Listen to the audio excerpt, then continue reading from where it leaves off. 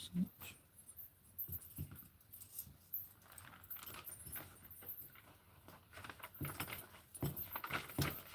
Got some blessings this morning. We're going to read blessings in their ancient tongues only to start with. And then we are going to read a lot of blessings in our common tongue. Be able to understand a bunch of what I'm reading.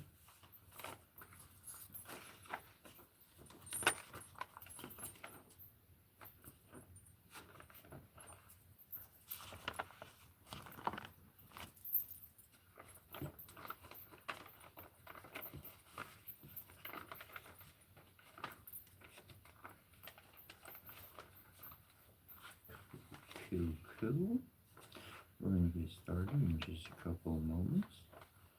I just wanted to get a couple things together so that I could just continue to flow. Don't you know? Good morning, bro. Love you very much.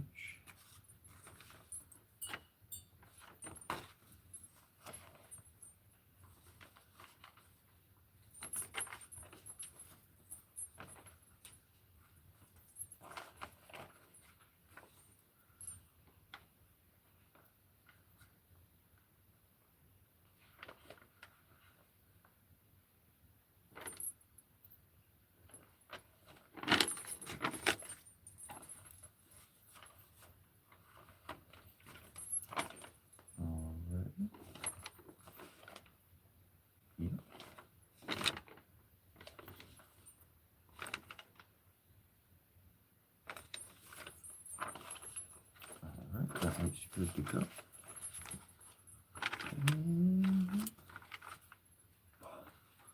Alrighty.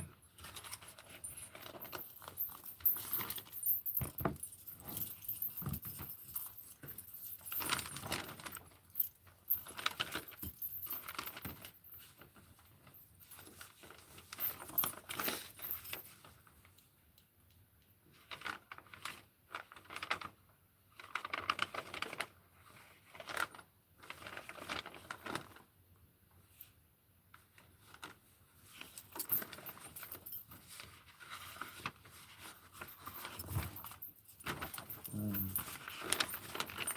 Boom.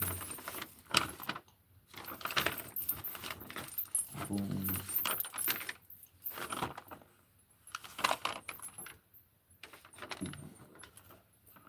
Boom. Boom.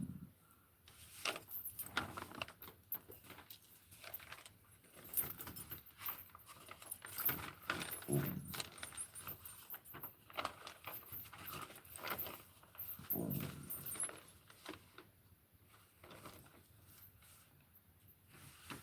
Boom, boom, boom.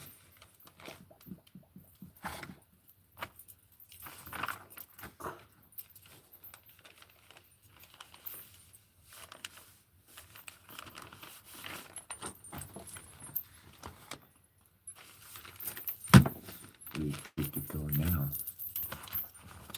I hope you're having a good morning. I'm glad you're in the world. To anybody watching, to anybody enjoying, I'd like to let you know something in particular.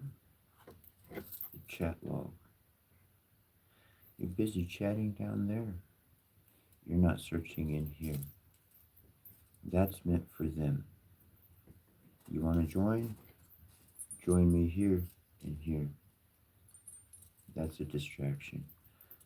We have distractive learning a part of our daily class. And the world is going to throw distractions at you every single day, every single moment of your life. It's never going to stop.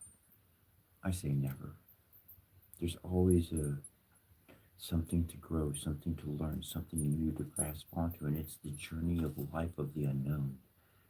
And so again, I'll say one last time, I implore you, if you're listening, if you're watching, if you're joining in, join me within the mind and within the heart. Because no matter where we are, just like me and bro, don't you know, if you haven't watched a show or two, and we don't roll too much because we found home right where we are.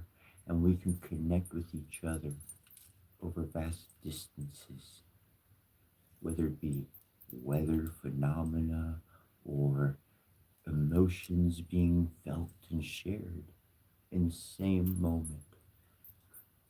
That's a unity, and that's something special, and that's what I'm all about. So I'm glad you're here. And to those who do enjoy the chat log, to those who are meant talking there and sharing all your comments and your hearts and defending and fighting and whatever's going on there. I can imagine there's a bunch of junk going on. I don't look at it, but I see comments going. So on that account and accord, I thank you for your comments, and I thank you for being present, and I thank you for sharing your words because you're interacting. Some of us are interacting in the mind and the heart, and others are interacting quite directly, quite in the moment. So I love it all. I appreciate everybody, and I thank everybody for being here and sharing this time together because that makes us all family. And one thing I've learned about family,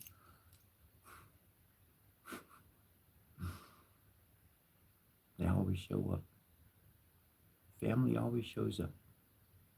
A stranger and all that other stuff, we dealt with those problems in the past.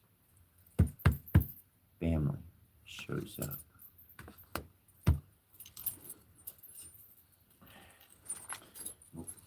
Let me sit down properly here.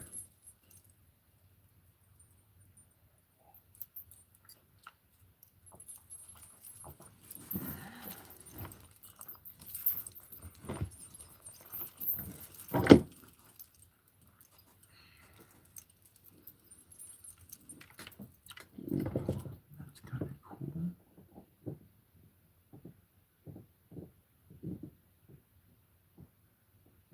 Whoa.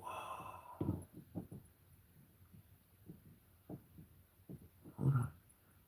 We'll get started in just a moment.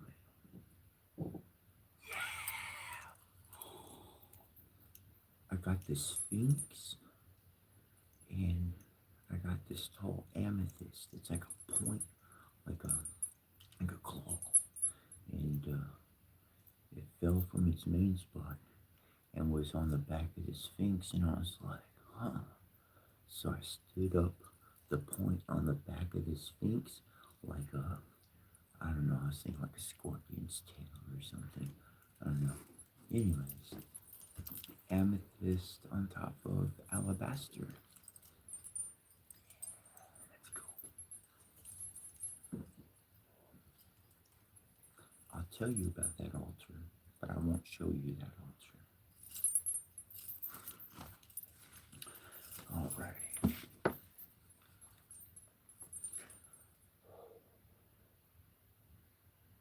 Circle now, we conjure thee, that thou mayest the boundary be between the world of men we know and what the mighty one shall show.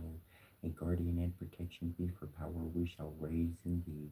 Preserve contained in thy sphere, to aid the work we shall do here. So have we consecrated these who may our circle blessed be. Sky and sun and sea and earth, teach us, give our wisdom birth. Sun and sea and earth and sky, with your powers gathered nigh. Sea and earth and sky and sun, all together for as one.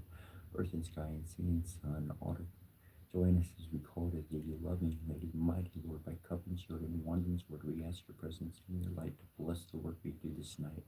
Light and darkness and day and night, I bid you collide, to rekindle these warrior spirits, breath of life into their bodies and cause happen their onks. Arise, warriors of the past, pick up your swords and prepare to do this battle. Spirits of darkness arising with the powers of Gwenville, light this be dark night in our right. Ezekiel Compasiana Compasitin Veria Compasitin Nerana Compa. Hear me, all that I summon forth by name. Come to me by your head, go and answer my most urgent plea, most graciously through matrimony, most harmoniously to our loving family. Reno si se que hubo was not the good, I had hero. Sean, you said, I got it cookie, Jenny was more of Brazil, the separate dolls. I did to the shopping in a Sarah man. Compasiana Compasitin Veria Compasitin.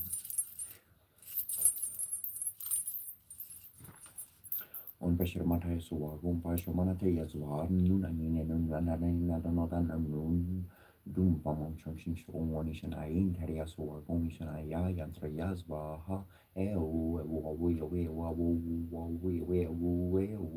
engom pram yomprong onje tarche patanos wa gomji trashi yatraji varatnas vaha rura di de roda de roda da kringam ton kong chongo kring hong hong chamshin shrong when hayaba shramantaya soa gom hayaba shamanata yazvaha Aza Himom Hum Hum Onamakusana Manum Namaha Samanta Prasharam Ham Who Hayat Who Rigurula Himom Hum Hum Onanginai Mayasua Naya and Mayas Vaha E Wawi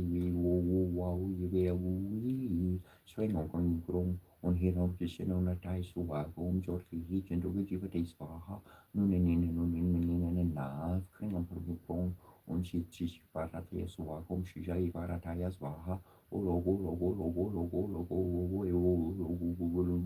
Grangin Grong on a Pashano Suaco Manaka Party Buba Pipu Bear Bot Peter Passion Bo Bear on the men Reno Sisiki was on the door I had Herusha as you said Kai Korkuti Genius Ma Hatra to kill set the tolls I think that you would eat chuckings and stuff men.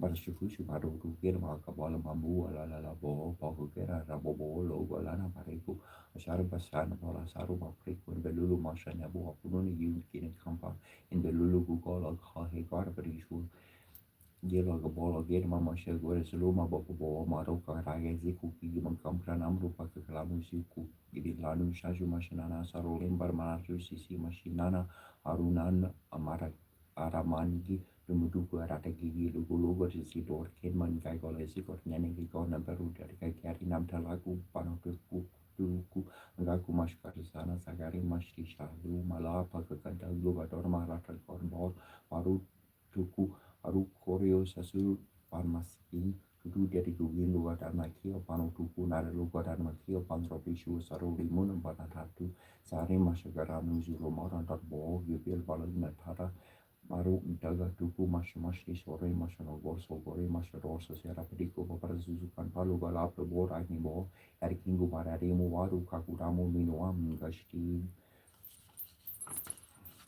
Asturi Samakara Rasara Kapta Karpoi and Obo Oyen Ori Sotsabo Heruku and Hertem to Kaptan Muna Tashar Karpoin so Hos Adam Shajet to a Neshratin and Tabmut Natar Itam to Wulki to Adn to Natar Payabarni to Abarni to Relikim Linush Kiri Staksale Katu Marteku itu nigish libi alu a meshit can mesh sarilo science emila or to mugjerisa Isaya Riaga Biasha Jerica Jerica Blupera Laka Isaya Oriega Limuticur Kimakutu Little Jamie and Azumbria Isayana Ina Zumbria Liega Ina Zumbria Biesha Ina Zumbria Jerica Ina Zumbria Dupera Ina Zumbria Laka Ina Zumbria Tatara Ina Zumbria Tex Ina Zumbria Garuba Ina Zumbria Sanika Nish Mashkatu Ramatunu Nishan Kibel Kimri Lutam Tunu Nish Mariku Mashmashalani Lutamatunu Nish Ishwarkamikunu Lutamatunu Nina Zumbria Lutabasama Waruna in Nini Perik Agabaes Agabaes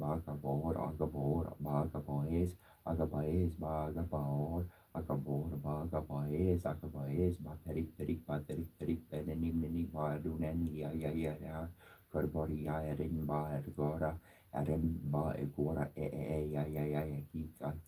Sakaki Azaltu Saro Hikatulu ya Shrim Prim Pajwagar Panier Him Prim Atwaha Shrim Prim Pajwagar Panier Him Prim Patwaha Shrim Prim in Pajwagar Panier Him Prim Atwaha Shrim Prim Pajwagar Panier Him Prim Patwaha Shrim Prim Pajwagar Panier Him Prim Patwaha Shrim Pajwagar Panier Him Prim Patwaha Shrim Pajwagar Panier Him Prim Patwaha Anushubam Gigapsuki Shargiga Gosha Tasha Saramara Yadin Gurut Kalamasini Kudin Karnina Guru Nazrani Kukariashu Shumur Kuku Ziana Compasikia Compagalu Bara Nanta Bara Short Bara Kigimbara Olor Bara Telor Bara Maskim Bara Lotu Bara Yipa Bara Latu Bara Subara Koru Bara Ruku Bara Kolor Bara Litu Bara Utuk Suladin Nazu Lala Suladin Nazu Inger Gigim Suladin Nazu Mula Suladin Nazu Tinger Suladin Nazu Maskim Suladin Nazu Bara Nazu Ziana Compasikia Compamunus Sidak Bara Nagis Gisha Jorgish Nuor Masha Zigar Baraya Zigar Shubanai Zichanam Azak Zigar Namsa Yain Dore Sharki Orku Paran Om Namo Bhagavate Vasudevaya Hare Krishna Krishna Krishna Krishna Hare Hare Hare Rama Hare Rama Rama Rama Hare Hare Ram Ram Rame Arte Rame Rahame Mano Rame Sastornam Tadoya Ram Naham Varnarne Om Vinaya Kariyatnam Homa Garantaria Virhama Hea Vakartundaria Dermahitano Tadi Prachudaya Vakartunda Mahakarya Sorya Korti Samaprava Nyorkainam Kume Deva Sarvar Koryeshwar Sarvara Shri Guru Suraj Suraj Rajneesh Mane Mukur Hey Surha Varmura Guvar Vimocha Sujo Daya Kufar Char Hubriki Tanun Jani Sumiro Pavan Kumar Borburki Vidya Dehu Mohe Hara Hu Kurves Vikar J Hanuman Jan Gun Sukar J Karpisti Loku Jarika Ram Tutartalid Pardama Jani Putra Pansur Namaha Mahaver Vikramba Shurangi Kumarini Vorsmetika Sanaki Katan Varan Faraj Sobesa Karan Kundoku Jikesa Vojo Ordu Vors J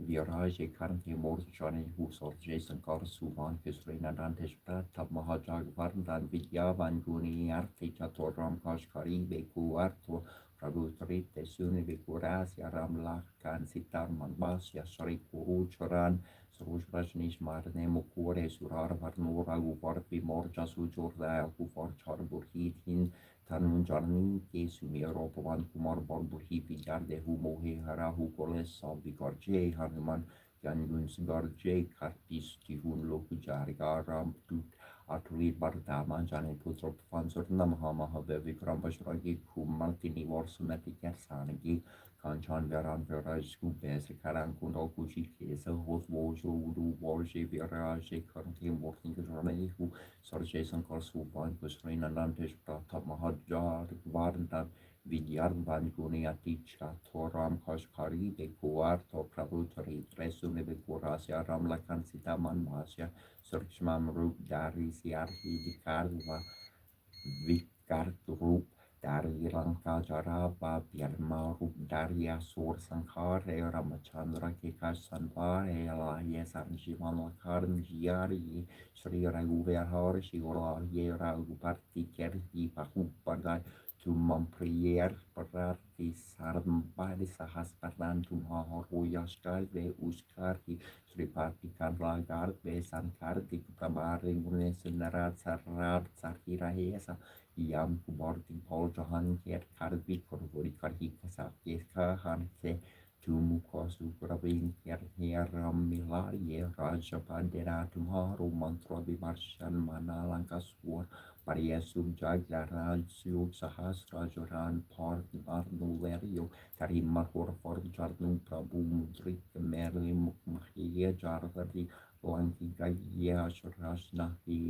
Dorka Ham Karjagat Jerte Sergam Manugraha Tumre Terte Ram Duare Tumbrakvare Huatlanaya Benu Pasere Sub Sukra Hetumare Saran Rum Rakshat Karhu Kolar Nar Pantes Har Pater Hun Lokan Ter Karn Pai Bot Pasashnikar Nahi Narve Mahaber Jab Naham Surnive Nasaro Hare Sapter Japat Nerantar Hanuman Bella Sanket Hanuman Jordeman Koram Vachandian Jo Lave Supar Ram Tapas Vera Jatin Kerka Sakar Tum Sarja Orman Nurat Jokwell Veil Soji Armin Javan Har Parve Charanyu Partap Tumhar Hare Parsi Jagar Ujia Razar Husan Kertum Rakware Asornikanan ramduhare ashtasere navneri gerdarta usvorden janki martaram rasian tumhare pasasara rahura upartikerasa tumhare bajan ram kur pabe janam ki dur kaura guver por jariye jahan janam hari barkahari ordev tajirna darhi harnuman serhi sorbe surkarhi sankar karte nirte saper josh mera hanuman paper jj harnuman gosin kripakar hukur dev kyarnahi josat param paskar kohi churte hi banki mahasur kohi Joria parhe harnuman chal sahor Sirisa Gorges Tursier das Harjer Karje das Hordarie Mendera Pavartna Sankatharam Mangamo Terupram Blakan Seftasar Hit Hordaria Basa Hosorbu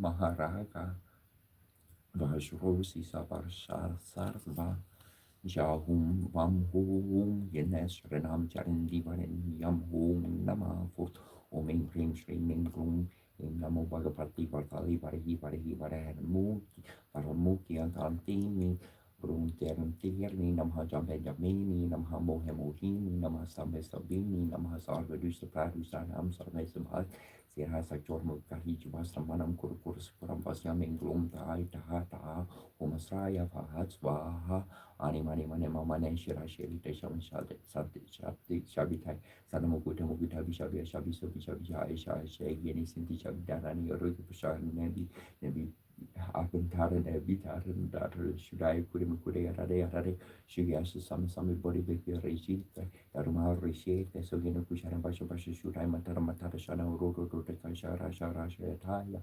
abaramanaya taya Sarara Mariko Rauki Mokiare Hatene Hare Chini Chiari Naratonani Aranobi Kunabi Akanakori Kanadi Sanadi Matogi Jukori Boro Shaniachi Debi Nada Debi Ruke Takataka Tanatai Tanakushare Tanushure Tahachi Borasini Surababa Sharanitarni Short Saruba Shobatani Shopatani Soyabi Shani Soyinakarani Soyahagi Katura Tarate, Sarvishmishikara, and I Sarvasaru Mashur say, the Sarvasaru the Kyusha, Rai Togiration Vikiri, Dai, Ani Mane, Sira Karite, Samasamita, Vesanta Mukta Tamasama, Samasana Jak, Sayak, Sina, Santa Samita, the Roman over the Basic Bridge, with Sarni, Nitidi Aventari Vista, Aventari, Parisuri, Kuli, Parade, Sukanki, Sam, Bolivia located down Parixita Sangana Gorsani, Pony by Visutani Matromatrosia, Rudo Rukasa, Yaksaya, Vartai, Bakura, Manin Tais, Bahaj, Valamahaj, Valu, Piki, Mukiara, Vartan, Natabati, Tini, City, Nativani, Natavati, Swaha, Artate, Vanati, Kunadi, Swaha, the Ganigori, Canali, Matani, Bukasi, Sangula, Brusali, Sisi, Swaha, it made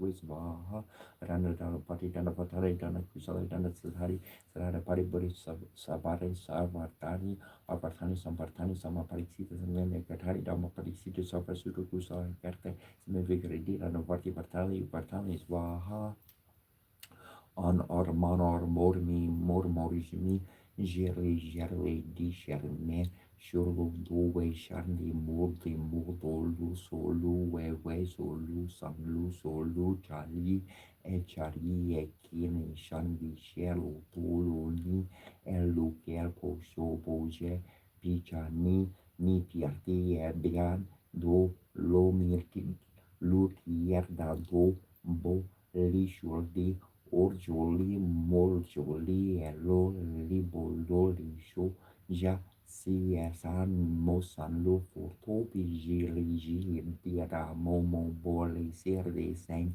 Kerneku, Sharmi, Poshe, Moshe, Shu, Diman, Man, Dolo, Chaye, Donyo, Lodo, Lodo, Shelo, Chario, Chaye, Po, Luemo Rona Doria Kuli Mohelgu li uji muji li elo porli ne li herniku li tanko li janto li morlen ki chang kyu li fulo charni yerti lu yerti lu yerti lu Itilu, Nilu,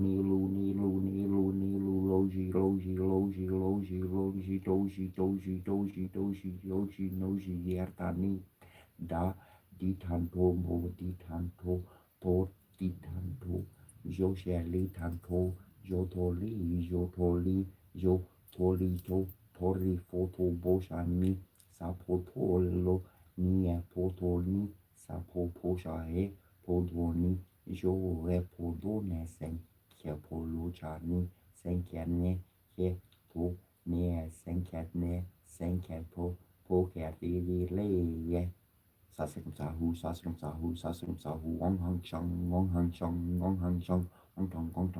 do sho gong king gong so gong king mong hang chong hong ching haring gong heru asar hong dum ong klang king glong ong klang king glong ong klang king glong ong klang king glong klang king glong ong klang king glong ong klang king glong ong shong ching glong ong klang king glong shong ching shong kung kring ching hang vam dum shong ching shong ong so gong ching gong kring gong ong ching haring ong so horu asar gong king so ong ing gong hung ishtar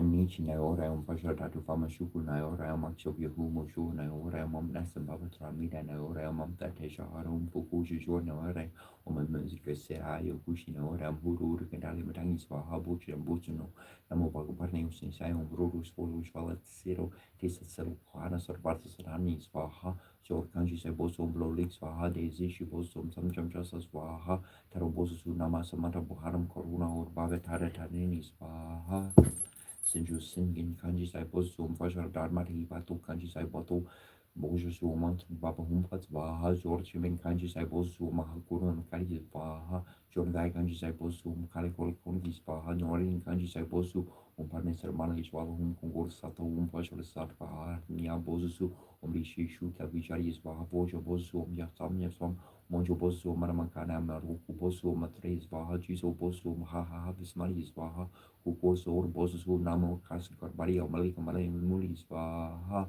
Nikur Bosu Mutotis Svaha Kuku Borsum Kandabari Svaha for Lord my God Namas Mantavashanam Kanamor Sanas for Tajahum Trarham Gozan my Om Sun Pani Sunbaum Jashrum Pan Gundari my Om Amtrahum Fan Kadir Koku my Om Sri Kararupa Hum Kamsvaha Yasha my own Bajra Yaksa who mice and my own Maraka Bashar Snisa versus Pajahum from who Kojaku my own Maru Kumazwa, so Kopoji, Kampai Swa, Kungol Jang Kungol, Bajrak Shara Jahum Swaha, Selin Shidoji, Chanasi Swaha, Chico Kutinum Tarasra, Pramalana Swaha, Zor Chortram Virtax Petai Swaha.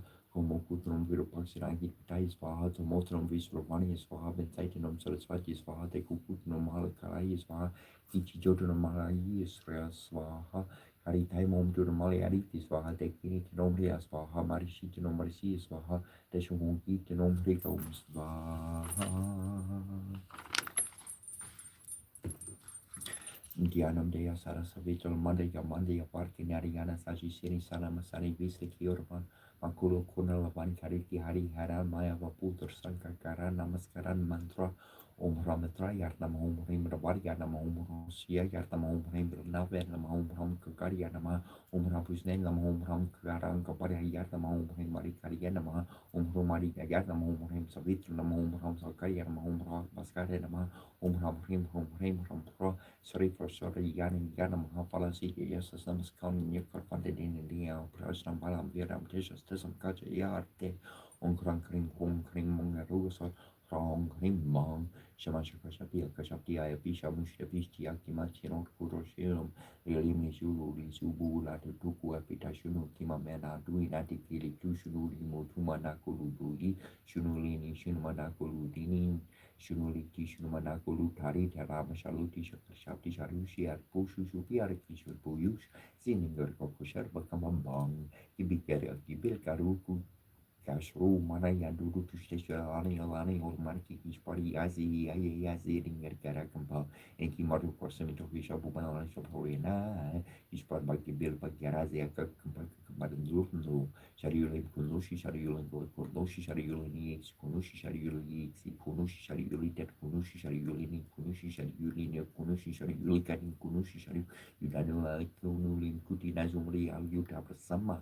Agamasaratuis Masarati Shamushili Churuli Chisha Limuti Sarima Lani Rabuti Shima Yatabari Dinadina Laki Limdasi Kumushia Lani Mushiti Yamasarati Apait Masaratu Gits Masaratu Agamasaratu Yamasaratu Yarabarloni Shamashkori Yamasaratu Zikia Kumpak Barakulo Monetki Ashatabara Masaratu Bara Vishnu Kimistar Vietnam Sam Kumberari Atnam Lumut Kumbera Nebukodo, the Pomprili Viratu Pumita, Viamaton Lumut no Sekarumeli, Kilanet, Sarimtari Anek there, so Kareak, Kertes and the Sun Morsi, Utuso Rata, Isaram Mamisanari, Namha, Omiam Dry Atnamha, Gobsnuff, and Ram Tejostato, Nayametan Gobsnuff, no Sard, Sekis Artanaum, Sexinta.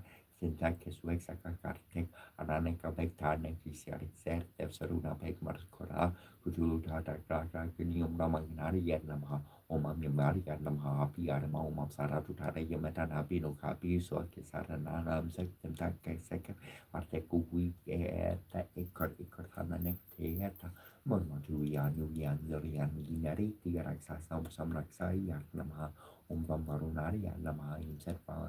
Runa Violata Saramala, Yametan name said, look him said and said his other name said Runa Pike, Vincent said who do any Kupitera amount to write as of seeing at an capacity get Yakuba, say Beom, Vior, why you were Vietnam, Morsi, Morkula, Morulu, Mormatu sitting at an capacity get Yakuba, who took so hot at Kulu to attack a carcassy, take Tala, task to as I do the Takala, Yadu, Yandari, and Gisapeo, Umprim Marna, Navaha. Namaha Brahmuna Mahar, Omaxarazo, Blotus Raya, Merek Branu, Parkabru,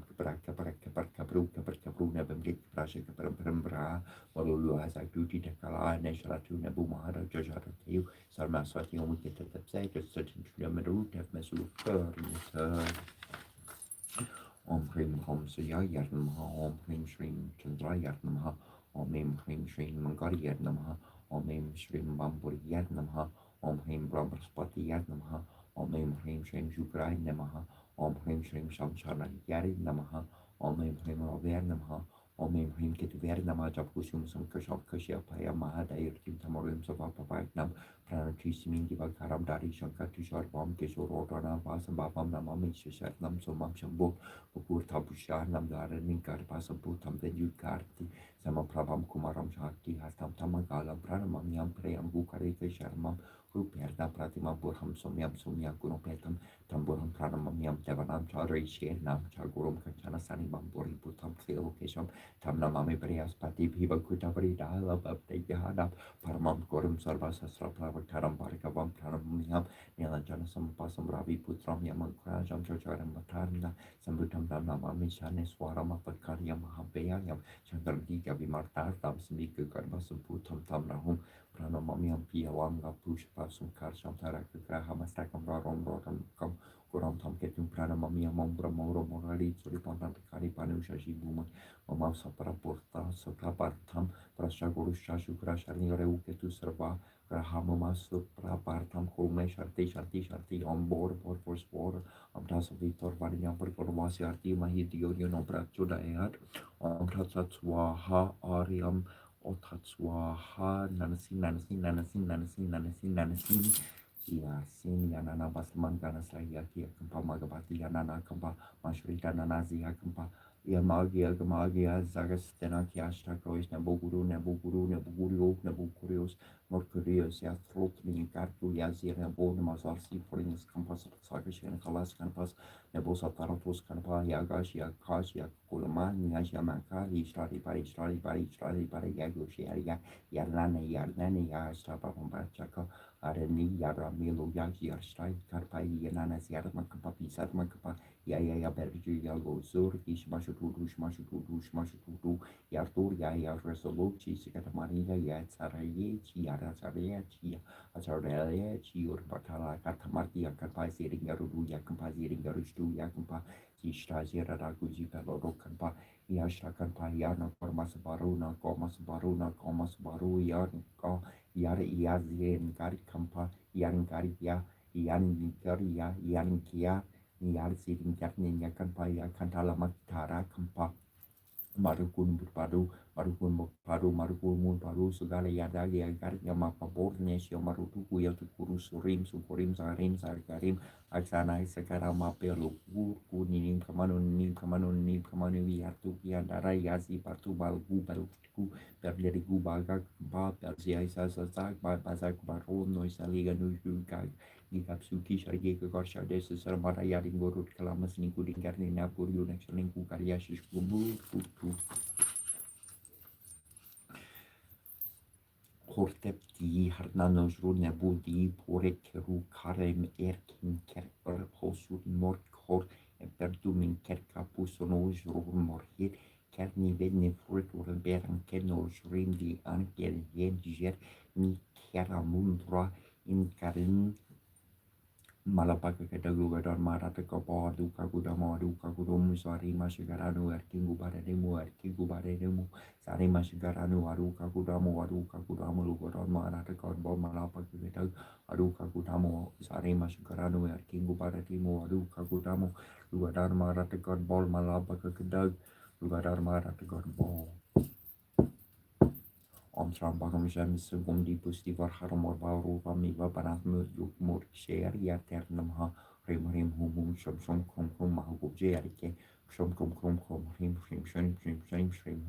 Rim Shom Kubjerka Shom Hum Mamrea Griforano no Kurasikan Ushiken Odeum Skurayatnamha Shrim Rim Basram Dei Skurayzvaha Krim Kali Svaha Sarvapista Medehi Mama Kike Namha Narayar Nadir Mahe Vasudeva Yar Diamahitano Vishnu Prachuraya Devakanandanarayar Virmahe Vasudeva Yar Dirmahitana Krishna Prachuraya Harposhari Virmahe Sasakshari Yar Mahadevarya Dermahitano Rupa Prachuraya Makarantarya Virmahe Vakatundari Dermahitano Dandi Prachuraya Karya Yarniyai Virmahe Karya Moriyai Dermahitano Dorika Prachuraya Vikdepriya Cha Virmahe Kamaracharya Dermahitano Devi Prachuraya Mahadevrya Cha Virmahe Vishnupadya Cha Dermahitano Lakshmi Prachuraya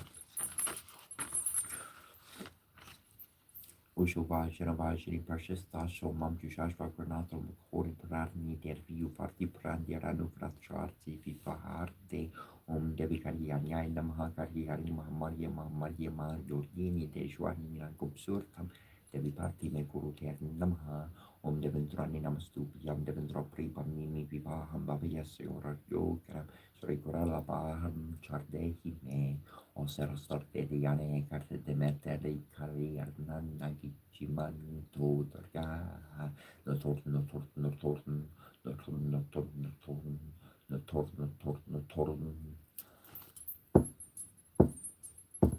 Borbor Vaswahata Savitar Varniam Barkota Marciatier Mahidir Gonor Chodayat Ipsos Ipsos Korn Short Toro Ta Toro Rataro Ota Tora Aro Rato Abrahada Bra Gong Engong Krong Bong Ong Hung Sling Put Dong Tong Bong Om Hayaguri Varyan Namaha Om Hasvis Vavernam Namaha Om Kesavariya Namaha, Om Hurusdaniya Namaha, Om Govindariya Namaha, Om Pondarkexariya Namaha, Om Visnarve Namaha, Om Visvambarariya Namaha, Om Harariya Namaha, Om Ariyar Namaha, Om Sarvagisariya Namaha, Om Sarvadarariya Namaha, Om Satanariya Namaha, Om Neradarariya Namaha, Om Nerakarariya Namaha, Om Neresaraya Namaha, Om Neruparvavya Namaha, Om Nerajanariya Namaha, Om Niskalakariya Namaha, Om Yoptartarya Namaha, Om Neramariyaya Namaha, Om Siramariyaya Namaha, Om Saksine Namaha, Om Saranyaya Namaha, Om Sarvadaikarya Namaha, Om Srimate Namaha, Om Mukhatradiksarya Namaha, Om Sivariya Namaha, Om Sarastararya Namaha, Om Verodhararte Namaha, Om Veradhararya Namaha, Om Veravadiyaya Namaha, Om Parathararya Namaha, Om Panarya Namaha, Om Punyatre Namaha, Om Punyarya Namaha, Om Punyakartarya Namaha, Om Paraparaya Namaha, Om Paramane Namaha, Om Parasmaya Namaha, Om Parasarya Namaha,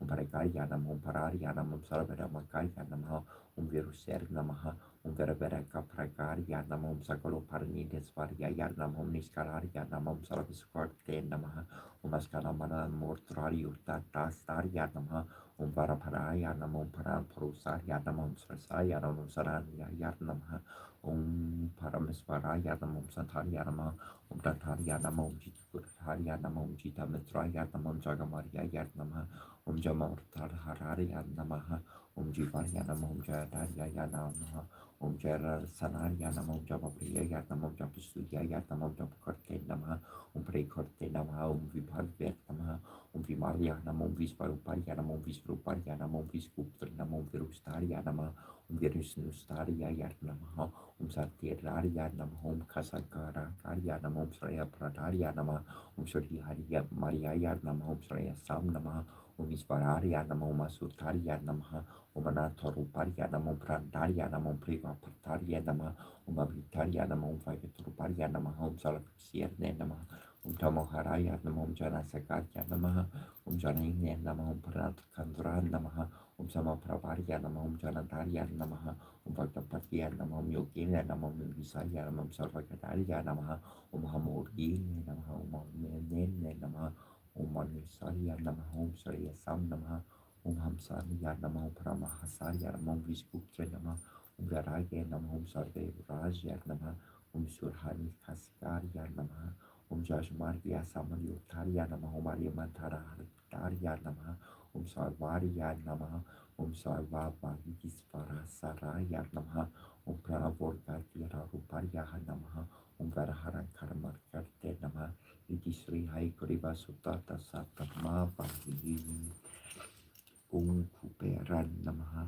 Om Danadarya Namaha, Om Srimate Namaha, Om Yarkesararya Namaha, Om Gunyaksavararya Namaha, Om Nirhisarya Namaha, Om Sankara Sakarya Namaha, Om Mahaliksha Namasvorya Namaha, Om Mahapadmardisarya Namaha, Om Purnarya Namaha, Om Papanadi Sapararya Namaha, Om Sarvakari Kapriyaya Namaha, Om Sukartarni Disarya Namaha, Om Mukundani Darkarya Namaha, Om Kundaryati Parharya Namaha, Om Nilandari Paryana Namaha, Om Ahamharte Namaha, Om Karvardiyanti Parya Namaha, Om Punjarya Namaha, Om Lakshmi Bharajataya Karya Namaha, Om Ilavi Putraya Namaha, Om Kosati Sarya Namaha, Om Kulati Sarya Namaha, Om Aswarudharaya Namaha, Om Visvarandarya Namaha, Om Visvarsasnaya Namaha, Om Visvartarya Namaha, Om Nakoparantaraya Namaha, Om Manikarpartre Namaha,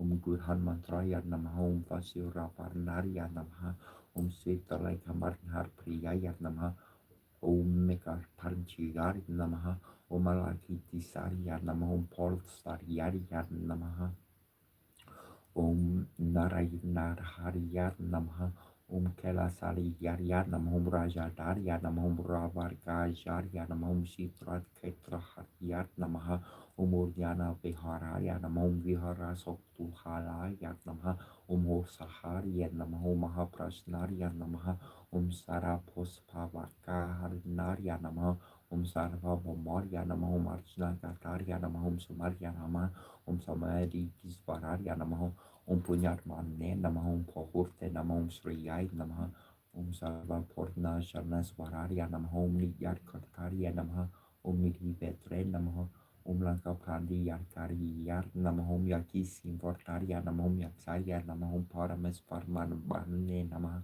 Yaksarya Acharya Namahom Yakserni Hontaria Namaha Kinores Vararia Namahom Kimpur Rusataria Namaha Nataria Karkari Yar Haria Yar Namaha Vaserne Namahom is Sara Parksa Pravartaria Namaha Variu Varmas Paraya Yatnam Dharmar Karatarya Nama Dharmar Sotar Mastarya Namaha Viris Pararya Namum Dani Yaksarya Namum Astaraks Maratakalaya Namaha Manasir Harme Namaha Saktraya Namum Kusalakshmi Samasratarya Namahom Dana Lakshmi Yarnina Vasiyar Namaha Dana Lakshmi Nivara Borgye Namaha Master Lakshmi Saravasiyar Namaha Gajalakshmi Sitralarya Namaha Rajalakshmi Jarmargyar Haryar Namaha Dalilakshmi Karprasarya Namaha Karavasarya Samayuktaya Namaha Nityandararya Namaha Sagara Sararya Namam Yapsatarya Namam Nirharsate Namaha Darasrarya Namam Nirupravarya Namaha Nina Kamarya Namonir Kanaksarya Namaha Niruprarivara Poserya Namam Satarya Namaha Sarva Gunu Petarya Namam Sarva Shanarya Namaha Sarva Samartarya Namam Sarvani Karuna Patraya Namaha Sarankar Paralariya Namaha Garhavar Kusala Svarya Namam Sargari Karkus Priyaya Namaha Svarna Gari Vasiyar Namaha Neripita Swam Strarya Namam Ruktarastra Yerne Namaha Mahasar Kashtab Studarya Namaha Tustarya Namaha Sarparnatya Chestarya Namaha Sivajara Tatya Namaha Manakarya Namaha Sikuba Ashtutara Santa Malapi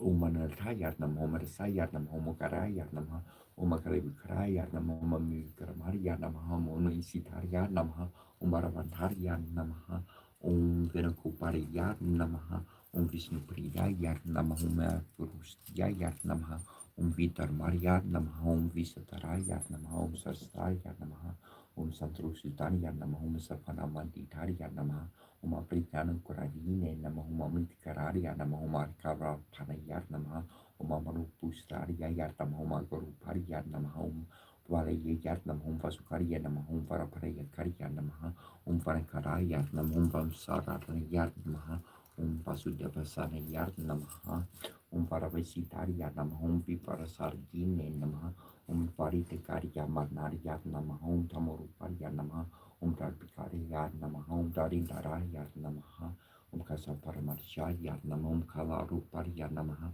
Yugardiparya Namaha Yugadaraya Namaha Rasmipatarya Namaha Namagatraya Namaha Kesapapriya Namaha Visvambararya Namaha Sakaraparanaya Namaha Sakalapalaya Namaha Sampuri Priyaya Namaha Saranarya Namaha Prankasaraya Namaha Papatasarya Namaha Pranamardarya Namaha Prakandarya Namaha Bhakipasarya Namaha Bhakopariskariya Namaha Bhavasoreset Namaha Bhagavartanaya Namaha Bhava Patharya Namaha Taksakariya Namaha Bhakadisarya Namaha Shivarya Namaha Dharavadya Namaha Purnarya Namaha Punyaya Namaha Punyakatarya Namaha Parisarya Namaha Parakarya Namaha Niskalarya Namaha Varapararya Namaha Karpukarya Namaha Sarstaya Namaha Satarya Namaha Tatarya Namaha Maria Manadanya Namaha Sarvapujaya Namaha Sarvakaraya Namaha Nahasriyaya Namaha Narajanarya Namaha Evatarya Namaha Saranaya Namaha Sarvaraya Karya Namaha Dhanajararya Namaha Vakarya Namaha Vayaktaruparya Namaha Maharaya Namaha Vishvaraya Namaha Karanaya Namaha Valaya Namaha Brahmakarine Namaha Sakaradakariya Namaha Chitvaraya Namaha Jivarya Namaha Om Jayadayat Namah, Om Japapriyayat Namah, Om Visvarupariyat Namah, Om Virusrutariyat Namah, Om Virusmutariyat Namah, Om Srayapradayat Namah, Om Pradayat Namah, Om Vishnu Pathariyat Namah, Om Kutariyat Namah, Om Kutariyat Namah, Om Navasrayat Namah, Om Nabusariyat Namah, Om Bushakariyat Namah, Om Pariyurupariya Namah, Om Sarisupariya Namah, Om Sakarupariya Namah, Om Karupustariya Namah, Om Barapitakariya Namah, Om Sisumnarapaya Karya Namah, Om Parirabi Busarya Namah, Om Markentraya Namah. Vinayogama Sriti Patrika Siaka Siapa Pramarsi Pratishanda Sriti Patrika Patom Shams Vahasakti Parkilakam Sriti Patrika Prityartham Japetani Kori Sali Nesikrom Kasyapa Rambrava Ser Namaha Sarasi Pratishanda Sanamaha Mukti Sriti Patrika Patayum Namaha Radium Bijaria Nama Goyes Vahasaktaria Nama Parayo Pakilakaria Namaha Vinayogayat Namaha Sapangiti Risali Nesikrom Gustibiam Nama Ridrajanibiam Namaha Amarabim Yam Namaha Manamikabim Nama Rimkanestiabim Nama Kara Prasabiam Nama Idikarania Sikromada Yat Namaha Rim Sompisi Sarasis Vam Sikai Vasar Amkabika Yehum Nim Three Vasar Kromasrai Feti di sedang ini sumber Fusumbi arti di Mukodanam di Petrima Devi Riskaj for Pini di Bafin di Vidya Baras from Jami Wampel Yamika Yagram Summer Pamiam Samiki Api Papi Jamiam Pamika you di Pamakurapa Piamiam Niki Adam to Sami Pamatromiki after Manaviarium Ivarium Sim Miki Spok Karapijam Summer Pamiam Sopamara Matromo Male Mahamaria Sapa Matro Solo Pinica about studying as a Stasmani Sidi de Papa Guru Matrom Prince Dad Guru Prasida Omrim after 3 deep Turka Matrom Krom Hrimam Dorge Rime Yevasaya Vesaya Ribdum Dorge Raymond Krom Home Thoughts Vaha Sedangania Sukrom Garcia Yayat Namaha Rim Sopisis Rasis Vamsikaya Vas Amkabeko Human Military was from a Sarai Fitis and Daniel Sumber for some reality Dini Mukodam Tikabarka Maha Devi Ariskaris Piani deep Viva de Varasovam Jamin Pujam Pujamika Yakanam Smarapami Makasamika Pujamiam Pamika to Pamukarabiam Miki Am Traksapariamiam Pushpapujamiam Mika to Pamukarabi Kavamiram Agamika Dam Swami Mamam Miki Am Tormanavariam Nevarkiamisum Sovamiki Sumbukarapojam Samarpami Samarpam Yatikio 3 from Claras Markarapam Japam Seria Bapatu Devi Parpasara Mesra Japana Talamatram Umram Male Sava de Baram Priti de Supapa Papam Samum Kurisime Batre Soveriam Koteri Me Omrim Sitia Namaha.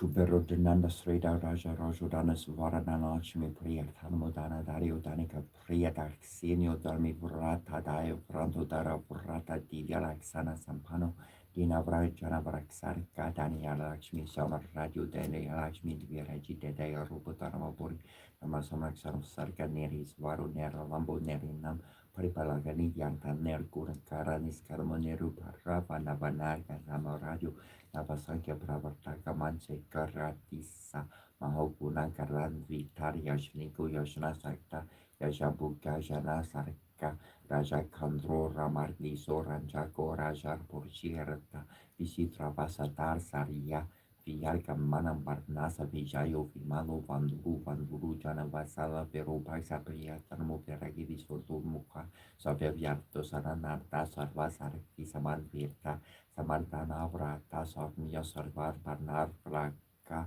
Suprita Sulava Sormo Sortaki Arutoratan Sarmagana Priya Saksarve Barvas Rivirajita Swaharna Sampritu Akirlanda Pravartaka Avio Yorkana Samprita Tarsvardana Priya Alakpora Mavasi Alhar Karvapi Vorjita Udar Budir Udar Maver Pavu Navarana Kinoresu Vishrapana Kalak Pravartarka Astalakshmi Shamar Yurta Virtur Mala Vikaraha Loka Radio Loku Pariu Luku Vanyu Suraksana Surlava Surbarga Surdu Sankara Prana Priya Saranta Sultano Puberta Sasvarta Suravikarha Sarvaka Marcho Sumarti Sovere Vakala Kaka Sankara Rasara Sremam Param Jorti Parapara Samaiti Kurna Sampana Soranyo Jena Vatsarla Papo Parkari Papagna Taruni Yasana Nipha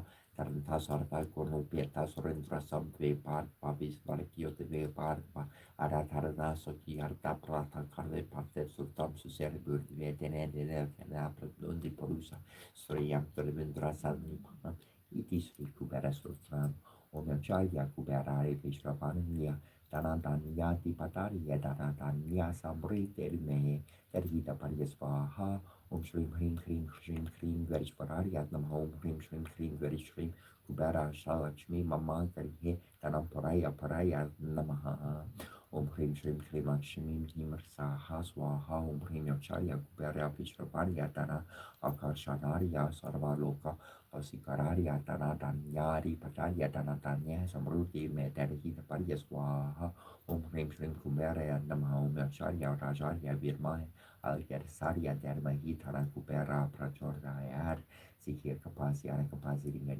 Kapasi Ringar Anakmasi Gugi Makampra Sikir Kapasi Arakapa Sikir Kapasiara Kapasiringar Kir Kapasinikara Maka Kumashkarsana Sikir Kapasiara Kapa Siringar Kir Kapasiara Kapasi Kir Kapasiara Kapasiringar Kir Kapasinikara Kapaluka up the board I can go Sikir Kapasiara Kapa Oman Bram Brahmarnim Sir Harye Brahmim Fartum Vermaraye Virmahe Ranyam Karbaria Mahitano Brahma Prajurer Chatur Mukaye Virmahe Amarasur Daria Mahitano Brahma Prajurer Om Hrim Shrim Hrim Sosa Chikamam Brahma Brahma Jashnanam Prasarma Purushat Vihi Marta Purusho Vedavaha Guru Brahma Guru Vishnu Guru Shiva Guru Devumasuara Guru Sakshat Param Brahma Rashmeshri Kurve Namaha Usäknem täpket verdiakabina horror filmkända mausäkkesu ujunesor korti haf pastira tujurin sefonen besäkne markan miu sortiu tutuar menti martu forru kermiu sekkeru nekkenus kerniki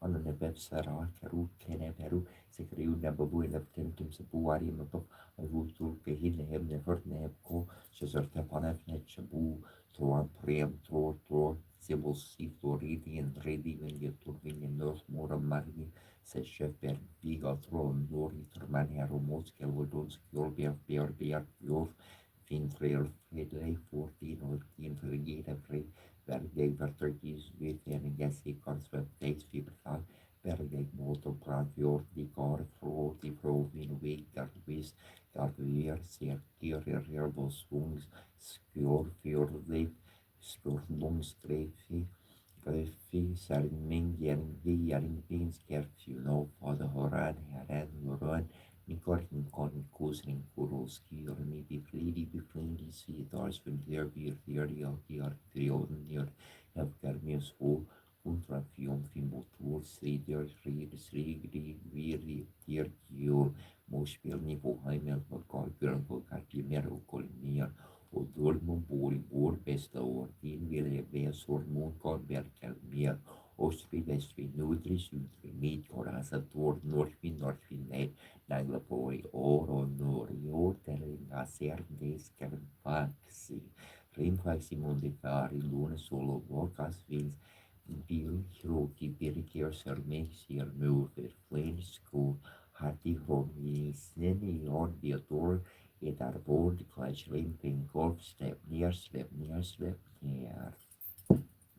Mozortinador in Indien, vin oridi sutri, ausri, vestri, auspuff, volvin, nordnein, nerping, den, bifrut, bofor, bambu, nori, ori, odor, oimo, vinir, vin, gordo, vindo, forn, California, Valley, Floor, Torin, Lake, Vil, Torneider, Randarek, Radsvindrop, near Dorkvari, Hortagsvari, Hoidlip, Flowing Dori, Ori, Dovan, Vari, Hefty, Fili, Hor, Siori, Opro, Loforski, Purier, Skartfin, Alf, Ingi, Enkin, Skerti, Folkosti, Finki, Nori, Altalesio, Virgartadis, Kodbrita, Pikri, Nier, Himin, Biot, Volskir, Rinske leor femot len vid plain rise wings for swords for slee, vid lonely wins for basaras near ordin free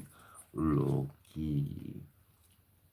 I Virnayam Panaria Visnud Maria Manasa Maria Visayam Gartrus Nanbutalayam Siran Vistraya Tararia Samsara Sakatar Diviat Humnimakarande Parimala Paribokas Kande Sri Pariparar Viende Baba Pariyarcherde Vande Sarhia Piper Parkarne Nafatava Hamna Mamakena Swam Samudro Ki Taranka Kapar Karna Samudro Nataranki Udhar Karanka Lagad Herdanu Jadanu Jakulna Miotra Mitra Satar Steter Stebabarti Nababarti Kimbabateraskara Matsviar Birabartarai Ravatara Varta Sarta Pasorta Paramesvara Pariparyo pavarta pavarta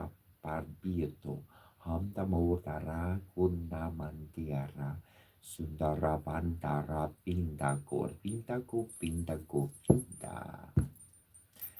Babarjala Adira Matan Mandara Param Darama Panaryat Vam Menarayarna Karuna Maria Saranam Karvarni Kabo Kukorandu Iti Sarpari Marie Varana Saroja Samvasatu Iti Srima Paramahas Varakarasia Sri Govinda Paragava Puja Parasisyarsya Srimachakara Bhagavarta Kurtosar Paristrotam Samtvarnam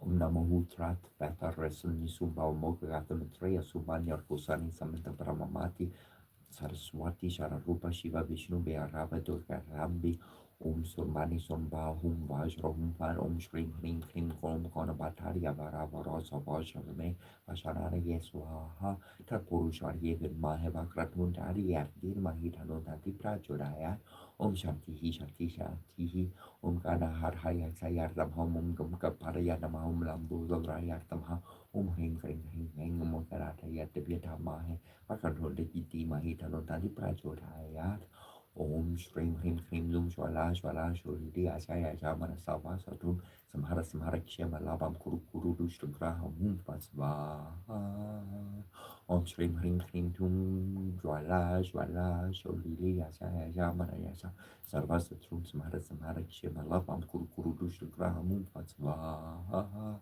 Om Shrim Hrim Hrim Dum Shwala Shwala Shoriri Ashaya Jamana Yasha Sarva Satum Samhara Samhara Shemala Pam Kuru Kuru Dushtu Graham Hum Patsva Arunam Kuruna Tarangitra Chindru Tapashan Kusha Pushpavana Shamare Pira Fruta Mayukara Hamid Eva Vibhavari Babarni Shri Mara Shri Mahashragni Shri Marasana Sharapari Chitagni Kuna Sambuddha Devakarya Sambuddhyartha Orya Pahusama Sahasrapa Jato Bahu Samarvita Ragisvarupa Pusharya Kurura Kuru Shushuva Lavaro Rupekshu Gunana Pajata Matra Seva Nijaruna Prabha Pura Manju Prama Harda Mandara Chanpaka Shoka Purnaka Sorkan Tikalaska Charakuru Virda Manishwini Karakurtia Ramandita Ashtami Chandra Vipraja Dalikas Dalasho Pita Mukutrantra Karankupa Muhan Narpi Vishishaka Varanas Maramankanya Kurhato Tara Cherika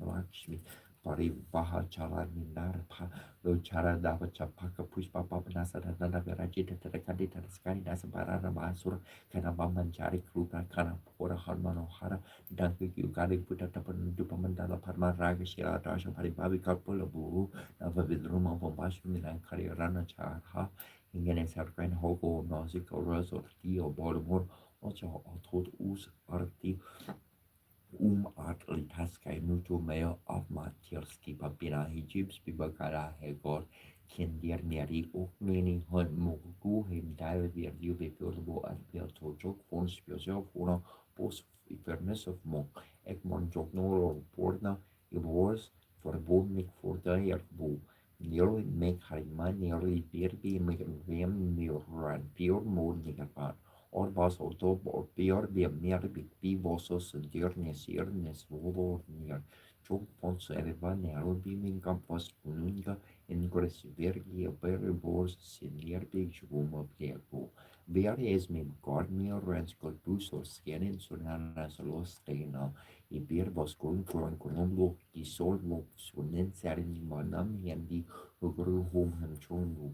Sorni visiu vorso liarti marnine visiu vormin hins artistos no ne visiu vors agricultu kingin quingin quello roxtoli keninga copa part cultus ni corpo mi giorno fono corpuno morgin el tu o nimchan a dankar lon o koptan kromat tel johitos asea per le vi e be vor hortem brumbu oflo iarbu obs nea borbo ad etalvo metanikes corpu or torco bru tertui torni tierbo bru vor brempe tergis fotor gori on spreo vor mum porsa me chora morjor or jotaim haimam quingin quello stoli kiningo copa part cotus everskeri for go tortovskipjo or bremen sculpi or gov blames spligium in prob vos motsors nia macero o pren volgo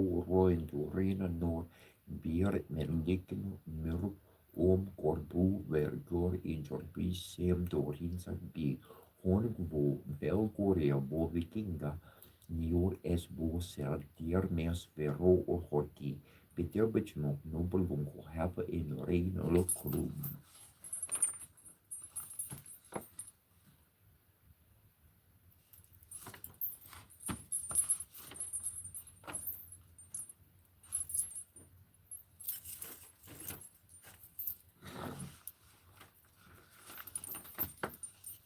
En Israël sarnele sugine tuasha nujas kabrusha ramen perusha se kapukin jeror katam se hemne benomatikin japem yornu nem se pomai basharam ne courageous arine beshwar jav so toxin suten nikinum not kapusha de paro nikimluja ne lunem se competent dasharune point one war da benzino of serun bonne trus min malja tolirsne gemaron mutab no da pepeta sin na frata i mishanatum ahita fontos na mai production ne protecting harmony tanatem kini wate kino shepas kini mehi avar ju azoreu ab shepas kino was kini mehi avar juti aparam kever lapan keru menanda papa shishare besarapi ni mesasarapi sapo api egna morini tem market kolopin run markari markar sekera markuti ruta merune shrate peperu aheremeneru ruta remenon pu heru benu heru soi sorti bioi ketai kereti sment beru tem kin grupinus mamor babi kending git apestet sepent voice or in the mikre sari kerus men chip kerum kurni se krin uzmetus in ketu tu metu also kunishis nese hit swara papa aparem kemnisum kumtuis sorti schmets kepat nevim den hui ari denomination in korrupt ken benu fu right or was and ken am said to am nekudum kete gips also nebu ramini in hedrum better heter in energy sera get to ajin mar second Nebdet tu te tarbo pan sekim toyer en ambu amukin te piu abo men he sekim resu sekim toyer nebi mutet sekim bas because bas per bas you set nu set nu roja sekim men head bar he sekim bo should as ready me heading to absorb by cursus sekim terente tu selmi is absorb by cursus sekim terente tu kemu seku separo the new beam is getting capisament telefs or mar have set up peps and medu second of better pet children the am capital from Madi of them to some bottom kes worse as cartage bo up to the second by boo and a hot enemy after to do a community man or two story cartage of warm snap on the second of Madi made to do community man and fair cartage of warm snap on the second of Madi enemy after to the community man and Russia Harry said Karus Kamisha Karuna Kinsarin Kasi Balef High Tata Kremetian to them the Prasa Kina Babu in Upton Saparima Babu Turki Nemem the Pro Susakarana never had Tabri of the Petitas Midmid Units of Kabushi Scarfu or a Mato Bujuka Temano specialist for Mission or Met or a mile away toy so abuja kan ne mai patients mu karim je petas or naket das rinken nether kemis to man being first number to otu or a mesushi katin chata to rat the daily nebas is har one name sane sane joy can excellent quiet shot take asking curry polka mishari um corpi shwa na jane mi yes and slap وصلتني متفاتيتي وابك وبكوبة وبنوك هزبان وابسك من قوانتني فربت المدوان سرابتم سكنا سكتي الرجوتي عرضك سؤالات وانا مشرط ونكشر من لكن بمنا فيو سنتي تبتم تتقنيني فو ميم سرتك شرطي عطاتقنا الموفين ومطمك سنة النفو يوابودين كاتن مهاتين جفانا هنا ريجا جاسس يمهوتا تميتي كوكرا مامر رانك كنت تنتو ساتين مونارك Setiap kena berarti wami tu ada fenomen mahar wami dan pada tu omne terus terus marim kenur nesu nam kenet netret perian subsmeri uki komutat hotel army adam kenur nesu rajin penyen adam perian subsmeri uki kohut never de rasa sabem so mak momai ningu nuk sois obat apa kemla teknisim tu never never ketini menu reseka da plamen sorting the weight of them shisini never chakayam takut sejak tayam satu never waki au seperti motat yang seperti motat poti masih poti tapi yang mat kita rekam sini mutat nintrom nu kena perlu muda pulu nu sini pada kuna tiuri yang masuk ramai bom net kapernam terma tari otak saat kapernam op tuan jaren unami nu ya ke musiko shamahra de ku seperti ku peti ora super kemna metu kata kesuke sakakatek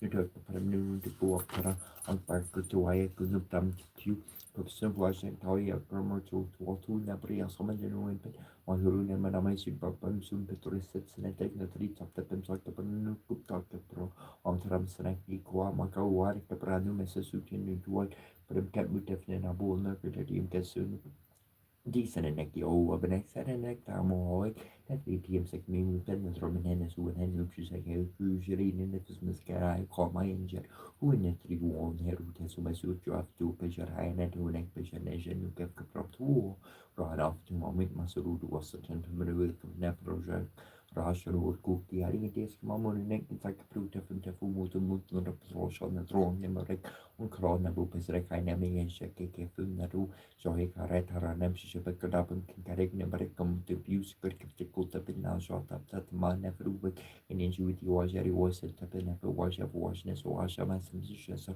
ma in ru be se na fere se ke no se ku de ni se ura di sor be he so be ro jari ni o se ri ya una mu sai lu bu ka pram ka pri ne ka pram ka pru ne be ke pra shi ka pram pram pram tu to nam pam yes una, una, una. Unconnected mountain can be a una, and can be a una, the choice that is also by cooker and me at you. I do to the race in the rat, sabi or to an eye.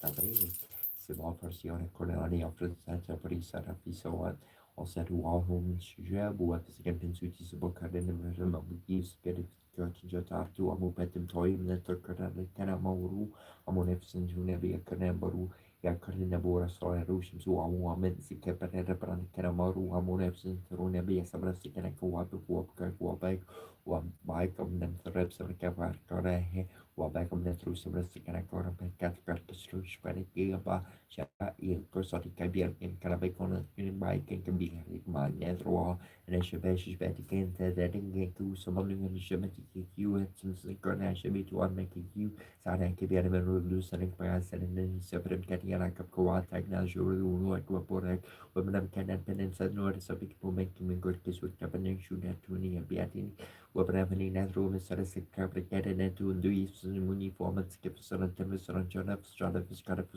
hari nak perluasan suan ke baik mau terra perluasan sudah tu ni ada pada ini maaf dan tahu karena saya habis umumnya siapa salah tema pesan jalan-jalan mana karena pesan tapi salah siapa hari nak perluasan suan ke baik ke mau terra perluasan sudah tu ni di bawah ni amna friend tu imes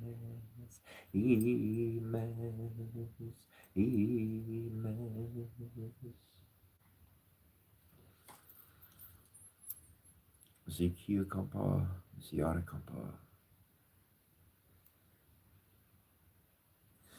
Nath, Akar, Geb, Newt, Kepra. Persim Joki Shabu Panalishim Tawina, Persim Joki Shabu Panalishim Tawina, Persim Joki Shabu Panalishim Tawina, Avrata.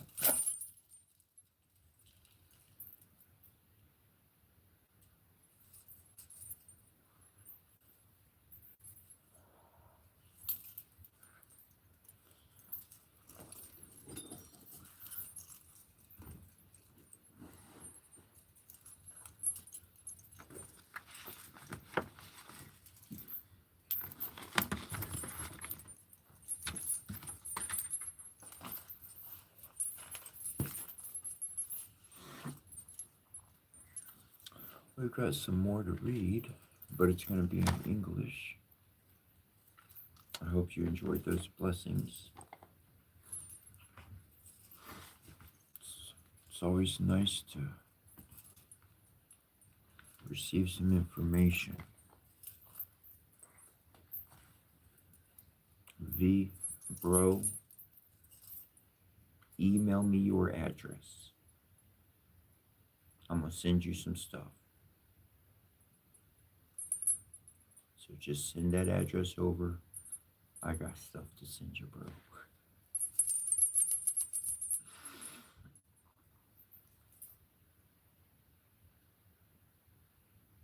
What I had to do is your poster, man, the white horse. I'm going to send you a proper poster for you. That's going to happen.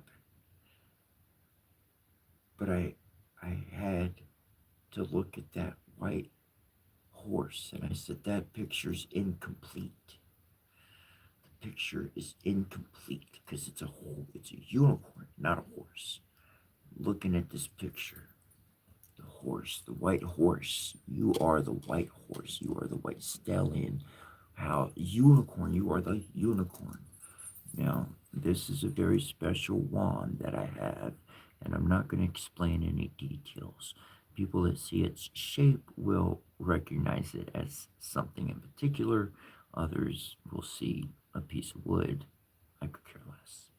Anyways, this is a very powerful piece in my repertoire of things. No, I'm not sending it to you.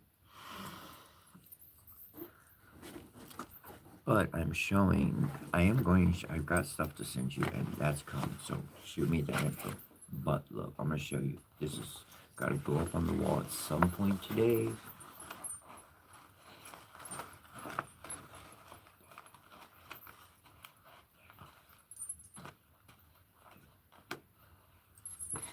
Something like that.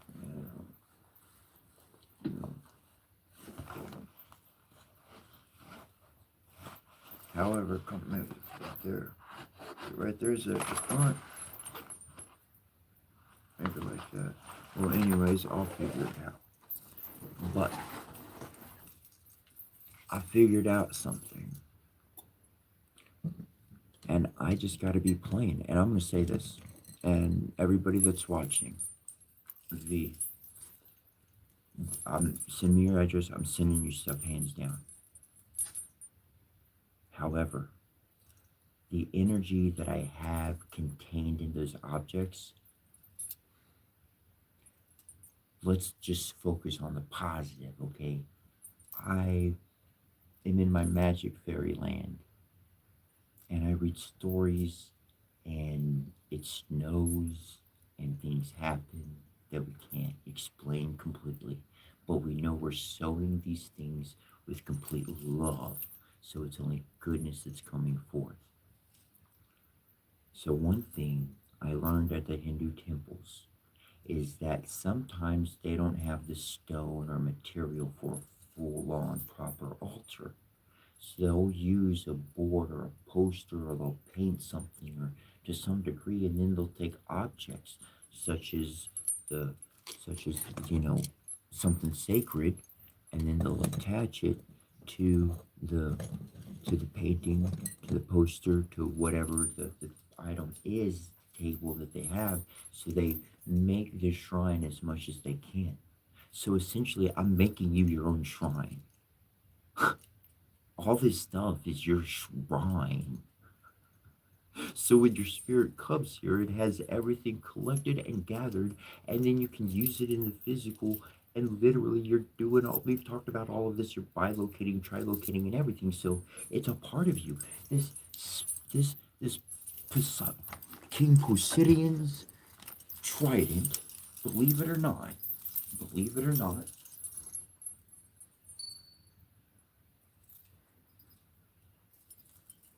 this got the energy of 4 of us. That's you, so your spirit can use it, V. Big bro, This was crafted because of you. So your spirit gets to use it. When you need to fight a fight, your spirit grabs this staff and uses it, bro. And in a sacred space such as it is, you can grab it and use it any moment you ever need to.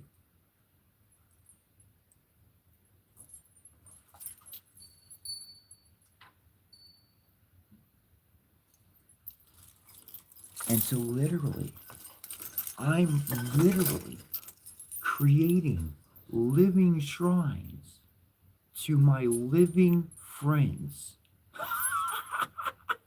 What? That's what I've been doing. I've been a living shrine to everybody I've ever met. That's it.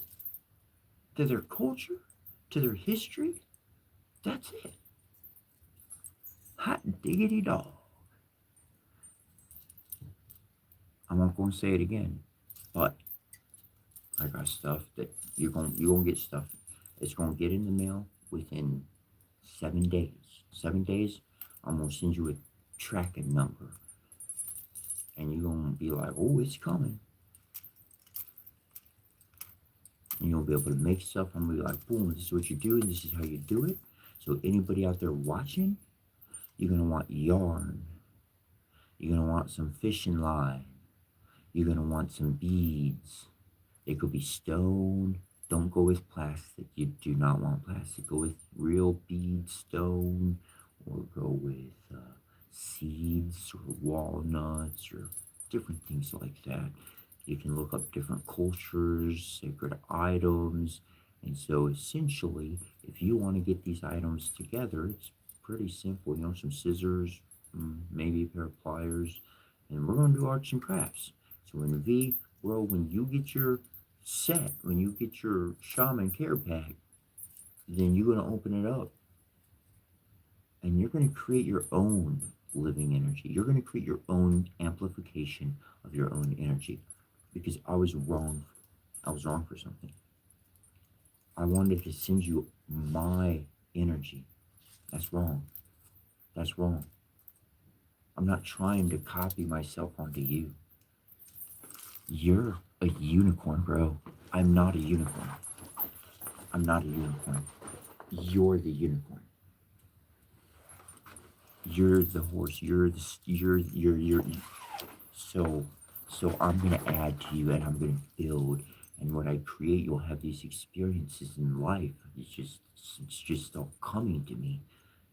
Just putting everything together. So that's what's going on with those items that I gathered for you. Those are going to be a shrine in my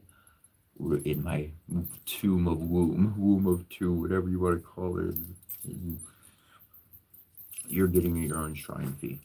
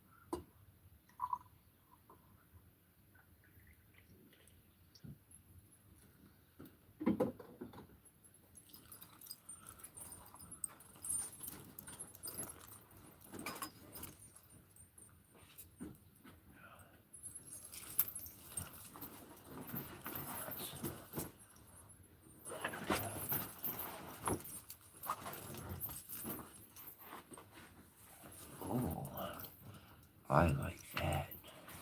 All right, so what I'm going to do right now for a temporary moment is I'm going to lift this up to where it's hanging off the table.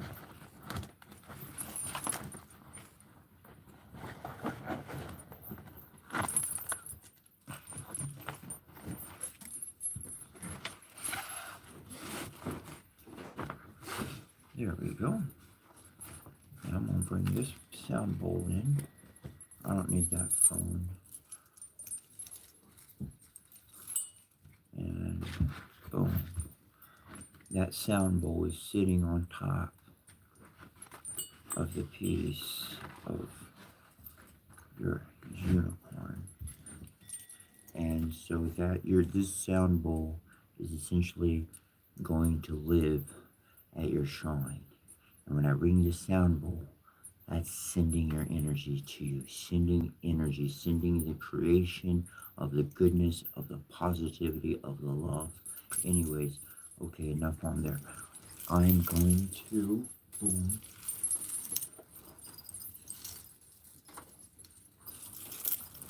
I'm going to get back to reading.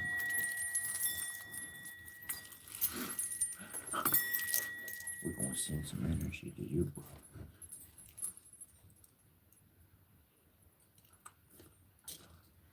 And that's to everybody, don't you know?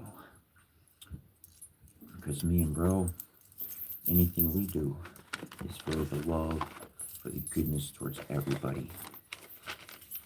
The light shines, and when the light shines, everybody's benefited. Nobody's left out.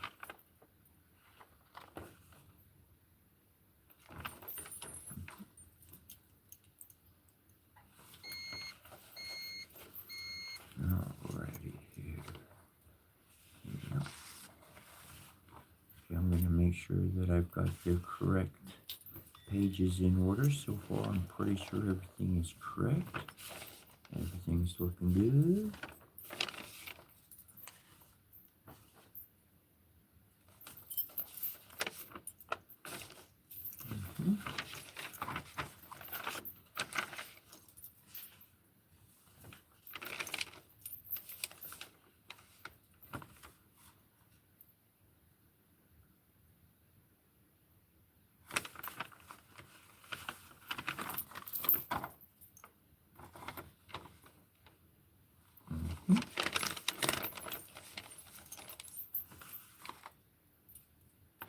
There we go. There we go. And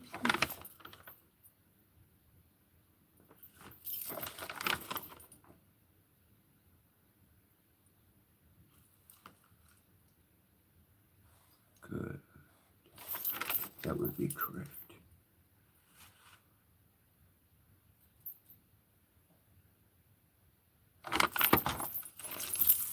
Ducks. Gong.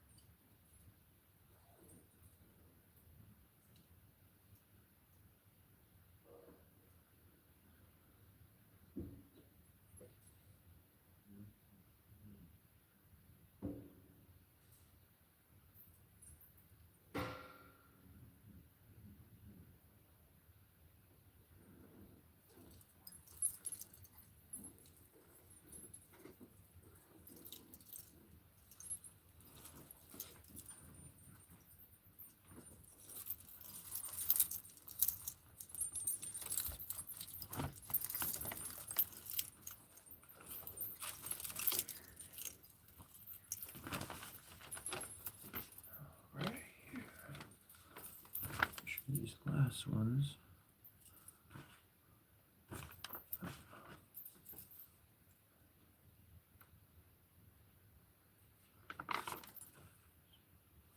Yep, gotcha.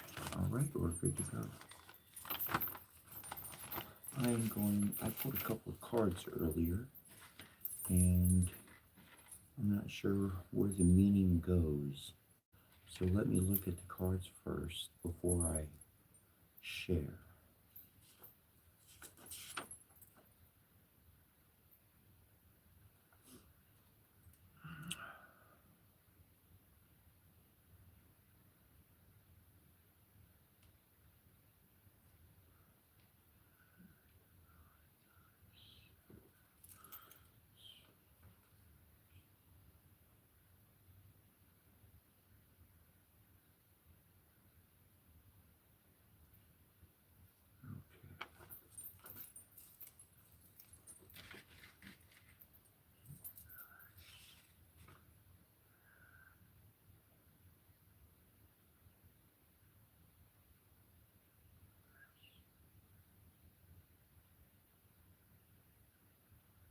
Okay. So this is actually pretty good. And this one is the Two of Swords, and it's mentioning blind faith. So blind faith is that following the heart, knowing what the heart wants, and following the heart, regardless of what outside influences may be coming in. And then the other one was the Seven of Swords, but upside down, which is saying heed advice, follow the counsel, and that's the counsel of your heart. Follow the counsel of your heart, follow what comes within you, go on that guidance. That's what's to grasp onto. It's not about anything else. You can't follow a set of strict rules and expect a proper result. Human experience, life doesn't work like that. It doesn't work like that. Human life is not answer 100 questions and you excel. No, you got to learn how the emotions. The emotions, they're weapons. They're I want to take out a knife, but I don't want to. I just want to do it for show. But the emotions are like stinging weapons and stabbing into people, and they just lash out, and that's not good. That's that's that's not heeding any good advice. And so I really like the blind faith, follow the heart, and heed the counsel, good advice of others. And that good advice that comes in through your heart, that comes in through your stomach, and you'll have reasoning and says, yeah, I'm gonna go with that feeling. That sounds about right. So patience is always a good factor in all of that.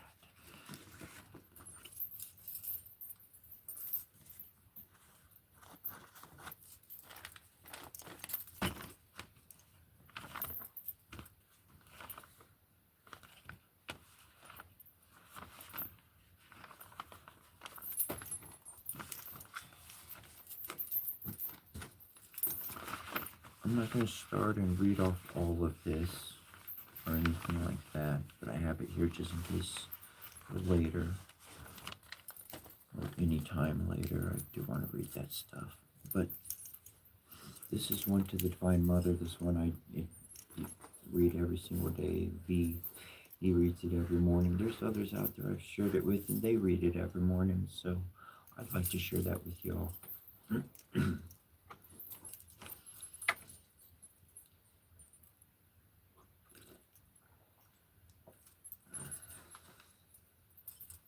We beheld a great wonder in heaven, a woman clothed with the sun, with the moon at her feet, and on her head was a diadem of the 12 stars.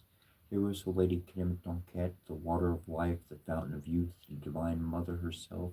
Hear and save, O thou queen of love and mercy, thou crowned with the throne, thou holdest with the moon, thou whose countenance is mild and glowing, even as grass refreshed by rain. Hear us, Our Lady Kenemetonket, hear and save. O thou who art in matter manifest, thou bride and queen, as thou art the mother and daughter of the slain one. O thou who art the lady of the earth, hear us, O Lady Kenemetonket, hear and save. O thou lady of the amber skin, lady of love and of victory, bright gate of glory through the darkening skies, O crowned with the light and life and love, hear us, Our Lady, hear and save by thy sacred flower, the lotus of eternal life and beauty, by thy love and mercy, by thy wrath and vengeance, by our desire toward thee, by all the magical names of old. Hear us, O Lady, hear and save. Open thy bosom to thy children, stretch forth thy arms and strain us to thy breast. Let our lips touch thy lips ineffable. Hear us, O Lady Kidamatonket, hear and save. Lift up thy voice to aid us in this critical hour. Lift up thy voice most musical. Cry aloud, O Queen and Mother, save us from that we fear most.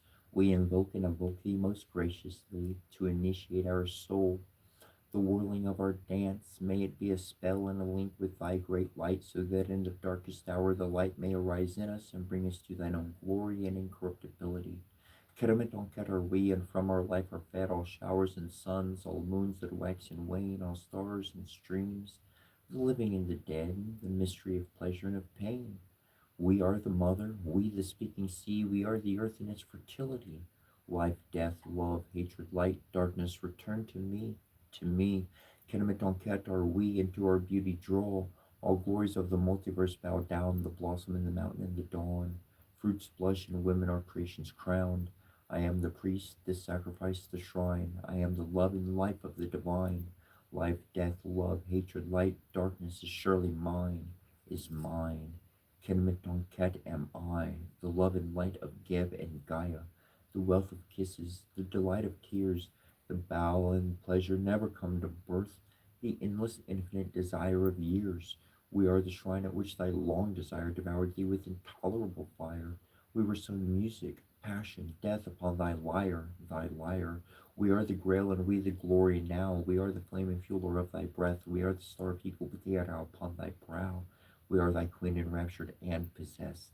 High do these sweet rivers, welcome to the sea, ocean of love that shall encompass thee. Life, death, love, hatred, light, darkness, return to us, to us. Here, Lady Kenemetonket, and receive our prayer. Thee we worship, we intensely love, invoke, and evoke most graciously. Hail to thee, sole mother of our Ankh. We are Kenemetonket, the water of life, the fountain of youth, the divine mother herself, mistress of the whole land. I was instructed by Tahuti, and with Tahuti I invented the writings of the nations in order that not all should write with the same letters. I gave mankind their laws and ordained what no one can alter. I am the eldest daughter of Geb and Akkad. I am the wife and sister of the king All Sawed. I am she who rises in the dog star. I am she who is called the Netaret of the women. I am she who separated Aru from Geb, heaven from earth. I have pointed out their paths to the star. I have invented seamanship. I have brought together men and women. I have ordained that the elders shall be beloved by the children. With my brother All Sawed, I made an end of cannibalism. I have instructed mankind in the mysteries. I have taught reverence of the divine statues. I have established the temple precincts. I have overthrown the dominion of the tyrants. I have caused men to love women. I have made justice more powerful than silver and gold. I have caused truth to be considered beautiful. Come unto me and pledge unto me your loyalties as I pledge mine unto you, O Mother Kenemetonket. Great art thou in thy splendor, mighty is thy name, and thy love has no bounds. Thou art Kenemetonket, word all that ever was, and all that there is to be, for no mortal man hath ever unveiled thee. In all thy grace thou hast brought forth the Son, the fruit raw that was born forth for the redemption of man. Oh, all said, he said, Kenemetonket, Darga, Darga, Darga, graciously hear our cry unto thee. We mourn for thy blessings on us in this day, every day to nourish, to aid, and to fill the emptiness within that only you, our beloved Mother, can satiate. Unto thee do we pledge our solemn oath of dedication, and for the power and glory of Una Alum, the unknowable one, to witness our devotion to thee. For as we now receive thee into our hearts, we ask that you never leave us in times of trial and joy, and into death, and also into the next life. As it was in Memphis, so be it now. Hear us, we beseech thee, O powerful one, Lady of Rekhet, Lady of Paket, Lady of Sed, Lady of Rasadi, Lady of Tishar and Sahar, Mother in the horizon of Aru, in the Atetmut of millions of years, thou art the great defender, thou art overthrower of Ketu, preserve us from the evil chamber of the souls of Histara, deliver us from the abodes of fiends. O thou who art Sekhmet, life giver to the Netherland of Kmiel Shernu, Sekhmet, Lady of Flames, Sekhmet, Great One of Magic, Sekhmet, Eternal is thy name. O hear us now, Sekhmet with lioness head, Sekhmet whose color is red, Sekhmet, daughter of Ra, Sekhmet, consort of Hikopateara, Sekhmet, mighty is thy name. O hear us now, Sekhmet, goddess of pestilence, goddess of wars, Sekhmet, queen of the wastelands, Sekhmet, terrible is thy name. O come to us, Sekhmet, destroyer of rebellions, Sekhmet, scorching eye of Ra, Sekhmet, protector, ruler, Sekhmet, holy is thy name. O reveal thyself to us, Sekhmet, mother of the Netherland of Camille you, Sekhmet, mistress of the crown, Sekhmet, thou art called only one, Sekhmet, beloved is thy name. Possess us now, O great one, Nizar greater than Iset, Sefer Param Hasro, Tishtif greater than Hathor, Pashakasa greater than Bast, Parahaka greater than Mahat, Sekhmet, mysterious is thy name. We are lost in mystery. Sekhmet, preeminent one. Sekhmet, light beyond darkness. Sekhmet, sovereign of her father. Sekhmet, hidden is thy name. Rapturous are dying. Lady of Abda Vaminta, Lady of Manu, Lady of Sa of Rastor, Lady of Tepnef of Valkut, Lady of Aru of Yarvin. Thou art the Netaret, Amiseset, destroyer, upholder. Thou art the terror before which fiends tremble. Thou art lust, thou art life, ever burning one. Tegarasa puso remka kara met sevi param hasro putishdif. Tegarasa puso remka kara met sevi param hasro putishdif. Tegarasa puso remka kara met sevi param hasro putishdif. Mistress of enchantment, source and word of power, forbidden is thy name. We are the sealed ones. Do not consume us with thy fire. Give us light, O Queen Parahagavaru. Mightier than the Nathromit of Camille, shedding you from the net of Kamanu. Adoration rises unto thee, who maketh sound their bone and preserveth them from terror. All beings hail thee, O Queen Parahagavaru. Mightier than the Nathromit of Camille, shedding you, preserved beyond death, that secret name, O being called Murpasha Kasa, Murpasha Kasa, Murpasha Kasa. At the throne of silence, even shall no more be spoken than encircling one. We lose ourself in thee.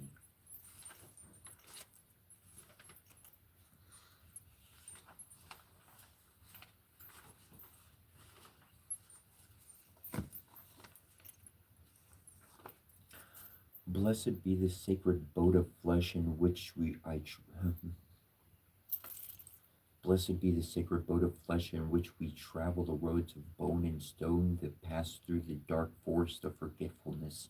Blessed be the ancient restlessness that drives the blood to rise in me from that ancient well of memory. Blessed be my body and my blood, which formed the temple of the ancestors and the vessel of the sacred blood of life. I am one with the voices in my blood, for they carry the heritage of eternity. I shall go forth into the night of the unknown, guided by the inner flame of the redeemed, and without fear. At the end of this journey, I shall give my essence to the eternal river of wisdom. May it guide and guard us, and may I remember. May the hidden host keep my feet and my mind upon the path of wisdom that leads us to the crossroads of peace and power. O holy guardian that stands at the threshold of the elements, open wide for me the hidden ways of magic that dwell in the secret spaces between seen and unseen. Guard us from the haunting shadows of fear that bind our hands and blind our eyes. We beseech you, open the book of law that we may know the ways of balance and the laws of true will. Guard us as a child against all foes, and be our guide on the path to the tree of enchantment. Poised at the threshold of shadows and substance, we peer into the ancient presence of a map forgotten and hidden in our flesh, hidden in a thorn-covered well. A golden lock and a silver key in exchange for the cup of eternity is all that we may offer, though they are the most sacred tolls on the hidden road. The fivefold rose blossoms of red and white, of tears and blood, prick the hands that pry. May we drink the shadows from this holy well whose waters rise from deep within us and who reveals the hidden light encased in stone. Dare we peer into the ancient depths, into the eyes of a dreamer, as old as time. We can only offer a heart of innocence and the seeker's feet to tread this ancient stone stairway that leads downward, inward into the soul of the world. We pray for the redemption and wisdom from that sacred well of enchantment, that we may remember and tread once again upon the sacred land, spun by threads of fate and a golden cord of vision. This first step, most profound, is our first step from the sleep of 1,000 lives. Prompted by divine discontent and the restlessness of our soul, we descend the stone stairway through an ancient well haunted by shadows and light. We search the members of our blood and the dark spaces of our bones for a key that fits a door rusted by ages of forgetfulness and tears of loneliness. The hinges of this gate are oiled by the sweat of our true journey and loosened by our inquiry. But the key is hidden in our acts, and what seeds must we plant in the garden of our being to harvest it? How shall we loosen this key from its hiding place and remember? For the bones do tell and the blood does sing. It is by love, faith, gratitude, and resolve that our hand is placed upon the key that opens the door to that holy river that our ancestors know. We pray that we be resolute in holding this key, for sacred memory is like unto a sacred fruit eaten from a forbidden tree. The first bite brings forgetfulness, but the second brings memory of blessedness. Strengthen our resolve, we pray thee, O guardian of the gate, that we may find and use this key, and like the second bite, be awakened to the soul of the world. And when this gate opens, we shall wade in the river of blood up to the knee, and wash our heritage clean of the sins of fear and pain. We shall drink deeply of waters of redemption, and we shall know that we are vital strings in the weft of the weaver and the dream of dreamer. O guardian of the hidden paths between shadow and light, where is the map that reveals the way of the wise? What is fate in the threads that bind it? May we know and navigate the hidden pathways. Is the map of life hidden, yet obvious in the embrace of land and sea, mountain and wind, mother and child? Our heart and spirit remember the threading ways of the pattern maker, a mother's hand weaving infinite pattern in the soul of the earth. Hear us, all of your children loving, so small, so young, shades of the dead who trod these ways with silent feet. Hear us, O dreaming ones of Eden. Where is she who weaves the weft of time and the dancing threads of birth, death, and rebirth? Where is she, the hidden face of the third sister, whose hands turn the looms of moon and earth? O mother of fate, I pray, let us pass between your spinning wheels. Cleanse us of the threads of illusion, to free our hands to grasp that golden cord that leads us to the ever young star prince, nested in the safety of your web, dreaming the vision of the world and our place in it. Only then will our eyes be washed and our hands and feet unbound to walk the golden path to the stars. Into the depths of the soul of the world we plunge our voice of longing, devoid of illusion and enraptured by the beauty of the living Eden. We call to the star within the stone. We search for the answers to the sacred questions of longing, written in our nature when we were flung to earth from the starry heaven.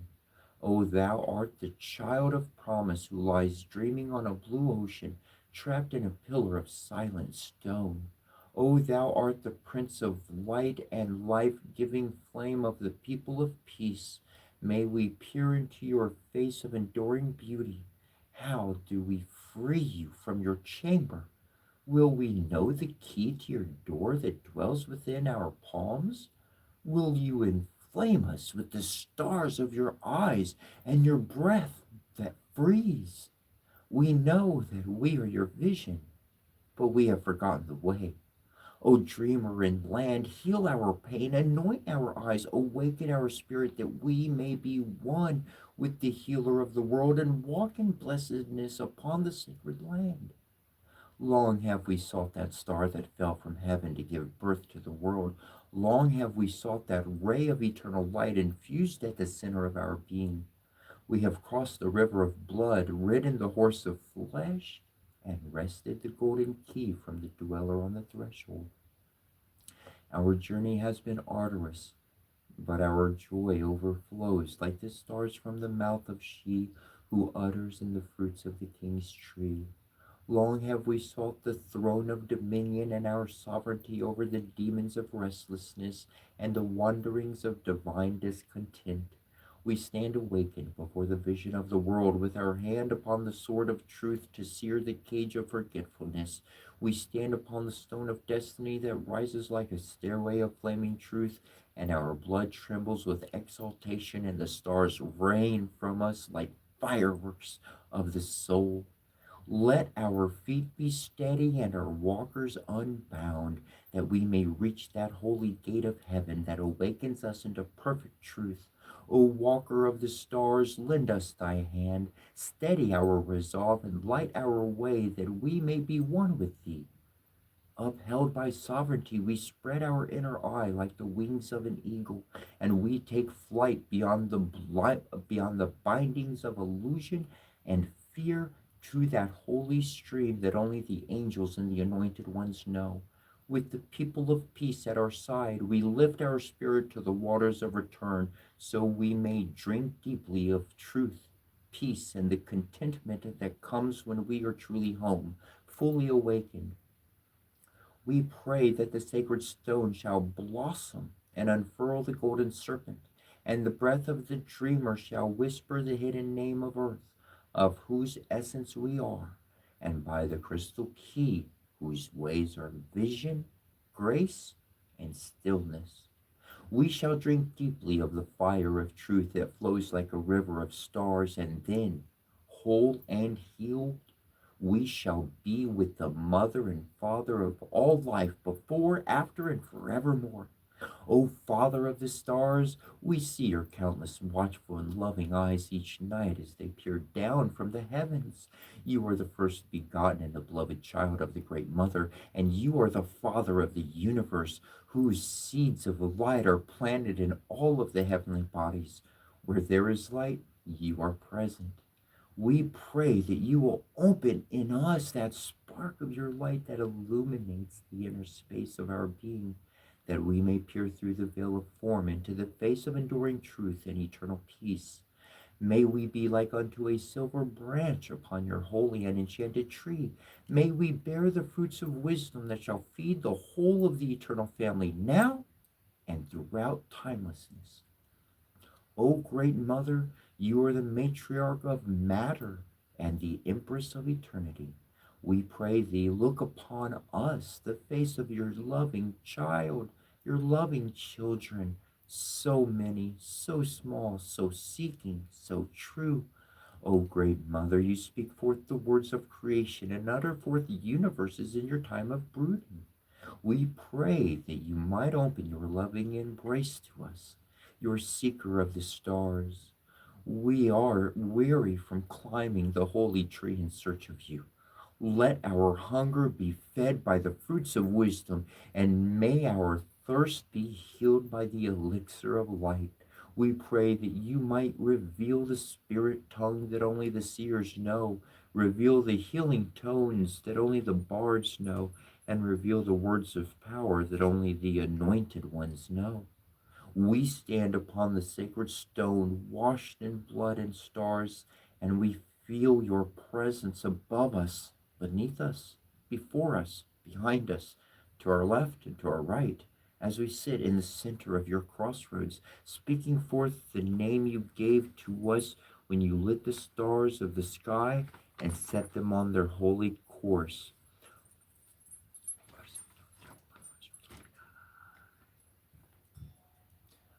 by the ninefold tree and the threefold life, by the throne of dominion and the stone of destiny. We honor you, our queen. All that is us is thee. All that is us is but a dream within the dream within a dream, and you are the great dreamer. How is the unknown perceived by the known? How does a minute, finite speck of dust embrace the vast and infinite stars? Answer, we pray, O timeless keys of vision. What is the language of the eternal? Where is it that the man and God meet as companions on a shared journey? As a meeting of cell and body? How does a single teardrop commune with the ocean and a planet with a star? Is there a common tongue spoken by all things great and small, finite and infinite? In my time of prayer and silence, an answer comes to me on the winds of wisdom that stream from the gods themselves. It speaks to me of silence, presence, surrender, contentment, and essence. For these are the secret codes in the spirit tongue, hidden at the heart of all things, shared through the longing of seekers. Breathe through the hidden space that divides and unites in a pool of life with many ripples. O holy fire that is our essence, O burning bush that speaks for the gods, O voice on the sacred mountain that hears our plea. Your embrace is always giving. Your love is the crystal stream that connects all of the islands of creation.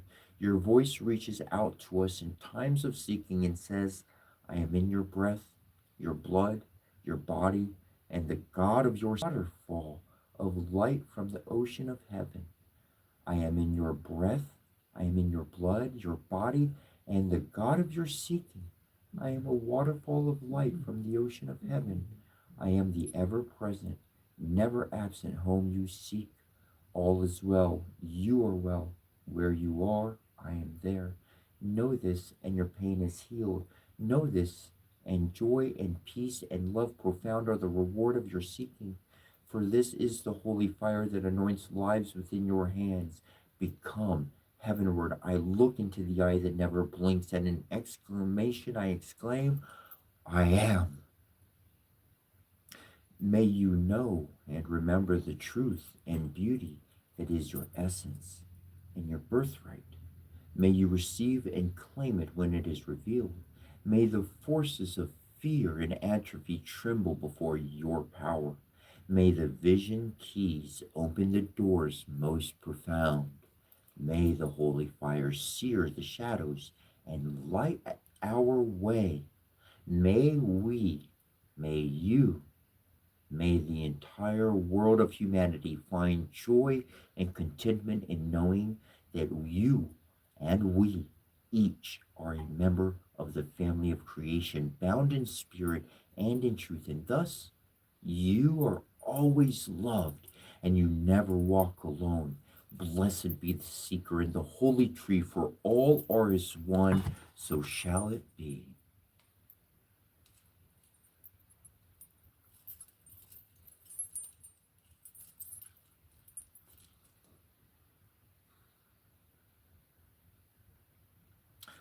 Kepra, harus mencoki sabu penani sebentar nah, harus mencoki sabu penani sebentar nah, harus mencoki sabu penani sebentar nah, abrakadabra, abrakadabra, abrakadabra.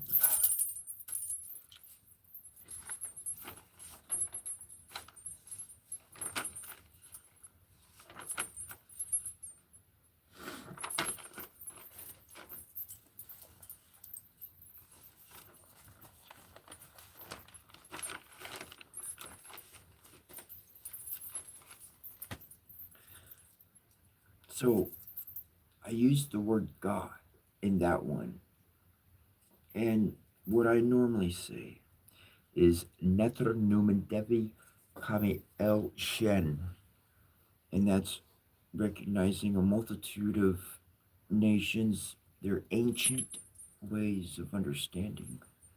And these words, Netor is Egyptian, Nurmen is Scandinavian, Dervi is Hindu, Indian, Kami is Japanese, El is Christian, Shin is Chinese, and they all mean nature. They all mean nature, a conscious aspect of a nature. Each one of those words goes back to nature. So I legitimately adjusted that and said God so that people could understand what I was saying. My heart knows it's nature. It's a conscious aspect of nature. It's that's what we connect with. We would connect with nature. We connect with the planet, with the wind, with the sun. Just because it doesn't have a face doesn't mean it doesn't think or have an influence. All life, to be honored, will bring blessings to you because they're always watching. You could not believe in it, or you could give it a try, like I did a few years ago, and a lot of peace and goodness comes. And I like that. I really like that one. I really like that reading that one because it says,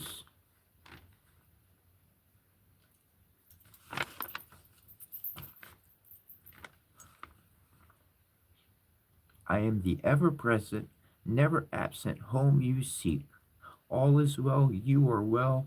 Where you are, I am there. Know this, and your pain is healed.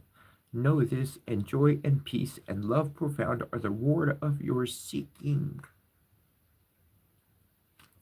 Holy fire. It says, this is the holy fire that anoints lives within your hands. I know my mom lives. I know my mother Rosemary lives. She passed on. Her body passed on, but I know her spirit lives.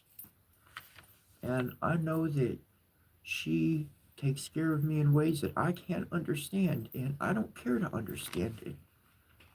But I see aspects of her show up all around me in my life.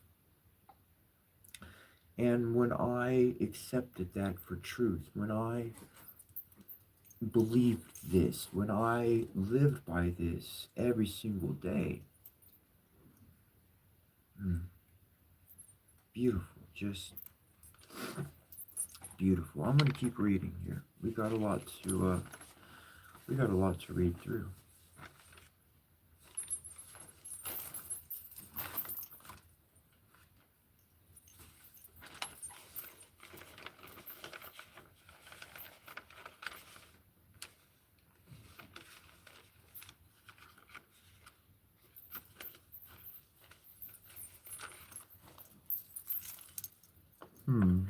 Let's read some runes.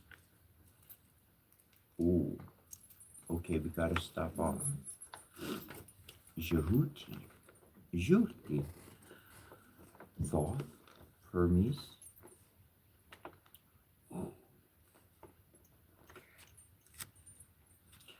As recorder of the Akashic record, Jehuti is the source of all knowledge pertaining to the past and present. He brings dignity to learning and assists in tests of skill. This Netar is also prosecuting attorney in the law court of the gods, the counselor and judge on behalf of Heru's petition when Set made false claims on the throne of Egypt. As such, he allows just claims to be made and false accusations to become null.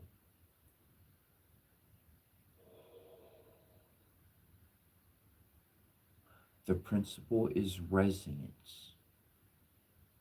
The energy dynamic of Jehuti breaks through mental barriers. It allows facts to become known and secrets to be revealed. His powers are concerned with cosmic memory and access to ancient wisdom. The function is communication. Jehuti assists Jehuti, Hermes, the messenger of the gods, divine wisdom, bunch Thoth. Thoth is a Greek word for Jehuti. Anyways, Judy assists in the delivery of messages and information and the discovery of lost knowledge. He is one of the patrons of divinatory activities, but he communicates more directly with the mind rather than through oracular tools such as magic mirrors and geometric figures. He may be called upon when learning new skills and languages, especially symbol systems. As he is patron of scholars and scribes, he eases mental confusion and will come to the aid of the person who diagnoses or repairs equipment, tools, and machinery. As Kansu. That's why. He's connected to Kansu, which Kansu originally, the lunar deity over the moon, lunar, was masculine. It was a male and not female, and they were Kansu, Khons, Shu, the nether of cosmic space and wind. So we got moon and wind as friends, and then Shashat, the measurer and architect. So Shashat is, yep, essentially architect, like numbers, like uh, Shashat would be like UV, the way your mind works, like you're with the numbers can just flow.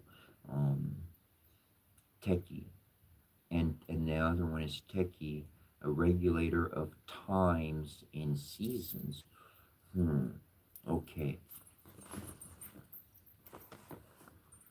Okay.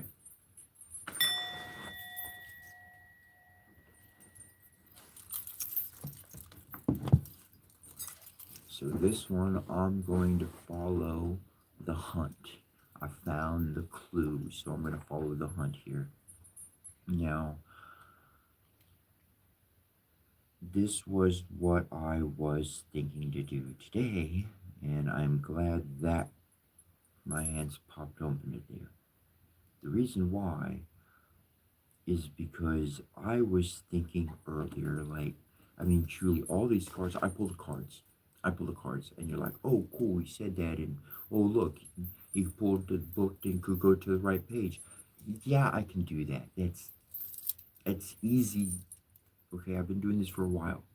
That's I don't like to work with all of that. That takes material and weight and everything. And today, this morning, when I woke up, I'm like, why don't I just call? Why don't I just connect like I know, like I naturally do? So that's what we're going to do today. That's what we're going to do today. And we're going to read. I got some stuff about you, Juti, I'd like to read and share. And I love reading from other books. But in all reality, swift direction of following the heart and connecting. If you're watching, my spirit is connected with you. If you hate me completely, I'm not in the room with you. I'm connected, but I ain't paying attention to crap. I'm connected because I want to bless you. I want you to get better. I want you to get smarter. I want you to get wealthier. I want you to get whatever the heck is going to take all the pain and worry away. I'm sending blessings your way. And all you got to do is open your arms and receive. If you close your arms and block, well, it's blocked. Okay. Energy just comes right back to me. It's returned to sender. And all I did was send a bunch of love and goodness. So, I mean, open your hands and receive, or you can block it. That's on you. And that's why I only send good stuff out. Because if I only send good stuff out, then it doesn't matter what happens. It doesn't matter how it comes back. It's gotta come back. All the denial of all the whatever, all the good's gotta come back. It's gotta come back.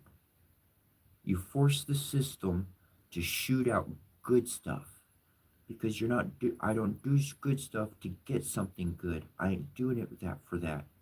I am not. It's not some scheme. I'm just doing it because that's who I am. This guy right here. He's got a happy heart. I wake up happy. As a kid, I wake up happy. Okay, between 15 and 25, I was, growing up and hormones and all that sort of stuff going wacko on a young one growing up, that's expected. That's going to happen. But I I wake up happy. I'm happy whether I got stuff or not. I wake up happy. Shoot, when I was on the street sleeping at the front steps of a church over like I wake up happy. I had 2 miles to walk to get where I'm going, but I woke up happy. That's just me. Because I'm a happy person. So I love. Live one vibrational energy. And that's your joy. That's your love. That's your happiness. That's who you are. And anybody that diminishes that joy, anybody that pulls away from that joy, you just turn your back on them and take off. You don't have to be mean. Because if you're mean, that energy is going to come back to you. Sometime in the future, it's just the way it works. It's just the way it works. And that's why it's important to have an innocent heart, a loving heart.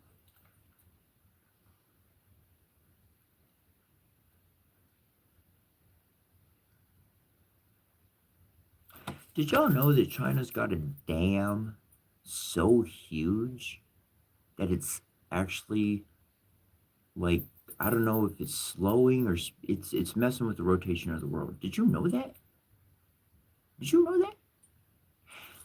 Did you know that rivers, like the Great Mississippi River and some other pretty huge rivers, are drying up out of nowhere? Did you know China is stealing the sand out the ocean? I think it's from Japan, if I'm not mistaken. So they're literally taking the element of the earth. They're stealing it. There's nothing they can do. If it's not Japan, it's another place. And they're pretty far away, and they got every single day they just sucking sand out 24/7. They're stealing the resources.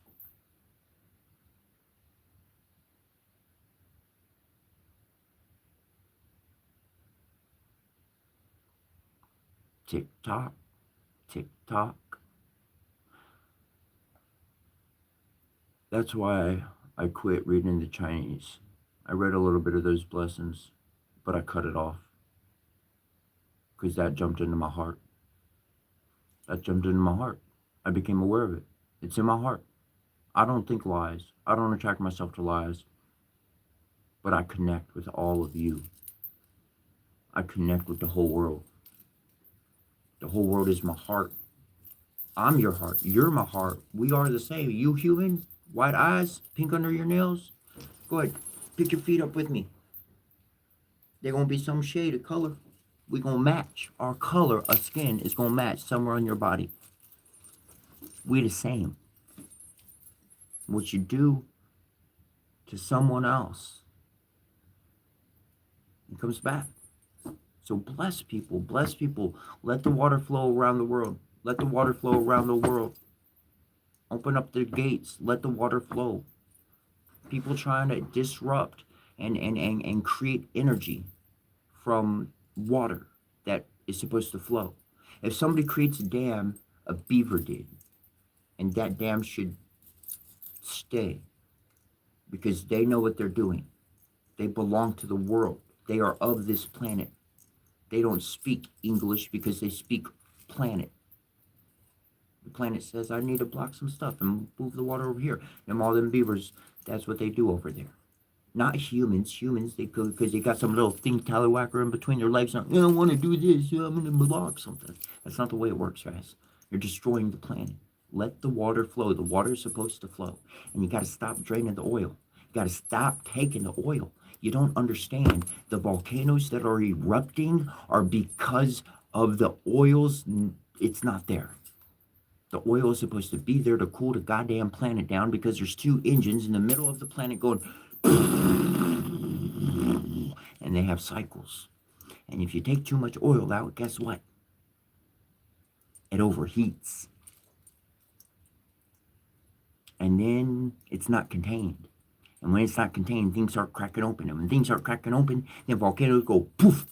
And then another one goes poof. And then another one goes poof. because it's just leaking everywhere.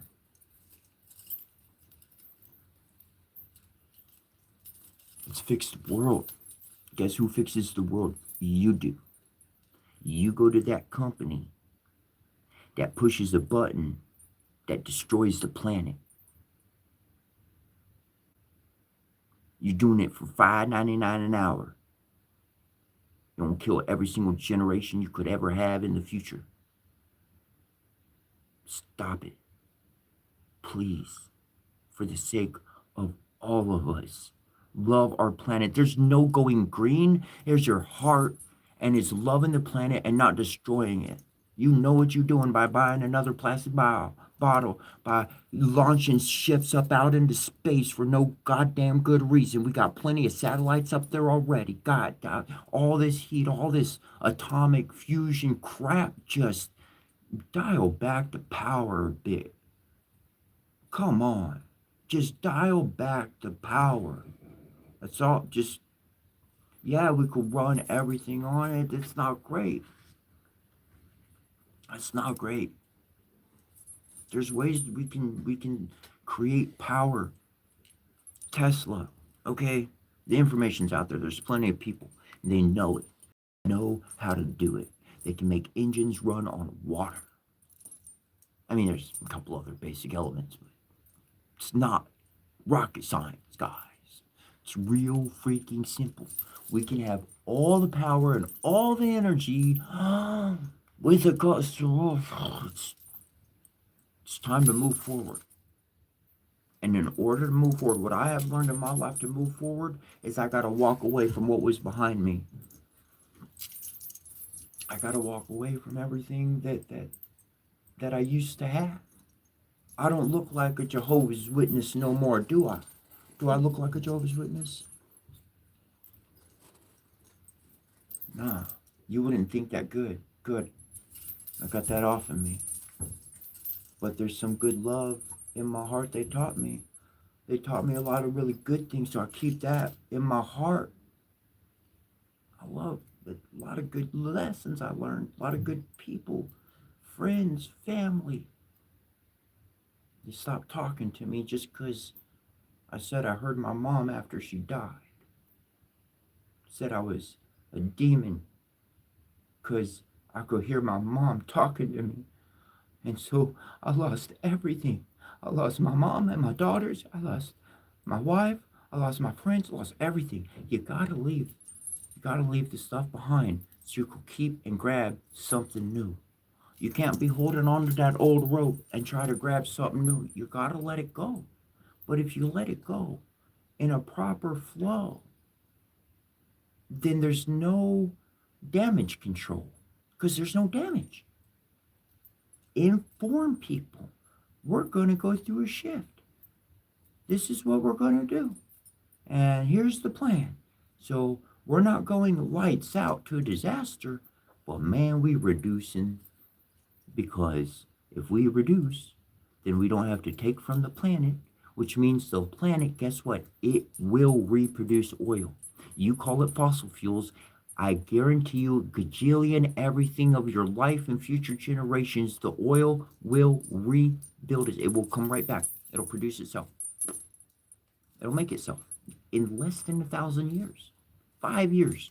The amount of oil you took out, you don't take. If you don't drill from this planet, if you do not take the oil from it for 5 years, it'll be stable. It'll return to being stable.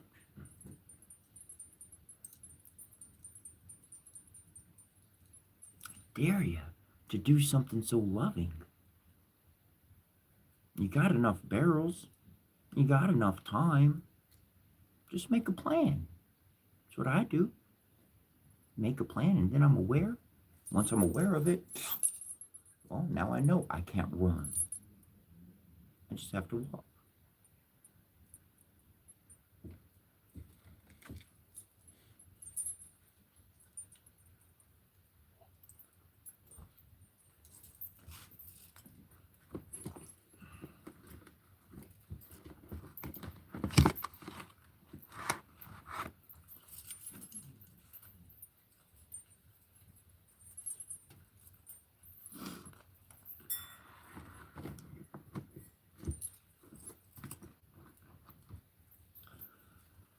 what I'm going to start doing is my tarot cards and oracle cards are going to start adorning my shrines, my altars, their meanings, their symbolism. I'm going to stop drawing the cards and I'm just going to put them all over. I mean, I got some, but I got a bunch of cards over here and whatnot. But I got more Yu-Gi-Oh cards on my altar than I have oracle cards. The faces of like divine law and order, and to have all of those there, it's a good idea.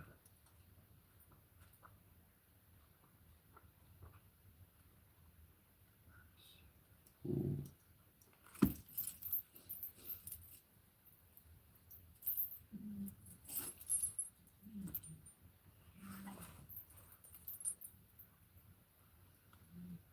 Hmm.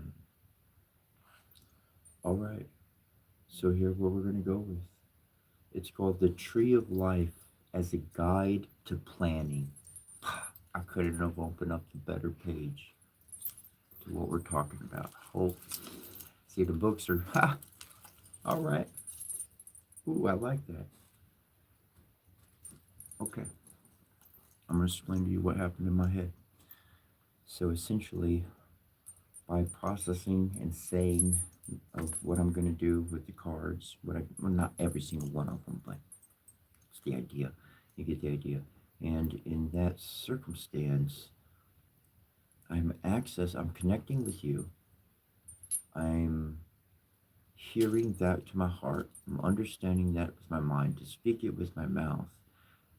And then the books will guide us to exactly the solution. I like that. I like that. Wow. On the fly. That's how fast you can learn. If you can put things together, click, click, click, accept, make a new choice, and move forward with it. Anyways, here we go. The Tree of Life as a guide to planning. We will now look at the Tree of Life as a step-by-step guide to planning. You will see that the ideal way to do so, which will guarantee your success, follows the same pattern that is used by the Supreme Being in its creative activity. It stands to reason that if man and God are the same quality of being, the means and methods of God must be the same for man. This is the highest expression of the Kemetic precept, as above, so below. Kemetic is ancient Egypt. From now on, I'm going to use the word netar. Netar, I may say netar and essentially that means with the U at the end is pluralizing it. Anyways, I mentioned that earlier. It's an aspect of nature. Okay. Now, there is stages. There's 10. Anyways, there's Amen, Asar. I could name all of them, but there's a process. And I'm just going to read 1, 2, 3, and their name and move on. So, Amen, in the beginning, is to zero out. Clear your register. Before beginning a plan, get rid of all preconceived notions, however rooted. Do not start by taking into account material resources, such as money or equipment or past commitments, overhead, help, time, nothing like that. The second step, also, establish or discover the central theme of your undertaking. It is the God of your, it is the creation of your undertaking. It is that which will control, direct, and unify all stages of your undertaking. It is important to realize that Ra, the life force, the subconscious, reads and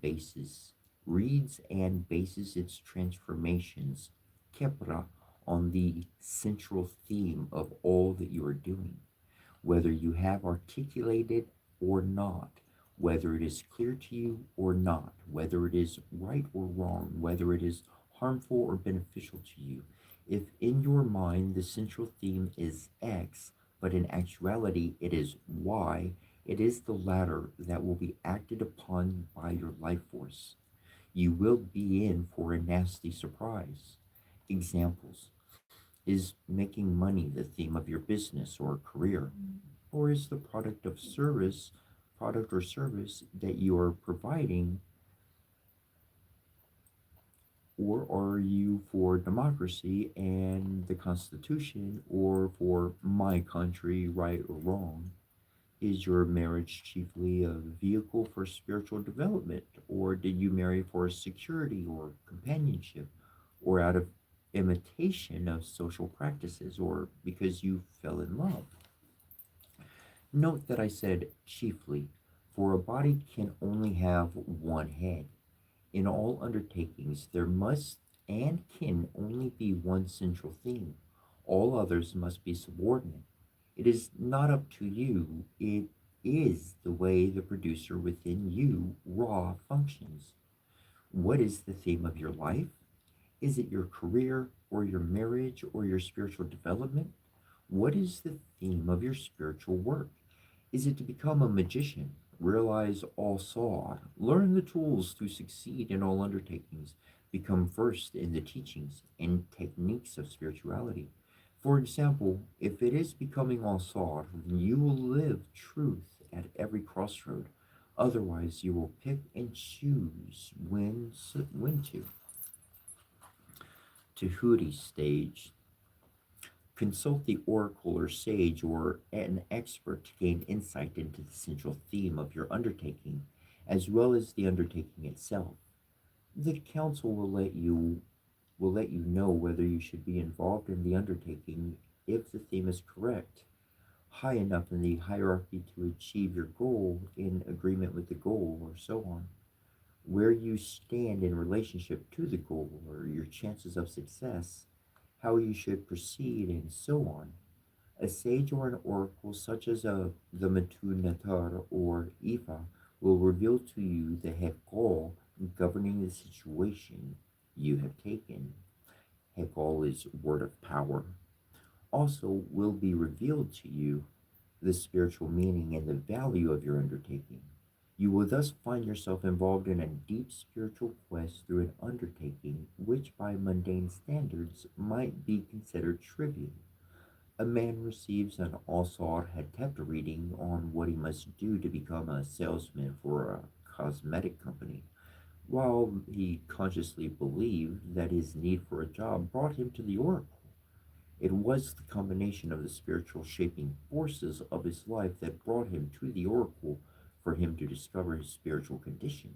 Instead of pointers on how to be a good salesman or how to get the job, he received instruction in spiritual development, how he was in violation of Asar, and so forth. Identify the step two of Tahuti. Identify the means through which to carry out the central theme. Organize them in hierarchical order. The hierarchical arrangement will include the two truths, Mahati. That is, the means are to be classified not only by rank but by polarity. One will be yang, forceful, based on externals, left brained, and so on. The other will be yin, persuasive, seductive, gentle, subliminal, based on internals, right brained. If you have the Sukkot is the next. If you have been fortunate enough to receive training in the science of Hekal, which are the words of power, chanting the word of power of your deity, governing the situation to generate the undertaking structure that will guide the undertaking to its completion. In this particular moment, the word of power, if you are connecting, if you are following, then I'm going to give you your word of power, your mantra, and if you want to use this, you can. And it'll be one word, so it won't be complicated.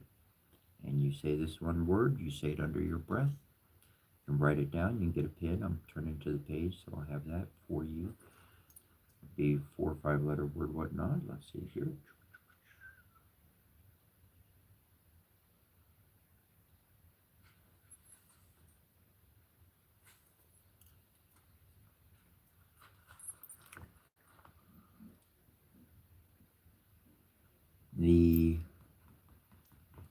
It's going to be two. It's going to be two, actually. The first word is do. Do. Spelled D as in David, H as in Henry, U as in umbrella, M as in Mary. The second word is vom. V as in Victor, A as in apple, M as in Mary.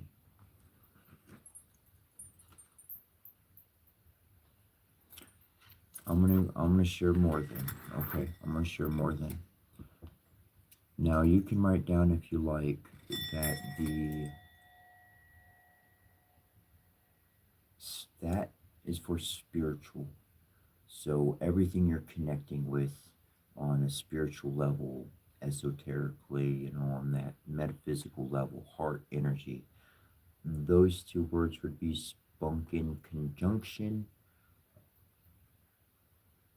and that they would be used for those matters. If it's something for the earth, if it's request and it's something material, something physical, something out of matter, then your words would be, I'm going to spell them out. Ong, A as in apple, U as in umbrella, N as in Nancy, G as in Gary. Next word, strong.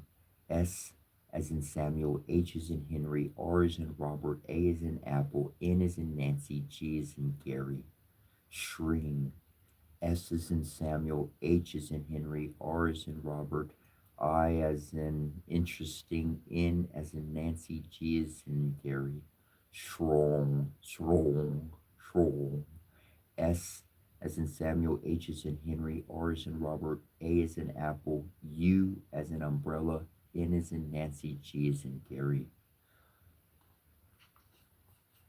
And that's more so on the physical side. So you could use all of those words together. You could just make one saying out of it. That could be your whole mantra, all of those words. Or you could just pick one of them out of it, or you could say them all together. But anyways, those are the two sets. And any of those words, essentially, those are going to connect you with the Divine Mother.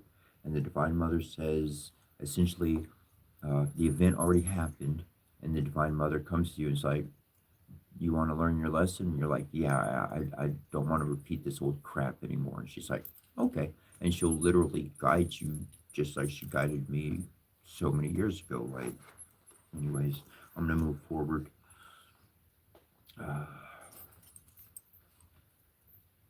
Boom. Okay.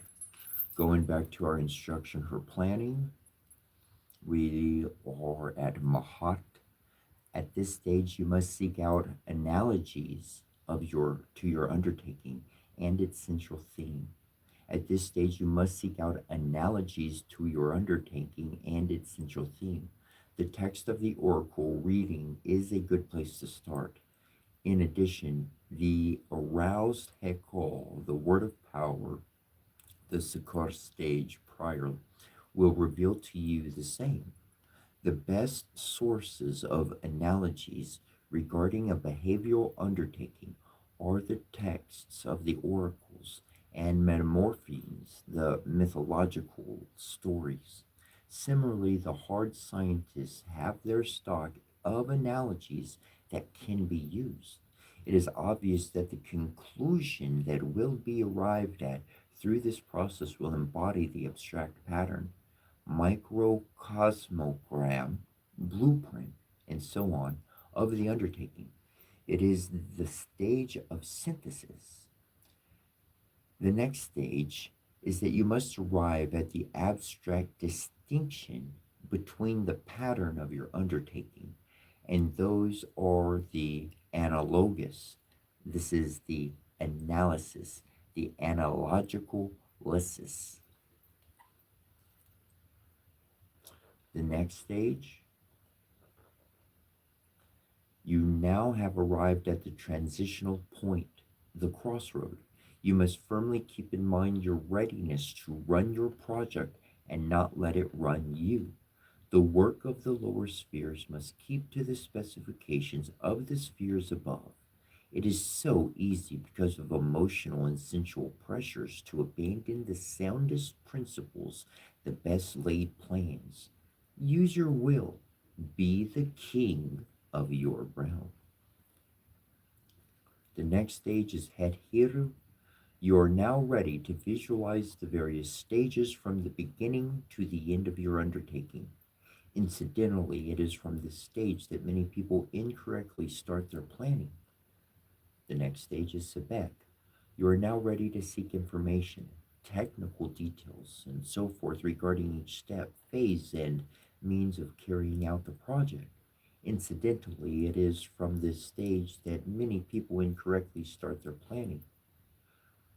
Next, we have Allset, which we mentioned the words of power from her. And for her, at her point, once it is clear that we must be done at each step and how you will begin work on the project, the work at this stage involves mediumistic trance meditation on each process of the undertaking. Depending on the nature of your undertaking, you may have to precede the work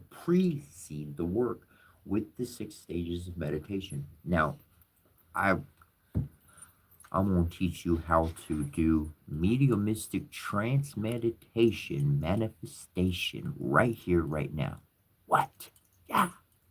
You got pen or paper? You'll want to keep writing. It's not complicated. You already do it. But you do it here and here and here, and we're just going to put those things together, and you're going to be like, what? Anyways, mediumistic trance meditation. What does it says? What is mediumistic trance meditation? What is that's some okay. Medium means that we are receiving information. We are a receiver of information. So anything can come in and flow. It's not my thought.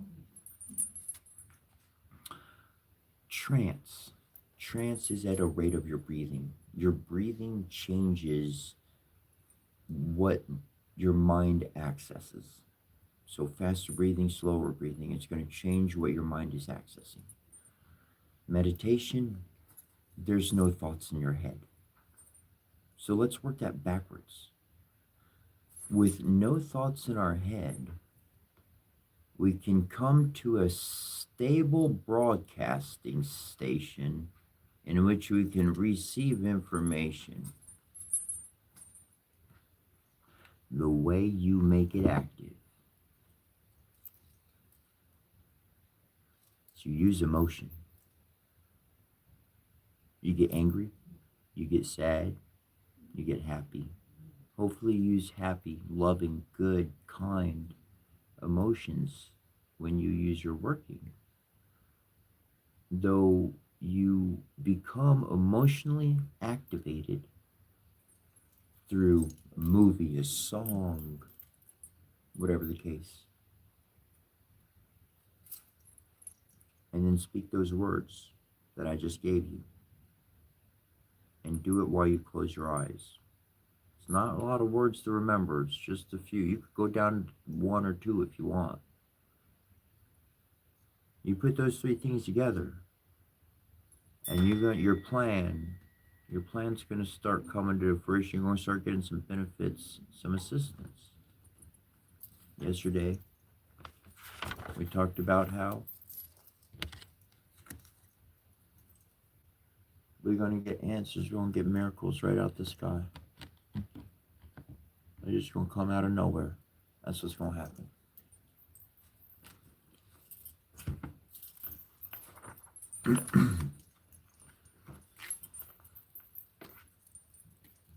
And just in case you didn't put it together, your emotion, whether you're sad or happy or whatever the case, it's changing your rate of breathing. So you don't even have to learn a breathing exercise.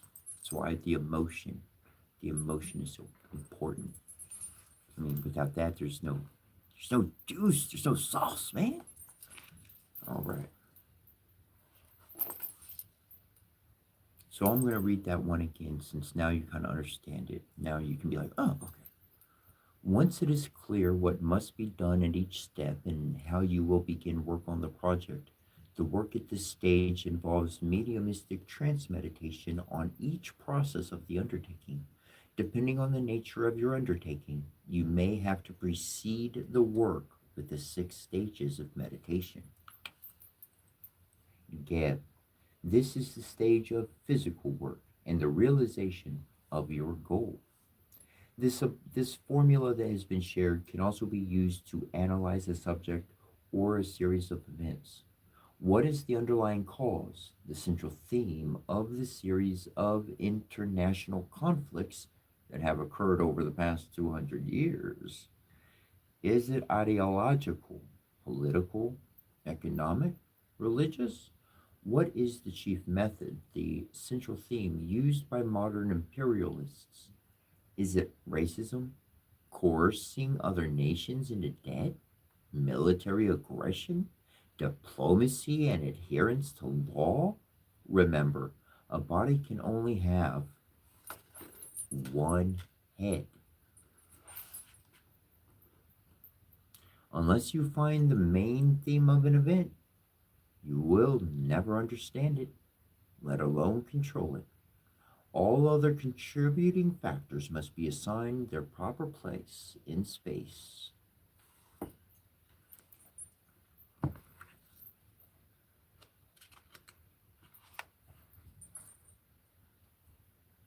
Hmm.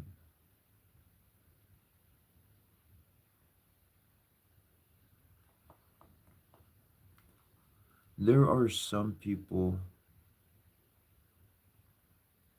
that will understand this next set of words, and there's a lot of people that may not, that will not.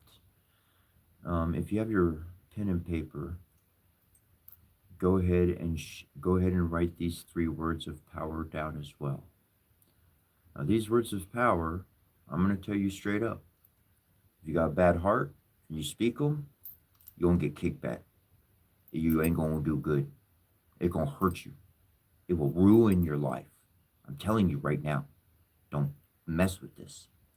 If you're a healer and you have a heart of love, and all you're trying to do is just survive and just be happy and do the right thing, well, then you use these words like as much as you want, and all you're going to do is get a bunch of support. This next one is Om Hom Kshong. A is an apple, U is an umbrella, M is in Mary, H is in Henry, A is in apple, M is in Mary, K as in Kelly, S as in Samuel, H is in Henry, A is in apple, N is in Nancy, G is in Gary. 3 words. Your sympathetic system has just begun to put out more than your parasympathetic just after arriving at the point of equilibrium, the equinoctial point. This is the time in the cycle of the year and the days when the hot and moist energy is in activity. The body is heating up after being remoistened by the inner and outer waters of life. It is most auspicious for the undertakings requiring Jupiter's energies, the struggle for expanding one's wealth and position. Your optimism, generosity, and panoramic view of things manifest themselves most strongly here. Chemotherapeutics, drainage herbs for the liver are in harmony with this point in your yearly cycle. At the sunrise and at the equinox, Nekhevet and Watchet are in equilibrium upon your brow. There's 3 words. You say omit the blue hour. The sun rises and the sun's going down. It's a blue hour that happens at each point. You can look into it. You say those 3 words and throw in the other ones. The blue hour. Look it up on your phone. You can find when the blue hour is happening. It changes every single day. Every day doesn't stay the same time. It changes every single day. Doesn't stay the same. And like some of the minute might be the same, but like even the seconds change. And say it at those times, and you're going to get a lot of blessings. You're going to get a lot of support, and you're going to get a lot of help. And again, I'm not going to throw out the warning because I already did that once. Though,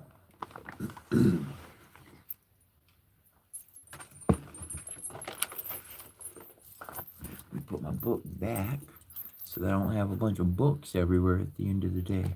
That'll be a good idea. Well, then let me put that one back first, too. Those are ready to go because I want to read that set next. And then that one I'm not reading anymore, so that one, we're going to put that one in that pile.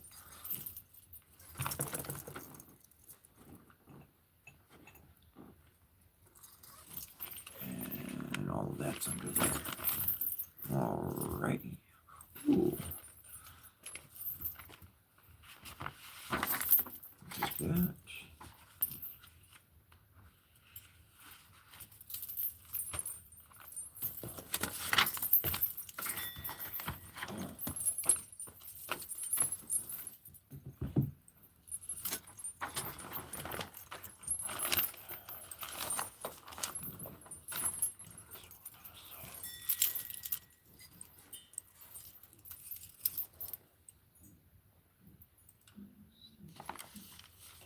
Alright, we have the rune Hagalaz, which means hail or egg. We have the Old Norse was Hagal. Here's the rune so you can see it if you want to write it down.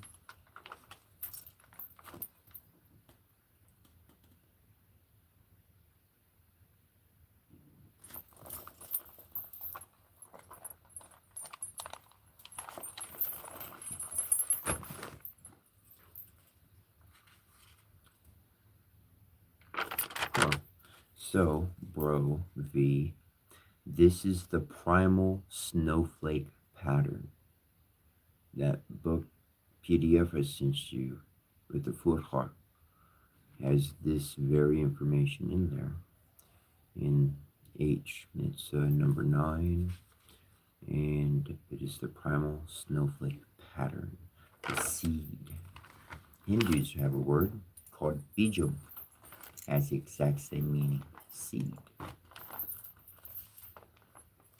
Hagalaz is the cosmic ice egg that is filled with crystallized magical power and cosmic pattern. The hailstone is the symbol of the yeasty rime egg that contains the seed of Ymir, the primal rime giant. Ymir was formed from the juncture of the world fire of Moshmelshmeyer, of Moshmeim, it's spelled a little bit different here, Moshmel, and the world ice of Niflheimer. Oh, Moshmelsheimer and the ice of Niflheimer. Apologies. This is the complete potential multiversal paradigm, the egg of manifestation. This seed, the concept, is emphasized in the old Icelandic rune poem. Hagal is a cold grain and a shower of sleet and a sickness of snakes. The H rune, the Hagal rune, is the mystery of the framework of the world and defines the primal form of the multiverse. The snowflake forms itself along the sixfold pattern of the old holy sign, which came to replace the newer in the younger Futhark. Hagalaz is the complete model containing the potential energy of neutral power in the multiverse, which is born from the dynamic, generating, evolving unity of fire, energy, and ice, antimatter. The H rune describes the eternal cosmic harmony. In Germanic religion and mythology, the number 9 is the most sacred and mysterious of numbers. There are 9 worlds in the Yggdrasil. Odin hung for 9 nights on that tree to gain the runes. The god, the Numenheimdalar, was born of 9 mothers, and so on. This is the number of a completeness that leads to a birth of greater power and productivity. Hagalaz is the rune Mother. This is because of its numerical value and its shape, which may indeed be the primary one. All the runic forms may be derived from the sixfold Hagalaz when it is placed within a solid figure. I'll share these figures with you in a moment. The H rune embodies ongoing evolution within a fixed framework. Hagalaz is a staff of protection and banishment because its complete and harmonious nature promotes special security and prevents the intrusion of disharmonious elements. So let me write that one out for you so you can see that particular shape.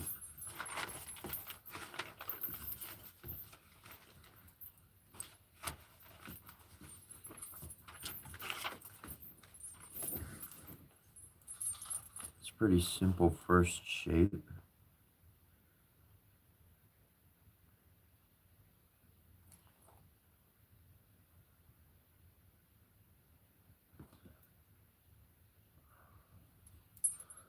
So essentially, it's a straight up and down line with an X in the middle of it.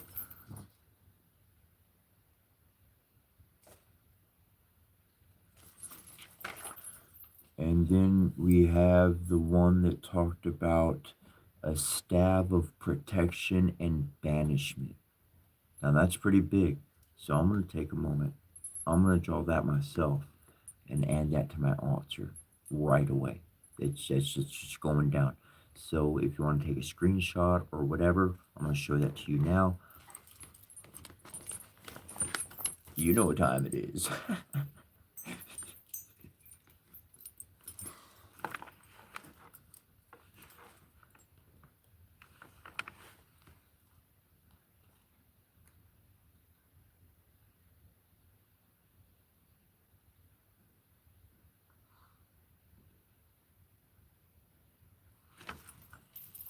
All right. And so you can see how that star, that with the X, the line with the X, everything just grids out from there. Wow, that's pretty cool. That's pretty cool. I'm not going to say anything else. I'm going to do my homework.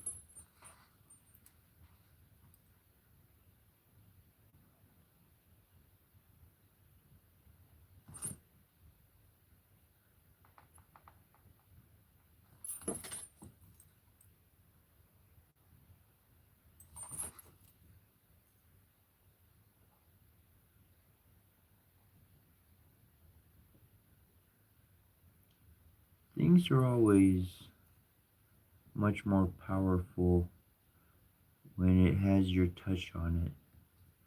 I find like the necklaces and the bracelets that I wear, they wind up breaking, and I'm usually happy when they break because then I get to put my own touch on them. I get to put my own energy into it. It's not just what somebody else gave me. I created it. And when you create something, when it's your work, you feel proud about that. Like a positive, not a bad pride, but a good, a healthy, I did something. And I'll tell you what, if you find somebody that gets it perfect the first time every time, you let me know. Because that'd be somebody I want to talk to. Because everything I learned, get it wrong, and then you start learning your own flow.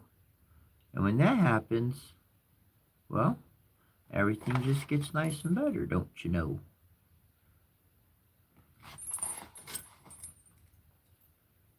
And this is really cool because I'm not going to tell all the details. I'm going to keep some things for myself. But I see shapes within shapes within shapes.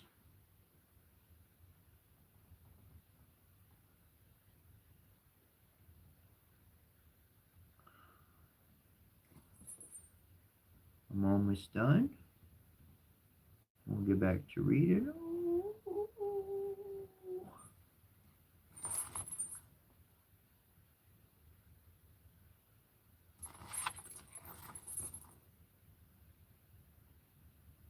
But yeah, usually, from my experience, a lot of failures help you learn what you don't care to work with. Helps you learn what you do like to work with.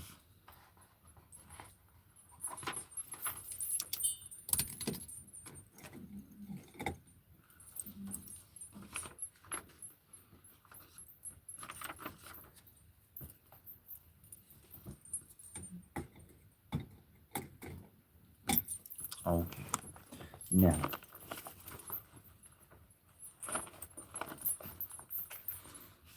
the key words here are cosmic pattern, framework, completion, union, the cosmic egg, evolution within the framework, and protection.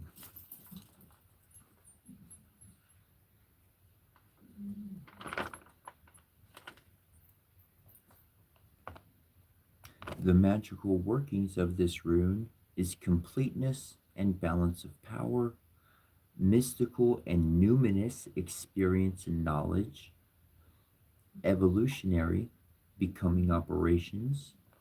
And when I said mystical and numinous experience and knowledge, numinous is essentially nature, understanding nature. That's what numinous, numinous, netta. Anyways, evolutionary becoming operations. And then the last portion is protection.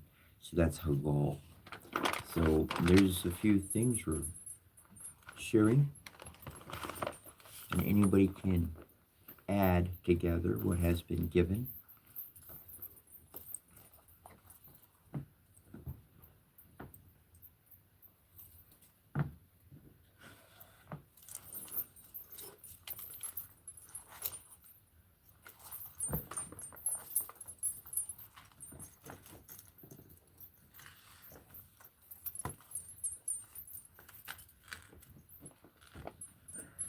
Oh, that's smart.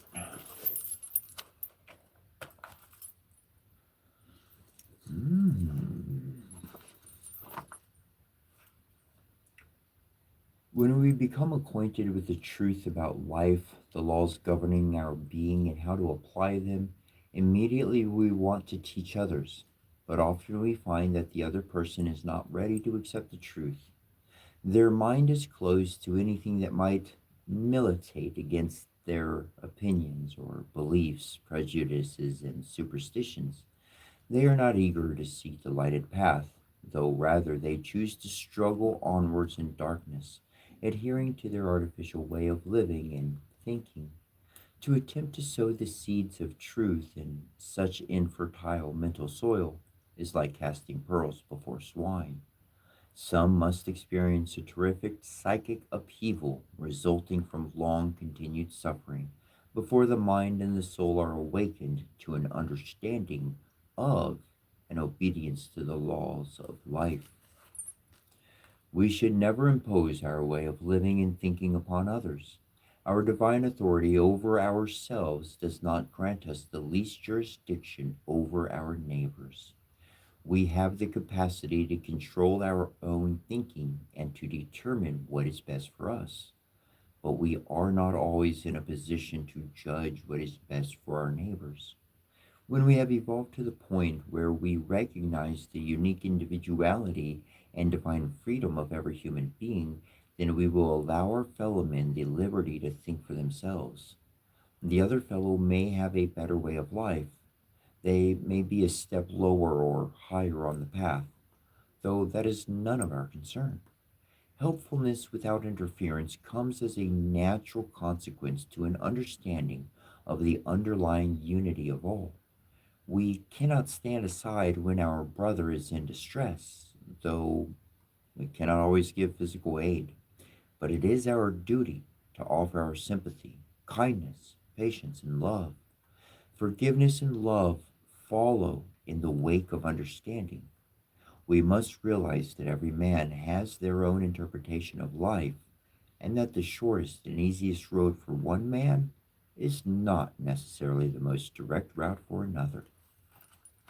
Each individual has the right and privilege to take their own evolution in hand in accordance with their understanding, so long as they do not interfere with the well being of their neighbor.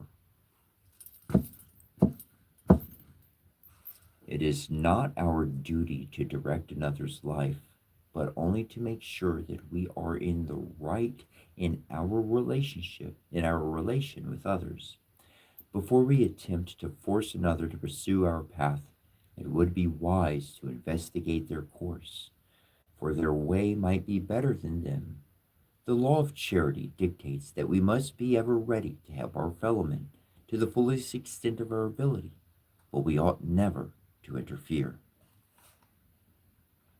Follow your heart. Follow your heart. Follow your heart. Don't follow me. Don't follow nobody else.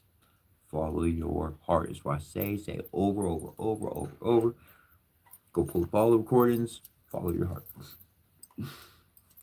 Kindness is a quality of charity and an attribute of love. It it notes benevolence, consideration, unselfishness, and sympathetic understanding.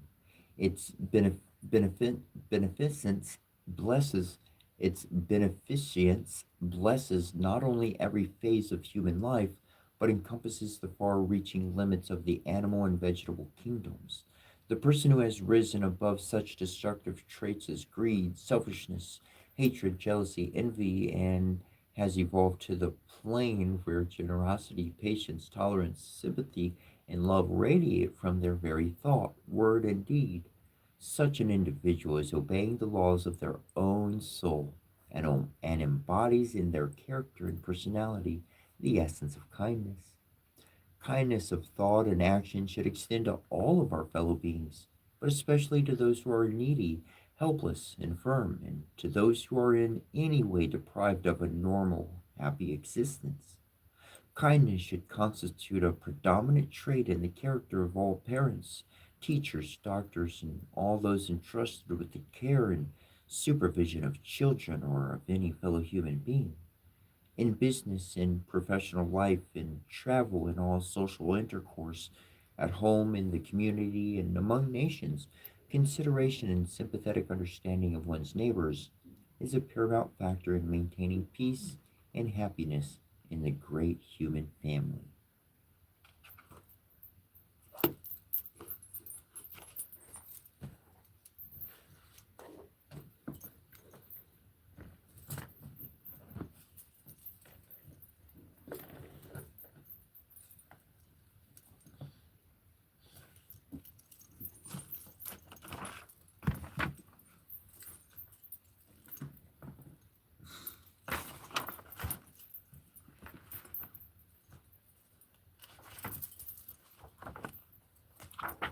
'77 jumped into my mind.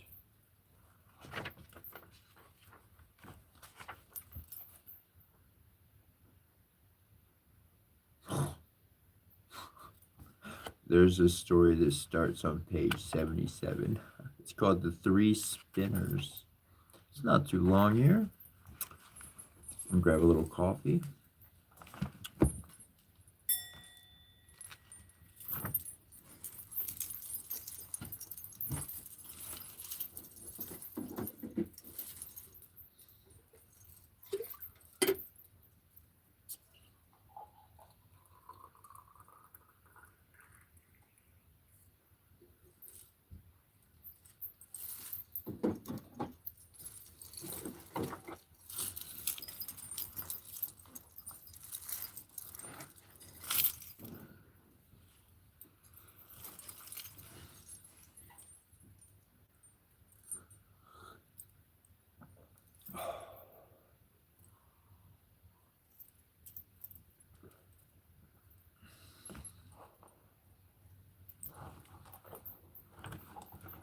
Something interesting is that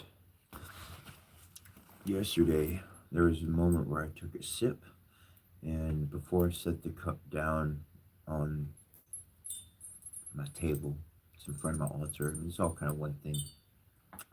And, well, it's not all one thing. Anyways, one big altar. I'm kind of sharing space on the altar, really. And, but I took a drink without setting my cup down, and right away I was like, that ain't right. I just knew. I knew in my heart, I knew that's not right. Because for me to pour it and take the drink right away means it was all for me. I was only thinking of me. When I take my cup and I fill it up and I set it down on my table by my altar, and then I consume. I don't need to say no words. It's not a prayer. It's sharing. Same as libations. Anyways, I caught myself. And so I'm glad I did that mistake. I'm glad I did the mistake, because if I didn't make the mistake, then I wouldn't think about it. I wouldn't have thought about it. I wouldn't have remembered to tell you. And that's, we share, family shares. And so then the family gets bigger and bigger and bigger and bigger and bigger and bigger and bigger. And then the one person in the freaking yard who's acting like a bully and is really the problem in the school, then they stand out like a sore thumb. And the whole world don't like them no more. They're like, oh yeah, that's the ugly one. We don't give them nothing. We don't treat them nice.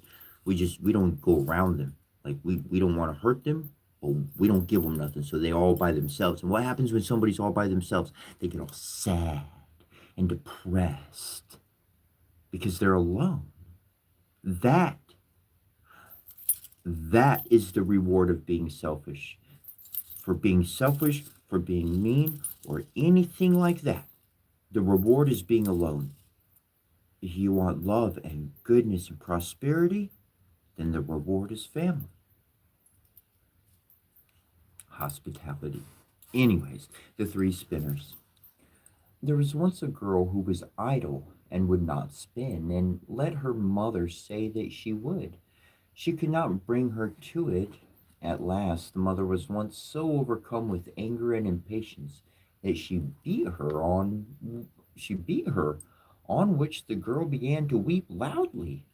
Now at this very moment the queen drove by, and when she heard the weeping, she stopped her carriage, went into the house, and asked the mother why she was beating her daughter, so that the cries could be heard out on the road. When the woman was ashamed to reveal the laziness of her daughter, and said, I cannot get her to leave off spinning. She insists on spinning forever and ever, and I am poor and cannot procure the flax. Then answered the queen, there is nothing that I like better to hear than spinning, and I am never happier than when the wheels are humming. Let me have your daughter with me in the palace. I have flax enough, and there she shall spin as much as she likes. The mother was heartily satisfied with this, and the queen took the girl with her. When they had arrived at the palace, she led her up into three rooms, which were filled from the bottom to the top with the finest flax. Now spin me this flax, she said, and when thou hast done it, thou shalt have my eldest son for a husband, even if thou art poor. I care not for that. They indefatigable industry is dowry enough. The girl was secretly terrified, for she could not have spun the flax, no, not if she had lived till she was 300 years old, and had sat at it every day from morning till night. When therefore she was alone, she began to weep, and sat thus for 3 days without moving a finger. On the third day came the queen, and when she saw that nothing had been spun yet, she was surprised. But the girl excused herself by saying that she had not been able to begin because of her great distress at leaving her mother's house. The queen was satisfied with this, but said she was going away. Tomorrow thou must begin to work. When the girl was alone again, she did not know what to do, and in her distress went to the window. Then she saw three women coming towards her, the first of whom had a broad, flat foot. The second had such a great underlip that it hung down over her chin, and the third had a broad thumb. They remained standing before the window, looked up, and asked the girl what was amiss with her. She complained of her trouble, and then they offered her their help and said, "If thou wilt invite us to the wedding, not be ashamed of us, and wilt call us thine aunts, and likewise will place us at thy table, we will spin up the flax for thee, and that in a very short time." "With all my heart," she replied, "but do come in and begin the work at once." Then she let the three strange women in and cleared a place in the first room, where they seated themselves and began their spinning. The one drew the thread and trod the wheel, the other wetted the thread, the third twisted it and struck the table with her finger, and as often as she struck it, a skein of thread fell off to the ground that was spun for the finest manner possible. The girl concealed the three spinners from the queen, and showed her whenever she came the great quantities of spun thread, until the latter could not praise her enough.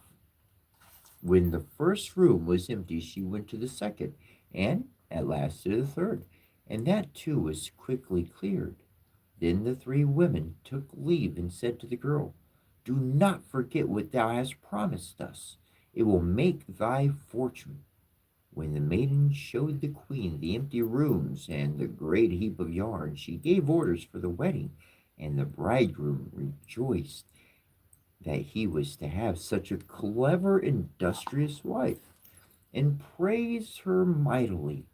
"I have three aunts," said the girl, "and as they have been very kind to me, I should not like to forget them in my good fortune.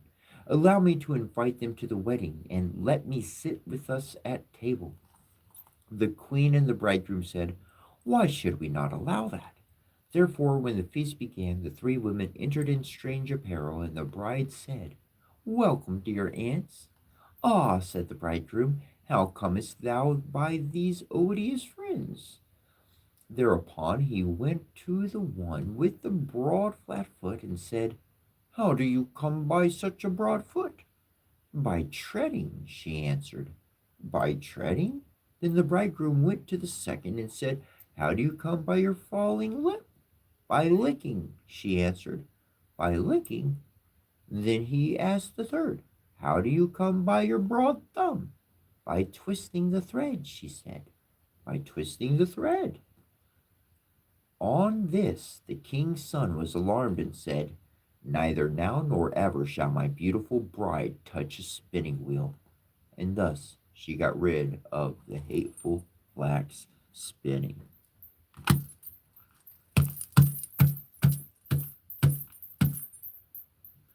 Does that not just coincide with me talking about pulling cards and just rolling with it? Just what we did this morning? It's interesting because I've been able to do stuff that I didn't even know was possible. People were like, "Can you do this?" And I'm like, "I do my other thing." Like, "Can you do it?" I do this other thing. And I try it. I try it because of their persistence. I try it. And then it works. You never know if you don't try.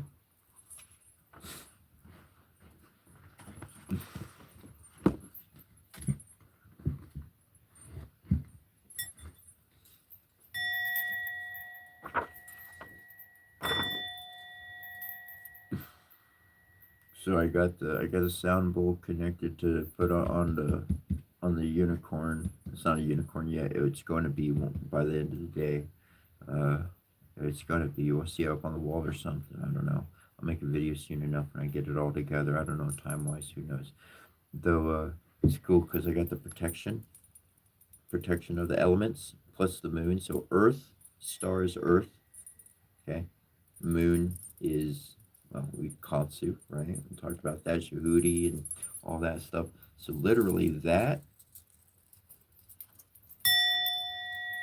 hits the sound bowl. That's what struck it right on, and that's on top of the horse. You're the fire horse. I mean, what else would you call a fire horse? I call that a unicorn. Sheesh, I like that. All right, page 23. That one came to me. Numbers seem to be coming to my mind. You're talking to me, bro. That's it. That's it. That's it. See? V, bro. Love you, bro. Love you. Love you. Love you. Love you. My brain don't work like that with numbers. I mean, like, I tell people to pick numbers. I don't mess with numbers like that. If I mess with numbers, I'm having fun. I'm playing a game, rolling dice or something. So numbers coming to me like this is your mind, your heart is like, she's like, psh, psh, psh.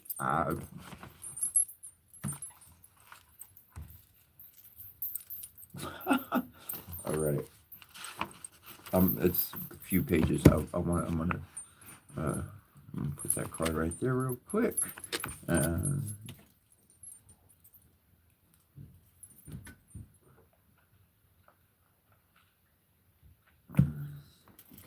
I'm doing a lot of reading.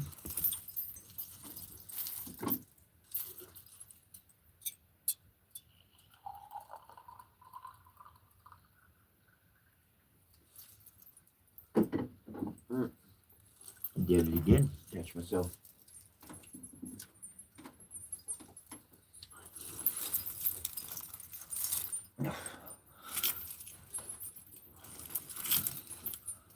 The good thing about becoming aware of something that you want to change is that you're aware of it. And when you're aware of it, that people use different figures, but man, that's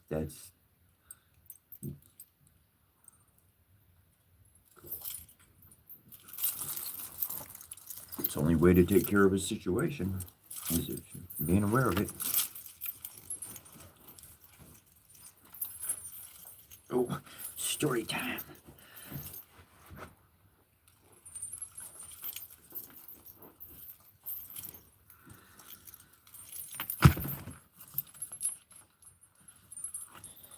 All right, though.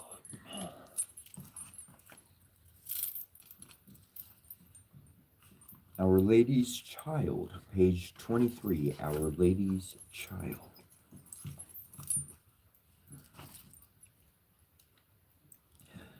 Hard by a great forest dwelt a woodcutter with his wife, who had an only child, a little girl 3 years old.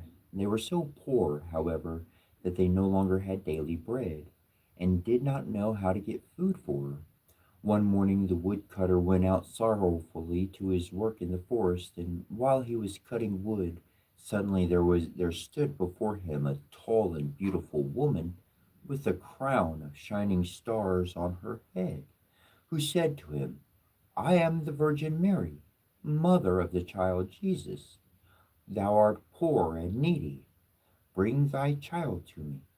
I will take her with me and be her mother, and care for her. The woodcutter obeyed, brought his child, and gave her to the Virgin Mary, who took her up to heaven with her.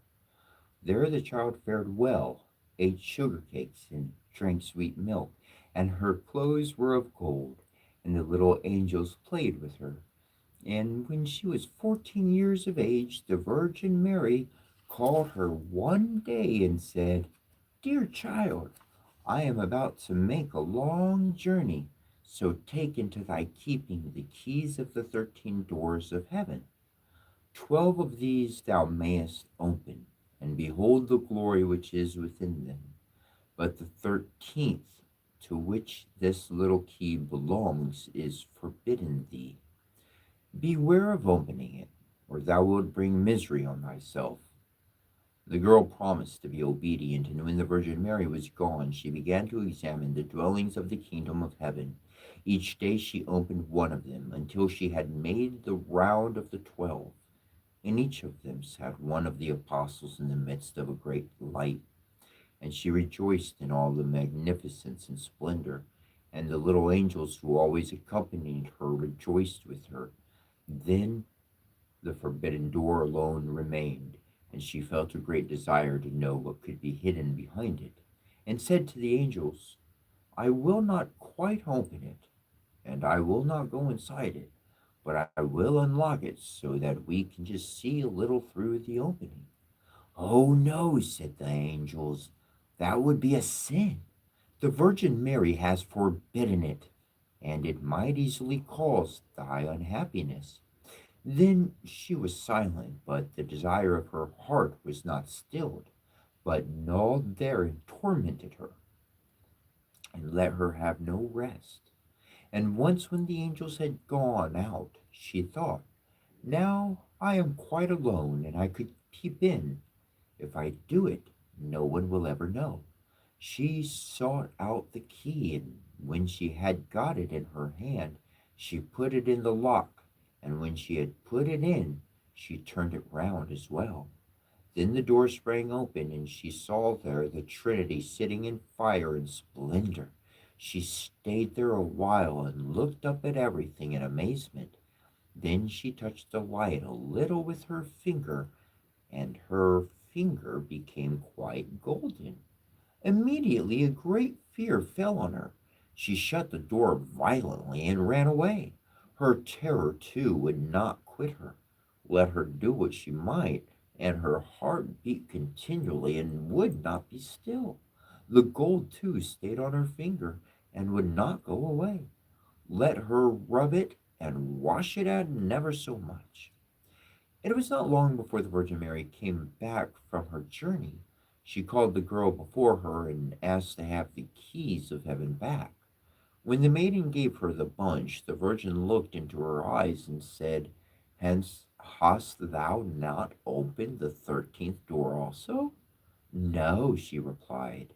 Then she laid her hand on the girl's heart and felt how it beat and saw right well that she had disobeyed her order and had opened the door. Then she said once again, art thou certain that thou hast not done it? Yes, said the girl, for the second time. Then she perceived the finger which had become golden from touching the fire of heaven, and saw well that the child had sinned, and said for the third time, hast thou not done it? No, said the girl for the third time. Then said the Virgin Mary, thou hast not obeyed me, and besides that thou hast lied.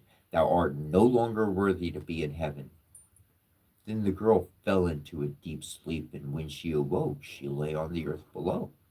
And in the midst of a wilderness, she wanted to cry out, but she could bring forth no sound. She sprang up and wanted to run away, but whithersoever she turned herself, she was continually held back by thick hedges of thorns through which she could not break. In the desert in which she was imprisoned, there stood an old hollow tree, that this had to be her dwelling place.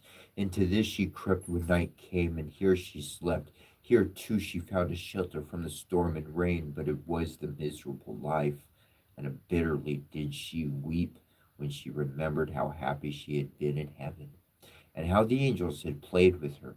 Roots and wild berries were her only food, and for these she sought as far as she could go. In the autumn she picked up the fallen nuts and leaves and carried them into the hole. The nuts were her food in winter, and when snow and ice came, she crept amongst the leaves like a poor little animal that she might not freeze. Before long her clothes were all torn, and one bit of them after another fell off her.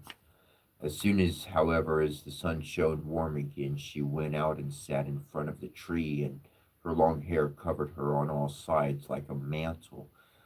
Thus she sat year after year and felt the pain and misery of the world. One day, when the trees were once more clothed in fresh green, the king of the country was hunting in the forest and followed a roe, and as it had fled into the thicket which shut in this part of the forest, he got off his horse, tore the bushes asunder, and cut himself a path with his sword. When he had at last forced his way through,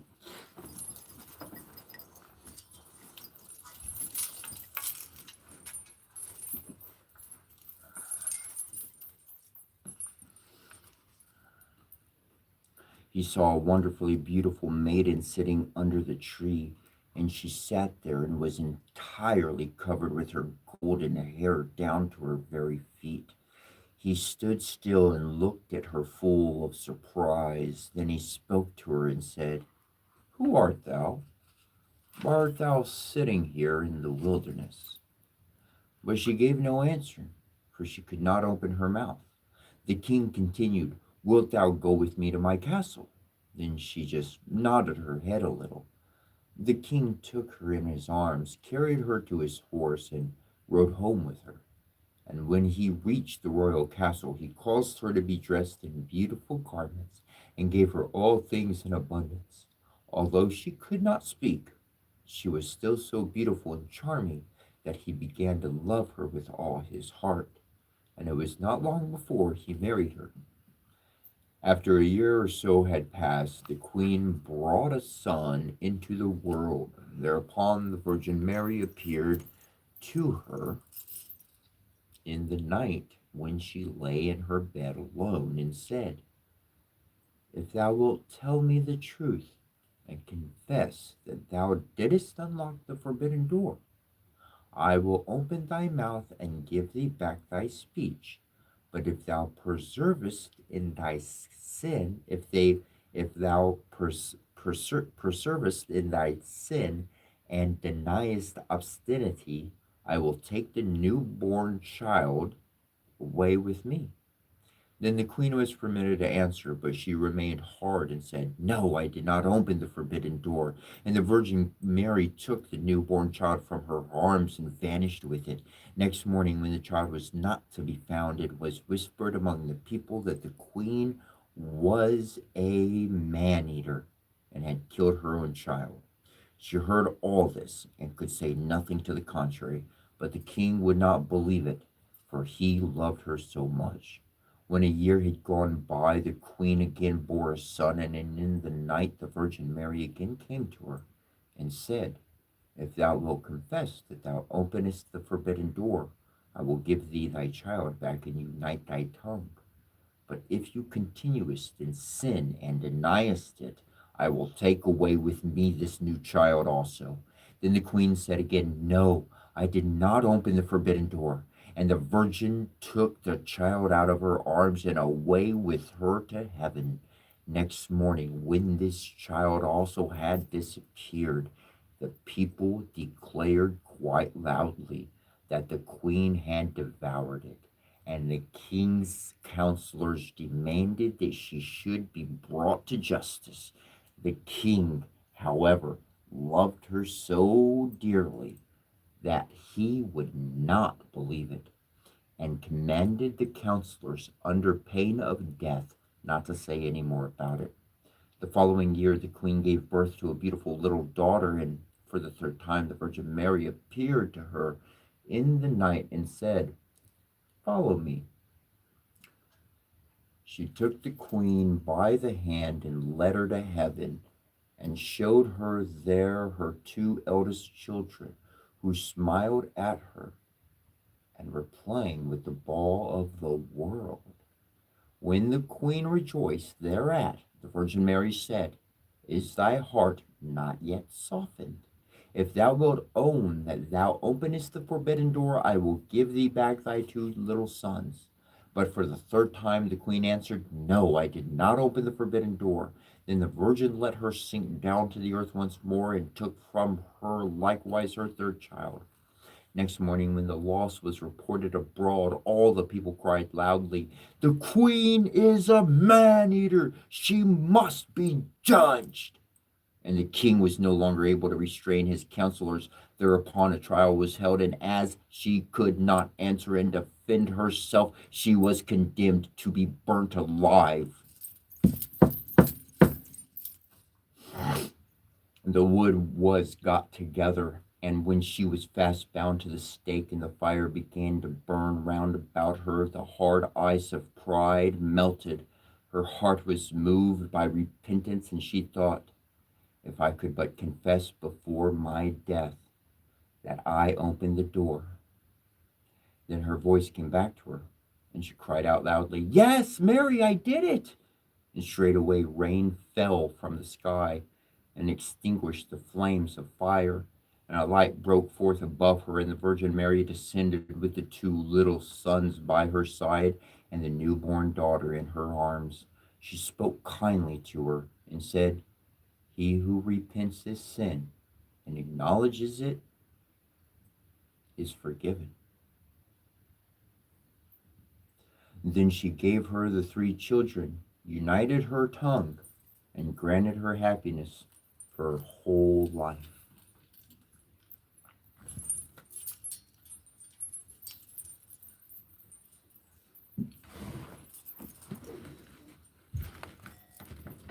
Oh,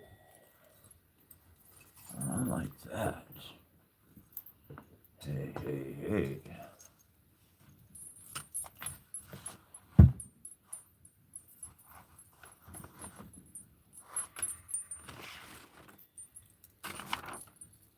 What does it mean to repent?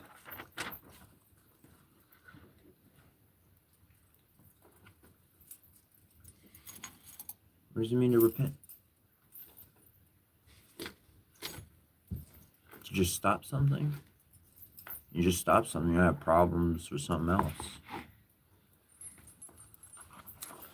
Anger and other similar states such as rage, fury, vexation, irritation, revenge, and perhaps jealousy and scorn distort and darken the nature. One should recognize the necessity of conquering these evils, so identified has the consciousness of man become with these destructive emotions that, although man realizes that these forces are detrimental to his development, they are deluded with the idea that they constitute a necessary part of human life.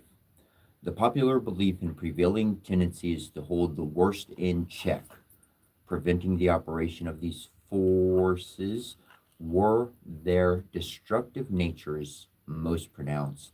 Such false belief is entirely misleading until the individual awakens to the fact that the imperfections retained in their consciousness are detrimental to their well being, physical, mental, and spiritual, and that their progress depends entirely upon their own effort to eradicate these animal traits. They are not only a slave to the animal elements of their nature, but they are subject to all vibrations about them rising from similar faults in others.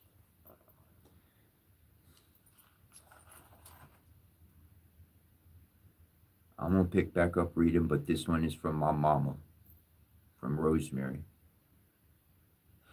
A horse. This ain't about you, being. This is my mama sharing, my mama, the world. This is what my mom told me. This is what my mom taught me. I'm just sharing. You don't have to do it. I'm just sharing. An animal, a horse, is a very intelligent animal. They're very intelligent, but they are an animal. They go, and you can hear all the crunching, and the mouth is out, and stuff's falling out, and everything. No control. Any other animal. You got a brain, and you could close your lips so that sound is reduced, so that it doesn't look displeasing, so that are you an animal? Because I've seen a plenty of people, and they the way they eat just shows me they're an animal. There's no. The reason why I kick my pinky out, because English, all that kind of stuff, they're all like, let's be formal, let's be proper, sit up straight and at the table, no elbows on the table, none of that. When we stick out that pinky, it says, I could follow all your nice formal stuff and rules and regulations, but I'm going to stick out. My pinky says I'm independent. I could follow your rules all day long and still do my own thing. Bam. I'll leave it right there. As a person allows himself to become more and more involved in traits of character brought over from the animal plane of consciousness, they gradually lose strength of their will. Their powers of resistance are weakened, and the entire organism loses equilibrium. There are some people whose nature is mild and passive, and the expression of anger is such individuals is not so objectionable. Still, this destructive force reaps its penalty and prevents the individual from reaching a higher standard of consciousness. There are others whose natures are intense and aggressive, and the same degree of emotional upset makes such persons most offensive not only to themselves, but to all whom they contact. Anger is an effect which is the veritable epitome of the striving for power and domination. This emotion reveals very clearly that its objective is to destroy quickly and forcefully any obstruction in the path of its angry victim. Observation and research have taught us that an angry individual will utilize all of their power, physical and mental, to gain superiority and recognition. We often find individuals who respond to the least stimulus that might retard their ambition or detract from their sense of superiority with fits of passion, anger, or touchiness. They are convinced that they can force their issues or conquer their opponents by the use of this weapon. Such persons vibrate on a very low plane, and actually, they are a menace. They are a menace to society. There are occasions when anger is justified, but we are considering only the destructive phases of this emotion. Some persons actually make a system out of their anger and make themselves conspicuous by their aggressive approach to a problem or situation. I'm interjecting. There is no such thing as passive aggressive. You're either aggressive or you're passive. What I term it most accurately is manipulative aggression. It's hidden. They smile, but they know everything they're doing is poking your frickin' nerve, your last nerve. They know exactly what they were doing the entire time. Poke, poke, poke, poke, poke, poke. And then when you snap back, you're the walk away from those people. Walk away. Do not explain. Do not tell them. Do not do nothing. Send them a blessing out of your heart. No, I'm going to be 100% real. Send them an honest blessing from your heart. And if you ever see them again, wave. That's it. One wave was hello and goodbye. That's it. Telling you. Anyway, they are usually highly sensitive individuals who harbor a false pride and whose inferiority complex is such that they cannot tolerate an equal or a superior, and who must themselves be superior to be happy. Consequently, they are ever on the alert lest someone should approach them too closely or does not value them with the proper esteem.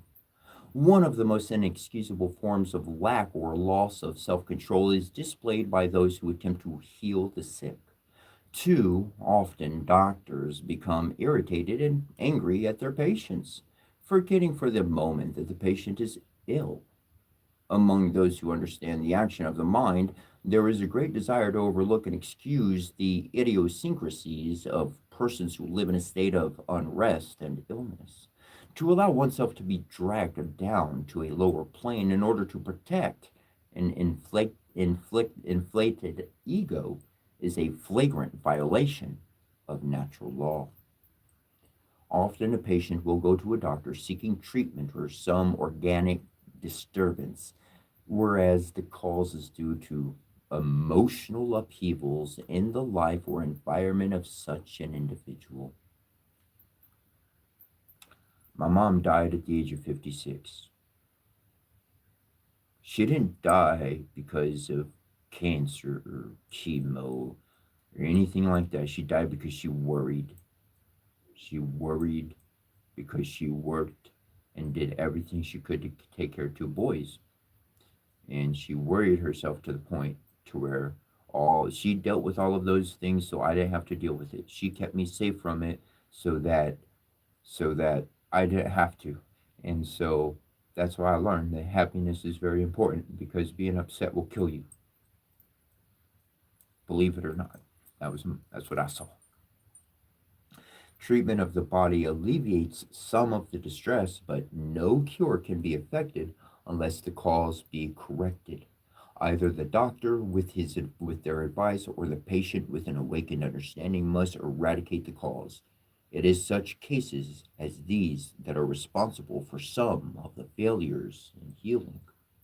As an illustration of how anger in the mind can produce pathology in the body, let us assume that a person is eating a meal containing a substance opaque to x rays. The normal rhythmic churning movement of the stomach can be clearly observed before the screen of the fluoroscope. Now assume that this person becomes angered by the naggings of a jealous mate. The peristaltic movements will be greatly diminished, or perhaps may cease altogether. Even in milder vexations, such as arguments, stomach movements are inhibited. The flow of saliva may stop, producing the dry mouth, the clear mouth characteristic of rage, fear, or nervous anxiety. Glandular activities or glandular activities of digestion are diminished, secretion of gastric juice is retarded, and thus the whole digestive process becomes disordered. One who is subject to habitual anger will so weaken his digestive tract that ill health will be the inevitable consequence of the violation of natural law. During paroxysms of anger, every function of the body operates in an extravagant fashion, and all bodily work is performed in a most wasteful manner. I mean, evidence for more evidence, and I could keep going on. Though it's going to come back and say over and over and over. Hmm, let's see. I'm going to read this paragraph. I'm going to jump to this paragraph. The person in whom desire, ambition, selfishness, and pride, one or all, are fostered will so lose their balance as to be easily wrought into a state of irritability, which, if unchecked, will cause the individual to bristle with points through which they take personal offense. If I've said anything in reading that information, that was for those out there that have any doubt about the people who they live around or interact with. And I'm going to say, live one vibrational energy. That's your love. That's your joy. That's your happiness. Live by love and walk away from what does not make you happy.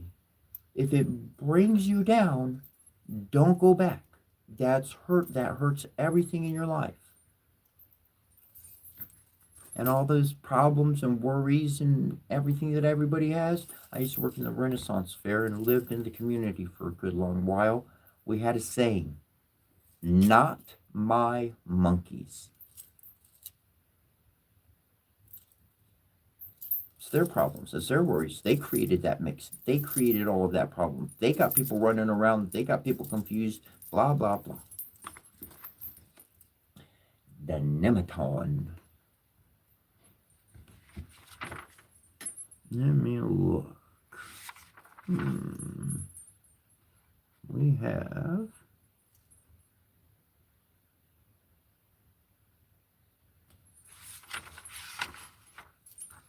I'm pretty sure I've read this, but I'm going to read it again. At least a paragraph or two. Then at last the torrential rains which had soaked man and beast throughout the night ceased. The trees dripped, our road a single smear of a thick puddle. It was as if the very elements themselves were trying to snuff out the festering fires of the Roman armies.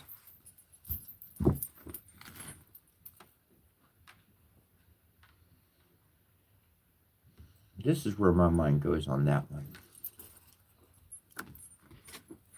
The world's been burning. Did you not get the memo? It's been burning. Not in a good way. It's time to put them fires out. Those fires start right here. It doesn't start out there. It starts right here. I'll learn how to connect with people through all these tarot cards and everything. The tarot cards helped me explain what I was feeling and what I was experiencing. Every book I ever read helped me explain what I was experiencing and going through. It gave me the words that my mind lacked of what I was actually experiencing.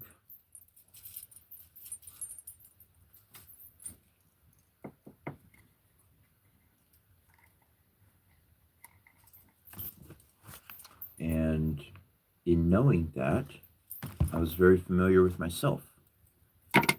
And I knew that I couldn't just run around and say, fix that, change that. Don't work it. What Rosemary taught me, what my mother taught me, was instead some things she could say with her mouth. Other things wasn't getting across to me. And she showed me things by experience. She gave me the experience. She brings somebody into my life to give me the experience if she couldn't give me the experience. She would allow me to have a certain freedom in life, or whatever the case. She'd set up some elements. And that would be boom. Now I could go, and all that could happen. And I could learn that lesson. Because words fail. The people that are here listening and truly taking in what I have to say, you are my family. You are my brothers. You are my sisters. You are my mothers. You are my fathers. You're my cousins, my everything. Because you connect with me. You already understand and you know. And all these words, they're just clarifying. It's just the mirror is getting clearer. That's all. We're smoothing out this mirror and making it ever better so we can see ourselves ever much better. We need to see what we're looking at. And I've used the whole world to get a clear view of myself. And I mean that with all the love and goodness I've learned from everybody in every situation, big to small, all the way across the board. And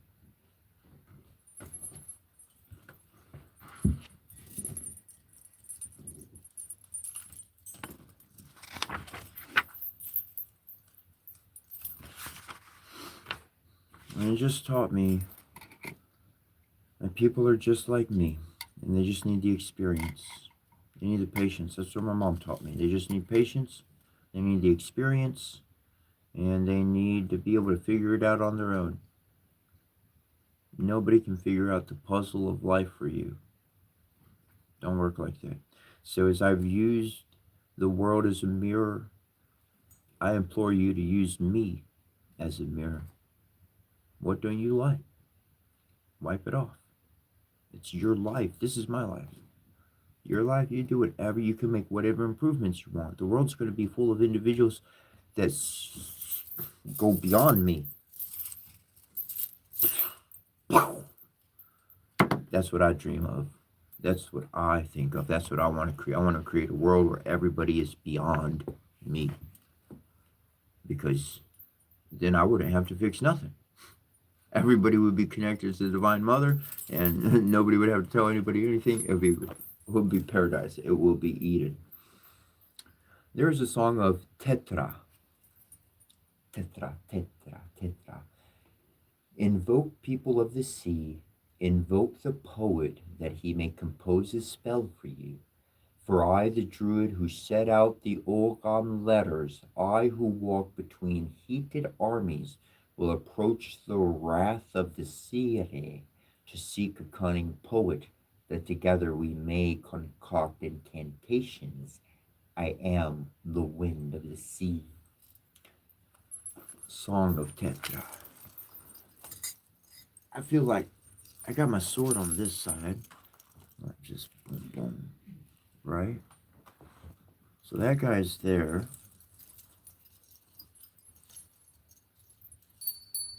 And I'm gonna bring this guy.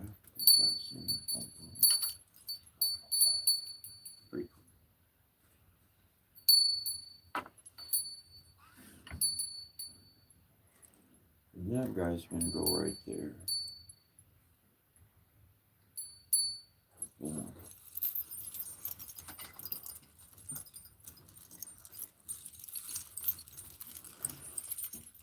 Some orange juice. Love you, bro.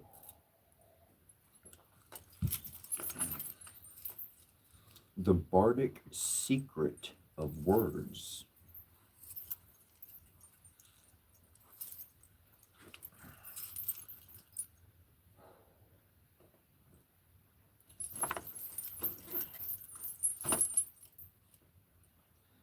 It has long been said in the world that three things enrich a poet: myth, poetic power, and a store of ancient verse. In the Druidic tradition, the bards held all three of these tightly in hand, and their listeners as well. The history of the bards is one of the unparalleled excellence within the realms of story and song. Nearly all royal courts in the Middle Ages had appointed bards, which were both well respected and well paid.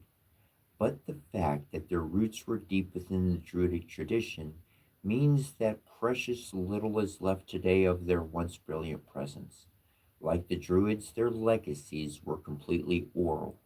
Here we will pay tribute to what we do have, and in so doing, perhaps add something new to the public store of knowledge. From the mouth of Talassine is the Bardric mystery concealed from the bards.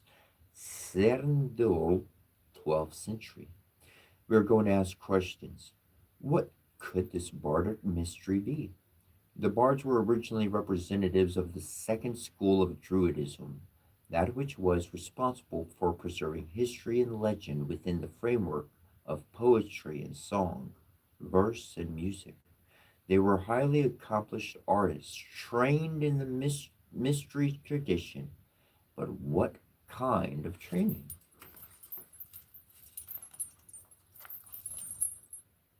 As begin the mythologies of Genesis, in the beginning was the Word, so begin the basics of bardism, the mysteries of speech and voice.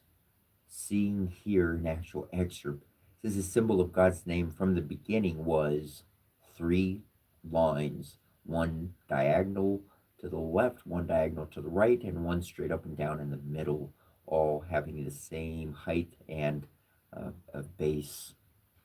Afterwards, you got a diamond, you got a single straight up and down line, and a V. And now OIW. And from the quality of this symbol proceed every form and sign of voice and sound and name and condition. The inventor of vocal song, the first recorders of bardism, its first sematizers, their regulators, their regulations, mode of inscribing the primary letters, origin of their form and sound, the three merluls.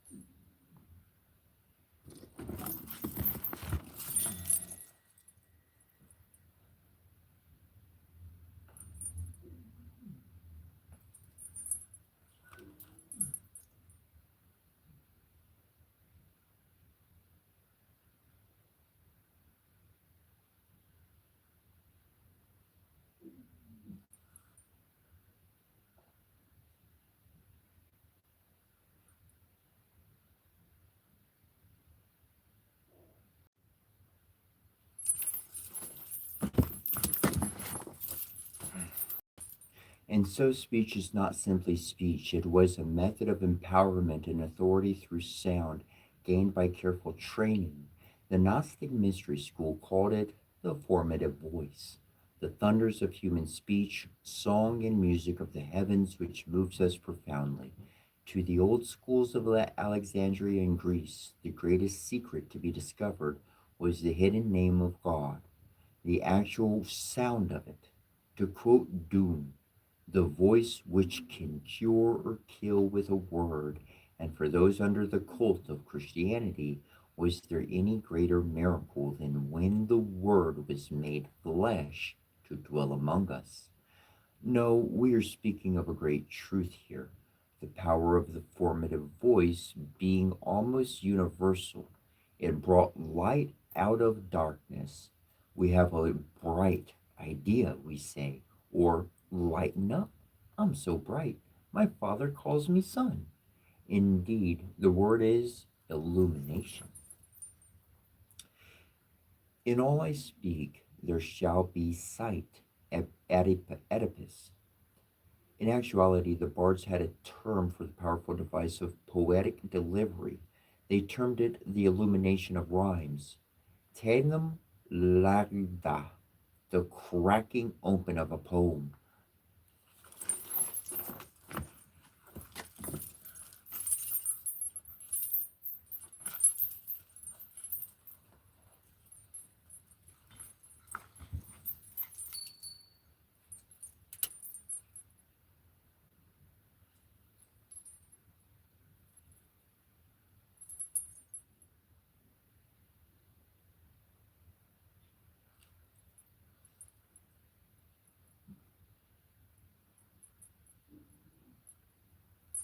I take notes regularly because sometimes you see something and words, as we're very much talking about, have power when they are spoken correctly.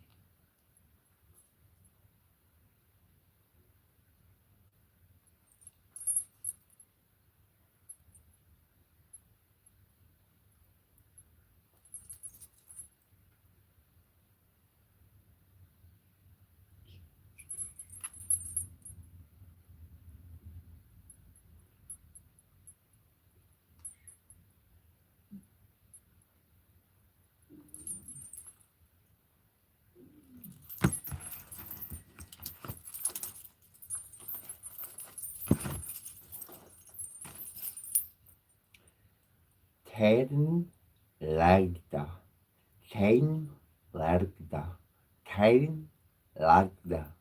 The cracking open of a poem. This Druidic practice is well explored in the 21 Lessons of Merlin, chapter 17, The Power of a Word. What it all boils down to is a learned way of resonant speaking or singing, a quality of oration like many have had, but turned to better uses, a way of the Golden Dawn called vibrating speech. The utterance of vowels and consonants is connected with breathing, and among the ancients there was a very profound knowledge of this. It was possible through speech to produce really magical effects, such as included the elements of healing. I'm going to pull back from this for just a second. We're going to jump right back into the reading. But check this. We just read about how anger, how much all that bad stuff can hurt the body.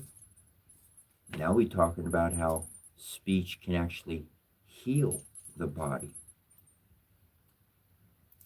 My mother held me for 2 months when I was born. I should have died. The doctors literally told my mom, let him die at home, as they put me in her arms.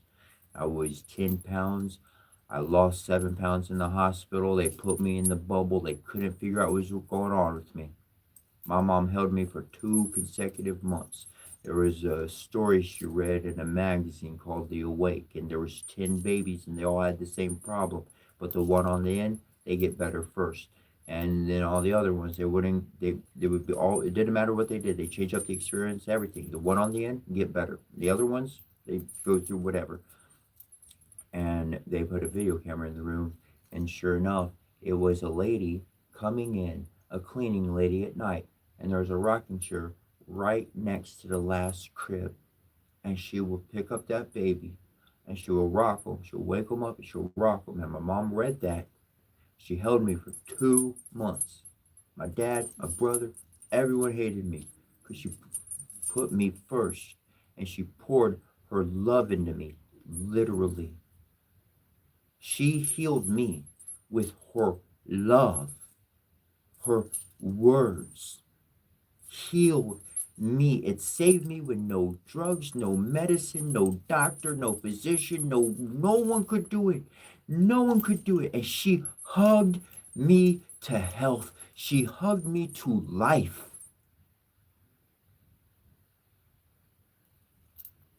I'm gonna go back. Yet these descriptions and concepts mean little unless a method is made known of utilizing the hidden power of speech.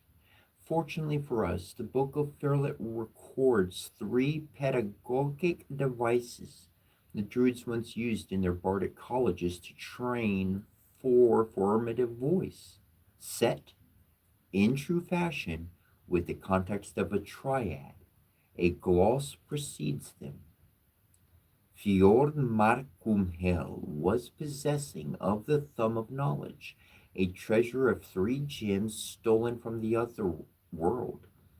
30 druids, keepers of the gods, would you know of these secrets, of the empowerment of the spoken word. Through the eyes, they're wide open, half closed, they're shut tight. The voice is either spoken in rhythm, spoken in reverse, or spoken in rhyme. The body moves slow, moves deliberately, or moves dramatically. Note, these are the encoded secrets of bardic charisma given in 3 guises of presence. They contain great power and wisdom in one, but thinks on them, then puts them to work again in the world of men. Yet, despite all the talk of the voice and speech and mysterious power, Taliesin, the greatest master of all, has this to say. Know that at the far end of our toil, languages shall pass away. The ardent soul shall be voyaging through the clouds with the children of dawn. Gliding on shall be thy people to the liberation of Elfine.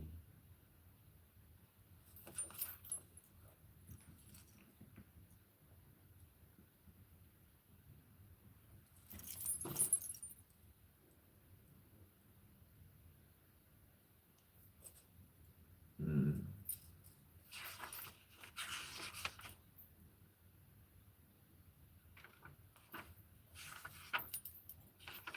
Hmm.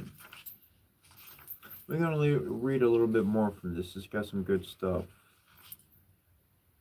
At least maybe 1 or 2. At least 1 more or 2 more. The next, well, 2 more. I'm going to read 2 more. Because that was, like, that's your healing touch. Your heart, our heart, the world's heart. We can heal each other. The next one is the waters of Onwin, and then the circle of Ogma. Now look, circle of Ogma has flames, fire. The other one was obviously water. What I find interesting is Ogma.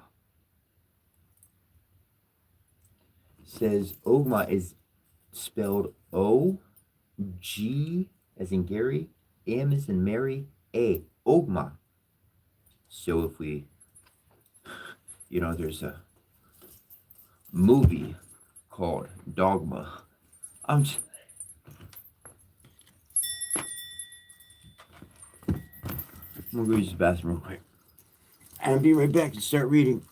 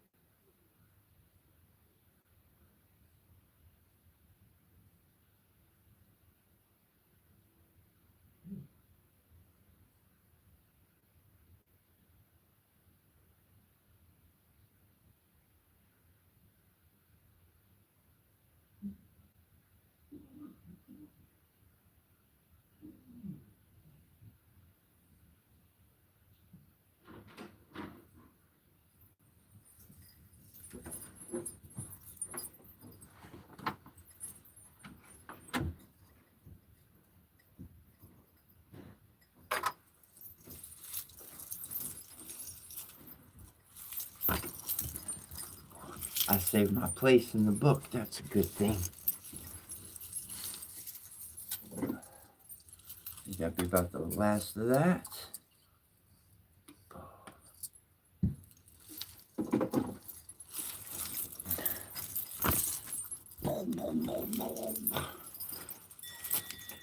Something.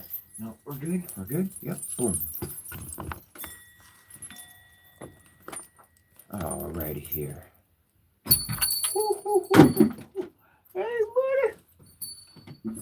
That was actually really cool. Well, I'm gonna take that as you. This is just cool. That was just cool. I'm gonna show you what happened. Well, I'm not gonna show you, but I'm gonna tell you. It was just. I love cheese puffs. All right, I love the cheese balls. I do. I get the cheap dollar ones from Dollar Tree, and you just fill up the thing. You know, just refill it up. But so, anyways, there's some friends of mine out there on the realm divines somewhere. I talk about them. I got shrines to living people. Somebody likes cheese balls, cause this guy right here, who's got like 4 of us in him, just fell down from nowhere, and literally, without knocking this over. Look, it's empty. There ain't no weight in there. It's plastic and there ain't no weight in there. It knocked the lid off. The bottom of the trident popped the lid off and left it standing up. I think somebody wants some cheese balls. I love it. Oh my gosh. Oh, like if this was on the side, that would have been different. That would have been different.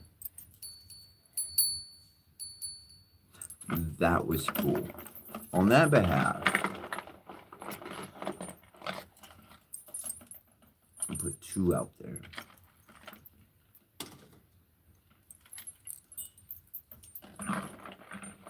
We'll put 2 over here.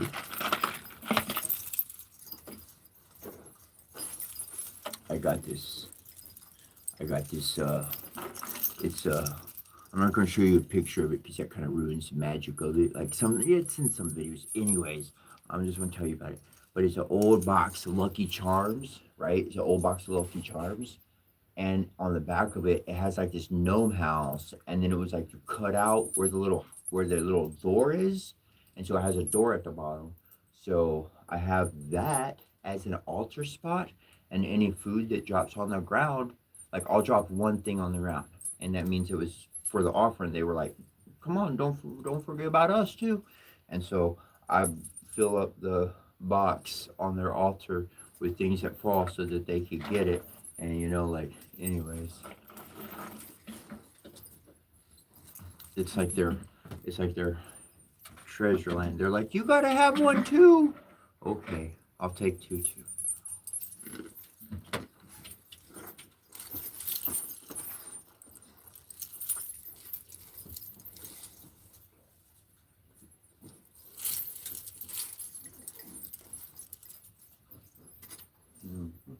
I want to do that. Oh, I got something to show y'all.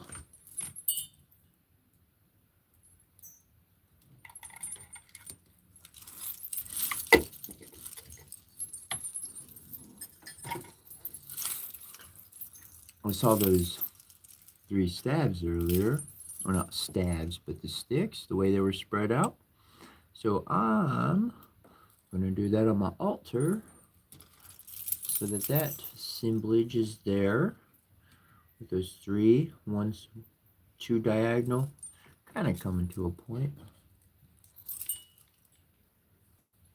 Ooh. There we go. Yeah.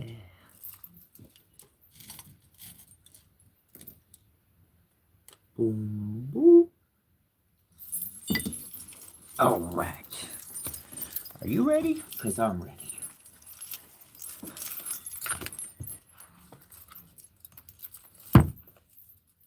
Let's see if I get it. Sometimes it's got to be oiled and stuff.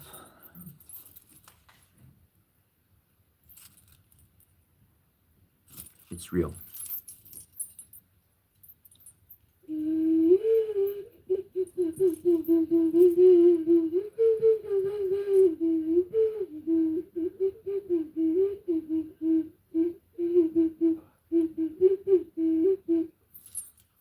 It's got a deeper sound. I think I should wash it out. Just got to be able to get a smooth. Oh, I think I know why. I think I could get a smoother sound out of there, maybe.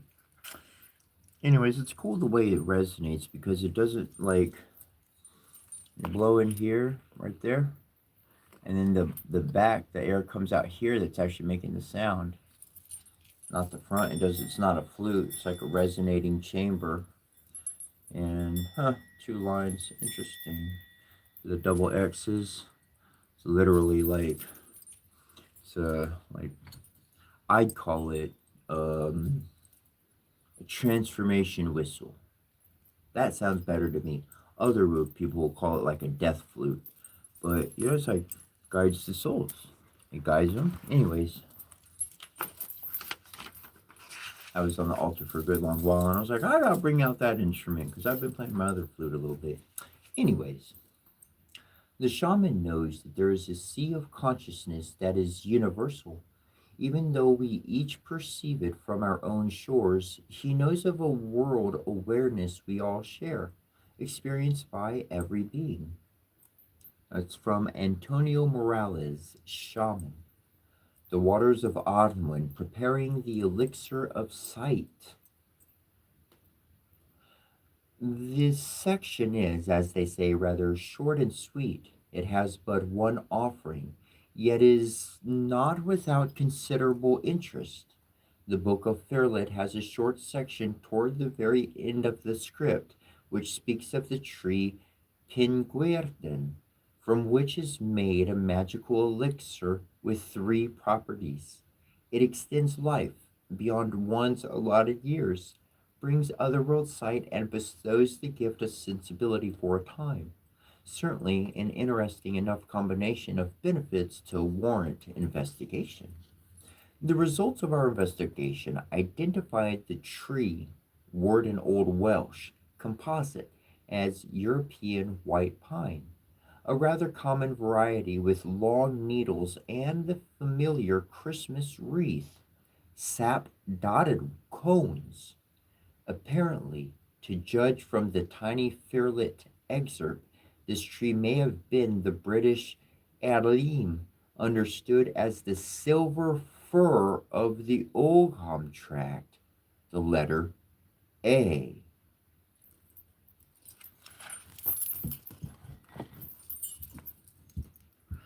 Okay, I like that. I gotta write that down. Okay, we're talking about the name of God, right? You pronounce that. Pa! So,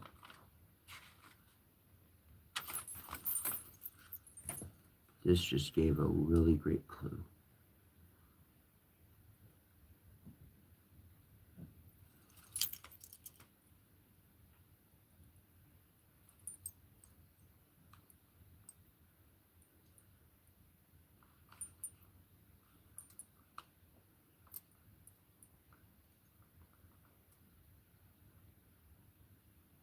And I'll just let you know. The name of God belongs to him himself. There's stories that go back, and it talks about the Divine Mother getting his name, and she uses it, and it puts an injury on him, okay? It's all part of it. It's all part of it. It's his name. If you don't have the power, if you're not resonating at the purest point, and you speak the name, pow, Your life force goes away and it goes right to him in that very instant. The person will stay alive, but they will literally quite be a vegetable in a hospital. Their energy will be just sacked because they did something that was completely not what they were up for. Proper cook in the kitchen, you'll get the right results. Wrong cook in the kitchen, gonna burn the place down. That's how this kind of stuff works. And I just found a massive one.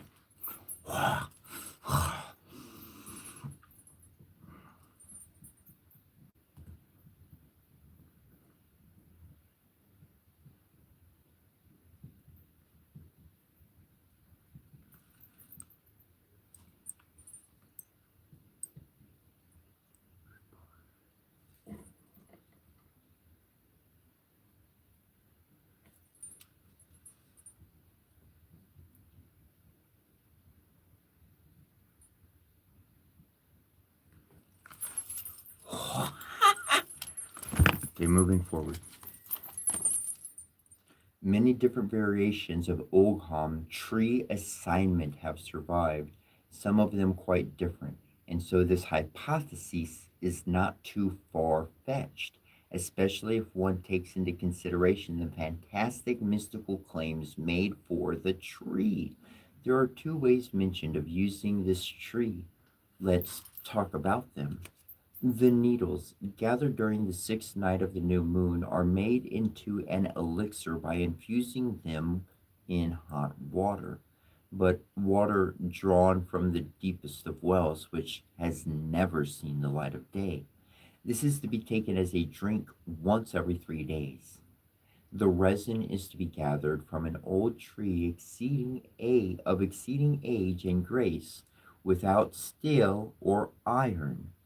Apparently, the resin accumulates where branches have broken off by storm damage or lightning, but in no way should the shaman cut or injure the tree in the gathering process. The resin is to be burned upon a fire bed and breathed in once every 3 days prior to drinking the tea. Both these ritual elements should be observed in early morning before sunrise. If you've been watching, paying attention, keeping up with us today, use his words of power in conjunction with that. The Fairlet credits the secret consumption of this tree with the reputation of longevity and wisdom enjoyed among the priesthood. And who knows, without trying, it may well be.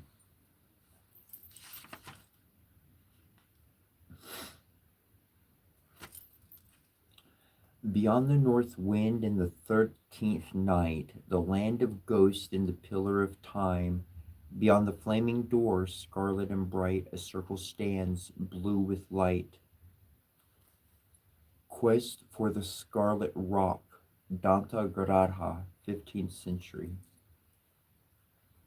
Right of the flaming door, circle of Ogma. The importance of the circle in world symbolism has already been established in an earlier grimoire. Its protection, eternal presence, and concentration, a universal constant. Circles of stone, such as the Druids and other shamanic systems made use of, function by drawing the force of the macrocosm down into the microcosm by the magician at its center. It is a function of empowerment, but the Fairlit scripts also speak of another type of circle, a non physical one, transient with the blue flames of the other world. Such a circle has another function, that being purification. There are actually two mentions of such circles in the text: circle of blue flame and the circle of heads, a reference to carved head images of the guardian god Bran. The former will occupy us here. To the Druids, the blue flame circle was the most potent and protective and purifying magic known. It was established as a means of ridding a person of unwanted energies, fear, trauma, hate, or psychic attack from an outside source.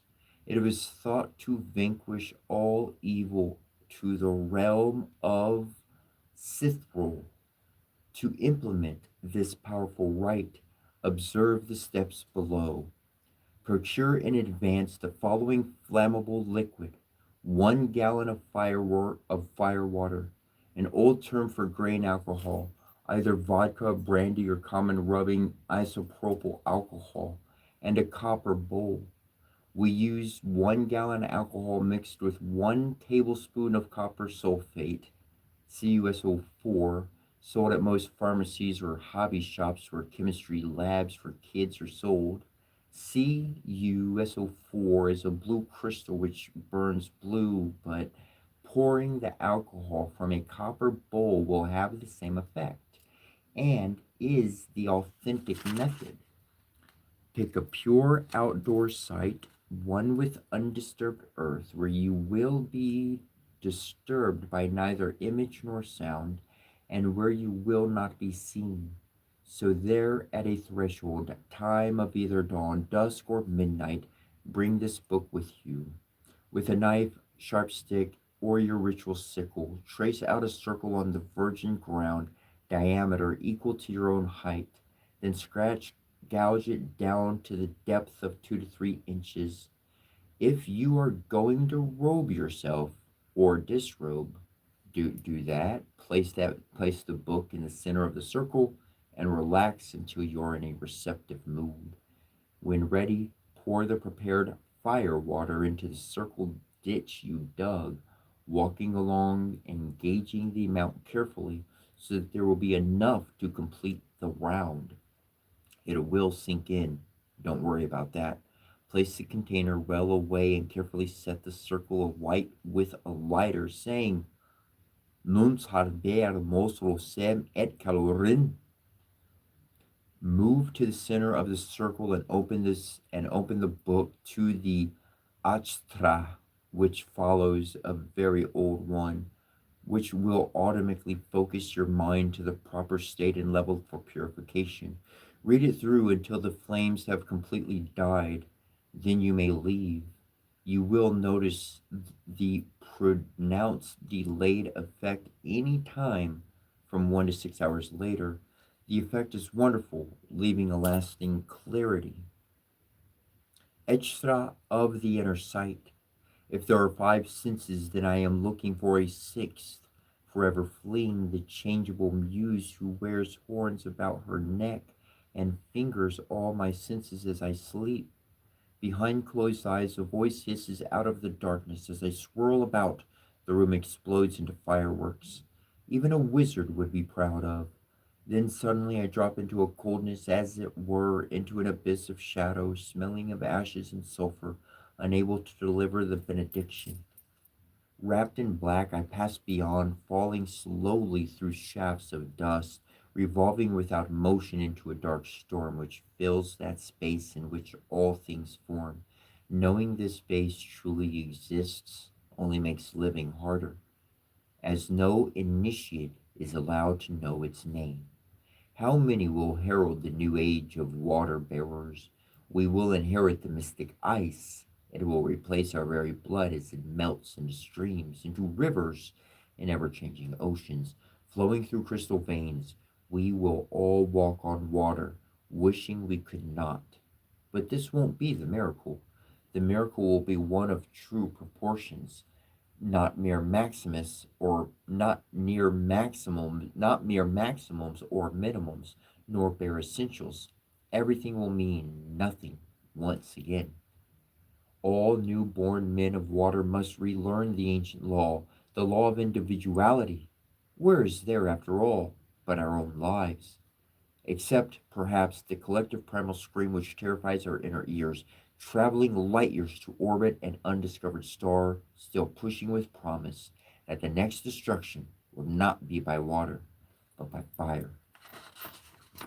And I believe, as we have read and discussed and pulled from books and learned, that we are going to put out this world with fire, with the water of divine light, the water of the divine mother, the water that runs inside of each of us. We can quench these flames of the world, of ignorance, of foolishness.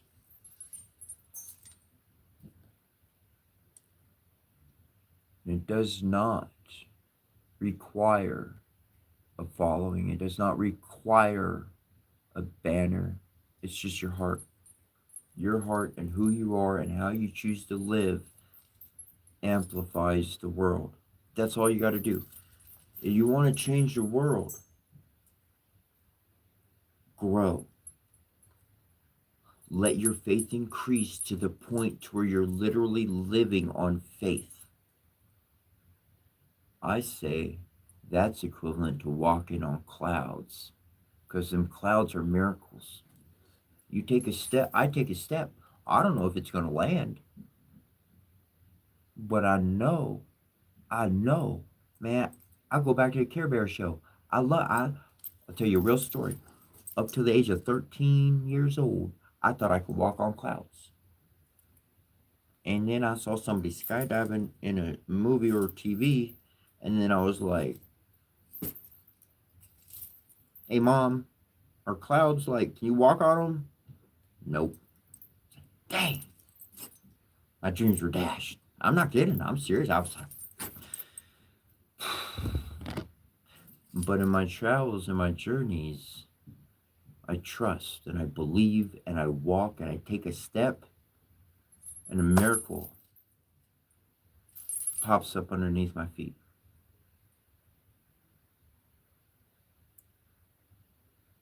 That's I'm only here today and you're only watching today because I'm just reading all the books I already read. I'm just dressed as I am.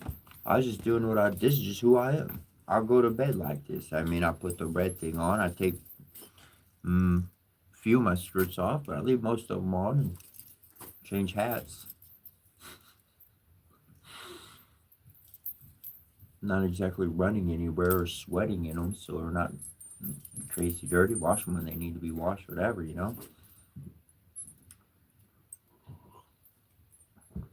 But you could walk on miracles too. You could walk on the clouds too.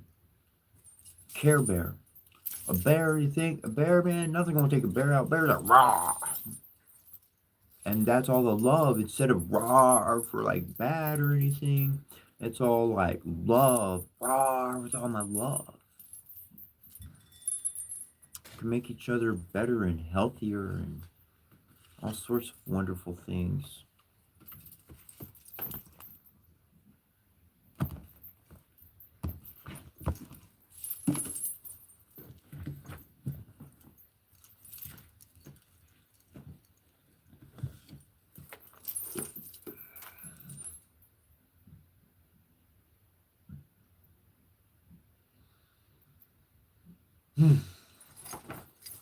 Sounds about right.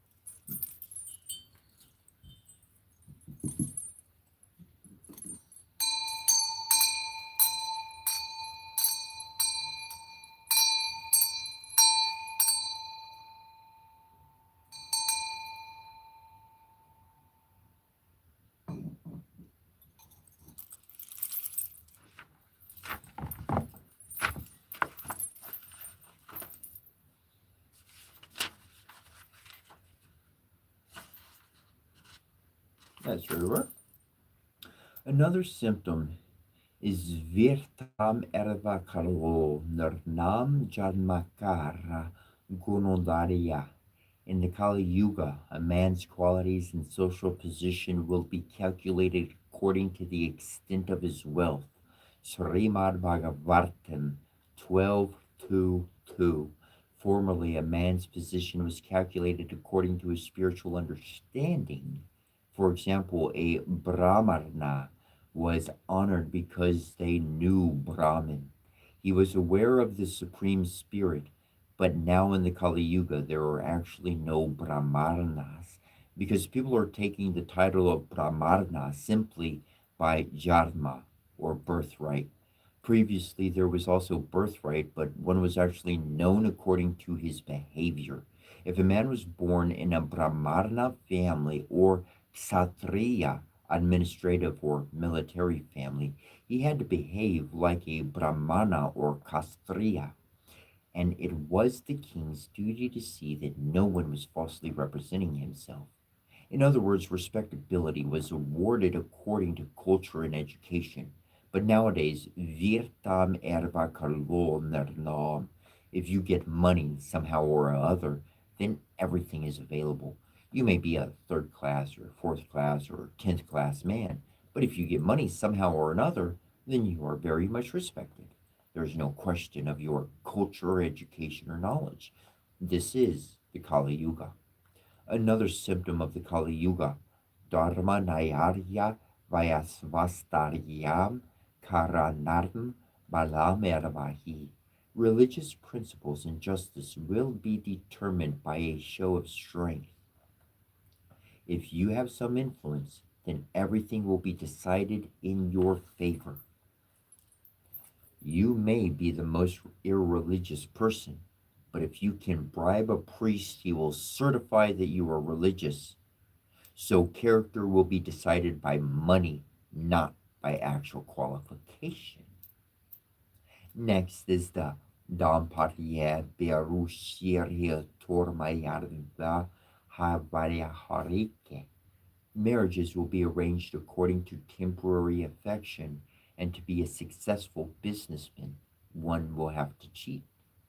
The relationship between husband and wife will depend on Abiaroshi, their liking each other. If a girl likes a boy and a boy likes a girl, then they think, all right, now let the marriage take place. No one ever knows what the future of the girl and the boy will be. Therefore, everyone becomes unhappy. 6 months after marriage, divorce. This is because the marriage took place simply on the basis of superficial liking, not deep understanding. Formerly, at least in India, during my time, marriages did not take place because the boy and girl liked each other. No, marriages were decided by the parents. I married when I was a student, but I did not know who my wife would be. My parents arranged everything. Another example is Dr. Rajendra Prasada, the first president of India. In his biography, he wrote that he married at the age of 8. Similarly, my father in law married when he was 11 years old, and my mother in law when she was 7. So the point is that formerly in India, marriage took place only after an astrological calculation of past, present, and future had determined whether the couple would be happy in their life together. When marriage is thus sanctified, the man and the woman live peacefully and practice spiritual culture. Each one helps the other, so they live very happily and become advanced in spiritual life. And at last they go back home, back to Godhead. That is the system. Not that a grown up girl and a grown up boy mix together, and if he likes her and she likes him, they get married, and then he leaves or she leaves. This kind of marriage was not sanctioned. But of this Kali Yuga, it is said, Damparye Biarushe, marriage will take place simply because of mutual liking. That's all. Liking one moment means disliking the next moment. That is a fact. So a marriage based on mutual liking has no value. The next symptoms of this age are strive pumsve, karhiratir vibrave, sutramervahi. A husband and wife will stay together only as long as there is sex attraction, and Brahmanas, saintly intellectuals, will be known only by their wearing a sacred thread. Brahmanas are offered a sacred thread, so now people of so now people are thinking, now I have a sacred thread, so I have become a Brahmana. I may act like a Karndala, a dog eater, but it doesn't matter. This is going on. One doesn't understand that as a Brahmana, he has so much responsibility. Simply because they have the 2 cent sacred thread, they think they have become a Brahmana and strive and stritve pumstve karhirati. A husband and wife will remain together because they like each other. But as soon as there will be some sex difficulty, their affection will slacken. Another symptom of the Kali Yuga is Advartya, Naryarya Darbaryani, Pandyatya, Kapalam Varka. Those without money will be unable to get justice, and anyone who can cleverly juggle words will be considered a scholar. If you have no money, then you will never get justice in court. This is the Kali Yuga. Nowadays, even the high court judges are taking bribes to give you favorable judgment. But if you have no money and you don't go to court, and Pandit Dier Kapalam Vakha, if a man can talk expertly, it doesn't matter what he says and nobody has to understand it, then he is a Pandita.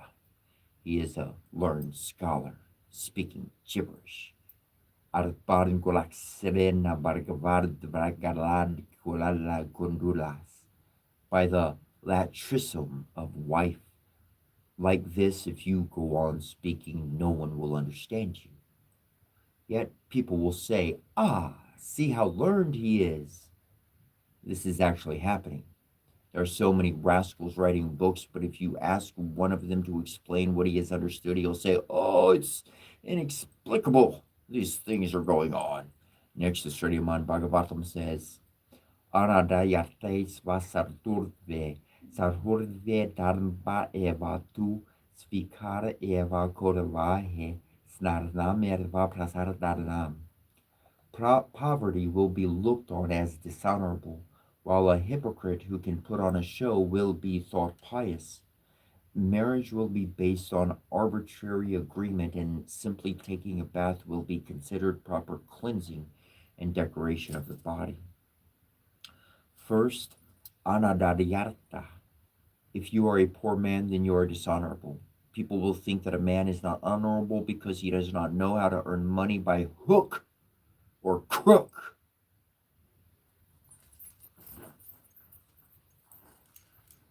So what I wear on me every day.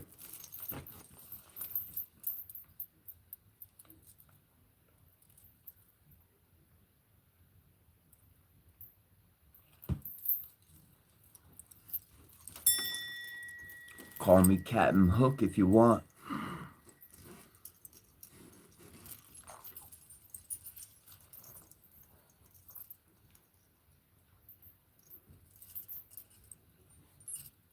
And Svikara Eva Korvahe. Marriages will take place by agreement. This being experienced in your country and in my country also. The government appoints a marriage magistrate, and any boy and girl who want to can simply go to him and get married. Maybe there is some fee. Yes, we agree to marry, they say, and he certifies that they are married. Formerly, the father and mother used to select the bride and bridegroom by consulting an astrologer who could see the future. Nowadays, marriage is taking place according to Svikara, agreement. Another symptom is Dore Vari Ariarnarn, Tertitram Lavariarn, Kesardaranarn. Just going to some faraway river will be considered a proper pilgrimage, and a man will think he is beautiful if he has long hair. Just see how perfectly Srimad Bhagavatam predicts the future. In the Kali Yuga, a man will think he has become very beautiful by keeping long hair. You have very good experience of this in your country. Who could have known that people would be interested in keeping long hair? Yet that is stated in the Bhagavatam, Kesadaratnam. Kesar means long hair, and Daratnam means keeping. Another symptom is Dore Vari Ayarnam Tirtham. People will think that a place of pilgrimage must be far away. For example, The Ganges flows through Kalkura, but no one cares to take a bath in the Kalkura Ganges. They'd rather go to Hardwar. It is the same Ganges. The Ganges is coming from Hardwar down the Bay of Bengal, but people would rather suffer so much hardship to go to Hardwar and take a bath there, because that has become a tirtha, a place of pilgrimage. Every religion has a tirtha. The Muslims have Mecca and Medina, and the Christians have Golgotha. Similarly, the Hindus also think they must travel very far to find tirtha, but actually, Tirthi Kurvanti, Tirtharni and Tirtha is a place where there are saintly persons. That is a tirtha. No, not that one goes 10,000 miles and simply takes a dip in the water and then comes back. The next symptoms are Urharam Baratas Vortha, Satyarve Tarstiamervahi, Daxian Kurturumba Baradnam Yasora Thedarma Sevarnam. The purpose of life will consist simply of filling one's stomach, and audacity will become equivalent to conclusive truth.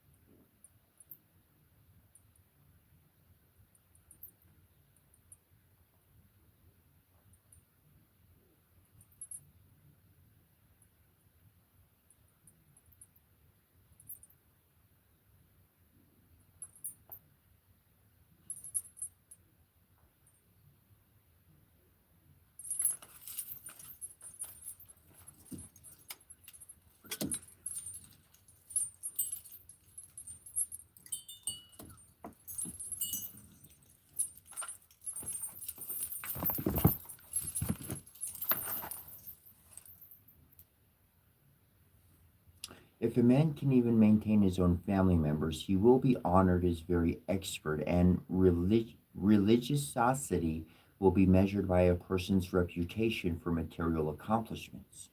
So, if somehow one can eat very sumptuously, then he will think all his interests are fulfilled. People will be very hungry with nothing to eat, and therefore, if they can eat very sumptuously on one day, that will be the fulfillment of all their desires. The next symptom is Saryarve Darstyam Ervahi. Anyone who is expert at word jugglery will be considered very truthful.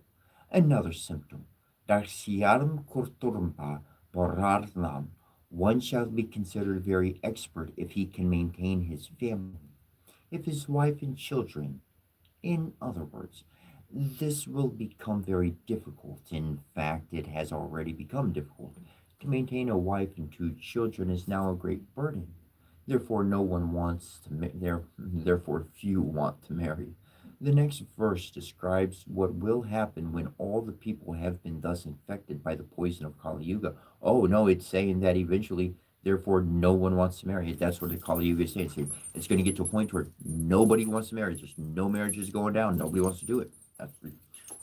I was like, some aren't going to want to get married. Nobody's going to want to get married. I don't want to get married. I don't care if there's a great bride out there, freaking queen ever. Get away from me. I don't want you. I'm happier by myself. I'll go run off into the woods and live out the rest of my life in the woods. I don't care less. I don't want. Anyways, moving on. The next verse describes what will happen when all the people have been thus infected by the poison of Kali Yuga. Evam prajar bir dusar bir arkerne kesiti mandale. Brahma vit kasatra sudranam yorbaliba virtar narpa. It don't matter whether one is a brahmana, a learned and pure intellectual, or a kshatriya, an administrator or soldier, or a varsya, a merchant or a farmer, or a sudra, a laborer, or kandala, a dog eater. If one is powerful in getting votes, they will occupy the presidential or royal post. Formerly, the system was that only the kshatriya could occupy the royal throne, not a brahmana, Vasya or Sudra. But now in the Kali Yuga, there is no such thing as a Kshatriya or a Brahmana. Now we have democracy. Anyone who can get your votes by hook or crook can occupy the post of leader. He may be rascal number one, but he will be given the supreme exalted presidential post. The Bhagavatam describes these leaders in the next verse. Prajahil Lordai Rajarnier Nergarnier der Surdarmarbi Archer Nada Radra Vienna Yasianti Gerri Kalala.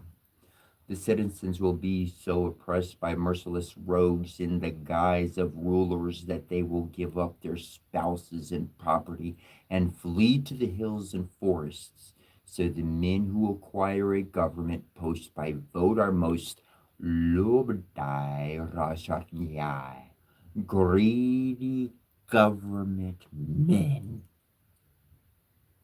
Ner Desu.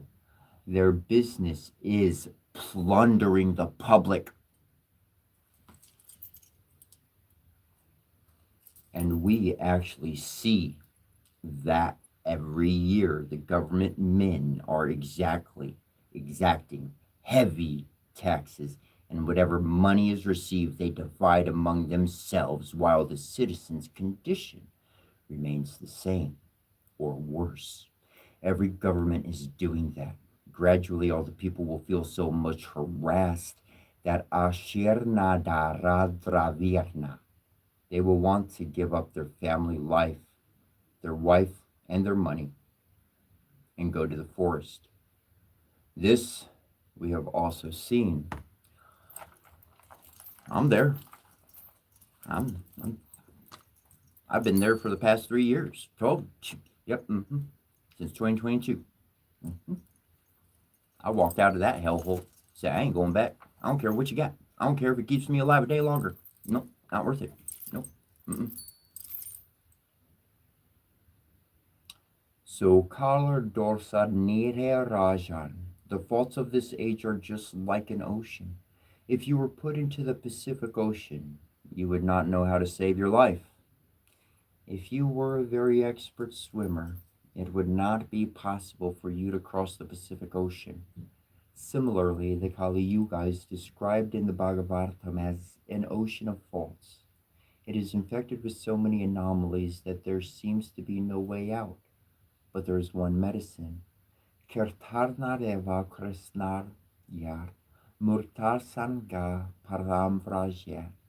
The Bhagavatam explains that if you chant the name of Krishna, Krishna, Krishna, the Hare Krishna mantra we do go over every morning, you'll be relieved from the infection of this Kali Yuga. Thank you very much.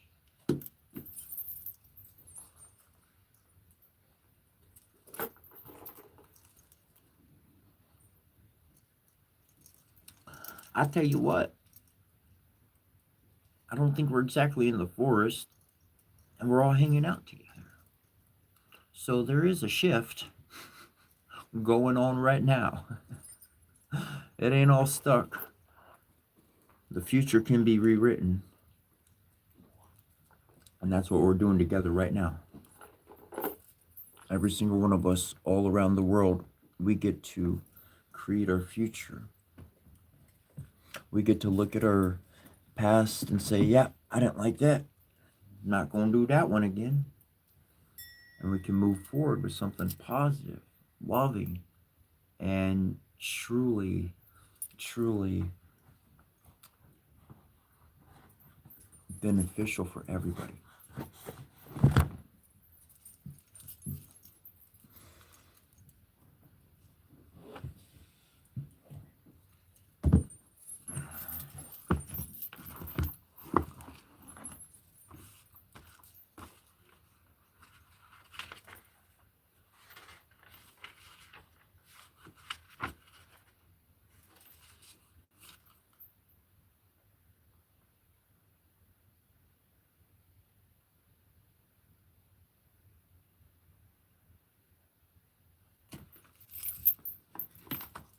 Yesterday I was reading from great grandfather, and I put the family card to save its spot.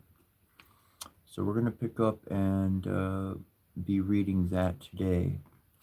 But before,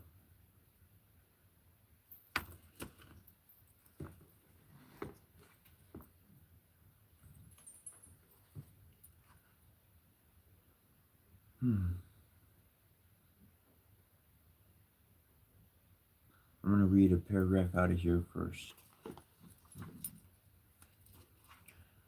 Let me offer my respectful obeisances unto the Lord, who is always present with 4 syllables, namely his conch shell, the disc, lotus, and club, and who is the Lord of all demigods. Please accept my respectful obeisances unto you. My dear Lord and Master, you are the super soul, and in order to satisfy the aspirations of your devotees, you descend to the earth in your various transcendental incarnations, which are just appropriate to the devotee's worshipful desire. Kindly accept my respectful obeisances. My dear Lord, the lotus flower grows out of your navel, and you are always decorated with a garland of lotus flowers. Your eyes are always spread like the petals of the lotus flower, and therefore they are all pleasing to the eyes of others.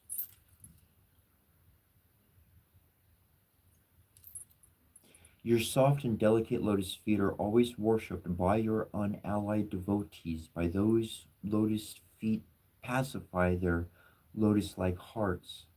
I therefore repeatedly offer my respectful obeisances unto you. You possess all beauty, strength, fame, property, knowledge, and renunciation. You are the shelter of all 6 opulences. Although you are all pervading, you have appeared as the son of Vasudeva. Please, therefore, accept my respectful obeisances. You are the original Supreme Personality of Godhead and the Supreme Cause of all causes. Only your Lordship is the reservoir of all knowledge. Let me offer my respectful obeisances unto you. Personally, you are unborn. Still, you are the Father of the whole cosmic manifestation. You are the reservoir and shelter of all kinds of energies. The manifested appearance of this world is caused by you, and you are both the cause and effect of this cosmic manifestation. Please, therefore, accept our respectful obeisances.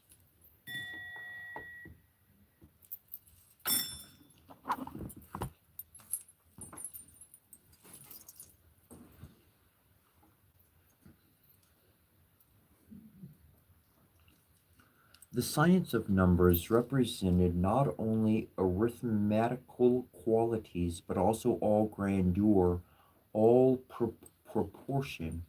By it, we necessarily arrive at the discovery of the principle of first cause of things, called at the present day the absolute or unity, that loftiest term to which all philosophy directs itself, that imperious necessity of the human mind, that pivot round which it is compelled to group the aggregate of its ideas. Unity, this source, this center of all systematic order, this principle of existence, this central point, unknown in its essence, but manifest in its effects.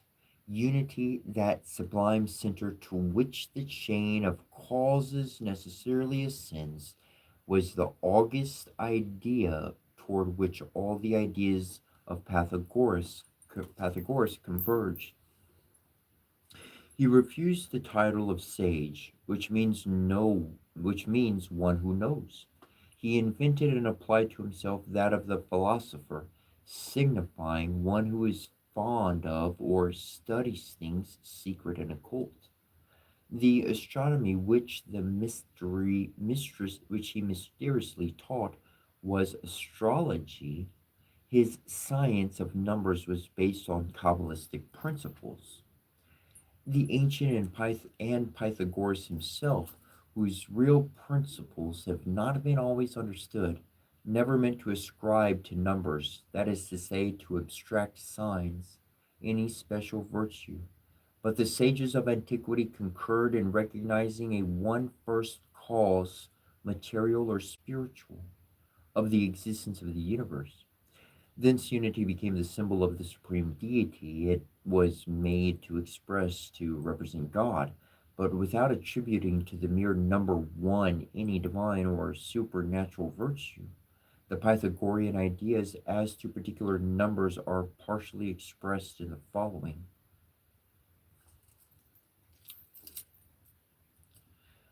Why did you seek to be received a knight of the Kabbalah? To know by means of numbers the admirable harmony which there is between nature and religion. How were you announced? By 12 rops. What do they signify? The 12 bases of our temporal and spiritual happiness. What is a Kabbalist?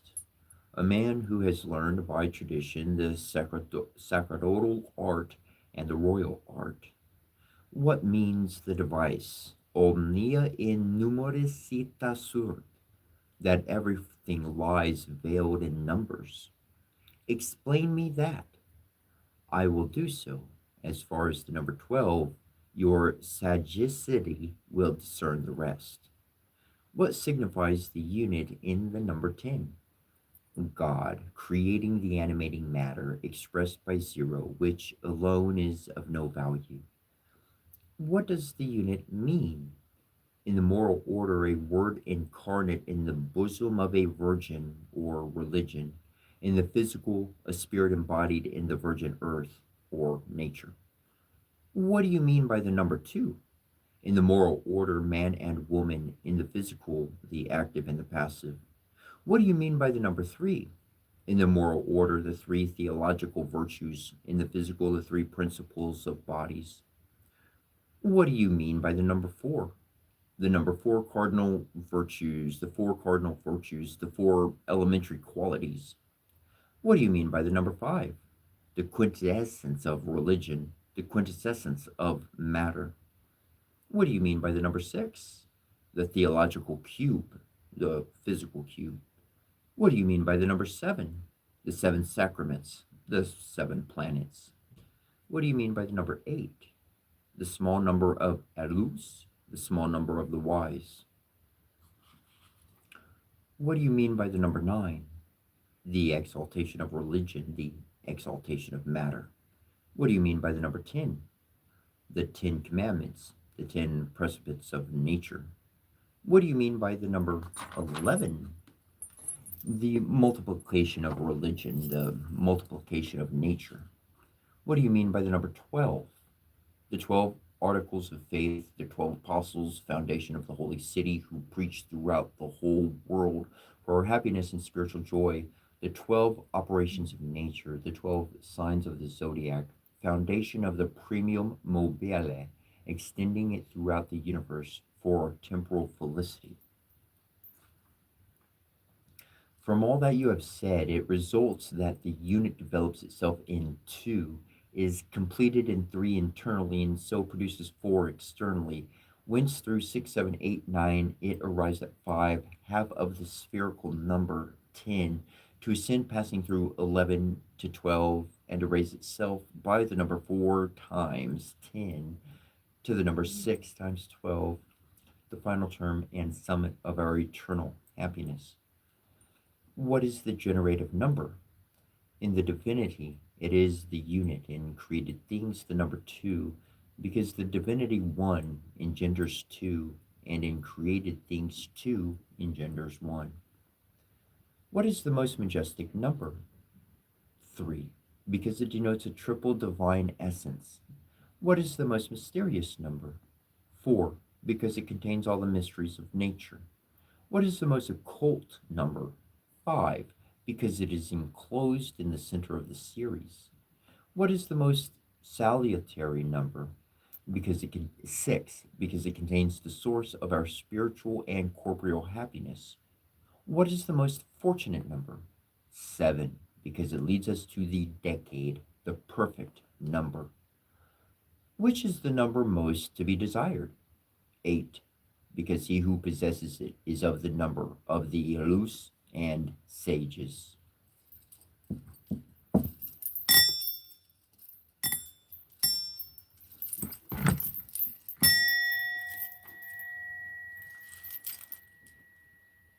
Which is the most sublime number? 9, by it religion and nature are exalted. Which is the most perfect number? 10, because it includes unity, which created everything, and 0, symbol of matter and chaos, whence everything emerged. In its figures, it comprehends the created and uncreated, the commencement and the end, power and force, life and annihilation. By the study of this number, we find the relations of all things, the power of the Creator, the faculties of the creature, the Alpha and Omega of divine knowledge. Which is the most multiplying number? 11, because with the possession of two units, we arrive at the multiplication of things. Which is the most solid number? 12, because it is the foundation of our spiritual and temporal happiness. Which is the favorite number of religion and nature? 4 times 10, because it enables us, rejecting everything impure, eternally to enjoy the number 6 times 12, term and summit our felicity. What is the meaning of the square? It is the symbol of the 4 elements contained in the triangle, or the emblem of the 3 chemical principles. These things united form absolute unity in the prima materia. What is the meaning of the center of the circumference? It signifies the universal spirit vivifying center of nature. What do you mean by the quadrature of the circle?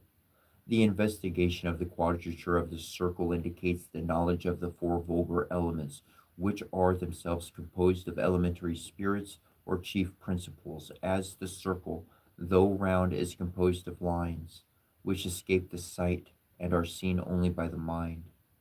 What is the profoundest meaning of the figure 3? The Father, the Son, and the Holy Spirit. From the action of these 3 results the triangle within the square, and from the 7 angles, the decade or perfect number. Which is the most confused figure? 0, the emblem of chaos, formless mixture of the elements. What do the 4 devices of the degrees signify? That we are to hear, see, be silent, and enjoy our happiness.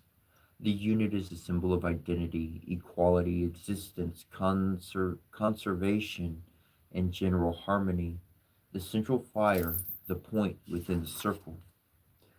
2, or the duad, is the symbol of diversity, inequality, division, separation, and vicissitudes. The figure 1 signifies the living man of body standing upright, man being the only living being possessed of this faculty. Adding to it a head, we have the letter P, the sign of paternity, creative power, and with a further addition, R, signifying man in motion, going, ens, iturus. Albert Pike, Albert Pike, Albert Pike, Albert Pike, Albert Pike, Albert Pike, Albert Pike, Albert Pike, Albert Pike.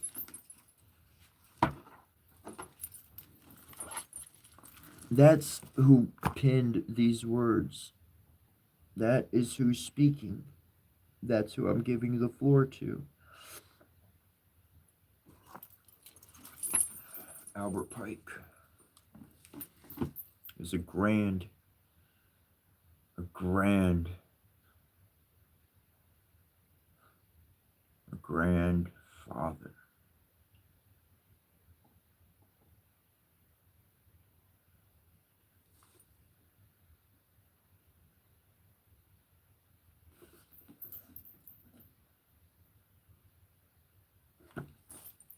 The guy who is written on my is said to have been the dad of my body. You know, they've done some good things for me in my life, and the majority of the time they just weren't even there. But I love them. I love them every day, and I honor them every single day. Whether they appreciate it, see it, know it, recognize it or not, I honor my father every single day, even though he don't want to talk to me. It's a sad thing. My mom died. He kicked me out of his house 3 months later. On a street. Get out. Don't want you here. He literally said, I don't want a son. Sober as can be. I don't want a son. I learned from that. I'll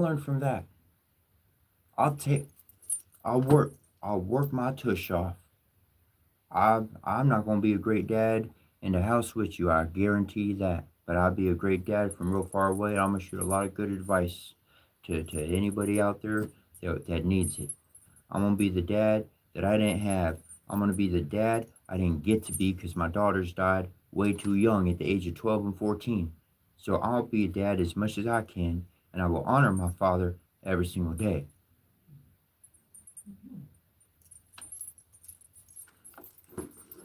Thank you, Granddad. Thank you, Granddad. Because you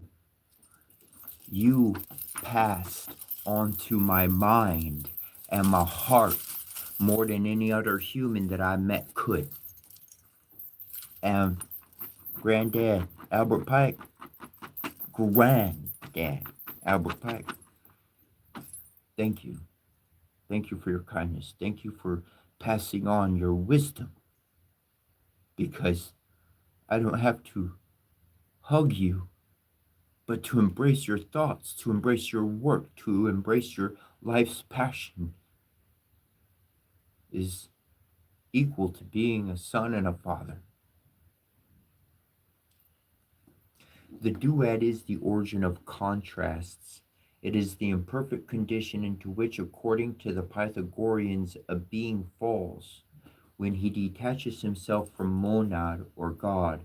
Spiritual beings emanating from God are enveloped in the duad and therefore receive only illusory impressions. As formerly the number one designated harmony, order, or the good principle, the one and only God, expressed in Latin by solus, whence the words sol, solio, symbol of this God, the number two expressed the contrary idea. There commenced the fatal knowledge of good and evil. Everything double, false, opposed to the single and sole reality, was expressed by the binary number. It expressed also that state of contrariety in which nature exists, where everything is double, night and day, light and darkness, cold and heat, wet and dry, health and sickness, error and truth, one and the other sex, etc. Hence the Romans dedicated the second month in the year to Pluto, the god of hell, and the second day of that month to the Marnes of the dead. The number one with the Chinese signified unity, harmony, order, the good principle or good or God. Two, disorder, duplicity, falsehood, that people in earliest ages based their whole philosophical system on the two primary figures or lines, one straight and unbroken, and the other broken or divided into two, doubling which by placing one under the other, and trebling by placing three under each other. They made the four symbols and eight kuwa, which referred to the natural elements and the primary principles of all things, and served symbolically or scientifically to express them. Plato terms unity and duality the original elements of nature and first principles of all existence. And the oldest sacred book of the Chinese says the great first principle has produced two equations and differences, or primary rules of existence. But the two primary rules or two oppositions, namely yin and yang, or repose and motion, have produced four signs or symbols, and the four symbols have produced the eight kuwa, or further combinations. The interpretation of the Hermetic fables shows among every ancient people in their principal gods, first one, the creating monad, then three, then three times three, three times nine, and three times 27. This triple progression has for its foundation the three ages of nature, the past, the present, and the future, or the three degrees of universal generation: birth, life, death, beginning, middle, end. The monad was made. The monad was male because its action produces no change in itself, but only out of itself. It represented the creative principle.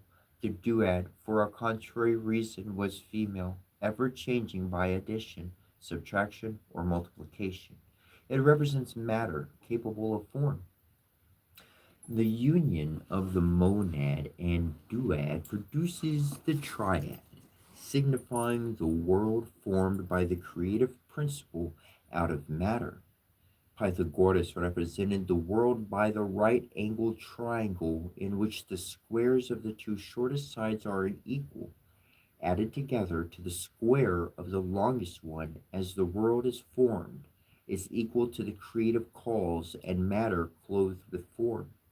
The ternary is the first of the unequal numbers, the triad, mysterious number, which plays so great a part in the traditions of Asia and the philosophy of Plato. Image of the Supreme Being includes in itself the properties of the first two numbers. It was to the philosophers the most excellent and favorite number, a mysterious type revered by all antiquity and consecrated in the mysteries, wherefore there are but three essential degrees among Masons who venerate in the triangle the most august mystery, that of the sacred triad, object of their homage and study. In geometry, a line cannot represent a body absolutely perfect. As little do two lines constitute a figure demonstratively perfect, but three lines form by their junction the triangle or the first figure regularly perfect. And this is why it has served and still serves to characterize the eternal, whom infinitely perfect in his nature is as universal creator, the first being, and consequently the first perfection. The quadrangle or square, perfect as it appears, being but the second perfection, can in no wise represent God, who is the first. It is to be noted that the name of God in Latin and French, Deus and Dio, has for its initial the delta or Greek triangle.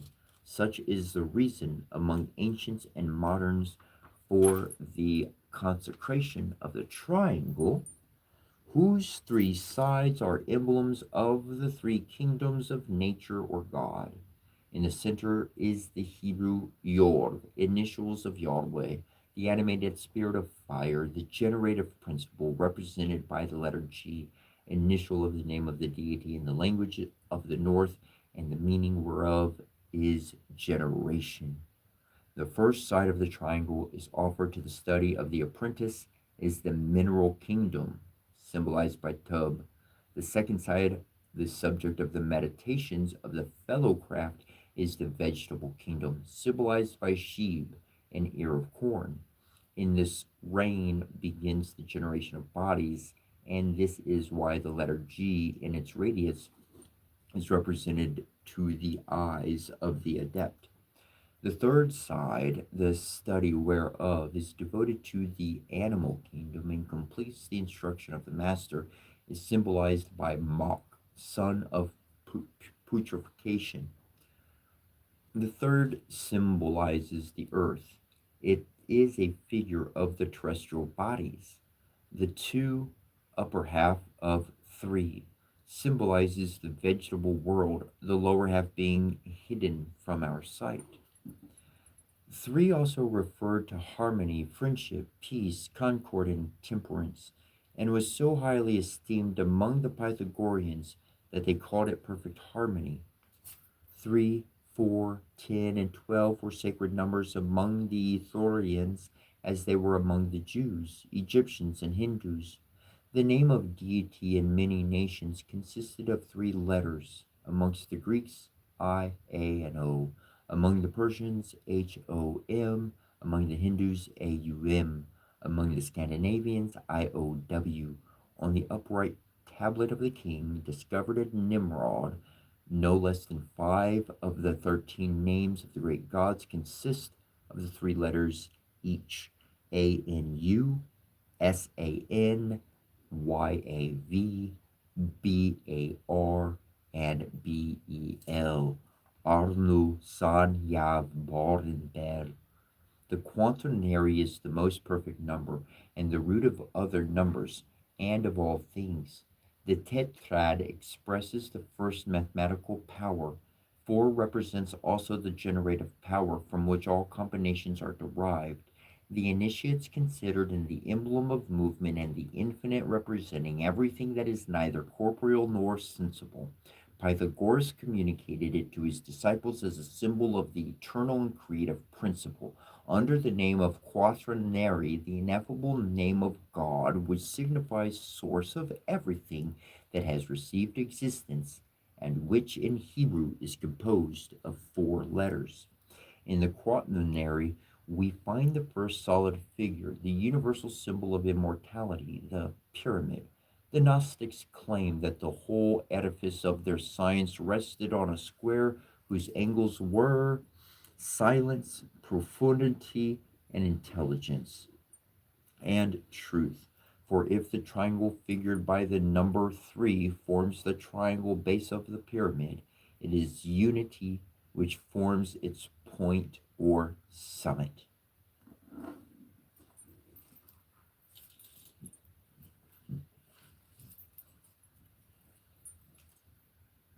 There are people that are drawn to different elements than others.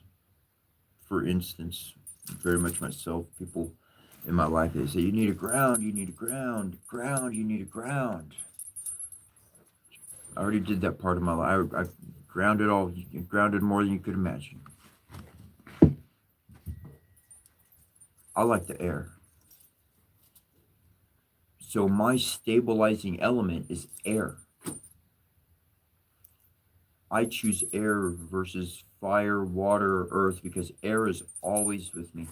And water's inside of me. I can't just like make water come out of me like not, like a fountain. I actually get hydrated, take care of it. But air, I always have air. So I don't have to, for me personally, I don't have to put my feet into the ground. I reach my hands, I reach my thoughts, my heart is screaming up in the air. All the air in space in between is communicating ideas and has energy. You go do some science, there's energy right there. Energy all right in that empty space. Mathematically real. Scientifically found out. So I connect to air. Some people, they connect more with water. Some people connect more with fire. I mean, I love my candles going. Got my candle going back on the altar back. You can't see it, but it's going. It's right there in the middle. I got another candle over here. Got the water out and everything. but air. You say a prayer, air.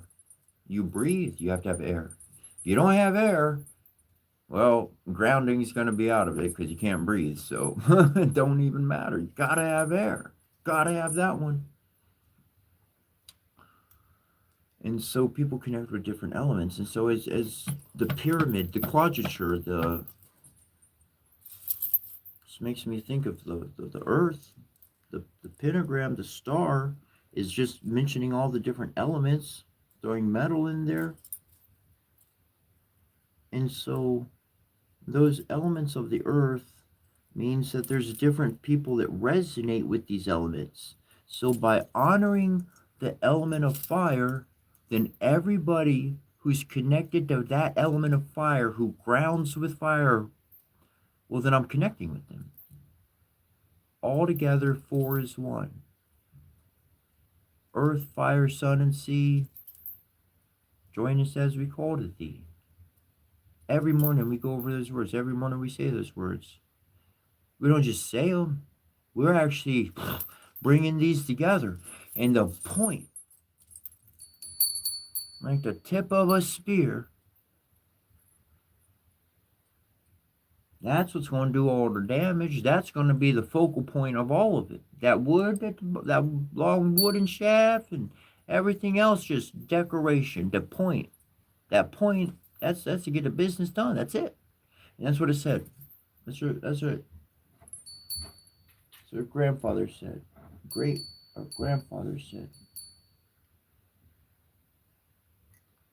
All is one. Four is one. Concentrate from 4 to 3. You get that point. That's some good information. And check this out. So we're talking about like all the other like bad emotions that people are stuck in and stuff like that. And some people are just different. Maybe they're not angry. Maybe they just don't talk a lot. They're like just like stone. They're just solid in their nature, and they just quiet as stone, but solid as stone. Respecting other people for their differences. People do not need to conform to me or them, or they need to follow their heart, because that's what they're going to connect with. That's where they're going to find their power. We're all connected to this planet. We are all truly one. I'm going to hit the gong.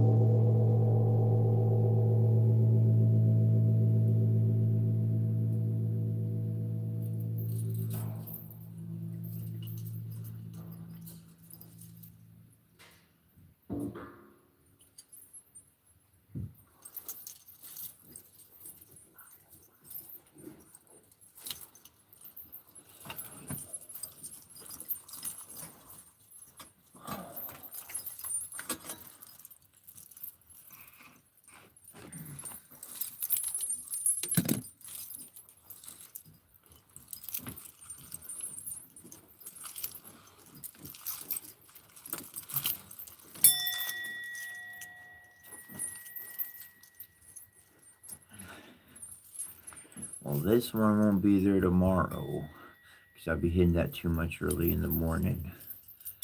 And I hit it all the time by accident. I got everything hanging from me.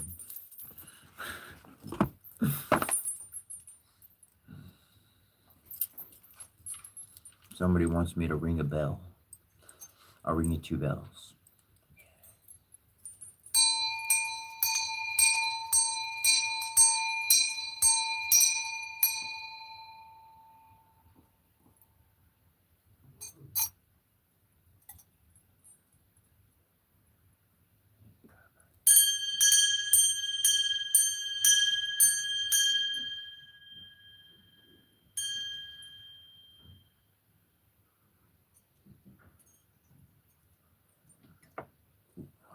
I'm glad I did that.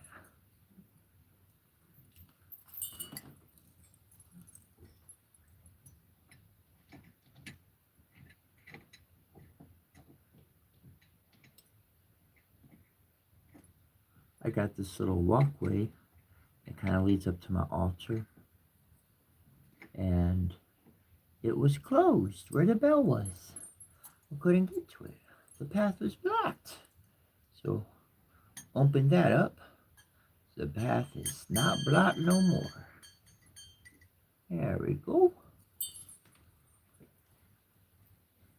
There we go.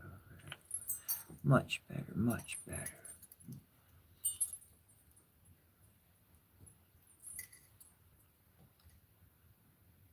All right.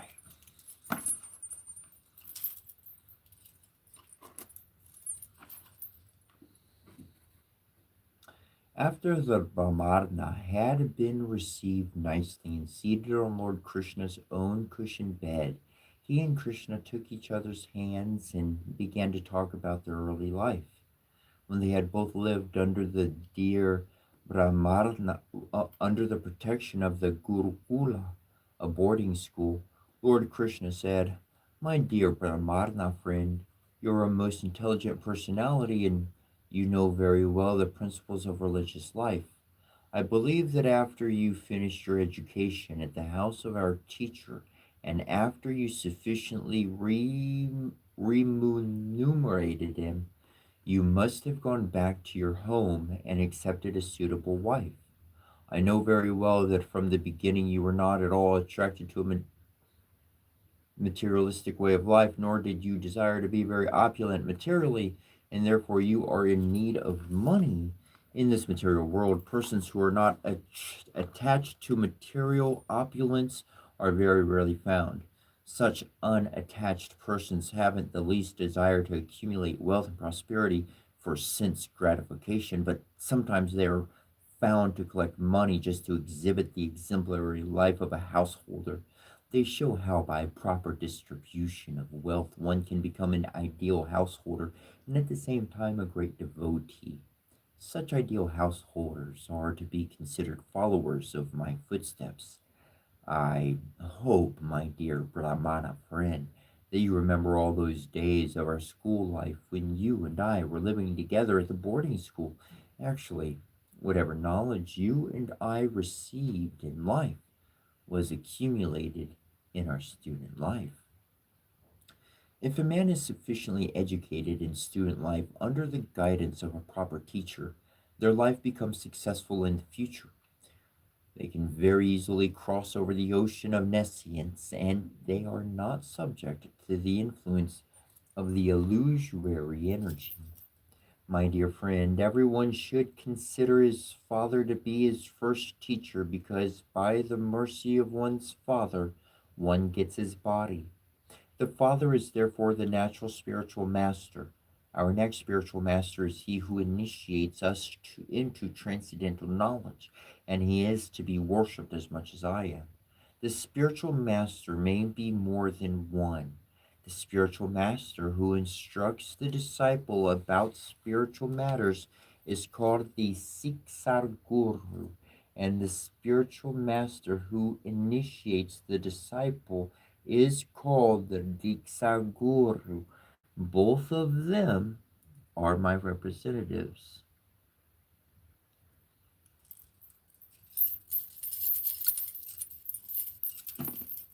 There may be many spiritual masters who instruct, but the initiator spiritual master is one. A human being who takes advantage of these spiritual masters and receiving proper knowledge from them crosses the ocean of material existence is to be understood as having properly utilized his human form of life. He has practical knowledge that the ultimate interest of life, which is to be gained only in his human form, is to achieve spiritual perfection and thus be transferred back home, back to Godhead. My dear friend, I am Paramatma, the super soul, present in everyone's heart, and it is my direct order that human society follow the principles of Varna and Asrama.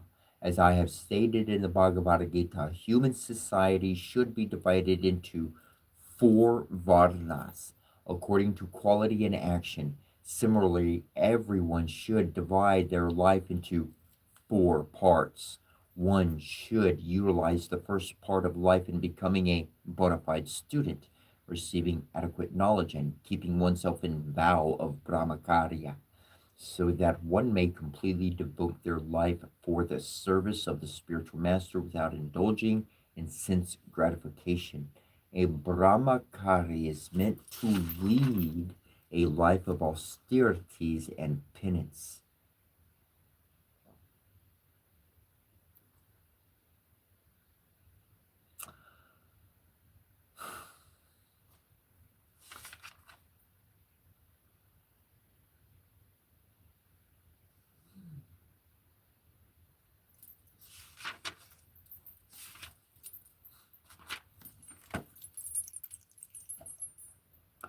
That's and it's pretty clear. It goes on and talks about householders and people who do their things or whatever, just your average person versus someone who's seeking that spiritual life. The super soul just is in everybody's heart. Everybody shares the same heart, the same heart space, the same emotional reality. If one person is suffering, someone else is going to feel suffering. If someone is happy and elated, they're going to spread that energy to other people to feel happy and elated. Being aware of what we are doing and how that action makes us feel is exactly how we help somebody else. Because if we are happy, then people around us can join our mental space of being happy. And if we are angry or any other convoluted lower vibrational attitude, then people around tend to join that mental space, and then thus they take that environment home, whether they live alone or with a family. They spread that to anybody else they interact with. Online, video games, yelling, doesn't family, it doesn't matter. It's going to be shared. Just share the good. With great compassion, our Guru Deva said, "My dear boys, it is very wonderful that you have suffered so much trouble for me. Everyone likes to take care of their body as the first consideration, but you are so good and faithful to your Guru that without caring for bodily comforts, you have taken so much trouble for me. I am glad to see that a bona fide student like you will undergo any kind of trouble for the satisfaction of the spiritual master. That is the way of a bona fide disciple to become free from their debt to the spiritual master. It is the duty of the disciple to dedicate their life to the service of the spiritual master. My dear best of the twice born, I am greatly pleased by your acts and I bless you. May all your desires and ambitions be fulfilled." Krishna continues, "My dear friend, you may remember that many such incidents occurred while we were in the asrama of our spiritual master. Both of us can realize that without the blessings of the spiritual master, no one can be happy. By the mercy of the spiritual master and by his blessings, one can achieve peace and prosperity and be able to fulfill the mission of human life." On hearing this, the learned Brahmana replied, My dear Krishna, you are the Supreme Lord, the Supreme Spiritual Master of everyone. And since I was fortunate enough to live with you in the house of our Guru, I think I have nothing more to do in the matter of, prescribed Vedic duties. My dear Lord, the Vedic hymns, ritualistic ceremonies, religious activities, and all other necessities for the perfection of human life, including economic development, sense gratification, and liberation, are all derived from one source, your supreme personality. All the different processes of life are ultimately meant for understanding your personality. In other words, they are the different parts of your transcendental form, and yet you played the role of a student and lived with us in the house of the Guru. This means that you adopted all these pastimes for your pleasure only. Otherwise, there is no need for your playing the role of human being.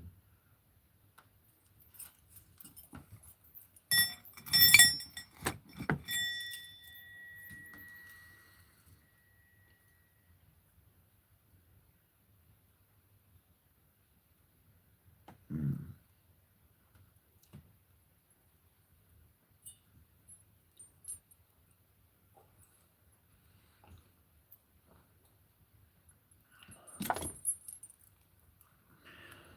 Cell replication,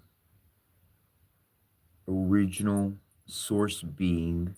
I just want to throw the word God out the window for a minute, may I? Thank you. The first original being, the first consciousness was all alone. Oh, you. Yeah, you. You know how it feels to be alone.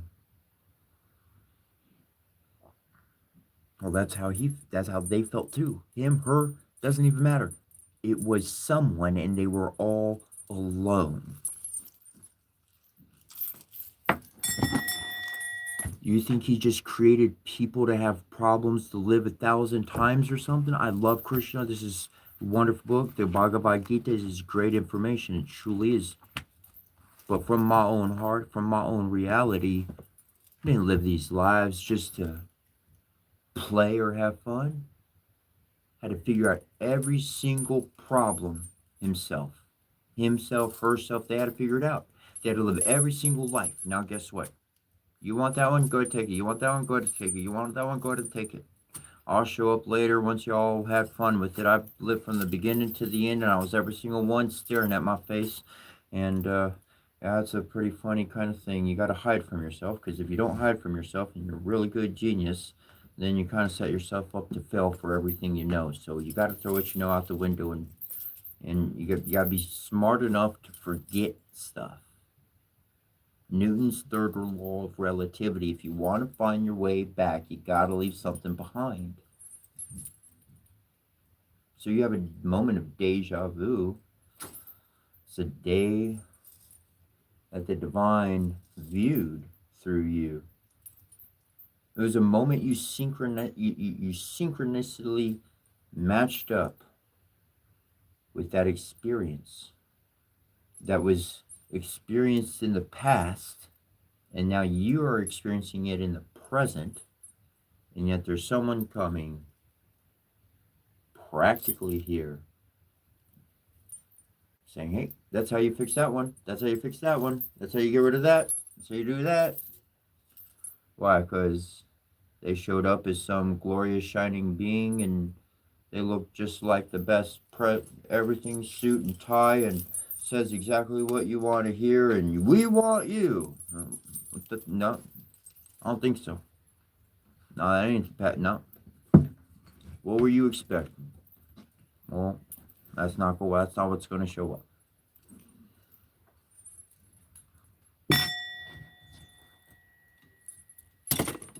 Because things are going to get fixed in a mannerism beyond understanding. Faith, trust, and love.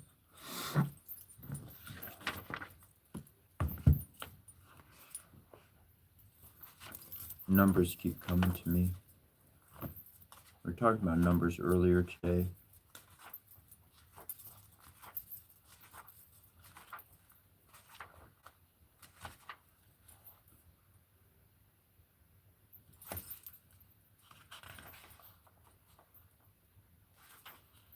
Well, there's a story that starts right before it called The Three Snake Leaves. There was once upon a time a poor man who could no longer support his only son. Then said the son, "Dear father, things go so badly with us that I am a burden to you. I'd rather go away and see how I can earn my bread." So the father gave him his blessing and with great sorrow took leave of him. At this time the king of a mighty empire was at war, and the youth took service with him, and with him went out to fight. And when he came before the enemy, there was a battle and great danger, and it rained shot until his comrades fell on all sides. And when the leader also was killed, those left were about to take flight. But the youth stepped forth, spoke boldly to them, and cried, "We will not let our fatherland be ruined." Then the others followed him, and he pressed on and conquered the enemy. When the king heard that he owed the victory to him alone, he raised him above all the others, gave him great treasures, and made him the first in the kingdom. The king had a daughter who was very beautiful, but she was also very strange. She had made a vow to take no one as her lord and husband who did not promise to let himself be buried alive with her if she died first. "If he loves me with all his heart," said she, "of what use will life be to him afterwards?" On her side she would do the same, and if he died first, would go down to the grave with him. This strange oath had up to this time frightened away all wooers, but the youth became so charmed with her beauty that he cared for nothing, but asked her father for her. "But dost thou know what thou must promise?" said the king. "I must be buried with her." He replied, "If I outlive her, but my love is so great that I do not mind the danger." Then the king consented, and the wedding was solemnized with great splendor. They lived now for a while happy and contented with each other, and then it befell that the young queen was attacked by a severe illness, and no physician could save her. And as she lay there dead, the young king remembered that he had been obliged to promise, and was horrified at having to lie down alive in the grave. But there was no escape. The king had placed sentries at all the gates, and it was not possible to avoid his fate. As the day came when the corpse was to be buried, he was taken down into the royal vault with it, and then the door was shut and bolted.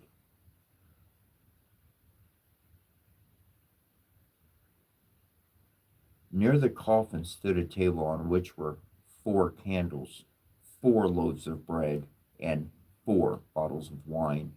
And when this provision came to an end, he would have to die of hunger. And now he sat there full of pain and grief, ate every day only a little piece of bread, drank only a mouthful of wine, and nevertheless saw death daily drawing nearer. While he thus gazed before him, he saw a snake creep out of a corner of the vault and approach the dead body. And as he thought it came to gnaw at it, he drew his sword and said, "As long as I live,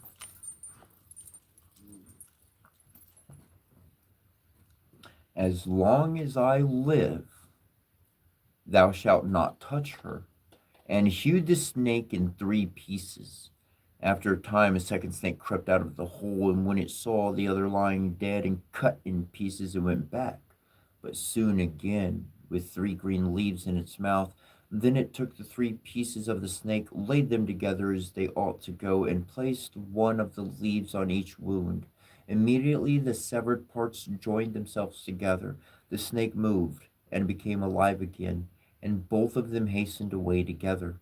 The leaves were left lying on the ground, and a desire came into the mind of the unhappy man who had been watching all of this, to know if the wondrous power of the leaves which had brought the snake to life again could not likewise be of service to a human being. So he picked up the leaves and laid one of them on the mouth of his dead wife.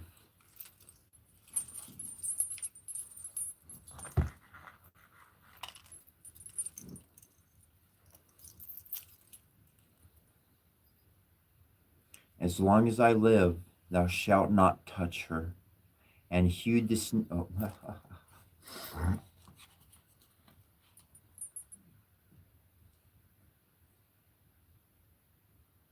He said, yes, drew the breath, opened her eyes. Then she drew breath, opened her eyes, and said, Ah, God, where am I?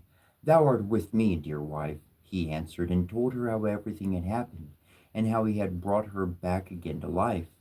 Then he gave her some wine and bread, and when she had regained her strength, he raised her up, and they went to the door and knocked, and called so loudly that the sentries heard it, and told the king. The king came down himself and opened the door, and there he found both strong and well, and rejoiced with them that now all sorrow was over. The young king, however, took the three snake leaves with him, gave them to a servant, and said, Keep them for me carefully, and carry them constantly about thee. Who knows in what trouble they may yet be of service to us? A change, however, had taken place in his wife. After she had been restored to life, it seemed as if all love for her husband had gone out of her heart.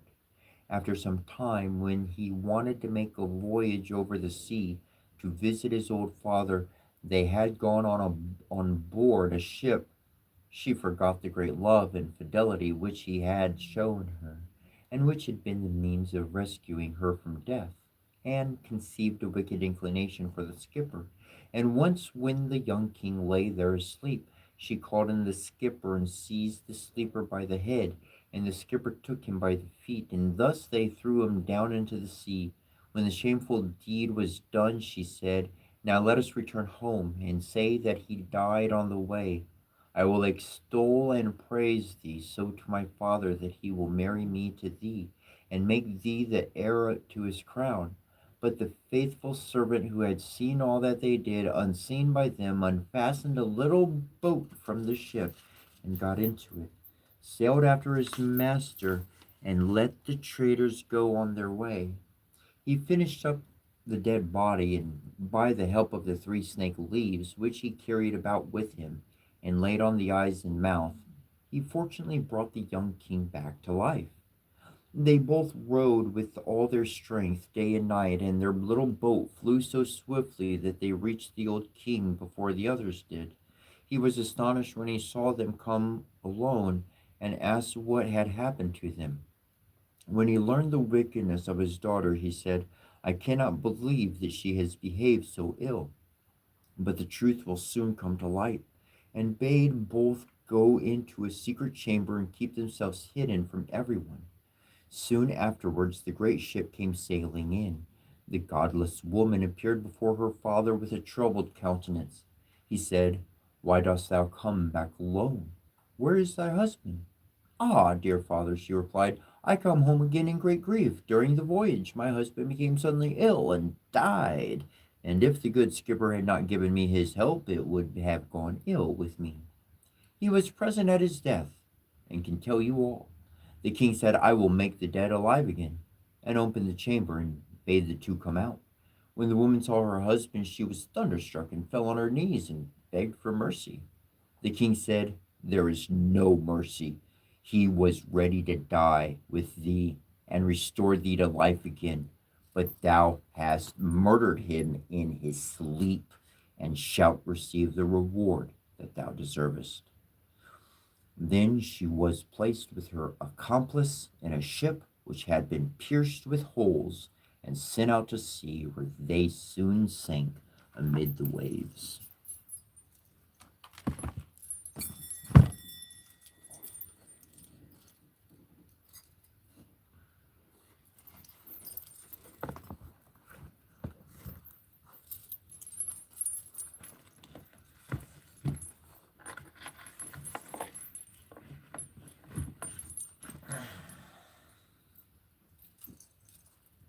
I think that story speaks all for itself. After hearing their mother speak in this way, Lord Balarama and Krishna immediately called for the assistance of Yoga Maya and started for the lower planetary system known as Sutala, formerly in his incarnation of Amarna, the supreme personality of Godhead, had been satisfied by the king of the demons, Bali Maharaja, who donated to him everything he had. Bali Maharaja was then given the whole of Sutala for his residence and kingdom. Now, when this great devotee, Bali Maharaja, saw that Lord Balarama and Krishna had come to this planet, he immediately merged in an ocean of happiness. As soon as he saw Lord Krishna and Balarama in his presence, he and all his family members stood up from their seats and bowed down at the lotus feet of the lords. Bali Maharaja offered Lord Krishna and Balarama the best seat he had in his possession, and when both lords were seated comfortably, he began to wash their lotus feet. He then sprinkled the water on his head and on the heads of his family members. The water used to wash the lotus feet of Krishna and Balarama can purify even the greatest demigods, such as Lord Brahma.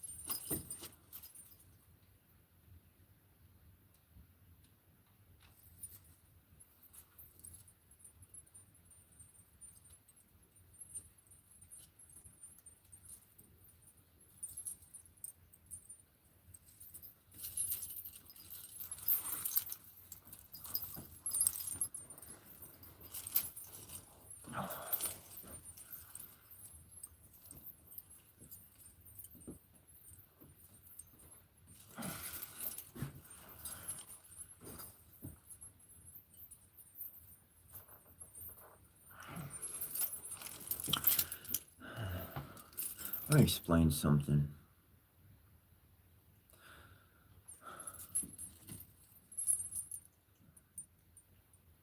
I am able to see the omens and act on them.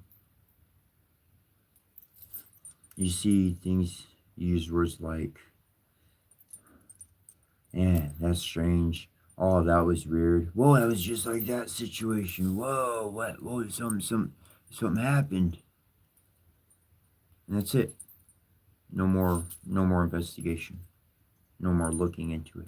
Just the old saying, everything is meant to happen. It happens for a reason. Yeah, I'm gonna figure out that reason. And then I'm gonna accelerate with that flow. I'm gonna jump in with that flow and do exactly what that was. My hand went there to read that for some reason. For some reason. So when I read that defeat, the purification, well, that's I got holy water right up on the altar, silver dish, silver purifies, along with the great energy that's up there. That's what I say. I don't do that every day. I don't I don't go mess with it like that, except when I get instruction. And I can only figure out that instruction by putting it together because I'm aware of all the dots that I've been putting together. I wrote a book, this, that, take my notes, and I know where I'm going. These are the dots. This is where the flow is going. So when I see something and it's on that flow, boom, I move with it. After this, Bali Maharaja brought valuable garments, ornaments, sandalwood, pulp, betel, nuts, lamps, and various nectarian foods, and along with his family members, he worshipped the lords according to their regulative principles and offered his riches and body unto their lotus feet. King Bali was feeling such transcendental pleasure that he repeatedly grasped the Lord's lotus feet and kept them on his chest, and sometimes he put them on the top of his head. In this way, he felt transcendental bliss. Tears of love and affection began to flow from his eyes, and all his bodily hairs stood on end. He began to offer prayers to the lords in a voice which choked up intermittently. My Lord Balarama, you're the original Anantardeva. You are so great that Anantardeva, Sesa, and other transcendental forms have originally emanated from you. And you, Lord Krishna, are the original personality of Godhead, with an eternal form that is all blissful and full of complete knowledge. You are the creator of the whole world. You are the originator, the original initiator and propounder of the systems of Yarna Yoga and Bhakti Yoga.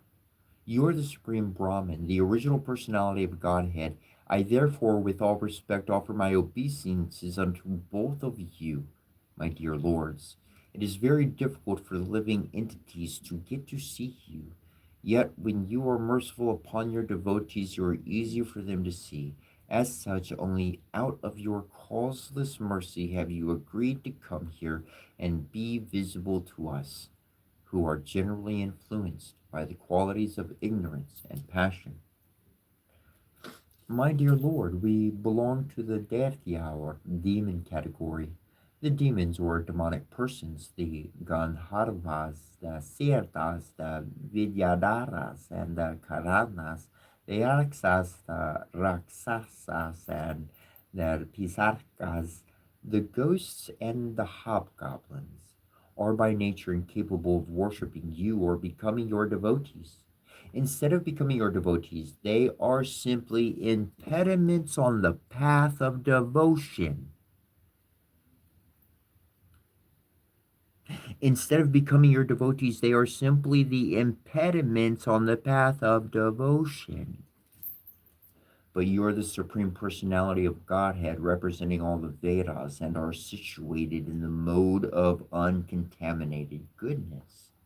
Your position is always transcendental. For this reason, some of us, although born of the modes of passion and ignorance, have taken shelter of your lotus feet and have become devotees. Some of us are actually pure devotees, and some of us have taken shelter of your lotus feet because we desire to gain something from devotion.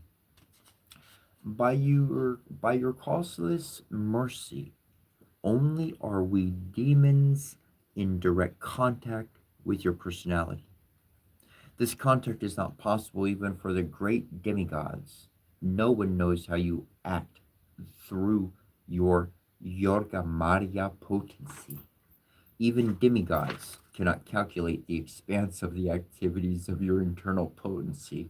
So, how is it possible for us to know it? I therefore place my humble prayers before you. Please be kind to me, who am fully surrendered unto you, and favor me with your causeless mercy, so that I may simply remember your lotus feet, birth after birth. My only ambition is that I may live alone, just like the Paramaharmas who travel alone here and there in great peace of mind, depending simply upon your lotus feet. I also desire that if I have to associate with anyone, I may associate only with your pure devotees and no one else. For your pure devotees are always well wishers of all living entities. Well wishers of all living entities. We talk about wells, a well, a deep well. Wells come up in here. Wells came up in the fairy incantation we read earlier today. They don't use any fairy gnome words. You didn't even know it was. You said God and mom and stuff like that. Very plain speech.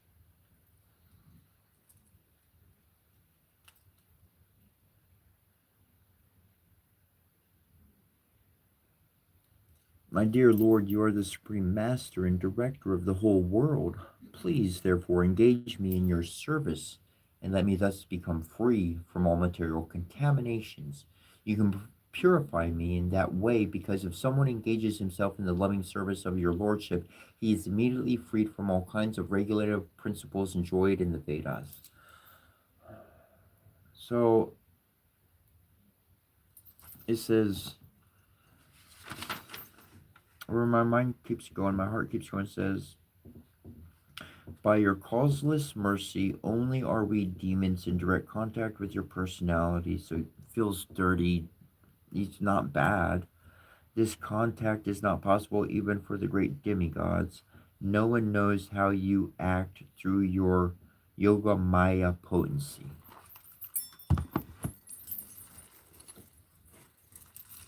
So let's first of all look up Yoga Maya and correctly explain that.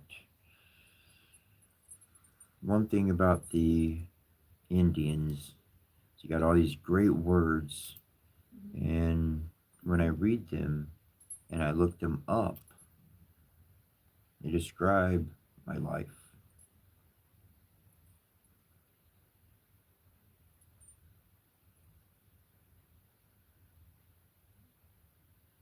There we go. Yoga Maya.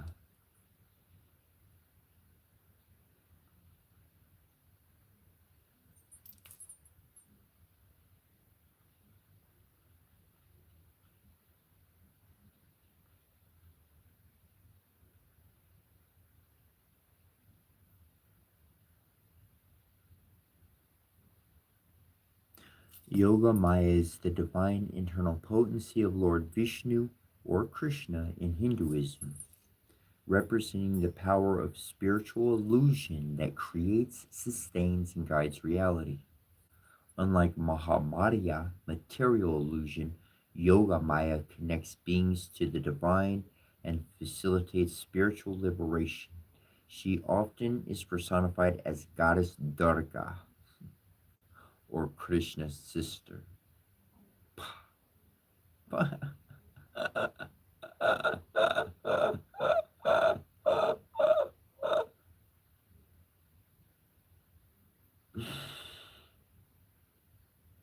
Well, it explains it all right there.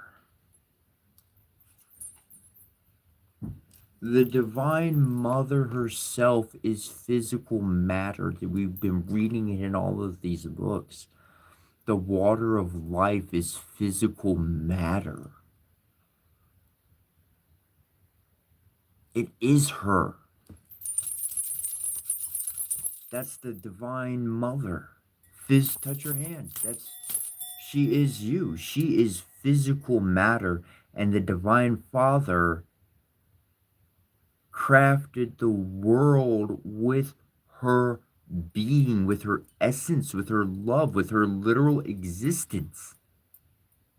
Did you get it? It just said it right there. It just said it. Matter existed. The mother, okay, ancient wise, the mother came first, not the father. Mother showed up first. Mother is matter. Mother is physical matter. Every ancient system I've studied, mother is the physical matter itself. The father is invisible, and he crafts the entire universe from the body of the mother. Not like tearing apart or nothing, but he uses that matter to create everything.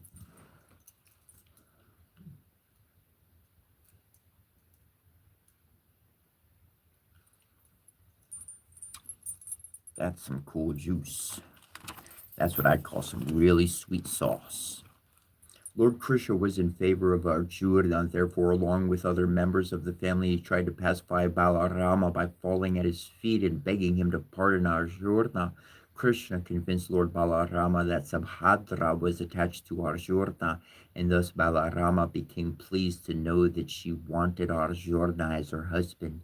The matter was settled, and to please the newly married couple, Lord Balarama arranged to send a dowry consisting of an abundance of riches, including elephants, chariots, horses, men servants, and maid servants.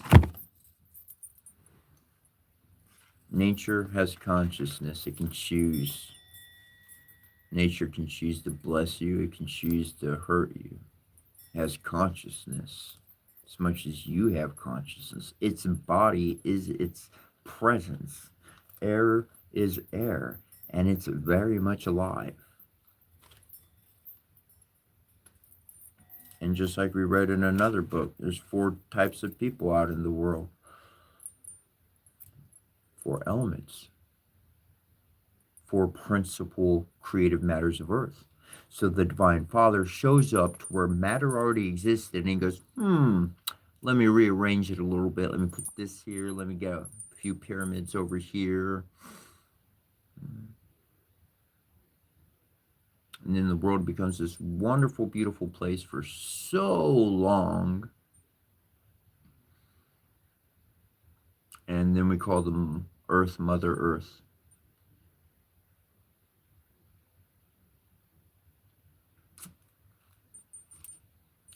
That's big. That's cool. That's cool.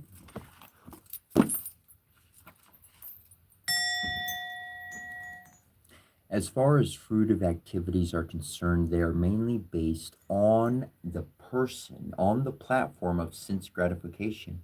Therefore, an advanced Krishna consciousness person does not take to them. The result of fruitive activities can elevate one to the higher planetary system, but as it is said in the Bhagavad Gita, foolish persons, after exhausting the results of their pious activities in the heavenly kingdom, come back again to this lower planetary system, and then again try to go to the higher planetary system. So the reason why Krishna cannot explain to reason why nobody could understand how Krishna was able to create the elements in the world. He could refashion the future. He could refashion the elements to create what he wanted, because his sister is the literal substance, has the literal, has all the juice to be like, boom, what you want some more of that? There you go. Is that enough? Here, let me give you that. Was that not enough? Here, let me give you that. Was that not enough? Here, let me give you that. He's got an infinite amount. So it's not like he's, just killed her or not. That's not the way it happened. But he came after her presence.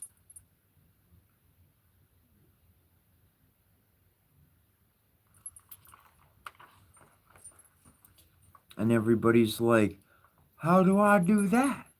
Well, she ain't your sister.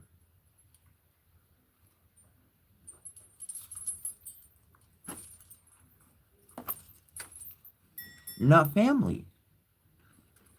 That's the thing I learned about the Egyptians, man. I had a dude, he told me on my journey, he said, you're going to learn down the road that you are Anunnaki. That's what he told me. He said, you're going to learn that. Just let you know. And when I learned to learn,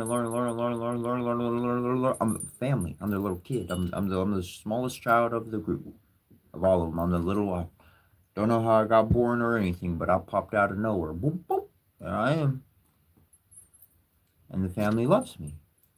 I ain't trying to hurt nobody or do nothing. I just want to be like my family. I just look at my family around me. I'm like, is that what Dad does? Then I'm going to do what Dad does. Is that what Dad wears? Then I'm going to wear what Dad wears. Is that what Dad thinks? Then that's what I want to learn. I want to know what Dad thinks. Did Dad come from beyond the days of Egypt? Dare I believe the thoughts in my mind? I do.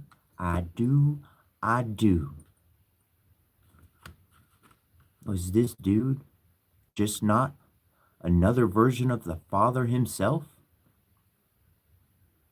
Was not Albert Pike another form of God incarnate? Because everything he's talking about is like, yo, this is the way. This is how you love and protect and defend and don't do all those bad things. Just like I did with my book. For my daughters, that's what I did. My daughters who passed away at the age of 12 and 14. And I wrote a book because I was writing letters to them every day. But I was like, I can't write letters just about, like, I don't know what they like. I don't even know what their favorite color is. I don't know nothing. What I'm going to do? Just write a bunch of how you doing letters? I'll never get a reply to. I recorded everything I've learned. Everything I learned, how to keep my attention going forward, how to not get messed with stupid, how to overcome all those stupid tricks, all that crap. 8 years of bad relationship crap. Well, I've learned from it and I ain't going back. Screw that crap. My brother, my best friend, like none other. Sheesh. Spirit all day, 24/7. What, you worried about your nails or gotta go grocery shopping or gotta go get your... I don't give a hoot what your problem is. Get out of my life. I'm connected with my sister, and you know what? She ain't from no other mister. She ain't... As much as everybody be feeling her all up and down, she in my heart. That's all. That's how that goes. That's how that goes. God incarnate. This time it didn't get taken out at 33. Krishna reborn yet again. Another part of the world. Set something else. Stuff didn't work out over there. Let's do it again over here.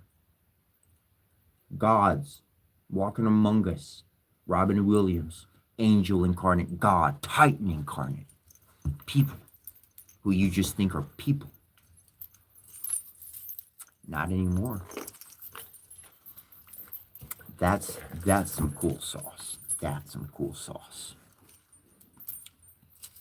Their only profit is to take the trouble of going and coming back, just as at the present many material scientists are spoiling their time by trying to go to the moon and to the moon planet and again coming back.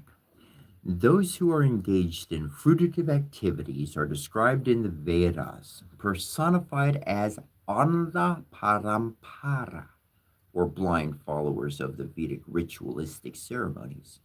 Although such ceremonies are certainly mentioned in the Vedas, they are not meant for the intelligent class of men.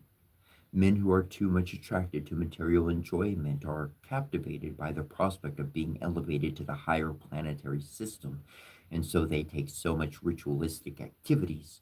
But persons who are intelligent, who have taken shelter of a bona fide spiritual master to see things as they are, do not take fruitive activities, but engage themselves in the transcendental loving service of the Lord.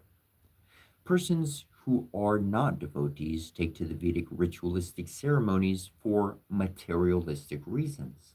And then they are bewildered. A vivid example may be given. An intelligent person possessing $1 million in currency notes does not hold the money without using it, even though he knows perfectly well that the currency notes in themselves are nothing but paper. When one has $1 million in currency notes, they are actually holding only a huge bunch of papers. But if they utilize it for a purpose, then it benefits.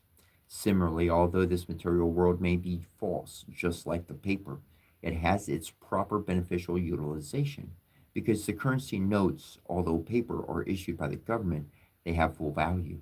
Similarly, this material world may be false or temporary, but because it is an emanation from the Supreme Lord, it has its value.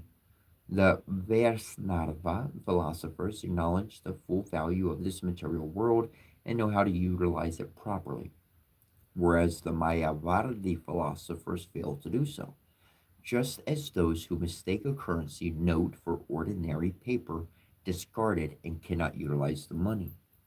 Srila Rupa Goswami therefore declares that if one rejects this material world as false, not considering the importance of this material world as a means to serve the Supreme Personality of Godhead, such renunciation has very little value. A person who knows the intrinsic values of this material world for the service of the Lord, who is not attached to the material world, and who renounces the material world by not accepting it for sense gratification, is situated in real renunciation. This material world is an expansion of the material energy of the Lord. Therefore, it is real. It is not false, as sometimes concluded from example, or considered from the example of the snake and the rope.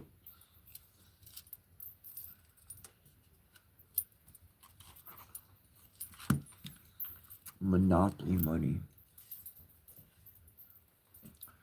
Just monopoly money.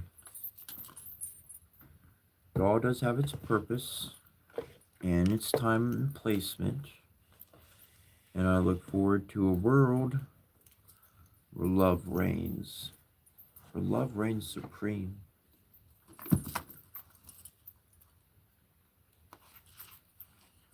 So they spoke, and I answered them gently.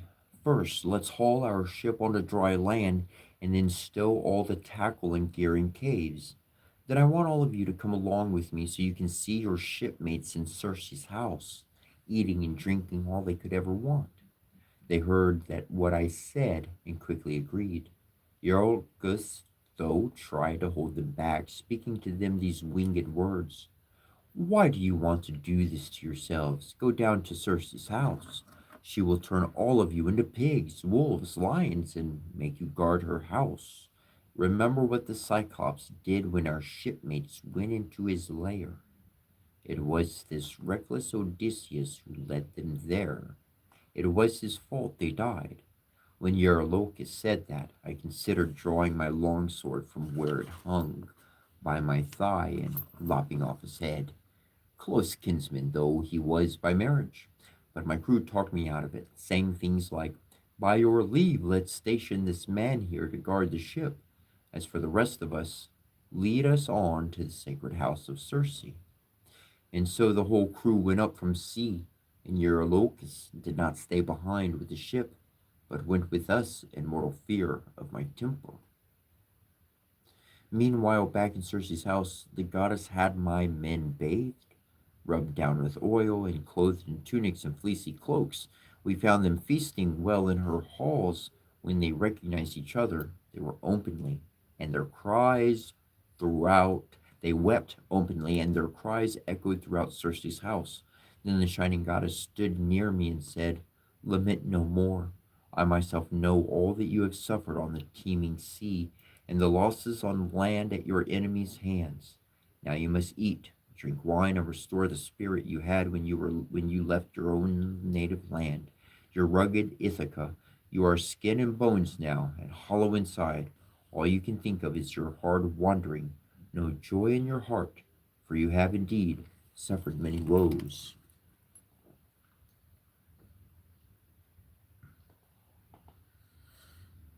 Ain't that the truth of all of us? I feel like we've been on some journey, some voyage, sailing, got all these problems, all these woes, and we just can't find a steady abode.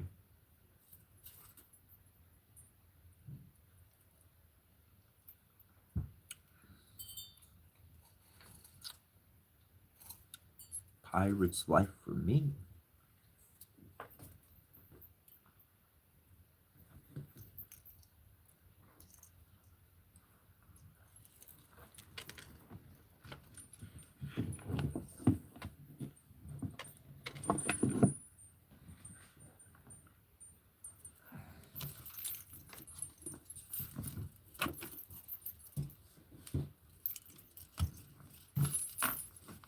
It says transcendental, transcendental, transformative, transformative, the transforming one, the one that's always transforming. There's Shiva. Shiva's pinned his destruction. He's always transforming. Like Krishna, he's always transforming. He's always moving forward. Transforming or developing. Just taking one step to another step to another step to another step to another step to another step of reasoning and understanding. Because if you're just trying to do subtraction, if you don't know how to do, your basic addition, subtraction, division, then you stay down here. But if you can work up to calculus and all that other stuff, you start getting up here, you can start doing the other stuff. I don't even freaking know the names of it. You get up to here, and then you start doing the os, and then you're up here. Because you can actually think it, process it, work it, know it. That's your life. That's what you live. That's what you do. That's your heart. Everything. So if it can be pursued for science, then it can be pursued for simple terms to understand our own emotions. You go on that path, you spend enough time on that path, you're going to start to gain traction.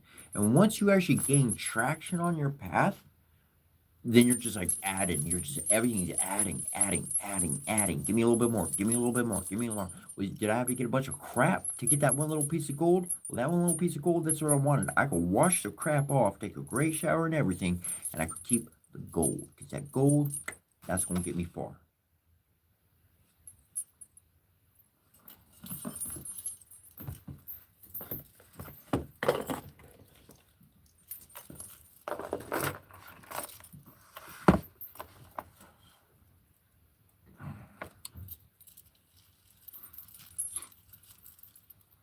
Let's see how I do with my own book.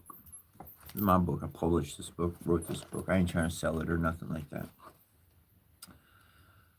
I grew up being told on a regular basis that spirit beings are real. It seemed like the bad guys always had advantages and abilities beyond the good guys. However, in the end, good would win. Then my life crashed and I began receiving intuitional ideas that provided solutions that I never would have considered myself. As I have already experienced being possessed by my angel mother, I have experienced how one receives the energy from and of the angels. Together, they could achieve feats of eternal remembrance, as of the sort of Alexander the Great, Achilles, Aristotle, Socrates, and the others that have literally built our species society into what we have today.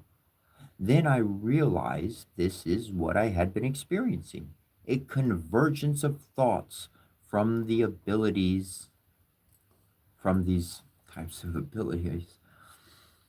The innocence allows possession, for those whom desire to control the design will falter by their limited view.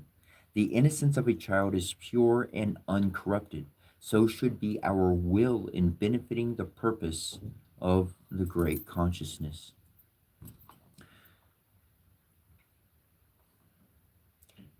This word in particular is Kesai Nai.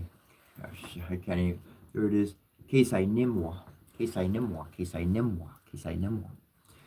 The literal definition of this word: angels providing energy aid.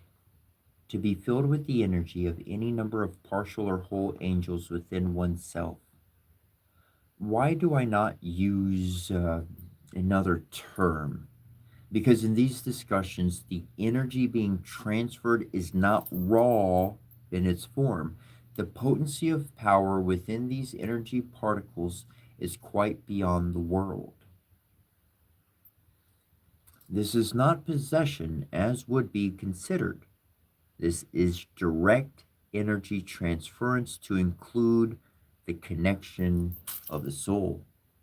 These ones can dedicate everlasting aid of complete support, or they may maintain support for the occasion alone. Kesai Nimwa happens with those whom one has personally assisted. The interesting detail is communication. As a blind man would navigate a hostile environment best by the aid of someone's voice guiding them, we do best to listen and follow the wise. Never misuse this bond and allow your principles to protect you from following the wrong advice, the wrong voice. Well, that's right in line with everything we've been talking about. It's right in line with it. That was pretty nice. Further, if the parts of the future animal are separated in how do they live, and if they are connected, they would form a small animal. What about the generative parts? For that which comes from a male is not similar to that which comes from the female.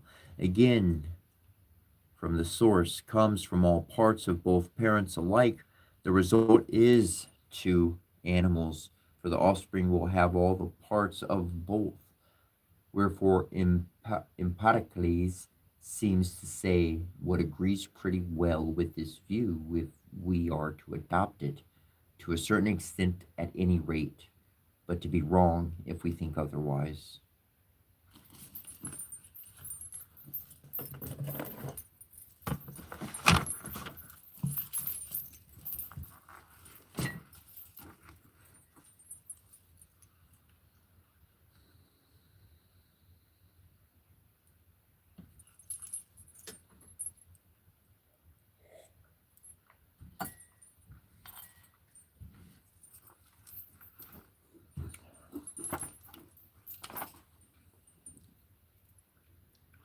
To the ancients, as yet inventors of no astronomical instruments and looking at the heavens with the eyes of children, this earth was a level plain of unknown extent.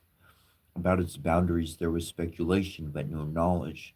The inequalities of its surface were the irregularities of a plane. Irregularities of a plane. That it was a globe, or that anything lived on its under surface, or on what it rested. They had no idea. Every 24 hours, the sun came up from beyond the eastern rim of the world and traveled across the sky over the earth, always south of, but sometimes nearer and sometimes further from the point overhead, and sunk below the world's western rim. With him went light, and after him followed darkness. And every 24 hours appeared in heaven another body, visible chiefly at night, but sometimes even when the sun shone, which likewise, as if following the sun at a greater or less distance, traveled across the sky, sometimes as a thin crescent, and thence increasing to a full orb resplendent with silver light, and sometimes more and sometimes less to the southward of the point overhead, within the same limits as the sun. Man enveloped by the thick darkness of profoundest night, when everything around him has disappeared, and he seems alone with himself and the black shades that surround him, feels his existence a blank and nothingness, except so as far as a memory recalls to him the glories and splendors of light. Everything is dead to him, and he, as it were, to nature. How crushing and overwhelming the thought, the fear, the dread that perhaps that darkness may be eternal, and that day may possibly never return. If it ever occurs to his mind, while the solid gloom closes up against him like a wall, what then can restore him to light, to energy, to activity, to fellowship and communion with the great world which God has spread around him, and which perhaps in the darkness may be passing away? Light restores him to himself and to nature, which seemed lost to him. Naturally, therefore, the primitive men regarded light as the principle of their real existence, without which life would be but one continued weariness and despair. This necessity for light and its actual creative energy were felt by all men.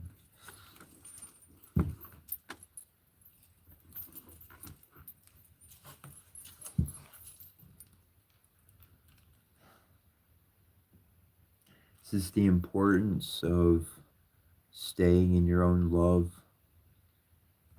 Live one vibrational energy. That's your joy, that's your happiness, that's your love.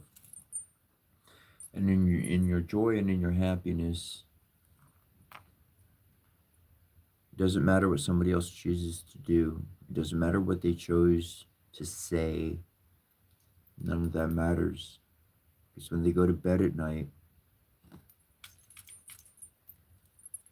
that's what they're stuck with. That's what they're stuck with. And people are not much different.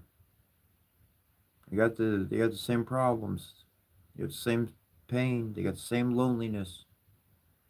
And when we're at home alone at night on our own, we think about all that.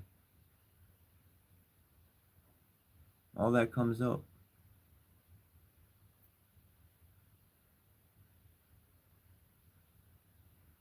But if you spent your time doing the good thing, if you spent your time pursuing something holy, if you spent your time improving your own life, then you can sit back and be chill. You ain't got no problems. Who's trying to run off to do something, to catch something, to do something? They got a problem. Because they worked a whole bunch of problems and erroneous things in their life, and now they got to deal with it. So don't go help them with what their problems that they created. They created the problem. They got to fix it. You fix it. It didn't do anything for you. More problems just got in your way.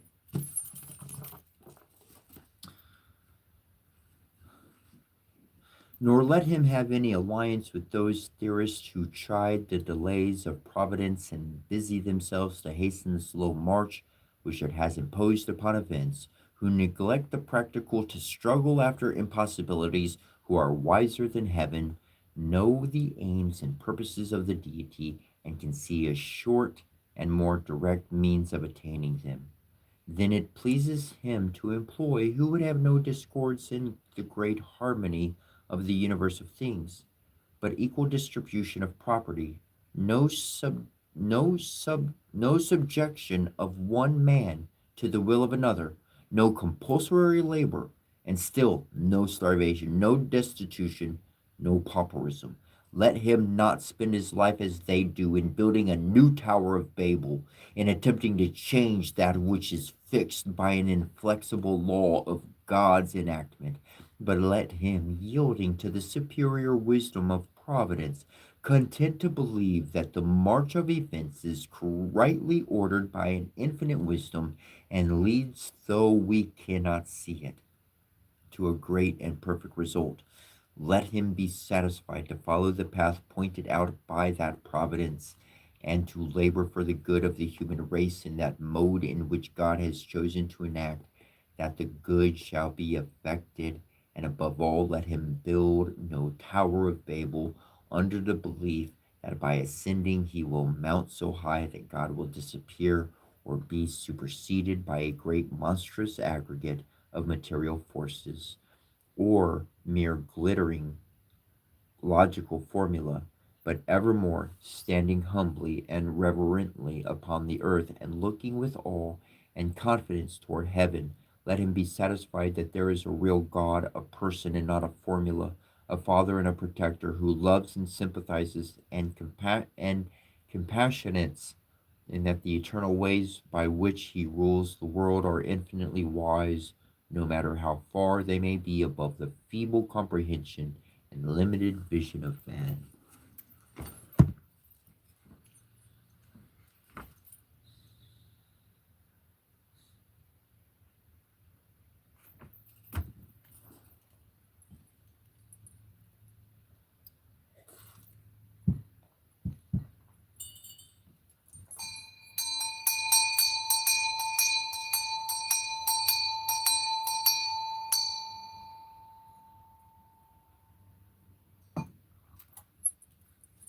Some pretty good stuff right there.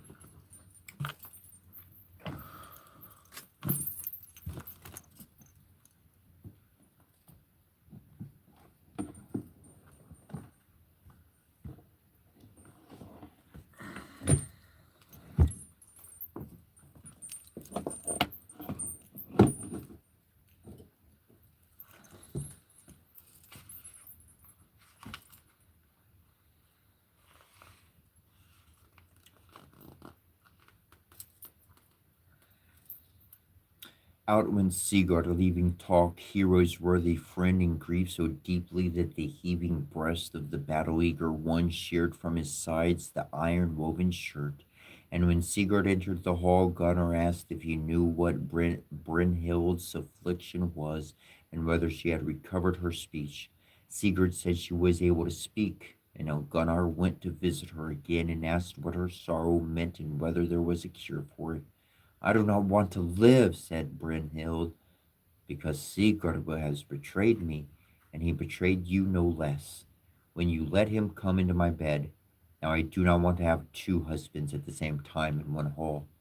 This shall be Sigurd's death, or yours or mine, because he has told Gudrun everything, and she reviles me.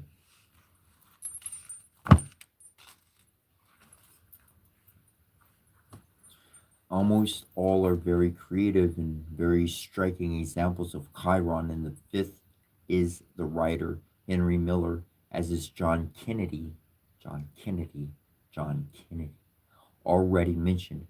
For those readers who love the power of Miller's prose but wonder why there is a sexual encounter every fourth page, this is a super example of how people with Chiron in the fifth must learn by experience. The guru, number five, is very creative, and his ritual work is his life work because Chiron is conjunct in the North Node.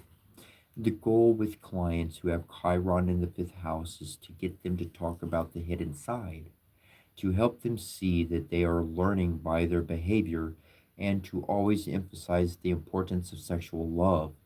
I wish I could offer more examples, but confidently prevents it. Affirm their need and then try to counsel them on sensitivity about their partners. Help them to calm down and the demanding child within for their ability to experience mature sexuality connected to the Leo heart chakra. Love will be a gift to all they encounter.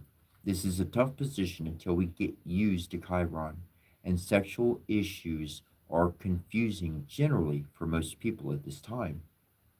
Counseling to help them attain conscious expression of their sexuality is very helpful. The key to Chiron in the fifth house is that the fifth house is the release of the child within of creativity. Creative expression, teaching children, and conscious sexuality are the mature expressions of this position. Counseling on the nature of Chiron, how it can only be known experientially, about how the energy changes form until it suddenly alchemizes into gold. The sharing of a deep secretive part of life will open doors to conscious delight in life. The key is to move the monster, demanding child, to become truly aware of playmates and that one's lover also has karma.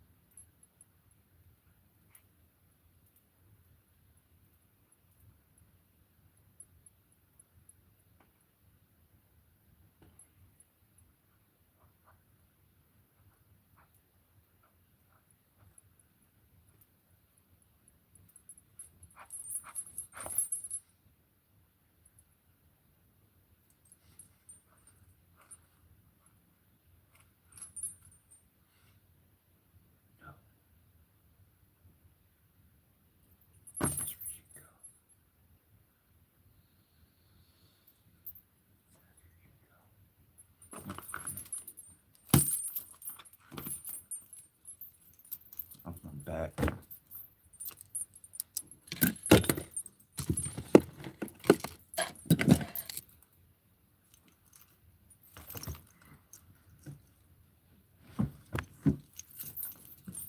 I open doors. I open them because this world's full of people who closed them. I came into this world and it's just a bunch of closed doors. Everything's closed. Nothing can flow. Look at the dams in the world, screwing up the water flow, putting all sorts of gases in the air. Why is earthquakes happening? Why is this happening? Why is that happening? Because you want to control everything. I open doors. You want to talk to my mind? It won't come out of my mouth. I'll keep listening. But if you keep pushing, I'm going to write something down out of my heart. And it's going to have power. Just leave me alone. I'm going to leave it all that. Thank you.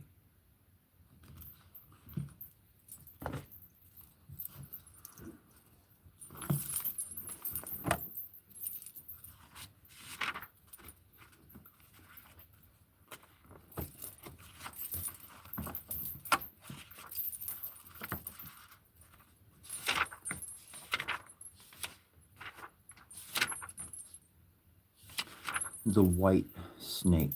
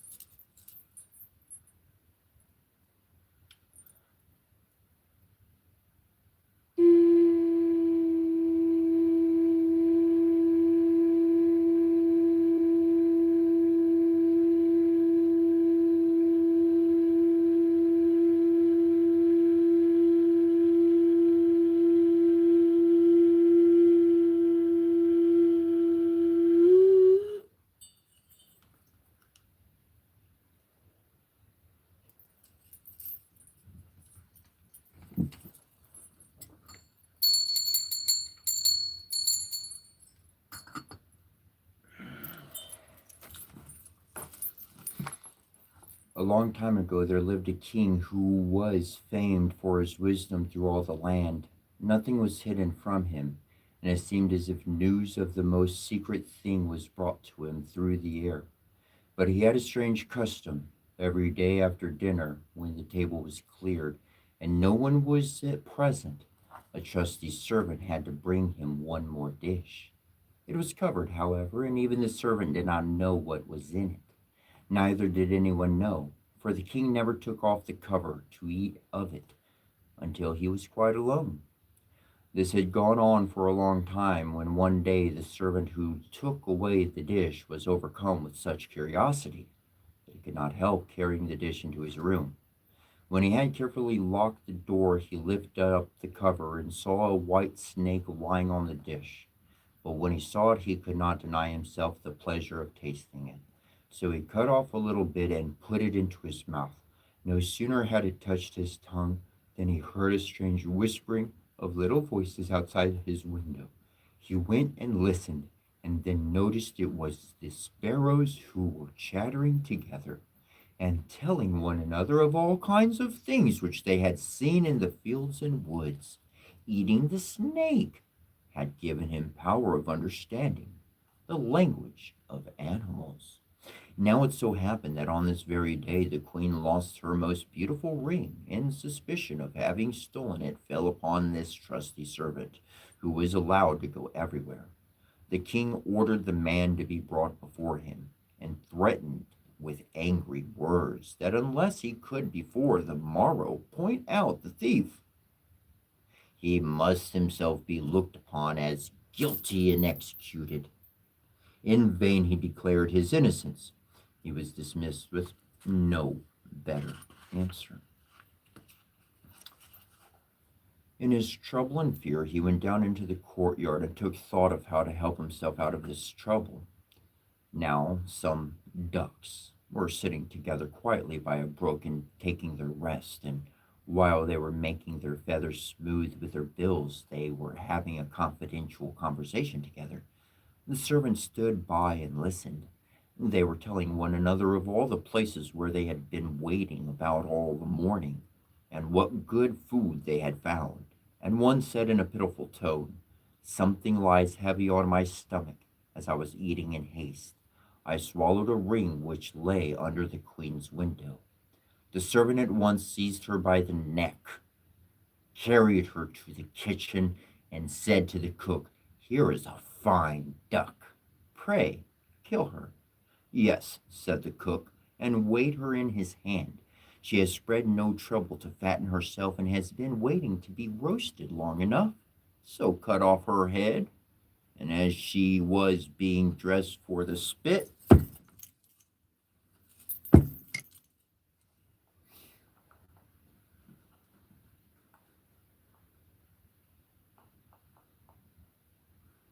the servant refused everything. The servant could now easily prove his innocence, and the king, to make amends for the wrong, allowed him to ask a favor.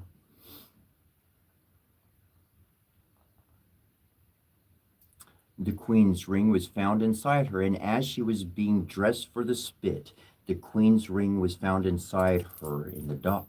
The servant could now easily prove his innocence, and the king, to make amends for the wrong, allowed him to ask favor and promised him the best place in the court that he could wish for.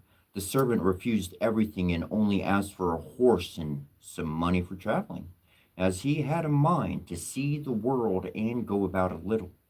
When his request was granted, he set out on his way, and one day came to a pond where he saw three fishes caught on the reeds and grasping for water. Now, though it is said that the fishes are dumb, he heard them lamenting that they must perish so miserably, and as he had a kind heart, he got off his horse and put the three prisoners back into the water. They quivered with delight, put out their heads, and cried to him, "We will remember you and repay you for saving us." He rode on, and after a while it seemed to him that he heard a voice in the sand at his feet. He listened and heard an ant king complain, "Why cannot folks with their clumsy beasts keep off our bodies? That stupid horse with his heavy hoofs has been treading down my people without mercy." So he turned on to a side path, and the ant king cried out to him, "We will remember you. One good turn deserves another." The path led him into a wood, and here he saw two old ravens standing by their nest and throwing out their young ones. "Out with you, you idle, good-for-nothing creatures," cried they. "We cannot find food for you any longer. You are big enough and can provide for yourselves." But the poor young ravens lay upon the ground, flapping their wings and crying, "Oh, what helpless chicks we are! We must shift for ourselves, and yet we cannot fly. What can we do but lie here and starve?" So the good young fellow alighted and killed his horse with his sword and gave it to them for food. Then they came hopping up to it, satisfied their hunger, and cried, "We will remember you. One good turn deserves another." And now he had to use his own legs, and when he had walked a long way, he came to a large city. There was a great noise and crowd in the streets, and a man rode up on horseback, crying aloud, "The king's daughter wants a husband, but whoever sues for her hand must perform a hard task, and if he does not succeed, he will forfeit his life." Many had already made the attempt, but in vain. Nevertheless, when the youth saw the king's daughter, he was so overcome by her great beauty that he forgot all danger, went before the king, and declared himself a suitor. So he was led out to the sea, and a gold ring was thrown into it. In his sight, then the king ordered him to fetch this ring up from the bottom of the sea, and added, "If you come up again without it, you will be thrown in again and again until you perish amid the waves." All the people grieved for the handsome youth. Then they went away, leaving him alone by the sea. He stood on the shore and considered what he should do, when suddenly he saw three fishes come swimming towards him, and they were the very fishes whose lives he had saved. The one in the middle held a mussel in its mouth, which it had on the shore at the youth's feet. And when he had taken it up and opened it, there lay the gold ring in the shell. Full of joy, he took it for the king and expected that he would grant him the promised reward. But when the proud princess perceived that he was not her equal in birth, she scorned him and required him first to perform another task. She went down into the garden and strewed with her own hands 10 sacks full of miller's seed on the grass. Then she said, "Tomorrow morning before sunrise these must be picked up, and not a single grain wanting." The youth sat down in the garden and considered how it might be possible to perform this task, but he could think of nothing, and there he sat sorrowfully awaiting the day of break, when he should be led to death. But as soon as the first rays of the sun shone into the garden, he saw all the 10 sacks standing side by side, quite full, and not a single grain was missing. The ant king had come in the night with thousands and thousands of ants, and the grateful creatures had by great industry picked up all the millet seed and gathered them into the sacks. Presently, the king's daughter herself came down into the garden and was amazed to see that the young man had done the task he had given him. But she could not yet conquer her proud heart, and said, "Although he has performed both the tasks, he shall not be my husband until he has brought me an apple from the tree of life." The youth did not know where the tree of life stood, but he set out and would have gone on forever, as long as his legs would carry him, though he had no hope of finding it. After he had wandered through 3 kingdoms, he came one evening to a wood and lay down under a tree to sleep. But he heard a rustling in the branches, and a golden apple fell into his hand.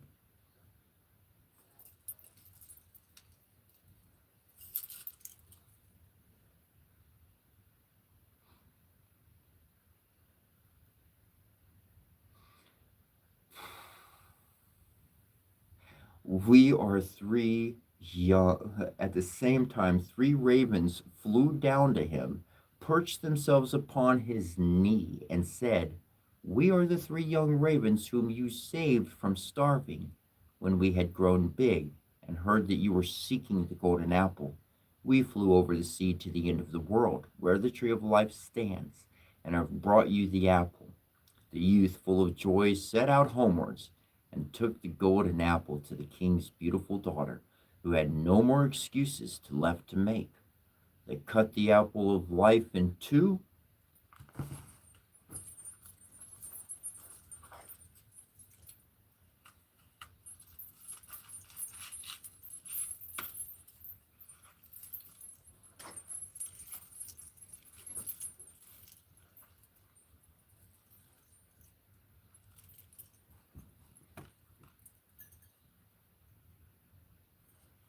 That's for my bride. Ha! There's a piece for them. And a piece for me.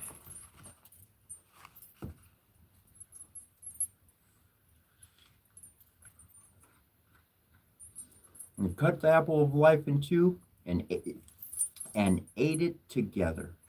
And then her heart became full of love for him.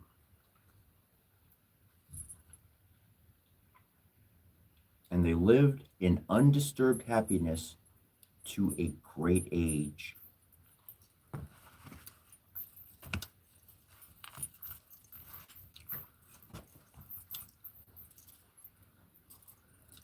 The Divine Mother, Egyptian, Kemet Onket.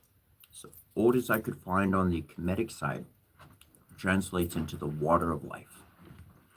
The water of life, you are made, every single human, everybody, every single, you got a human body, you made from 70% plus, 70% plus of your entire body is water, physical water.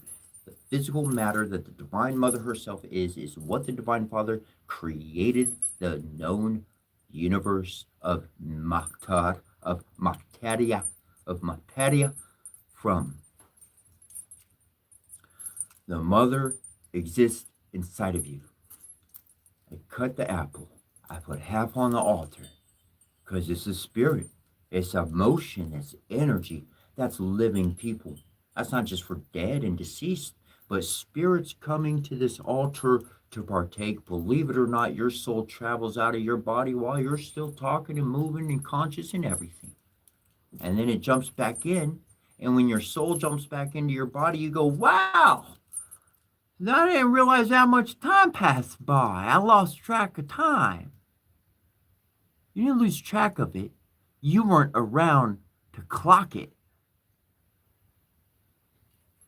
So, that open apple on the altar allows my family to come and eat. It allows my soul that is within my body to eat.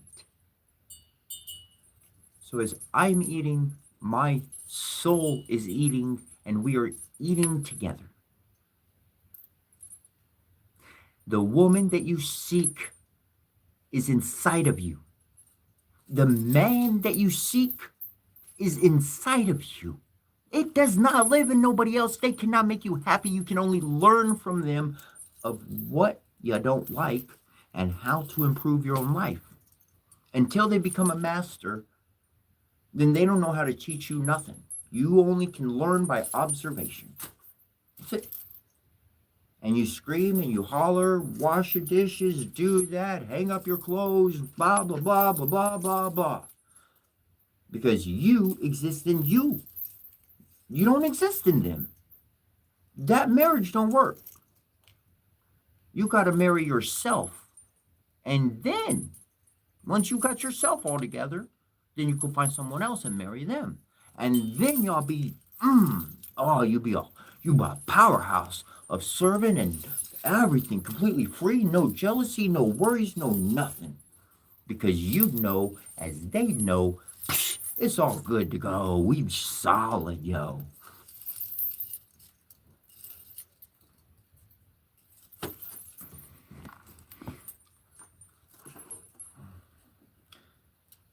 Aristotle, like Plato, admitted a principle of evil resident in matter and in its eternal imperfection.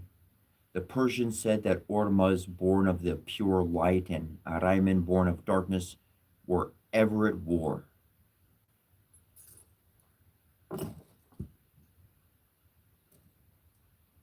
You see that?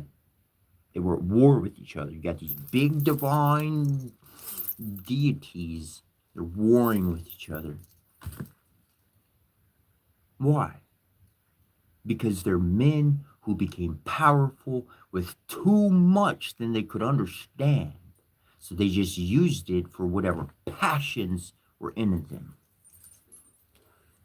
The name is Rumpelstiltskin because it's rumpled. They have to rivet it together. They don't know how to make a pure metal. You know, like, yeah, they don't know how to do that. They don't know how to make a craft full, smooth, and not a rivet inside. They don't know how to do that. Because they're creating from a state of impurity from within. Therefore, every single thing that they try to create outside of them is impure. You know, you get a human invention, you're like, oh man, this is great. And then you have all these problems with it. And you got to get updates for it. And then it breaks, and you got to go get another one. And on and on and on and on and on and on and on and on and on. It's because the individual that created the device was flawed. They had errors inside, therefore their product had errors. That's what you're buying. You're buying errors. Somebody who didn't know what they were doing. They're not a master. They're flawed.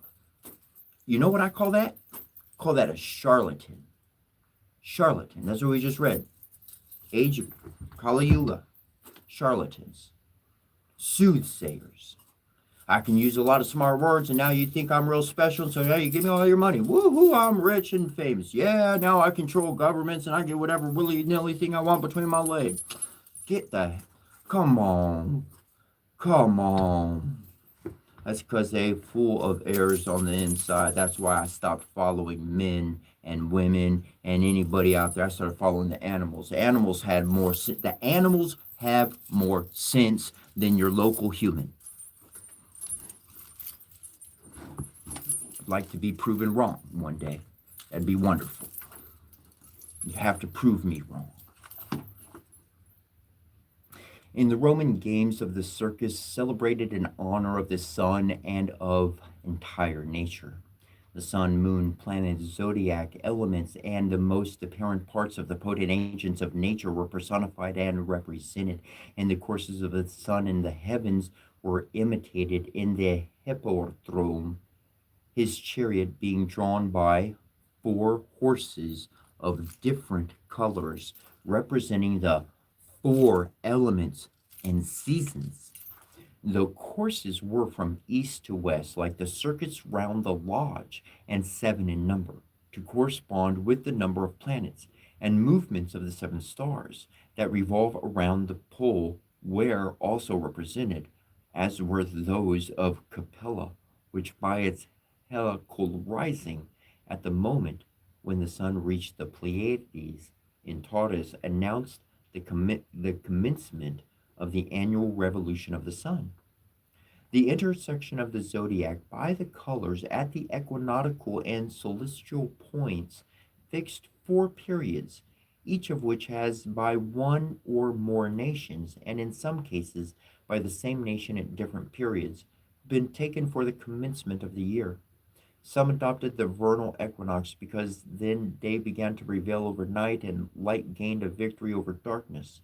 Sometimes the summer solstice was preferred because then day attained its maximum of duration and the acme of its glory and perfection.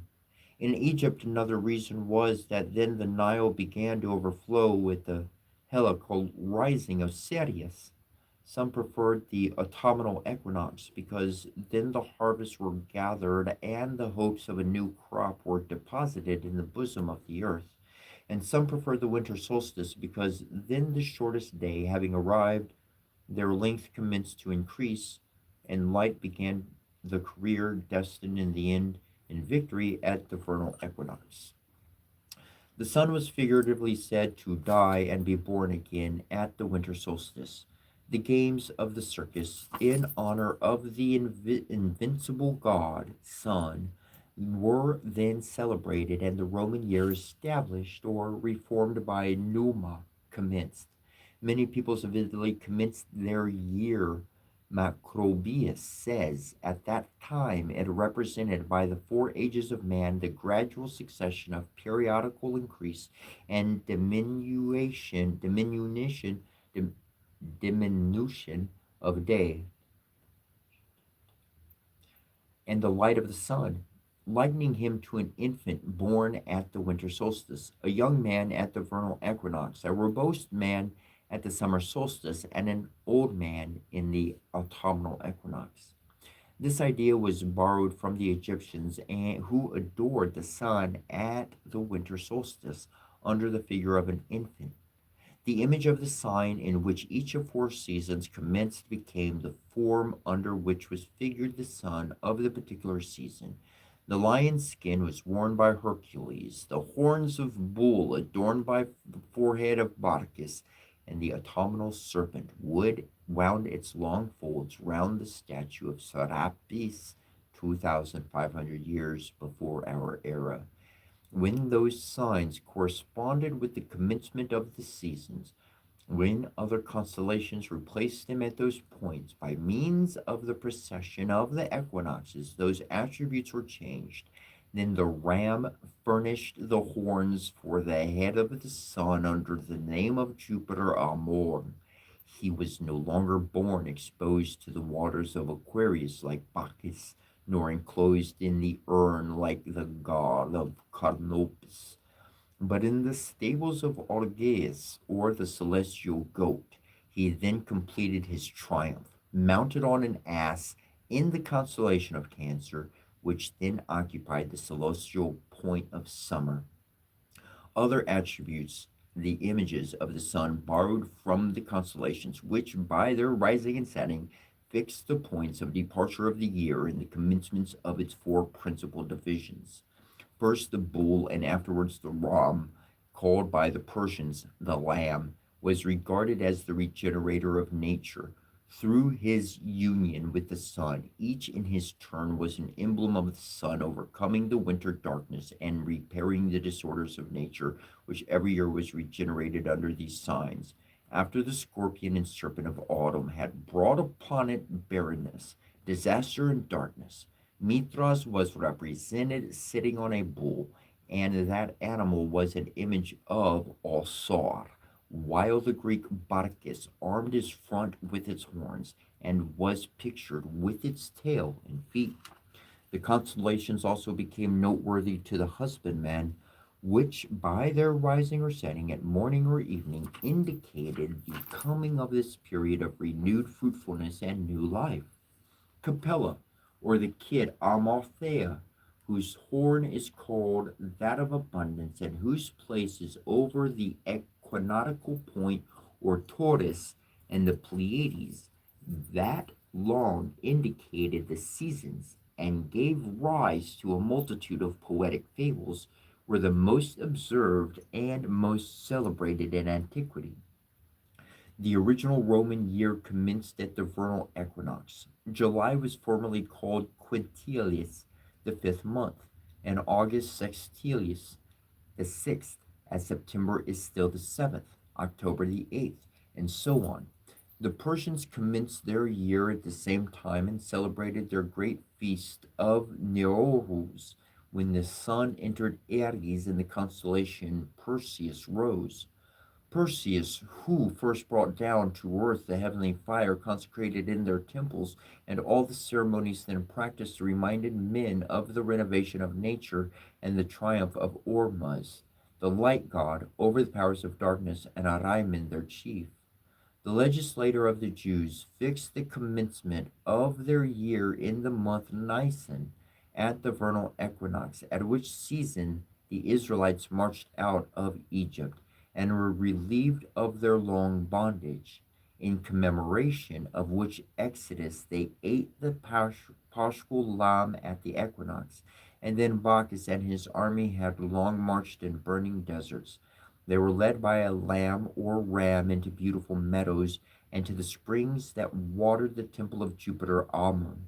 For to the Arabs and Ethiopians, whose great divinity Bacchus was, nothing was so perfect a type of Elysium as a country abounding in springs and rivulets.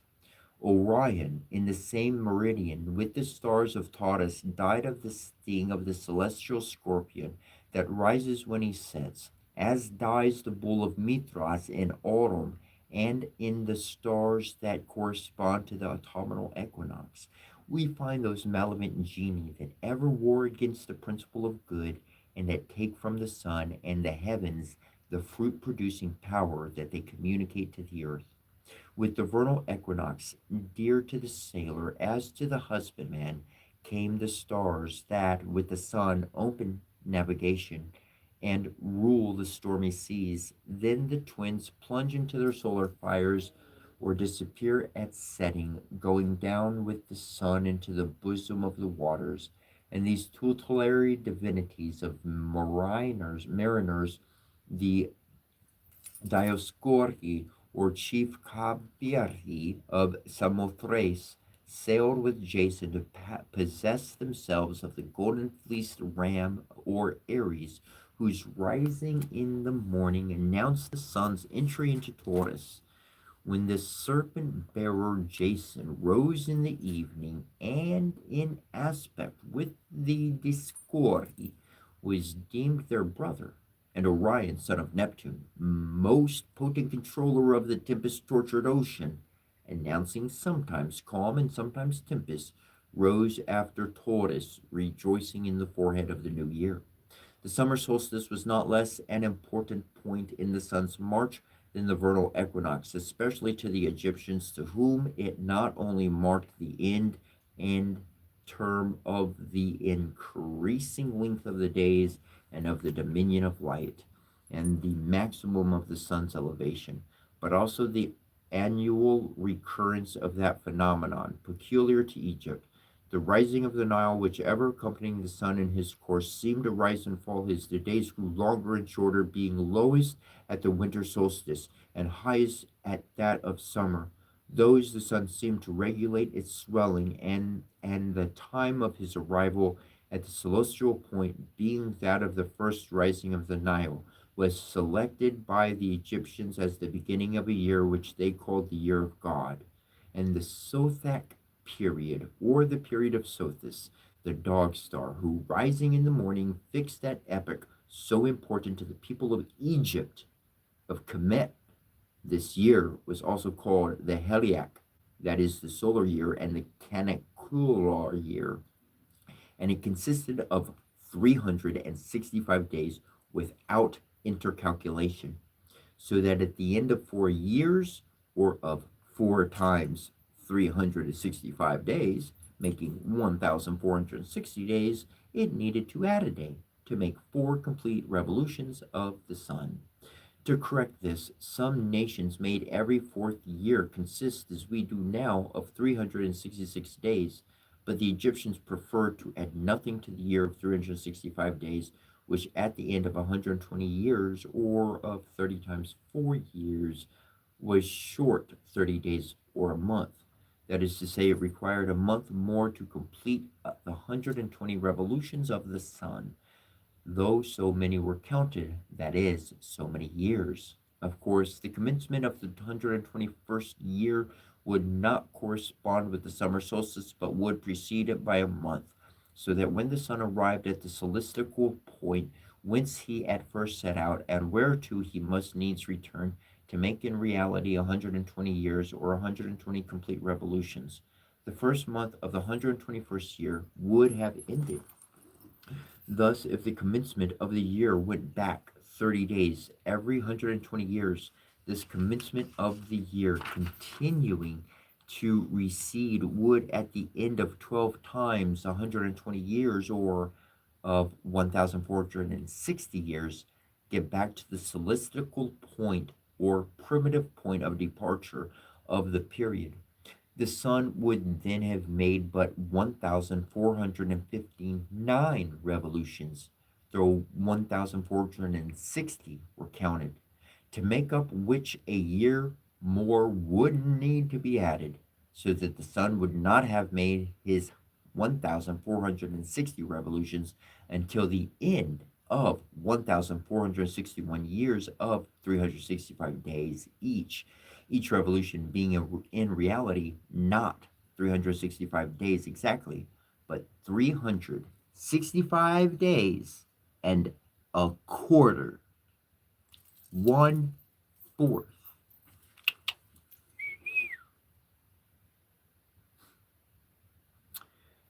This period of 1,461 years, each of 365 days, bring back the commencement of the solar year to the celestial point at the rising of Sirius. After 1,460 complete solar revolutions was called in Egypt the Sothaic period, the point of departure whereof was the summer solstice, first occupied by the lion and afterward by Cancer, under which sign is Sirius, which opened the period. It was, say, Porphyry at the celestial new moon, accompanied by the rising of Seth, or the dog star, that the beginning of the year was fixed in the generation of all things, or as it were the natal hour of the world. Might I just...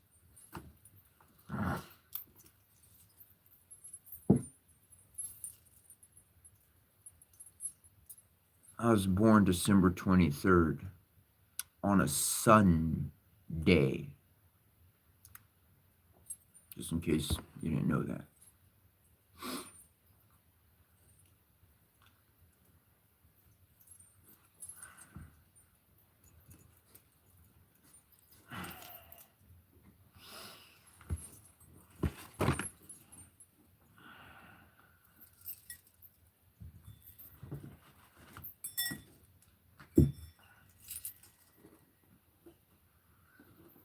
Not Sirius alone determined the period of the rising of the Nile. Aquarius, his urn, and the stream flowing from it, in opposition to the sign of the summer solstice, then occupied by the sun, opened in the evening the march of night, and received the full moon in his cup.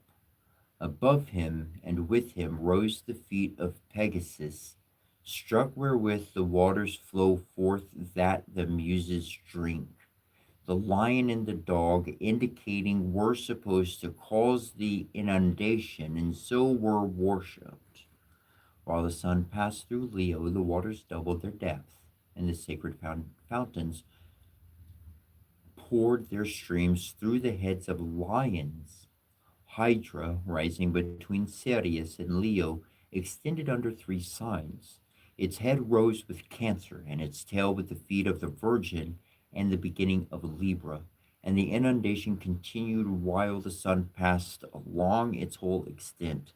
The successive contest of light and darkness for the possession of the lunar disk, each being by turns victor and vanquished, exactly resembled what passed upon the earth by the action of the sun and his journeys from one solstice to the other.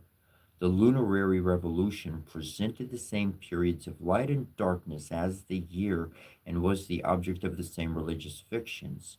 Above the moon, Pliny said, "Everything is pure and filled with eternal light. There ends the cone of shadow which the earth projects, and which produces night. There ends the sojourn of night and darkness. To it the air extends, but there we enter the pure substance." The Egyptians assigned to the moon the demiurgic or creative force of Al Saud, who united himself to her in the spring when the sun communicated to her the principles of generation, which she afterwards disseminated in the air and all the elements.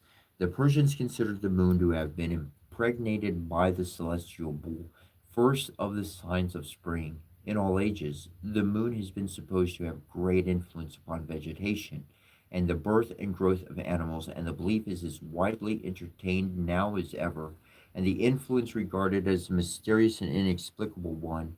Not the astrologers alone, but naturalists like Pliny, philosophers like Plutarch and Cicero, the theologians like the Egyptian priests, and metaphysicians like Proclus believed firmly in these lunar influences. The Egyptian, says Diodorus Siculus, acknowledged two great gods, the sun and the moon, or Asar and Alset, who govern the world and regulate its administration by the dispensation of the seasons. Such is the nature of these two great divinities that they impress an active and fecundating force by which the generation of things in affected the sun by great heat, and that spiritual principle that forms the breath of the winds, the moon by humidity and dryness, and both by the forces of the air which they share in common. By this beneficial influence, everything is born, grows, and vegetates. Wherefore, this whole huge body in which nature resides is maintained by the combined action of the sun and moon and their five qualities, the principles spiritual, fiery, dry, humid, and airy. So, five primitive powers, elements, and elementary qualities are united with the sun and the moon in the Indian theology: air, spirit, fire, water, and earth. And the same five elements are recognized by the Chinese. The Egyptians regarded the sun and the moon and stars as sole causes of generation and destruction here below. The moon, like the sun, changed continually the track in which she crossed the heavens, moving ever to and fro between the upper and lower limits of the zodiac, and her different places, phases, and aspects there, and her relations with the sun and the constellations have been a fruitful source of mythological fables. All the planets had what astrology termed their houses in the zodiac. The house of the sun was in Leo, and that of the moon in Cancer. Each other planet had two signs. Mercury had Gemini and Virgo, Venus, Taurus, and Libra, Mars, Aries, and Scorpio, Jupiter, Pisces, and Sagittarius, and Saturn, Aquarius, and Capricornus. From the distribution of the signs also came many mythological emblems and fables, as also many came from the places of exaltation of the planets. Diana of Ephesus, the moon, wore the image of a crab on her bosom, because in that sign was the moon's domicile, and lions bore up the throne of Hero, of Horus, the Egyptian Apollo, the sun personified for like a reason, while the Egyptians consecrated the Tarifor, Scarabus, to the moon, because she had her place of exaltation in Taurus. And for the same reason, Mercury is said to have presented Alset with a helmet like a bull's head.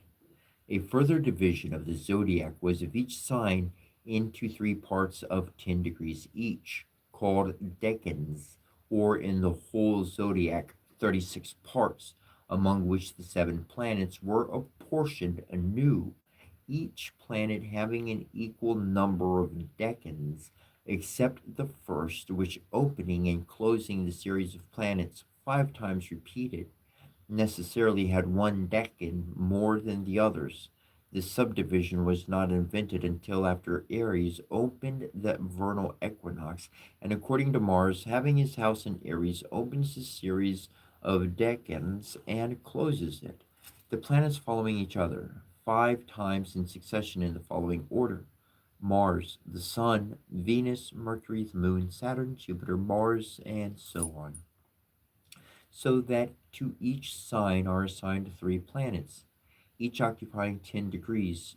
To each decan, a god or genius was assigned, making 36 in all, one of whom, the Chaldeans said, came down upon earth every 10 days, remained so many days, and reascended to heaven. This division is found on the Indian sphere, the Persian, and that barbaric one which Aben Ezra describes.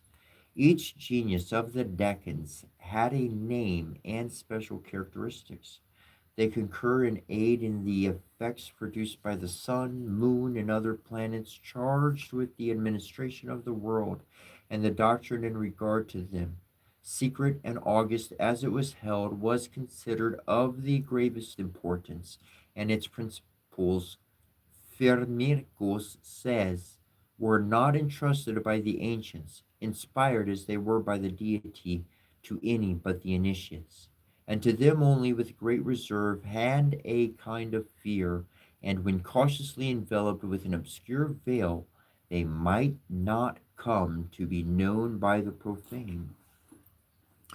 With these decans, with these decans were connected the Piranatolans, or those stars outside of the zodiac, that rise and set at the same moment with the several divisions of 10 degrees of each sign, as there were as there were anciently only 48 celestial figures or constellations, of which 12 were in the zodiac. It follows that there were, outside of the zodiac, 36 other astrums, Paranatelons, of several 36 decans. For example, as when Capricorn set, Sirius and Procyon, or Canis Major and Canis Minor, rose, they were the Paranatelons of Capricorn, though at a great distance from it in heaven. The rising of Cancer was known from the setting of Corona Borealis and the rising of the great and little dog. Its three paranatelons. The risings and settings of the stars are always spoken of as connected with the sun. In that connection, there are 3 kinds of them: cosmical, achronical, and haliacal, important to be distinguished by all who would understand this ancient learning.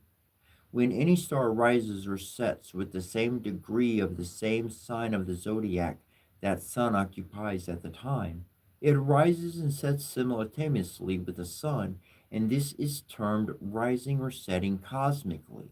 But a star that so rises and sets can never be seen, on account of the light that precedes and is left behind by the sun. It is therefore necessary, in order to know his place in the zodiac, to observe the stars that rise just before or set just after him. A star that is in the east when night commences, and in the west when it ends, is said to rise and set archronically. A star so rising or setting was in opposition to the sun, rising at the end of evening twilight and setting at the beginning of morning twilight. And as this happened to each star but once a year, because the sun moves from west to east with reference to the stars 1 degree a day. When a star rises as night, ends in the morning, or sets as night, commences in the evening, it is said to rise or set helically, because the sun, Helios, seems to touch it with its luminous atmosphere. A star thus reappears after a disappearance, often of several months, and thenceforward it rises an hour earlier each day, gradually emerging from the sun's rays, until at the end of 3 months it precedes the sun 6 hours, and rises at midnight.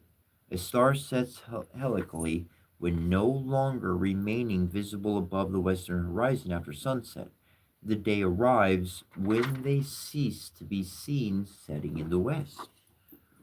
They so remain invisible until the sun passes so far to the eastward as not to eclipse them with his light, and then they reappear, but in the east about an hour and a half before sunrise, and this is their helical rising. In this interval, the cosmical rising and setting take place. Besides the relations of the constellations and their parentelions with the houses and places of exaltation of the planets, and with their places in the respective signs and decans, the stars were supposed to produce different effects according as they rose or set, and according as they did so either cosmically, achronically, or helically, and also according to the different seasons of the year in which these phenomena occurred, and these differences were carefully marked on the old calendars, and many things in the ancient allegories are referable to them. Another and most important division of the stars was into good and bad, beneficent and malevolent. With the Persians, the former of the zodiacal constellations were from Aries to Virgo, inclusive, and the latter from Libra to Pisces, inclusive. Hence the good angels and genii, and the bad angels, devs, the evil genii, devils, fallen angels, titans, and giants of the mythology. The other 36 constellations were equally divided, 18 on each side, or with those of the zodiac, 24. Thus, the symbolic egg that issued from the mouth of the invisible Egyptian god Neph, known in the Grecian mysteries as the Orphic egg, from which issued the god Shulmang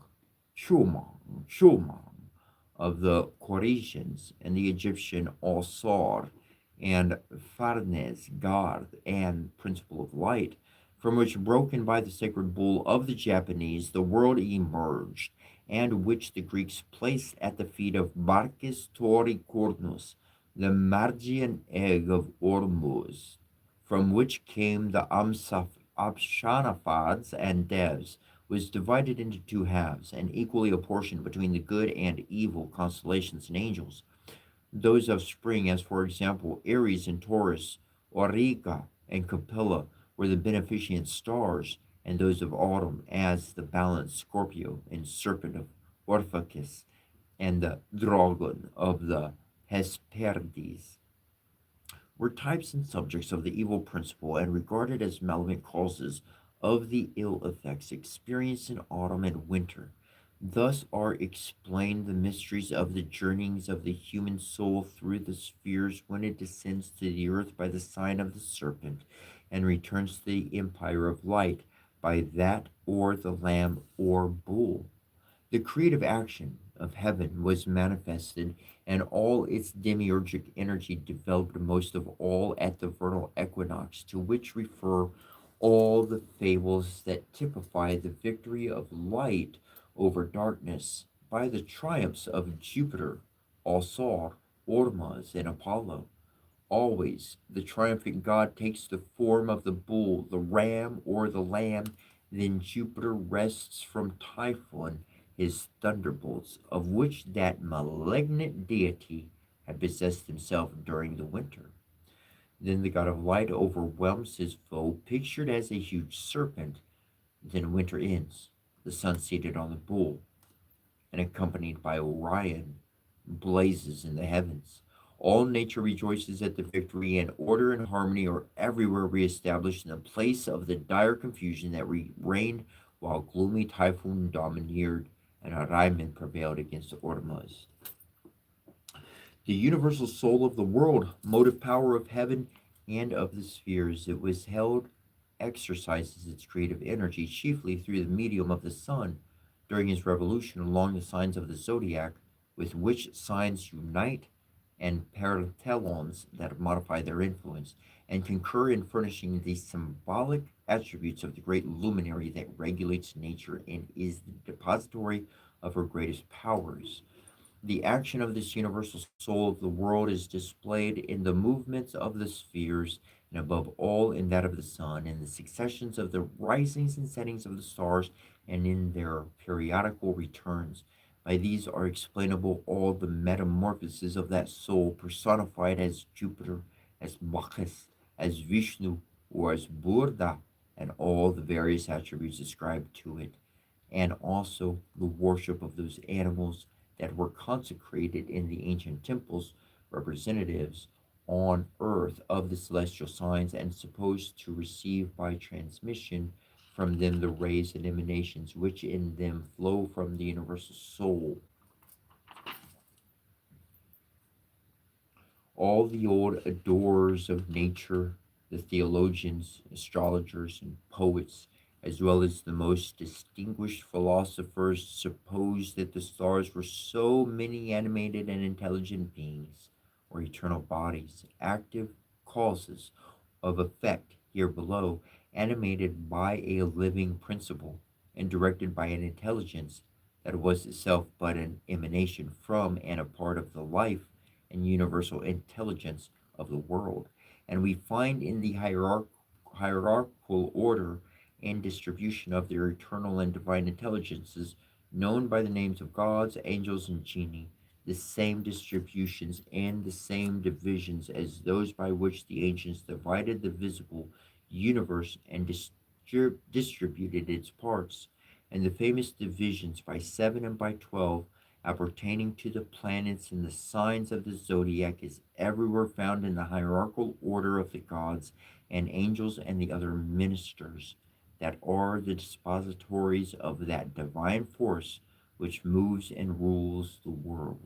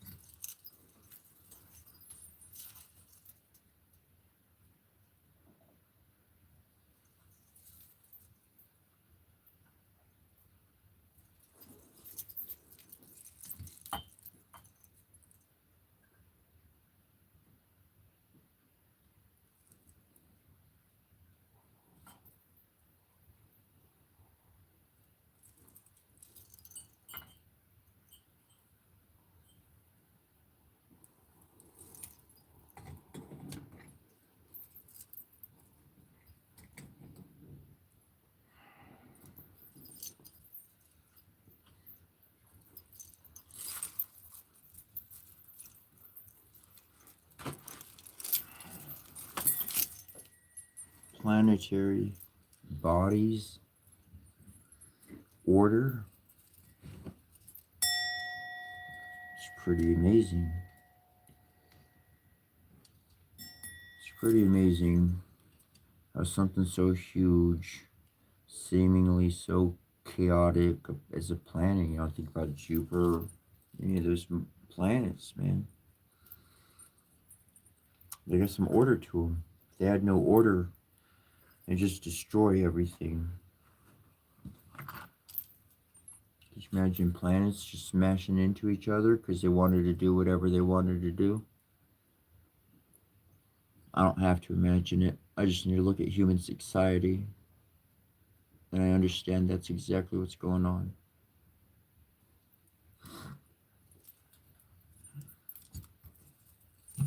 And that's why I chose to be no part of the world and to do what my heart wanted to do. Because I found a lot of more peace in my own heart. All this stuff I'm reading to y'all. It's amazing. It's amazing how much I have not read and how much I have lived. How much I have figured out. And these books just be in my room. I've not read this from cover to cover. I have not read this from cover to cover. I read this cover to cover years ago. I read everything seems brand new to me. I'm like, damn. I wrote that book over there. I don't even remember writing half. I remember writing it. I remember the 8 years of tumult.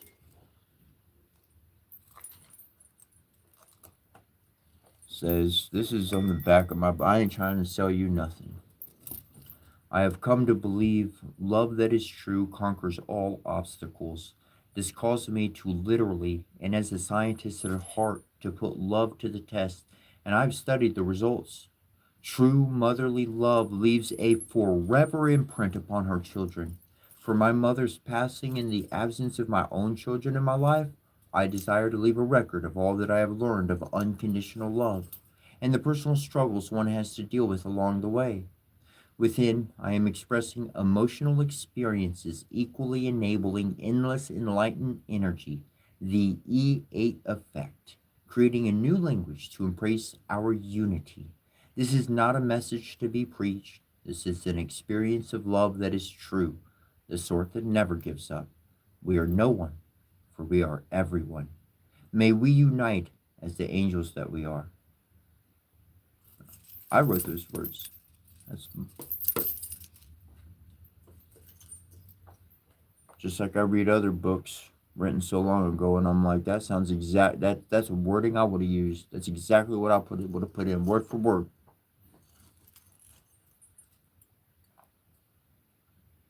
Hoorah!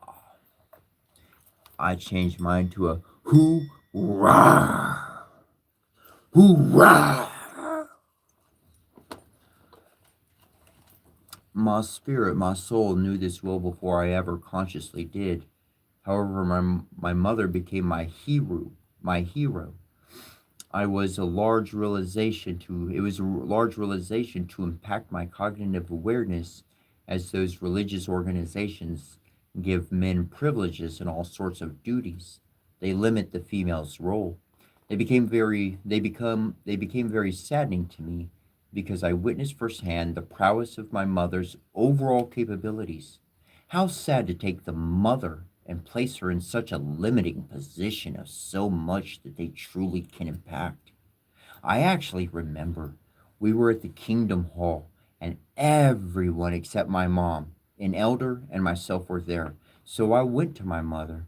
She was meeting with a man whom oversaw the entire congregation. We three sat down, one next to the other, and I remember that my mother said, I heard a rumor that we, my son and I, my brother's no longer living with us during those days, that me, my son, and I were not wanted here. Is this true? The presiding overseer of the congregation replied with, Yep, that's true. I said it. We don't want you here. I don't remember anything else except the solidified decision to stay by my mother's side to protect her from such tyranny. We stopped attending altogether for over a year. I had thought my dad was the only threat when I was to keep away from my mother. I was wrong. The enemy could be anyone, from a low level poser to a high ranking official.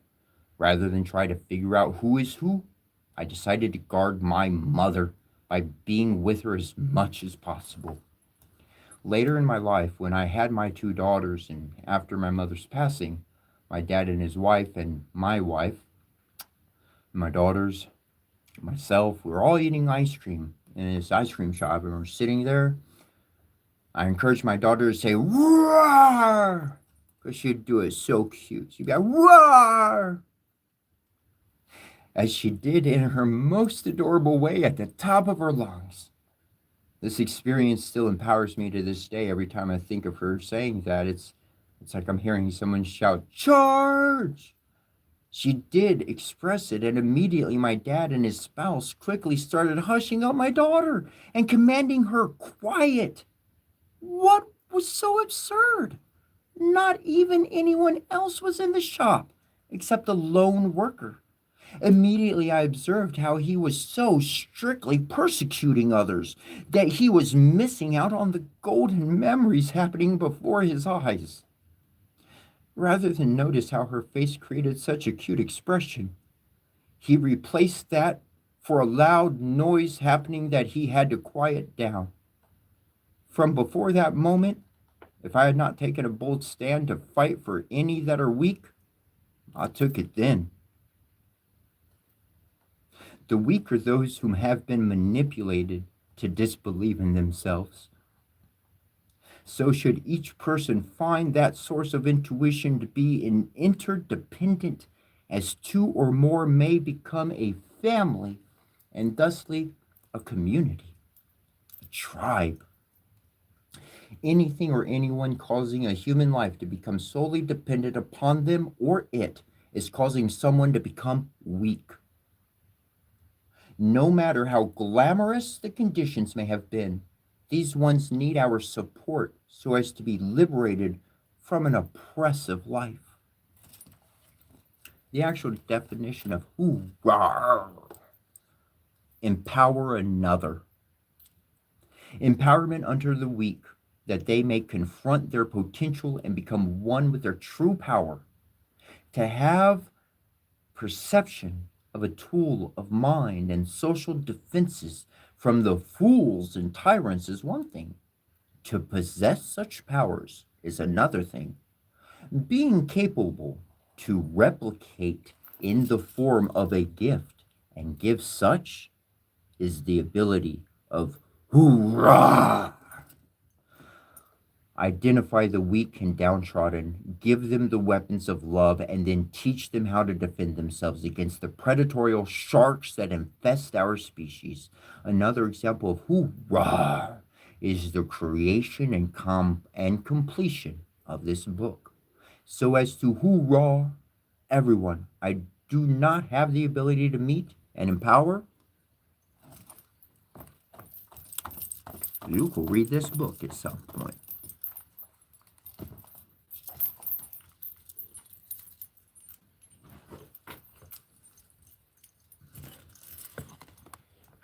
I watch strong men be strong men all the time. I don't help no man. I used to know this one guy. He went to the gym and he lifted weights. He had big muscles, man. His arms were big. I'm not kidding. You would never see it because he wore his, clothes and stuff, and you wouldn't know. Well, I found this out. Like, I was hanging out with the guy, going to his house and stuff, and his wife and whatnot. And then one day his wife came home with groceries. And she asked him to help her bring in the groceries. And he said no. All them muscles. And he said no. You want to know why?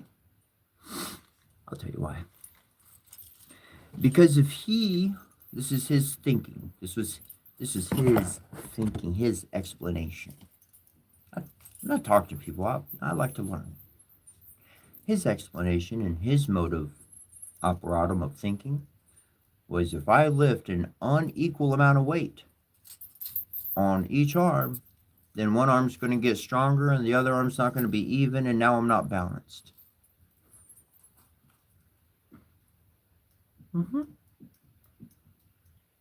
People think like that.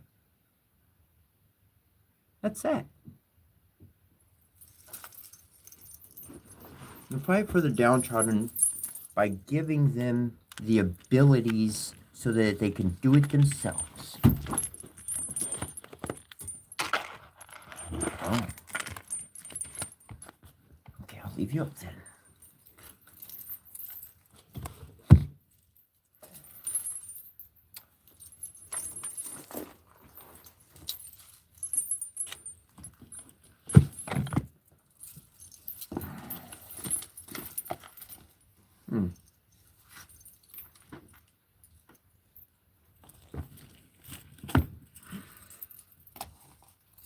So I said, let people's actions prove who they are.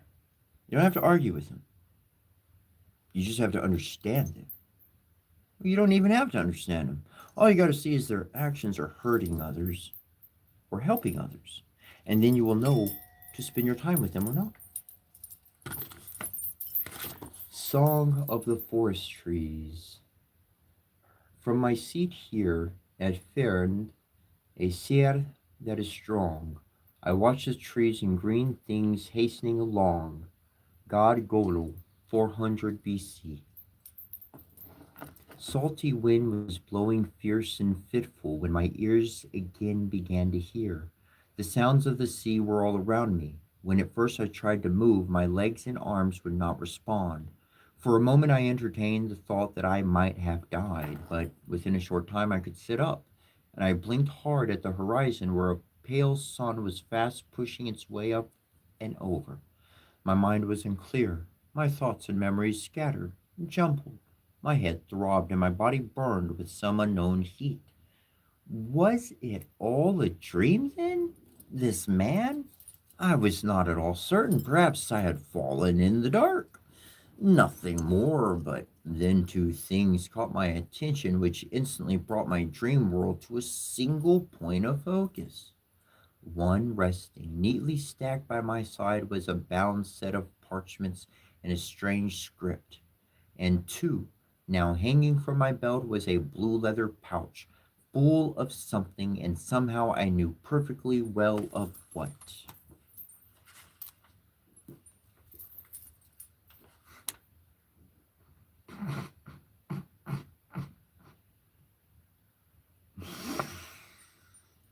Yep. I opened the pouch and slowly fingered the wooden shards, then, on an impulse, extracted one and held it up to the light. Once again, I knew perfectly well which wood I had drawn.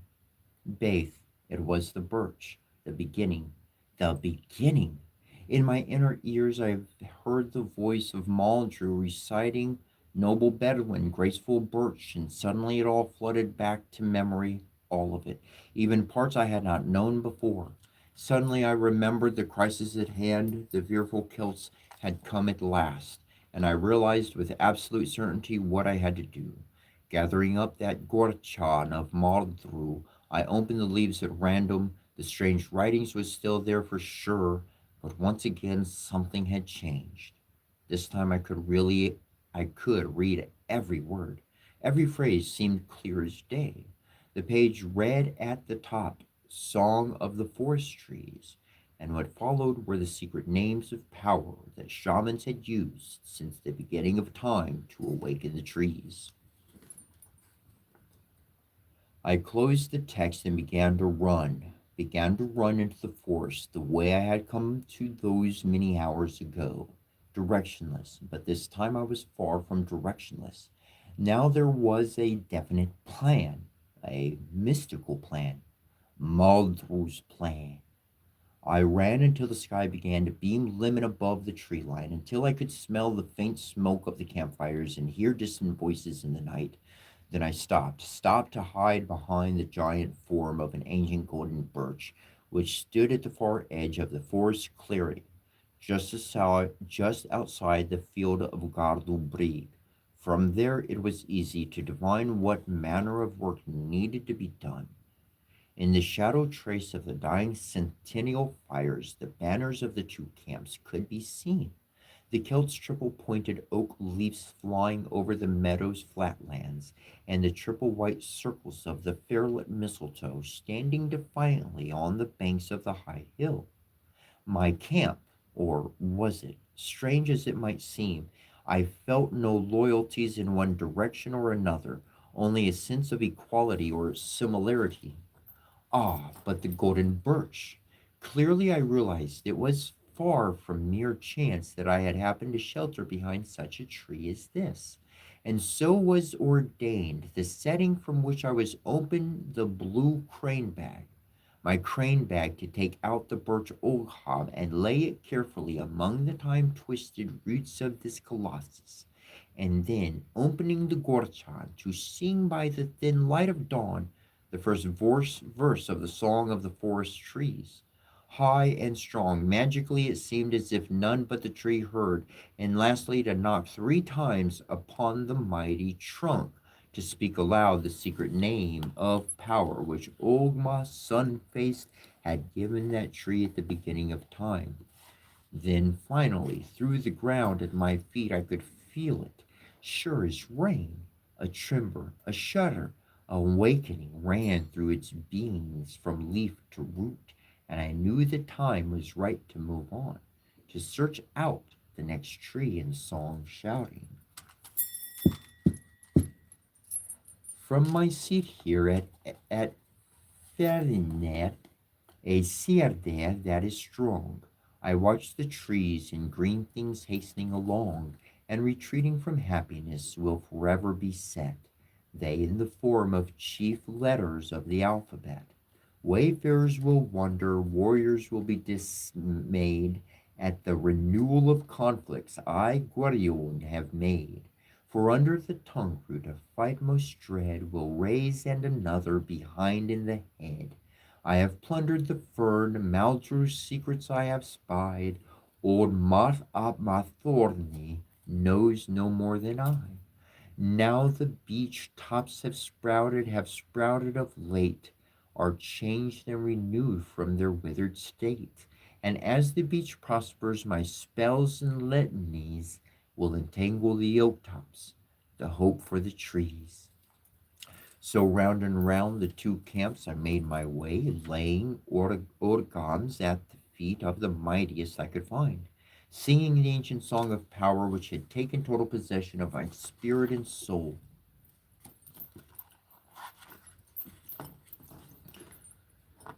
You birches very noble have armed yourselves but late, a sign not of cowardice but of your high estate.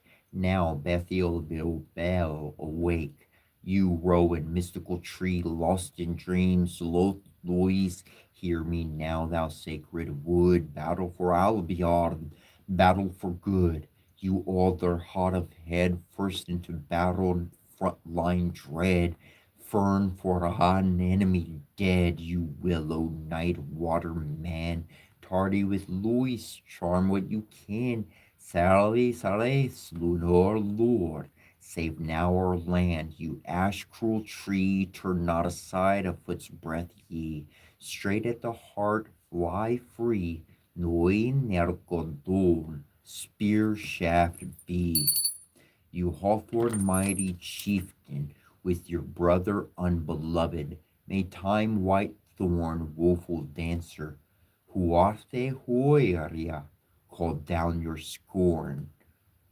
You oak, swiftest foot beat, stout guardian of the door, heaven ringer earth rung, doyer der byth, your name in every tongue. Your holy dark green man, armed with spear points wounding the hand, terne telmon, resolute stand. You hazel, skillful arbiter, salmon friend, weaver of dreams, cool cave, forge all streams, you apple laughing in pride from the gorchan of mouth through by the rock side, Kurt Kalep, blessed guide. You vine with your henchmen the elms, exalted and wrathful to rulers of realms, Moin Moraith, entangle helms. You ivy great in your prime, be a slayer of many at this charmed time, Gorgath empowered by rhyme, you reed swift to pursue, skillful and slender, straight never bending, Negertor Negorimor, fly ever true. You blackthorn strongest chieftain, bitter bearer of ill fruit, with your sister unbeloved strives through, grant the cause your battle suit. You elder slow to burn, standing valiant mid fires that singe, war friend of you, fighting fringe, Royce Roy Ben, 'tis your turn. You fear uncouth and savage, untamed wood you smash and ravage. Arlim Arshab, be deadly in your mirth. You furs ill behaved until you are subdued. Pipes of gold or brooms of old, old oithe, let none escape and none elude. You hither hearth consoler, comfort the weary, toil spent folk, or wreath our purple yoke. You, poplar, long enduring, battle weary, and much broke, staunchest ally, Eardo Azul, splinter all and battle smoke. Hear me, you, final word, standing gloom at fringe of fight, dower scattering, Eo Akim, poison both, burn and bite. And now the circle was complete. Exhausted yet elated, I found myself standing a mere few lengths from the golden birch where I had started. Slumping down against a tree, I settled heavily amidst the giant roots and shaggy bark. There remained only a short time before dawn. Almost I had pulled there. My head fell back, lead like, to rest blindly aside the trunk. The scent of the early morning dew rose up like a sweet scented mist from the forest floor, rich and moist, and I breathed in slowly, deeply, my body like stone, My work for the night was done. I knew it. Now everything was in the hands of fate, in the hands of Maldru's magic. For the song of the trees had once again been sung. The boulder finally nudged from its long resting place atop the mountain. Visions of dark waves and stone cairns floated into my head, songs and harps, mysterious gray-clad figures upon alien shores. I was sinking down somewhere, becoming at one with the forest floor, at one with the trees, my arms as roots vast and immovable. Or were they immovable? For just then I recall feeling a great tremor, animate the ground into life like a dense wave, stirring the golden birch once again in its slumbers. My work for the night was finished. Their work was just beginning. And so I resigned myself for a time to trade places with the trees. My world for theirs, colored visions for concrete voices. And the sunlit world of man did indeed slip away as I sank down deeper into enter an unknown realm of wondrous under earth crystal seas, hidden, dark and silent.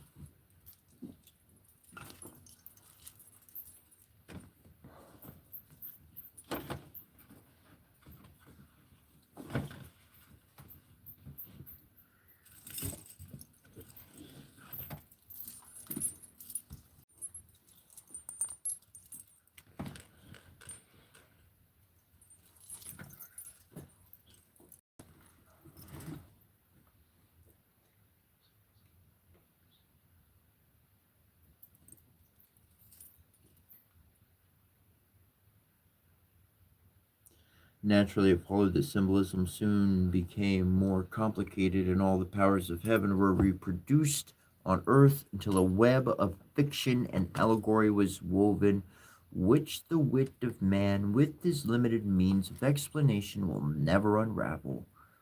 Hebrew theism itself became involved in symbolism and image worship, to which all religions ever tend. We have already seen what was the symbolism of the tabernacle, the temple, and the ark. The Hebrew establishment tolerated not only the use of emblematic vessels, vestments, and cherubs of Jehovah himself, not even confined to poetical or illustrative language. Among the Aditya, says Krishna in the Bhagavad Gita, I am Vishnu, the radiating sun among the stars. Among the waters, I am ocean. Among the mountains, the Himalaya, and among the mountaintops, Meru. It's you, V.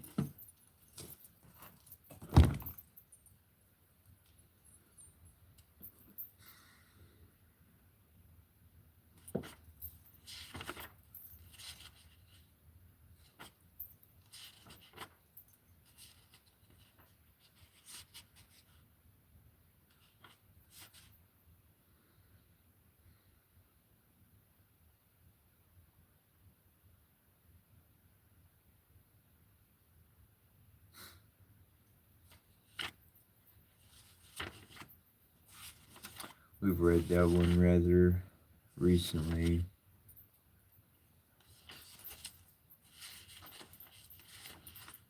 It's this story called Brother Lusting. He's got St. Peter, he's one of the brothers, and then the other dude, his brother. You got St. Peter and you got Brother Lusting. They're brothers. And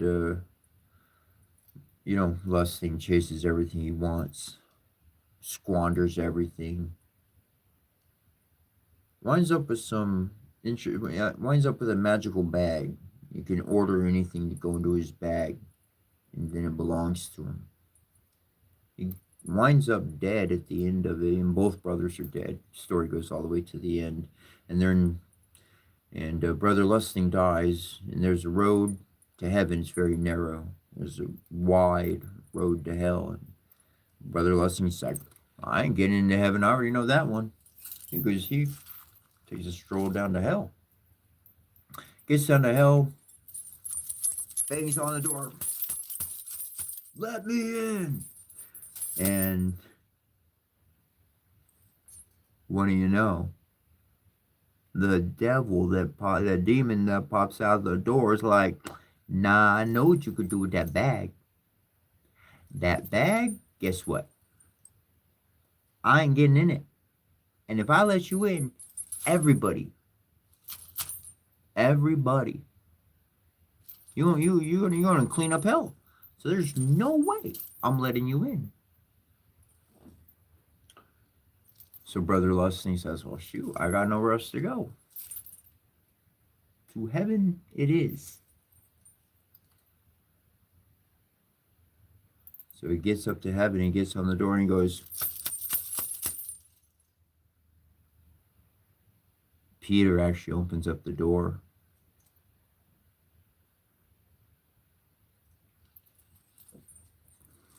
His brother opens up the door. His brother, maybe I'll just read the ending for you.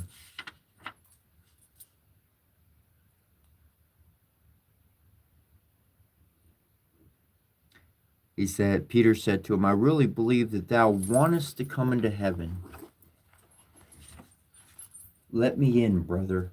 I must get in somewhere. If they would have taken me into hell, I should not have come here.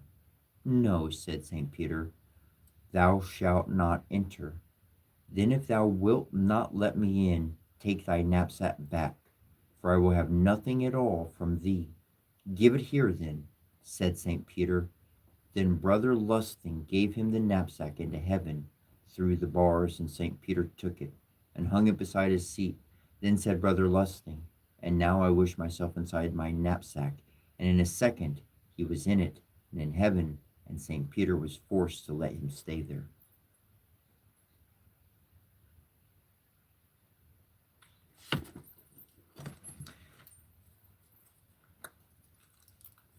It's a smart thinker.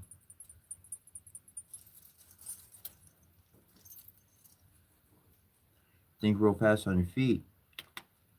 Be able to get out. I'm going to make myself some coffee right quick.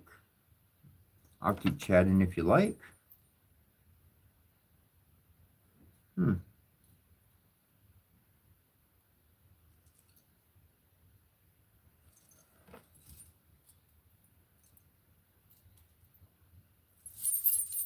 That's interesting.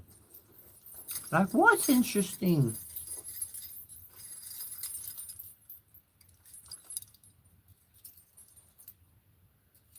Belt of Eagles. Let's see how many stars there are, how many lines are on this one.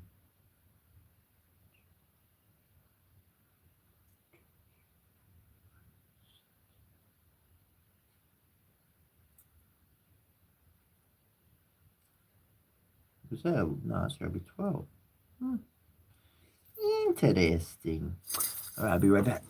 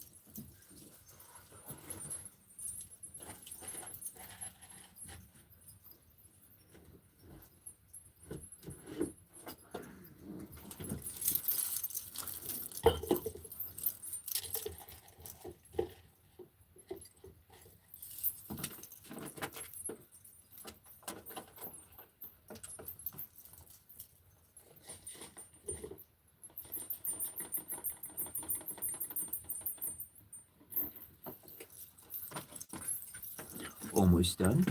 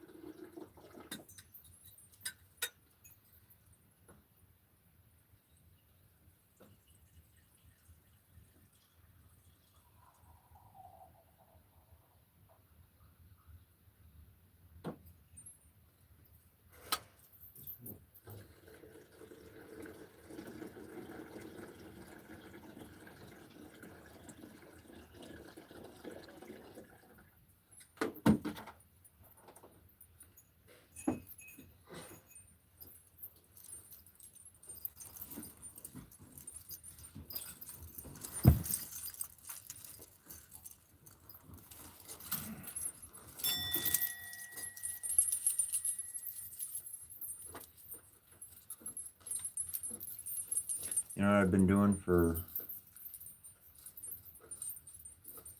12, 13 years of my life?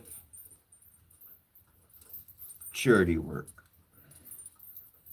I've been homeless and helped people who had home and resources aplenty. Plenty. They had so much they're throwing food away. Had an empty bedroom. They had an empty basement. You know, they wouldn't even let me stay in their place. Not even their basement. So just keep on going. I spent hours with this individual. Out of the love of my heart, I reached down into the deepest pits of my sadness and pain. In person. This is in person. Nothing online. Forget all this junk. I actually hooked this man up with the Divine Mother herself. My sister. My mama. And brought him peace every single day of his life. Peace. He was in misery every single day of his life. I did good for him. I did good for him. He'd come. He'd see me walking on the side of the street. He'd come to the place where they'd be giving free food away, and he'd see me there just to talk to me. He'd come and he'd shout out from his window up top because I walk in front of his place every day. He'd shout out. He start tapping or whatever. He wouldn't shout because the window. He'd knock on his window, whatever. He'd come out and say hi to me, and we talked. So I gave 100% of everything I had. And he done some good for me. No doubt. But he wouldn't even suffer to have me live in his basement.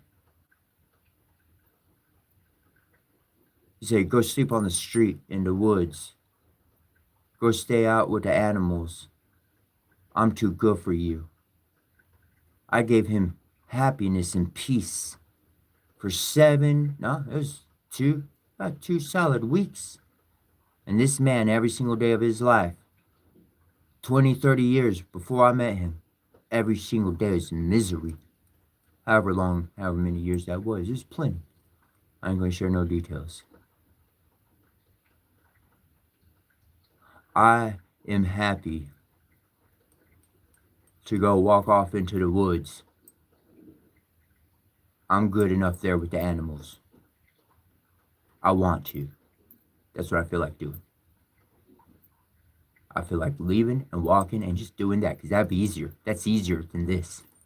I already did my work. All this that I'm doing for you, I have to relive every single fucking traumatic moment I've ever been through in my life. Every single moment I talk to you for 9 hours a day.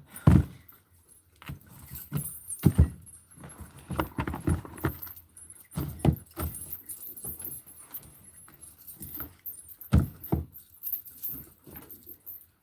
tired. I am weary from the journey. Just sharing that much. But the simplicity of belief of the patriarchs did not exclude the employment of symbolical representations. The mind never rests satisfied with a mere feeling. That feeling ever strives to assume precision and durability as an idea by some outward delineation of its thought. Even the ideas that are above and beyond the senses, as all ideas of God are, require the aid of the senses for their expression and communication.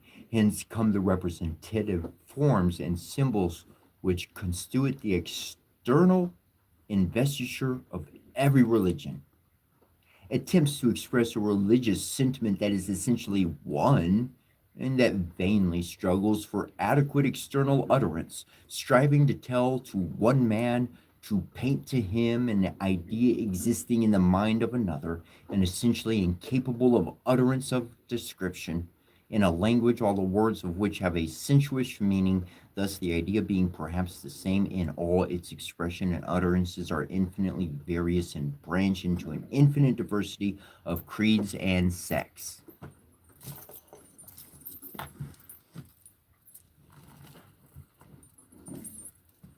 This is what the world of humanity does to people.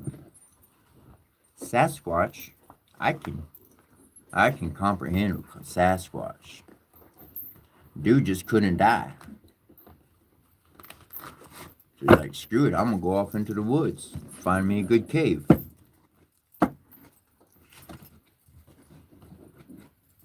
Live in some peace. You found the same reality. We're talking about the Kali Yuga earlier. I tell you what, I stay if you stay. How about that? You stay, I stay. We stay. Oh, we stay. Want to stay?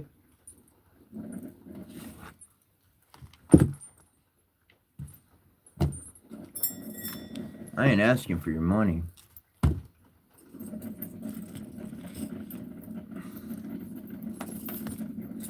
Care less about your money. All of that, all of this is for you.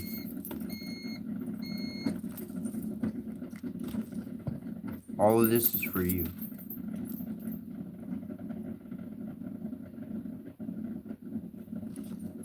Stories of heroism. Peace was patched up with the Porserna, but wars continued. A few years later, there was a Roman victory at Lake Regillus, where, according to a legend hinted at but not told by Livy, the Romans were supporters by two mysterious horsemen. They were identified with the divine twins Castor and Pollux. So like they were, no mortal might one from other know.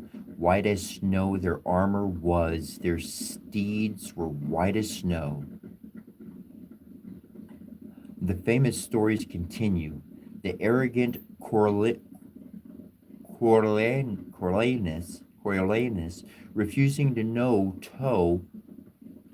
refusing to kowtow to the commons, suffering banishment, leading an army against Rome, persuaded by his mother to desist. This is real history. Somebody from Rome was going to go kill people, and his mother dissuaded him from doing it.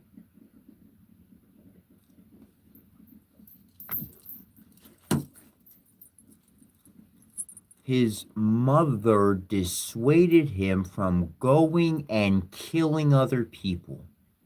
Why did you need to kill somebody? You got paid? You got paid? You're a mercenary? You're killing? Why not defend? Why not defend? Why not defend your mom and your dad and your brothers? You just defend. Just defend. There's problems all over the world. They own their country, right? They got that land. Fuck off. Defend your own and let other people worry about their own crap. You know,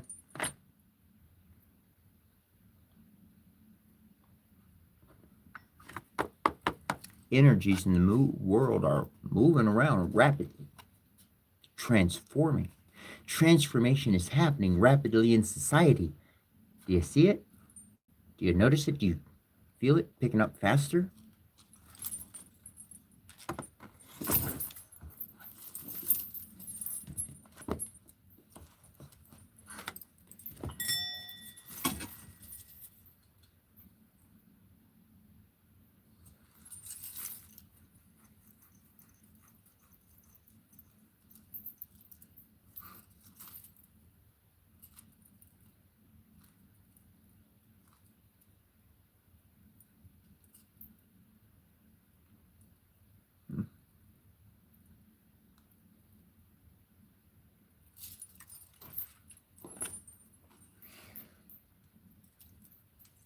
And there was war in heaven. Michael and his angels fought against the dragon, and the dragon fought and his angels, and prevailed not. Neither was their place found any more in heaven, and the great dragon was cast out, that old serpent called the devil and Satan, which deceiveth the whole world. He was cast out into the earth, and his angels were cast out with him. And I heard a loud voice in heaven, now is come salvation and strength and the kingdom of our God and the power of his Christ, for the accuser of our brethren is cast down. which accuse them before our God day and night. Therefore rejoice, ye heavens, and ye that dwell in them. Woe to the inhabitants of the earth and of the sea, for the devil is come down unto you, having a great wrath, because he knoweth that he hath but a short time.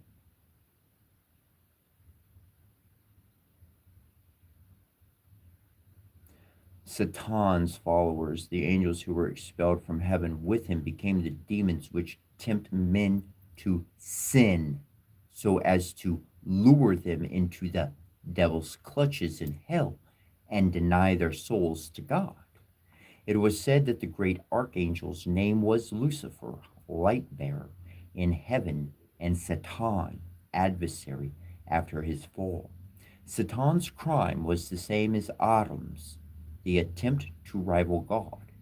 Both were rebels against God, and their two myths coalesced, with the serpent of Eden becoming either an agent of the devil or the subtle enemy himself in disguise. There is no suggestion of this in Genesis, but Revelation calls Satan that old serpent. As Christianity gained pagan converts, the early church identified the pagan deities as masks worn by Satan and the fallen angels to deceive mankind. Worship of pagan gods was condemned as the worship of demons. On the other hand, Christianity grew up in a pagan world, and converts inevitably brought pagan beliefs and myths with them.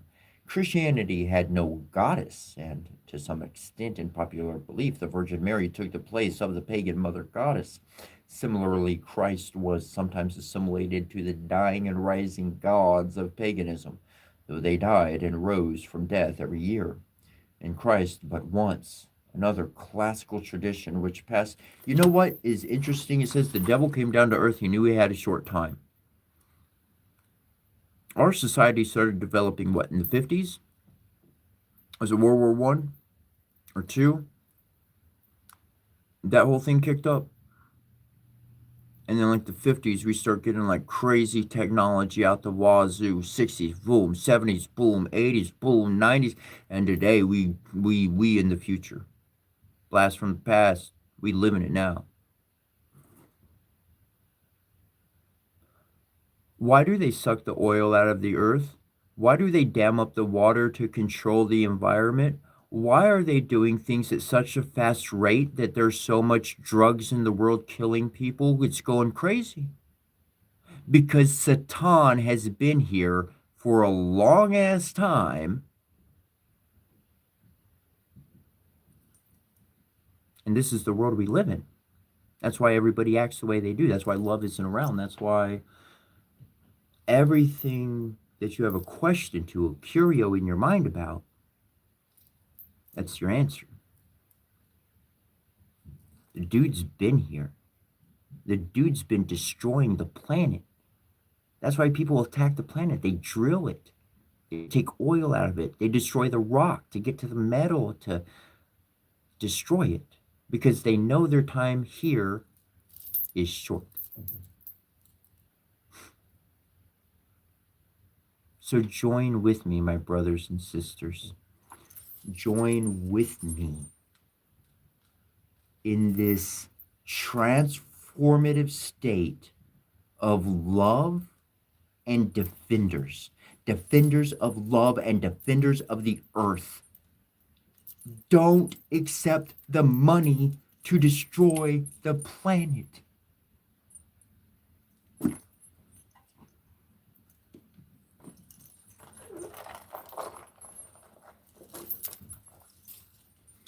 Gods and men in honor. With Hesiod, we are probably as near as possible to the mythopoeic form, but he hardly preserves that dreamlike dislocation in narrative which belongs to the tales of many tribal communities or even some Mesopotamian myths, and which gives a symbolic depth and fantasy to the story concerned. This is even more true of the heroic saga or folk tale of the Greek epic tradition, notably the Iliad and Odyssey of Homer. This too is the end product of a several hundred years of oral poetry. It has historical kernel which goes back partly to the Greek Bronze Age or Mycenaean period, and partly to the Dark Age. Any historical events have been magnified and distorted beyond recognition by a poetic tradition which aimed at the glorification of the great heroes of the past. The Iliad is saga. There are no child swallowings, castrations, or hideous monsters. The poems are about warrior aristocrats who delight in war and who are supposed or opposed at every turn by the Olympian gods. The setting is an incident during the 10th year of the Greek siege of Troy. At the human level, the theme is the wounded honor of Achilles, whose war prize, the slave girl Briseis, is taken by Agamemnon, overall commander of the Greek contingents.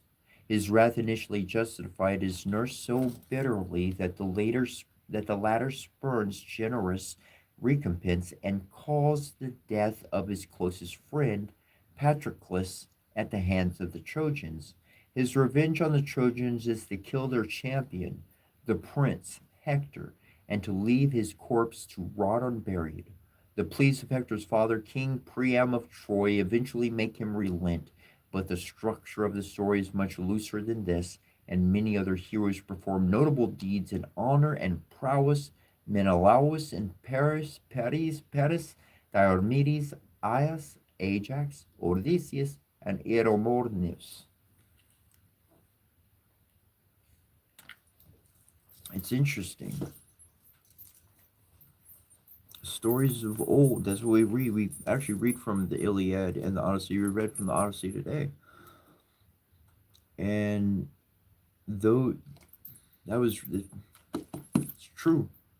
It's got a lot of information. Essentially, everything recorded from their history was saved into one book, essentially. That's what survived. They had more. Oh, they had lots more, but that's all that's all the world really has to talk about those days. And they're looking up for more stuff. There's a little bit of stuff. Getting closer and closer every day.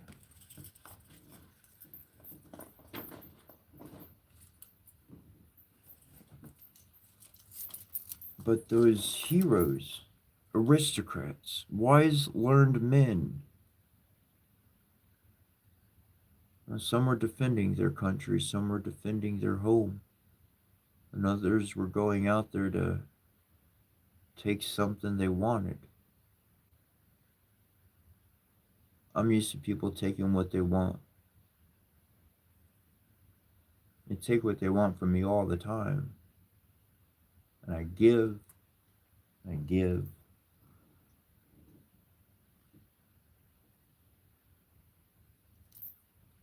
But they'll keep taking. So I stopped giving. And then they attacked me because I wouldn't give to them.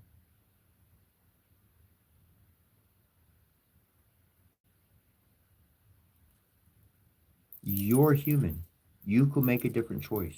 You can stand up and you can give words of love to somebody. You can give words of advice to somebody. You can pick them up when they're feeling bad.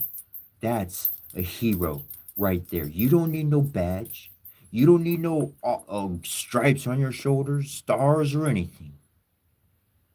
That mama we read earlier, she convinced her son not to take that entire, he was a leader of the heart. He was going to take a whole battalion to go kill people in some other town because the country wanted, because Rome decided it. And his mother convinced him, no, stay home. Quit your stupid job. It ain't worth it. If your job is going to risk your life, shit, I hope you're having fun. Rather than those kinds of things.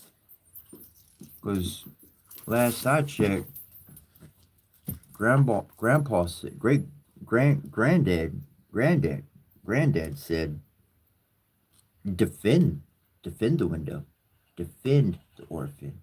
Like,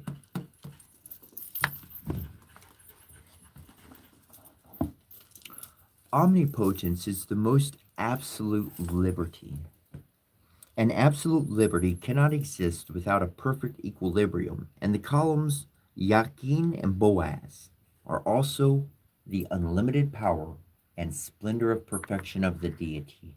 The seventh and eighth Sephiroth of the Kabbalah, from whose equilibrium result the eternal permanence and stability of his plans and works, and of that perfect success and undivided, unlimited dominion which are the ninth and tenth Sephiroth, and of which the Temple of Solomon, in its stately symmetry, erected without the sound of any tool of metal being heard, is to us a symbol. For thine, says the most perfect of prayers, is the dominion, the power, and the glory during all the ages. Amen Ra. That's something else that's interesting I'll share with you. Amen is very much an Egyptian connection. It goes older than Egypt. I've been reading here. Amen goes older than adding interesting stuff. Amen, though. Amen, that is spoken at the end of the Christian prayer. They're connecting to old Egyptian realities. The space within space, it connects everything. And Amen is only half of the formula. You say Amen at the end of your prayer, you didn't get no action from it. Oh, you're like, oh boy, it comes through. Nah, that's why you don't have regular success with it. If you had regular success with it, your life would look different than what it does. The other half of that is Ra. Amen Ra. Not Amun. Amen Ra. You have the active and the passive, the inactive. You have the yin and the yang. Amen Ra is the same formula as yin and yang, masculine and feminine. At the end of your prayer, they cut it short. So just throw the Ra part on there, and you're going to notice a difference like that. I dare you. With all the lovey, happy dares. I dare you to reach out for a blessing. Oh, because it would be good. More blessings, the better. The more blessings, the more happiness, the more love. We are our own encouragers. We are our own uplifters, because nobody else is going to do it. You got to pay somebody to do it. That ain't love. You just go into a stranger to tell your problems to, and they say, give me some money. Here's some whatever. Get away from me. Go home.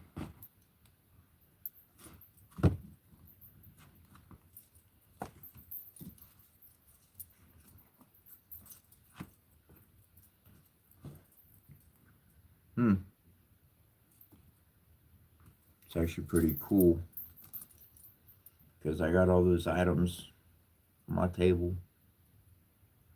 Got my stag. Got staff back there. Got my wand right there. Sword right there. I mean, that's pretty much it. Got the pinnacle. Got the coin on there. There's a coin over there too. The white lilies and the red roses. There's a lot of symbolism there.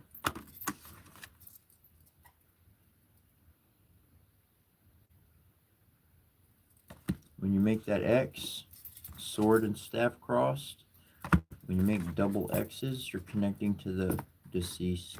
It says that you're going to help them.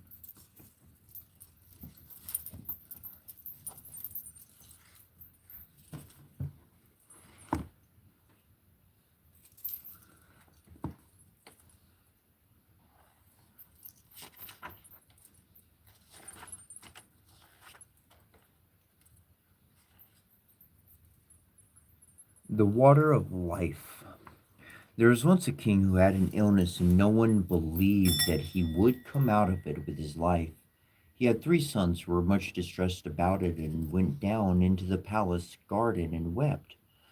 There they met an old man who inquired as to the cause of their grief. They told him that their father was so ill that he would most certainly die, for nothing seemed to cure him. Then the old man said, I know of one remedy, and that is the water of life. If he drinks of it, he will become well again, but it is hard to find. The elder said, I will manage to find it, and went to the sick king and begged to be allowed to go forth in search of the water of life, for that alone could save him. No, said the king, the danger of it is too great. I would rather die. But he begged so long that the king consented. That the prince thought in his heart, if I bring the water, then I shall be best beloved of my father, and shall inherit the kingdom. So he set out, and when he had ridden forth a little distance, a dwarf stood there in the road, who called to him, and said, Whither away so fast, silly shrimp? Said the prince, very haughtily, It has nothing to do with you, and rode on. But the little dwarf had grown angry, and had wished an evil wish. Soon after this, the prince entered a ravine, and further he rode, the closer the mountains drew together, and at last the road became so narrow that he could not advance a step further.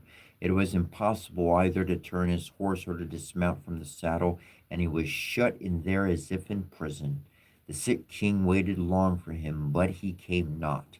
Then the second son said, Father, let me go forth to seek the water, and thought to himself, if my brother is dead, then the kingdom will fall to me. At first the king would not allow him to go either, but at last he yielded. So the prince set out on the same road, that his brother had taken, and he too met the dwarf, who stopped him to ask whither he was going in such haste. Little shrimp, said the prince, that is nothing to thee, and rode on without giving him another look. But the dwarf bewitched him, and he, like the other, rode into a ravine, and could neither go forwards nor backwards. So fair, haughty people. And as the second son also remained, the youngest begged to be allowed to go forth to fetch water, and at last the king was obliged to let him go. When he met the dwarf, and the latter asked him whether he was going in such haste, he stopped and gave him an explanation, and said, I am seeking the water of life, for my father is sick unto death. Dost thou know then where that is to be found? No, said the prince, as thou hast borne thyself as is seemingly, and not haughtily like thy false brothers. I will give thee the information, and tell thee how thou mayest obtain the water of life. It springs from a fountain in the courtyard of an enchanted castle, but thou wilt not be able to make thy way out of it to it, if I do not give thee an iron wand and 2 small loaves of bread. Strike thrice with the wand on the iron door of the castle, and it will spring open. Inside lie 2 lions with gaping jaws, but if thou throwest the loaf to each of them, they will be quieted. Then hasten to fetch some of the water of life before the clock strikes 12, else the door will shut again, and thou wilt be imprisoned. The prince thanked him, took the wand and the bread, and set out on his way.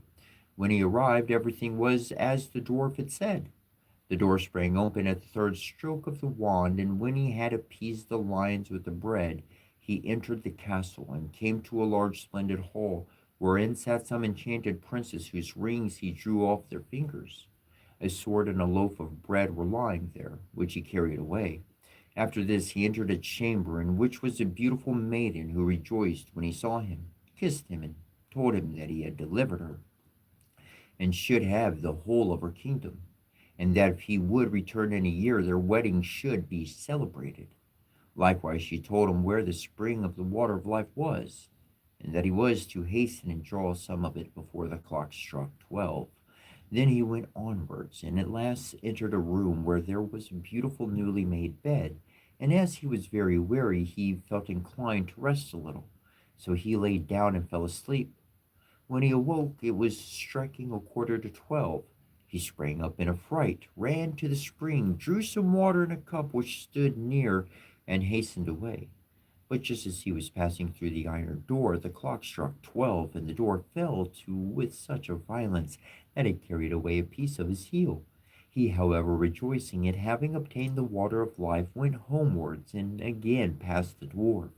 When the latter saw the sword and the loaf, he said, "With these thou hast won great wealth. With the sword thou canst slay whole armies, and the bread will never come to an end." But the prince would not go home to his father without his brothers, and said, "Dear dwarf, canst thou not tell me where my two brothers are? They went out before I did in search of the water of life, and have not returned." "They are imprisoned between two mountains," said the dwarf. "I have condemned them to stay there, because they were so haughty." Then the prince begged until the dwarf released them, but he warned him, however, and said, "Beware of them, for they've had bad hearts." When his brothers came, he rejoiced and told them how things had gone with him, that he had found the water of life and had brought a cupful away with him, and had rescued a beautiful princess who was willing to wait a year for him. And then their wedding was to be celebrated and would obtain a great kingdom. After that, they rode on together and chanced upon a land where war and famine reigned, and the king already thought he must perish, for the scarcity was so great. Then the prince went to him and gave him the loaf, wherewith he fed and satisfied the whole of his kingdom. And when the prince gave him the sword also, wherewith he slew the host of his enemies, and could now live and rest in peace. The prince then took back his loaf and his sword, and the three brothers rode on. But after this, they entered two more countries where war and famine reigned, and each time the prince gave his loaf and his sword to the kings, and had now delivered three kingdoms. And after that, they went on board a ship and sailed over the sea. During the passage, the two eldest conversed apart and said, "The youngest has found the water of life, and not we, for that our father will give him the kingdom which belongs to us, and will rob us of all our fortune." They then began to seek revenge and plotted with each other to destroy him. They waited until they found him fast asleep. Then they poured the water of life out of the cup and took it for themselves, but into the cup they poured salt sea water.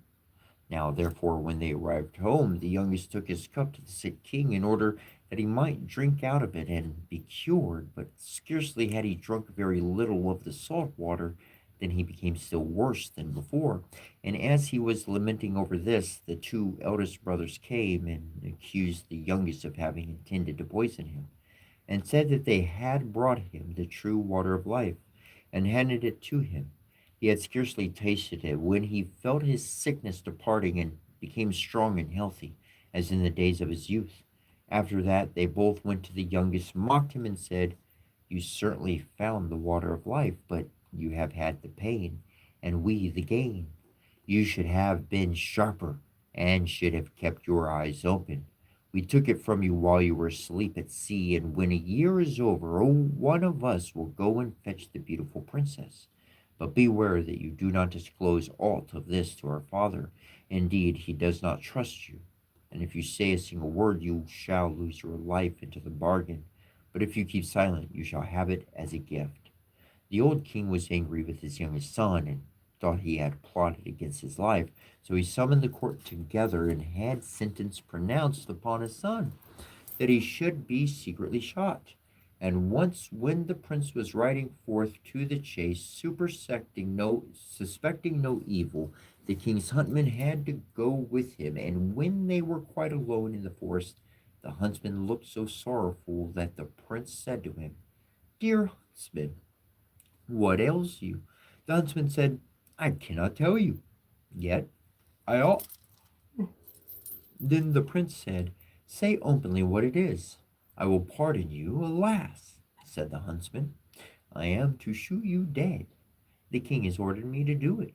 Then the prince was shocked and said, "Dear huntsman, let me live. There I give you my royal garments. Give me your common ones in their stead." The huntsman said, "I will willingly do that. Indeed, I should not have been able to shoot you." Then they exchanged clothes, and the huntsman returned home. The prince, however, went further into the forest. After a time, three wagons of gold and precious stones came to the king for his youngest son, which were sent by the three kings who had slain their enemies with the prince's sword, and maintained their people with his bread, and who wished to show their gratitude for it. The old king then thought, can my son have been innocent? And said to his people, would that he were still alive! How it grieves me that I have suffered him to be killed. He still lives, said the huntsman. I could not find it in my heart to carry out your command, and told the king how it happened. Then a stone fell from the king's heart, and he had it proclaimed in every country that his son might return and be taken into favor again. The princess, however, had a road made up to her palace which was quite bright and golden, and told her people that whosoever came riding straight along it to her would be the right wooer and was to be admitted, and whoever rode by the side of it was not the right one, and was not to be admitted. As the time was now close at hand, the eldest thought he would hasten to go to the king's daughter, and give himself out as her deliverer, and thus win her for his bride and the kingdom to boot. Therefore he rode forth, and when he arrived in front of the palace, and saw the splendid golden road, he thought it would be a sin and a shame if he were to ride over that, and turned aside, and rode on the right side of it. But when he came to the door, the servants told him that he was not the right man, and was to go away again. Soon after this, the second prince set out, and when he came to the golden road, and his horse had put one foot on it, he thought it would be a sin and a shame to tread a piece off of it. And he turned aside and rode on the left side of it. And when he reached the door, the attendants told him he was not the right one, and he was to go away again.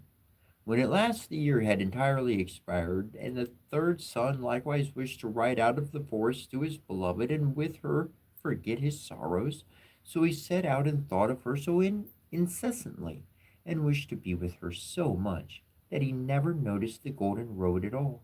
So his horse rode onwards up the middle of it, and when he came to the door it was opened, and the princess received him with joy, and said he was her deliverer and lord of the kingdom.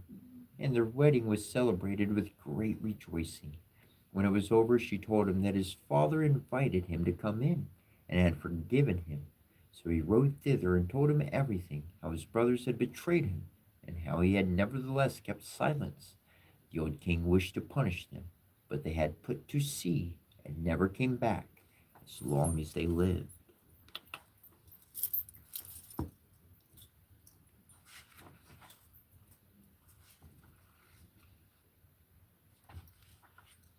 It's interesting how the youngest found the correct item, and his very own brothers plotted against him. They didn't just plot, they ran it all the way through as much as they could. Put him into fear for his life. And be quiet.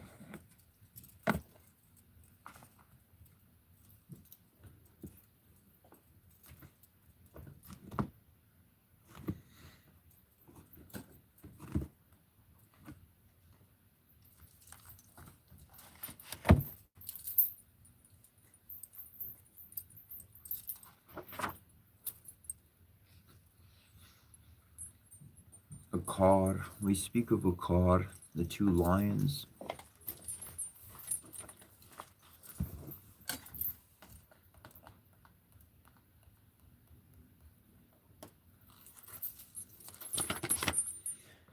Akkad was an earth god who controlled the junction of the western and eastern horizons. He was the divine personification of the eastern and western horizons, which signified the entrance and exit into and out of the netherworld. He is important in funerary text and imagery. He is usually represented as two lions sitting back to back, or as a piece of land with a lion or a human head at each end, one facing east and one facing west.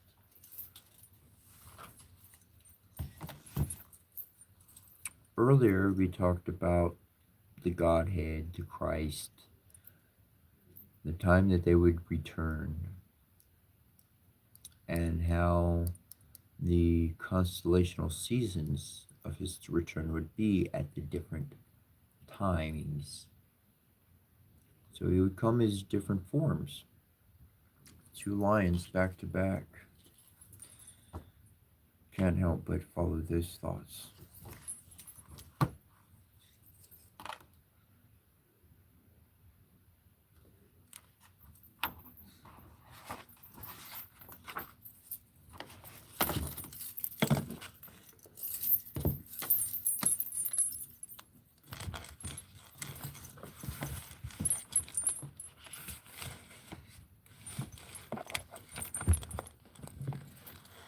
Oh,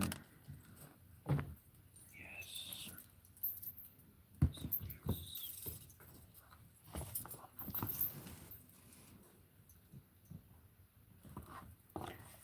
Deceit, hypocrisy, and self condemnation. To thine own self be true, and it shall follow as night the day that thou canst not then be false to any man. That part of human nature that is patterned according to the divine law and order is the true self.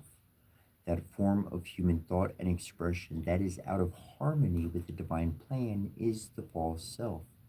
Had the human race not begun wrongdoing, false representation would never have entered the mind. When a spider weaves his web, one strand forms the foundation for another, and every fiber of that intricate little mechanism connects, directly or indirectly, with every other, and the whole is for the specific purpose of entangling. In the same way, evil has woven the network of perverted human nature, and every individual is caught therein. The more complex human nature becomes in its errors, and the more complete its subjection, the more necessary does deception seem, and the more varied do its forms become. The further human nature descends from the high state to which it really belongs, the more it assumes to be what it is not, the more nefarious its means to ends, and the greater the necessity of covering its tracks. The reasons for deceit and hypocrisy are manifold, depending upon the density of the errors in which the individual is involved. Generally speaking, because people have never been able to forget their ideals, they are not willing to acknowledge their iniquities. The individual represents himself to be better than they are, largely because they do not have the courage to face the judgment of their own errors. The condemnation of others plays its part, but even if one does not fear this, the consciousness is less troublesome when the evils in nature are well cloaked. The exception of this state can be found when one is sufficiently intelligent to condemn one's own errors, whether they are known to others or not. But this is the first step to self purification. I'm gonna grab some coffee real quick. Yeah, I'm at the top of the page, so I know I'll be able to find my spot again. Though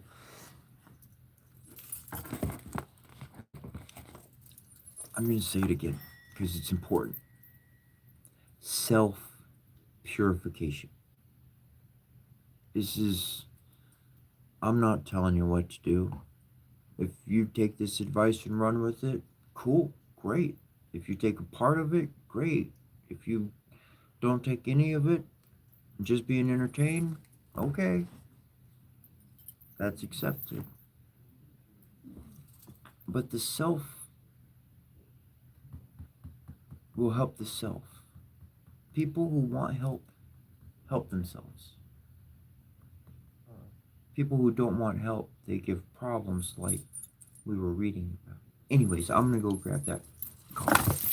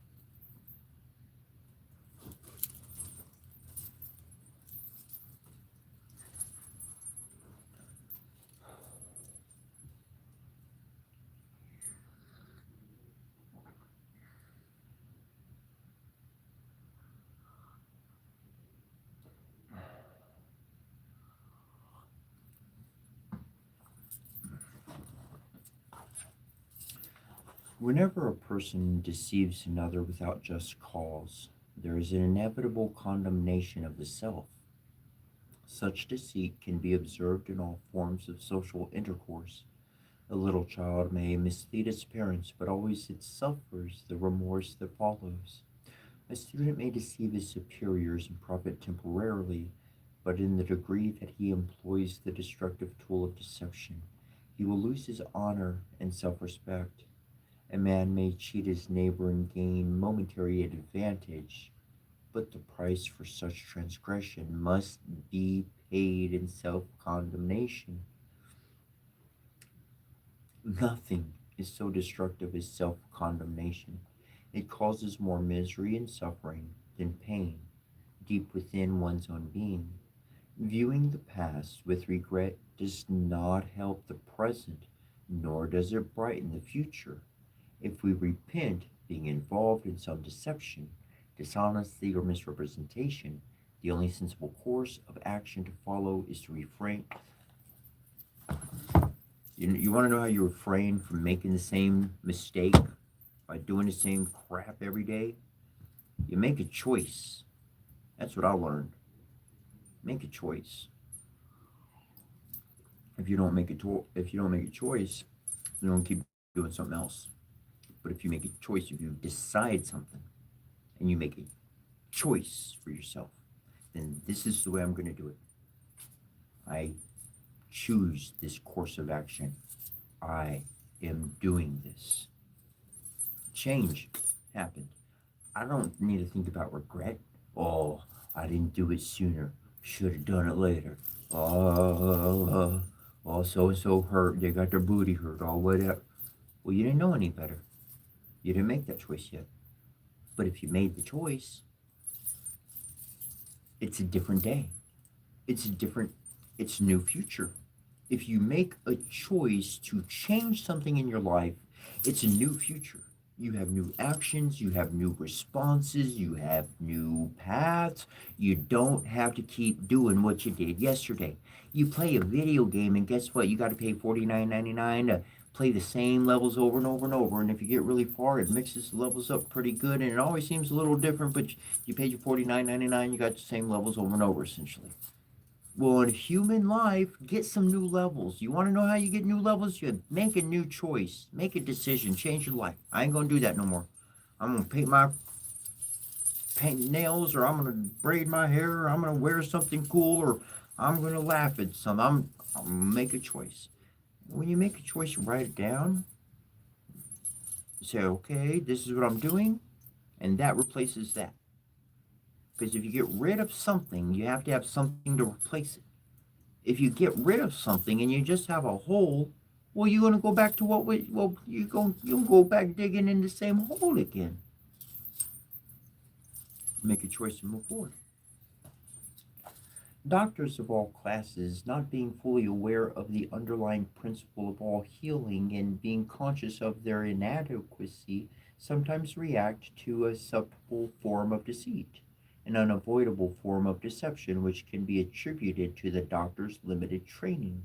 For none of the healing professions is sufficiently broad to embrace the whole phenomena of healing the sick.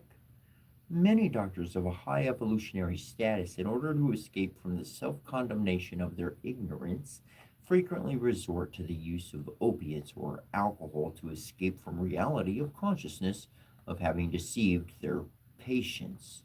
The more one is responsible for another's well being and indulges in deceit or hypocrisy, the greater the penalty must be. Sometimes this penalty is a disrupted bodily condition which results in the various forms of illness. It is well known among psychiatrists that many psychological ills expressing themselves in the body may be directly traced to a feeling of guilt caused by deceit and hypocrisy in the mind.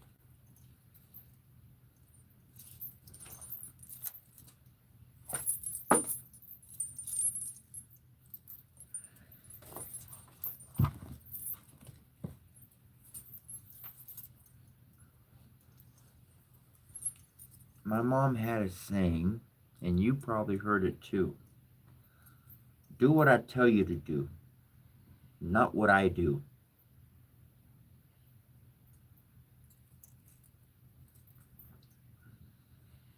My mom told me something. I say this often. She said, don't go telling lies, because if you tell a lie, you got to tell another lie to cover up that lie. And now you got a bunch of lies, and you got to remember them all, because if you don't remember all, and you're going to get screwed. It's going to catch up to you.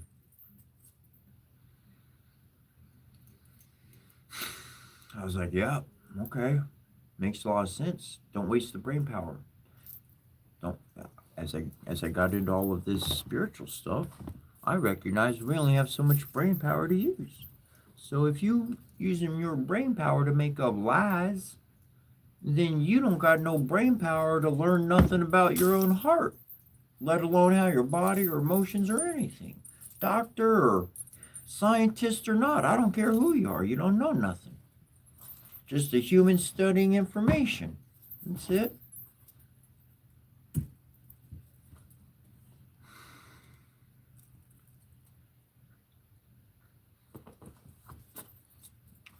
My mom, she told me, she said, don't lie. She told me that because she couldn't do it. She couldn't she had to lie. She had to lie. There was no other option, but in her life, she couldn't explain stuff to me. Not fully. She told me as much truth as she possibly could, but she couldn't explain everything to me. So there's some fobs. I mean, she did her best to leave a solid message, and she did. I'm gonna share a personal experience. Personal. This is how my mom did. This is my mom. This is Rosemary. My mom cared about her two kids, and it was her kids. If her two kids were taken care of, she didn't care. And she didn't care what she did to do take care of her two kids. She was gonna do. She's a good woman. She had all that stuff. She wasn't no hoe. Not like that. No, no, no. She was she at the end of my mom's life, she's bedridden. She can't talk. And my brother's there. My grandma. There's a couple of my uncles. There's at least a few family members. And my mom had 2 months ago or whatever. I mean, she's going bedridden, bro. She's like losing. She's end of her ropes. And she asked one family member for money. She asked another family member for money. And they got to say, they put their stories together and the timing and everything, and she told them different stories.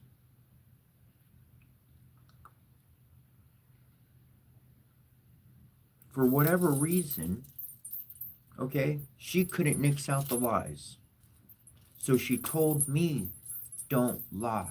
So you know what? I said, fine, I ain't gonna lie. And as come to find out, I don't need to remember shit. I don't need to remember what I did yesterday or what I talked about yesterday. Because I know my heart did everything in love to take care and provide. And if that didn't do enough for somebody or whatever the case, well, then that's not on me. That's not on me. That's due to their inability to ask, question, explain, talk, express, communication. No communication. I don't know what I'm working with. You communicate, I can work with that. I can work with something that communicates with me. Show me gesture, action, motion. No, you don't like that? Yeah, I like that. Okay, at least I know what hot and cold is. I know where my limits are. You don't like too hot, you like the cold. Whatever the case is. My point being,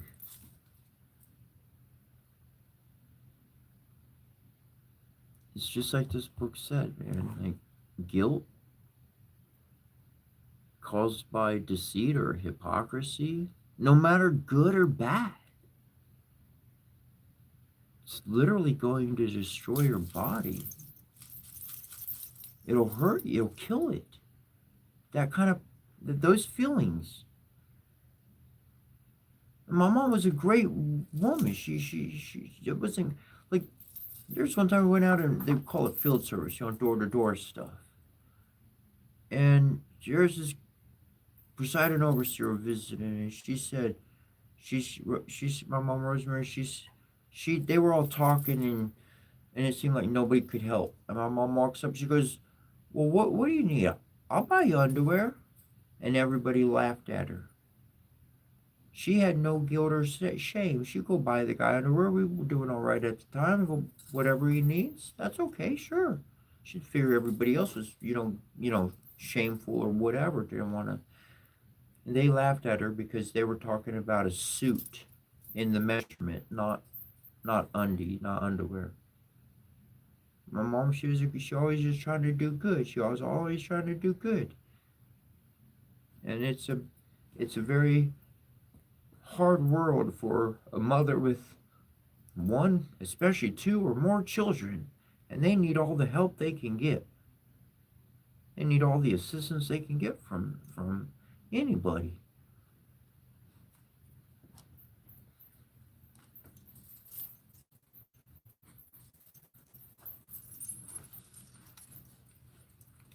Mom, but when I run into somebody appropriate, I treat them like my mom.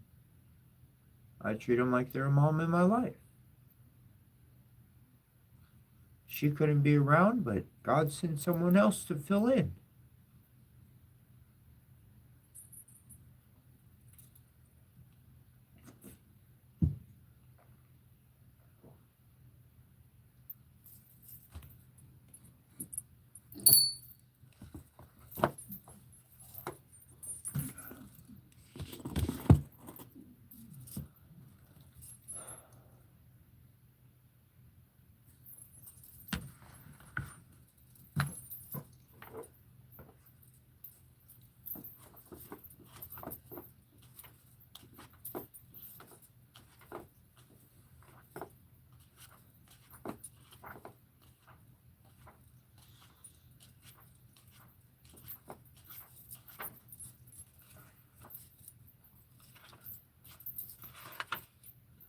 Um, I'm I'm I'm I'm using birthday numbers.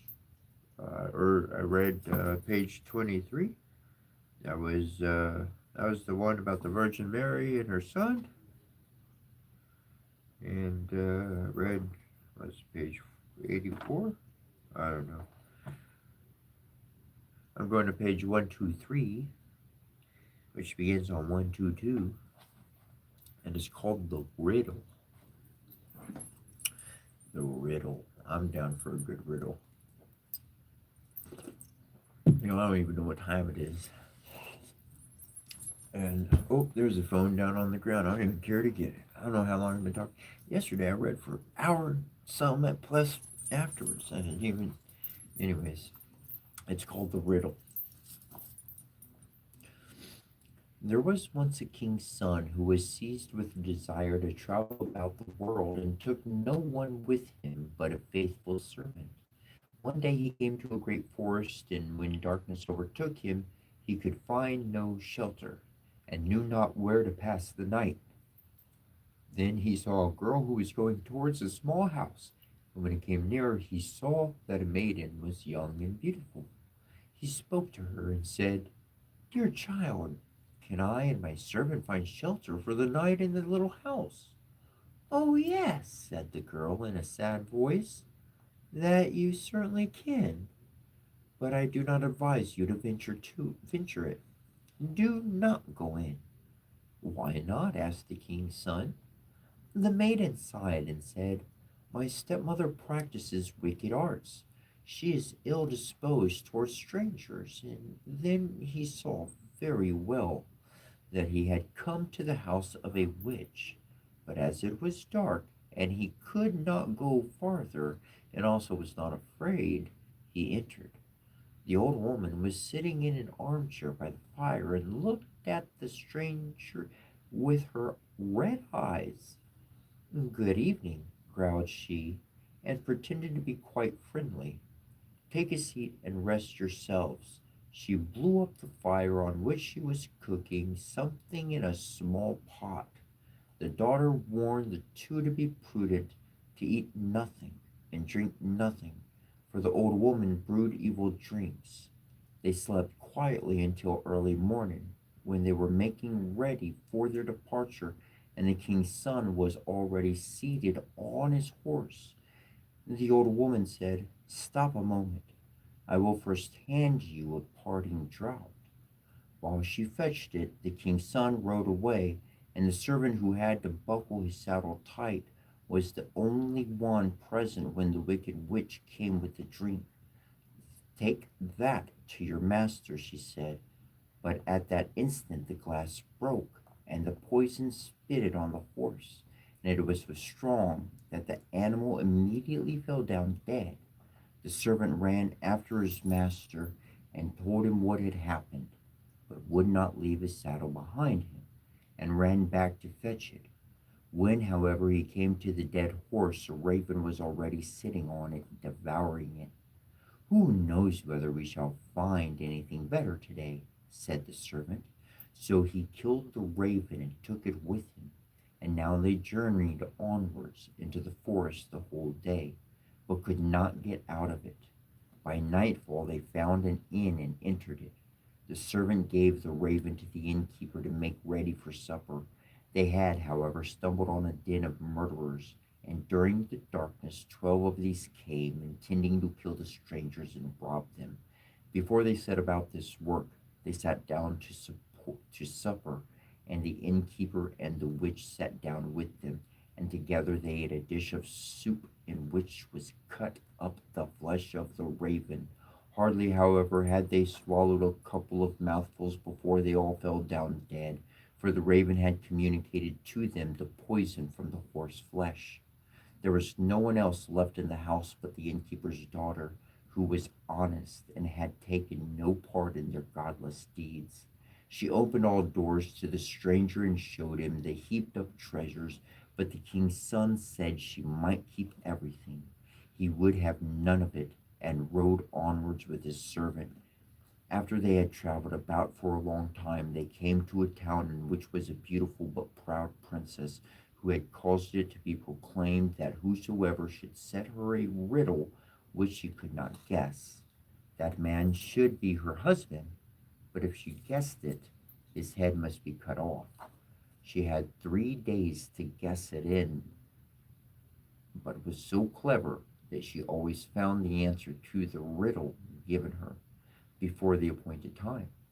9 suitors had already perished in this manner when the king's son arrived, and, blinded by her great beauty, was willing to stake his life for it. Then he went to her and laid his riddle before her. "What is this?" said he. "One slew none, and yet slew 12." She did not know what it was. She thought and thought, but she could not find out. She opened her riddle books, but it was not in them. In short, her wisdom was at an end. As she did not know how to help herself, she ordered her maid to creep into the Lord's sleeping chamber and listen to his dreams, and thought that he would perhaps speak in his sleep and discover the riddle. But the clever servant had placed himself in the bed instead of his master, and when the maid came there, he tore off from her the mantle in which she had wrapped herself, and chased her out with rods. The second night the king's daughter sent her maid in waiting, who was to see if she could succeed better in listening. But the servant took her mantle also away from her, and hunted her out with rods. Now the master believed himself safe for the third night, and lay down in his own bed. Then came the princess herself, and she had put on a misty gray mantle, and she seated herself near him. And when she thought that he was asleep and dreaming, she spoke to him, and hoped that he would answer in his sleep, as many do.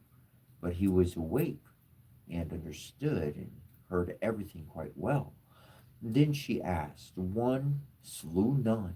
What is that?" He replied, "A raven which ate of a dead and poisoned horse and died of it." She inquired further, and yet slew 12. "What is that?" He answered, "That means 12 murderers who ate the raven and died out of it." When she knew the answer to the riddle, she wanted to steal away, but he held her mantle so fast that she was forced to leave it behind her. Next morning, the king's daughter announced that she had guessed the riddle and sent for the 12 judges and expounded it before them. But the youth begged for a hearing and said, "She stole into my room in the night and questioned me. Otherwise, she could not have discovered it." The judges said, "Bring us a proof of this." Then were there 3 mantles brought thither by the servant, and when the judges saw the misty gray on which the king's daughter usually wore, they say, "Let the mantle be embroidered with gold and silver, and then it will be your wedding mantle."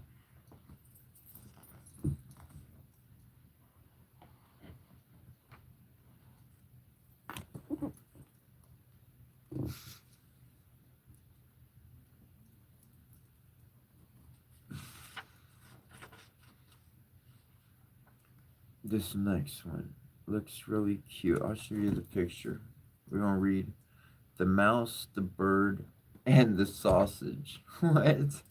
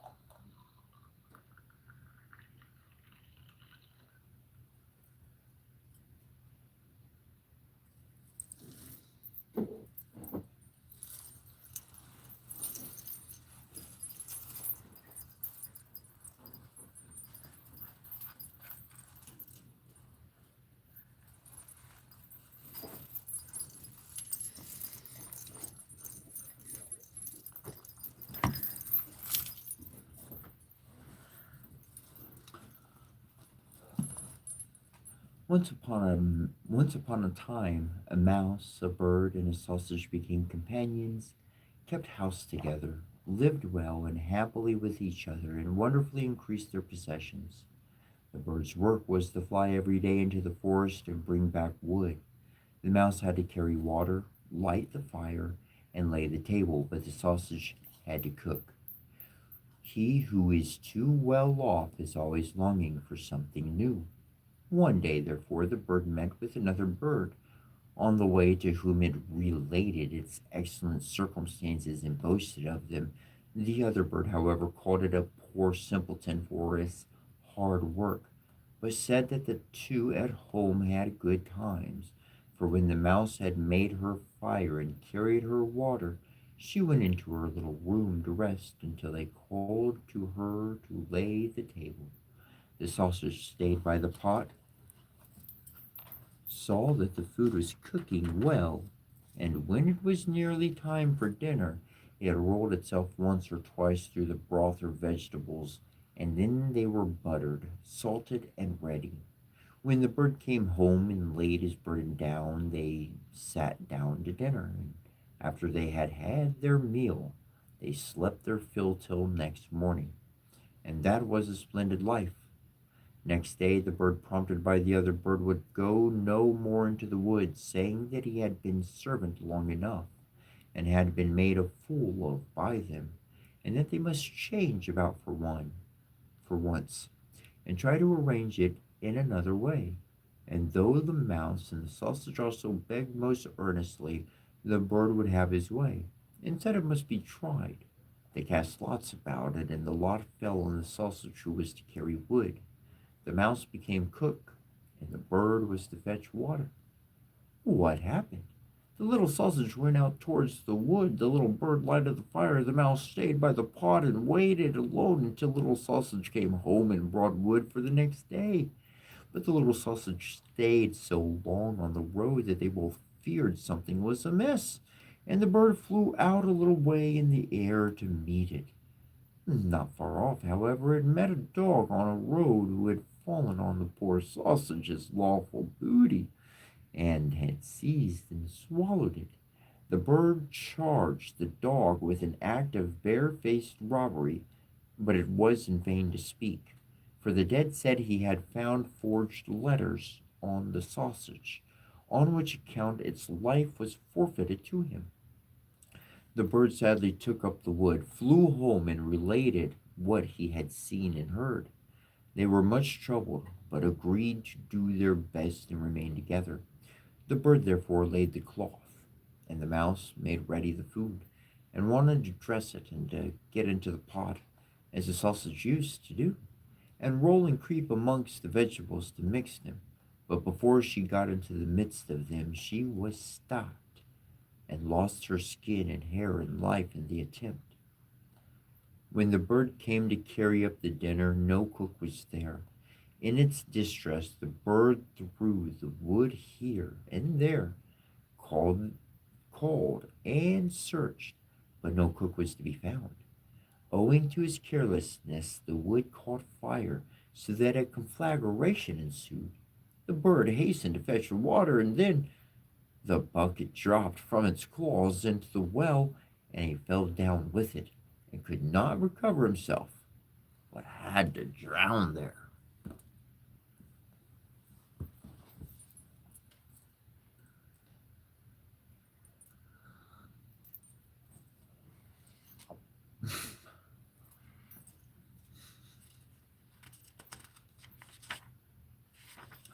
I find the affairs of others winds up causing problems for others.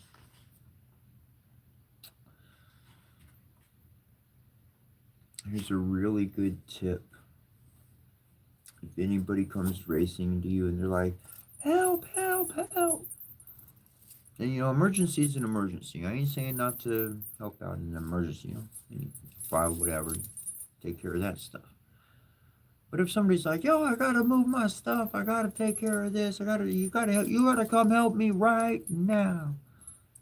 Like, I'm gonna sleep on it.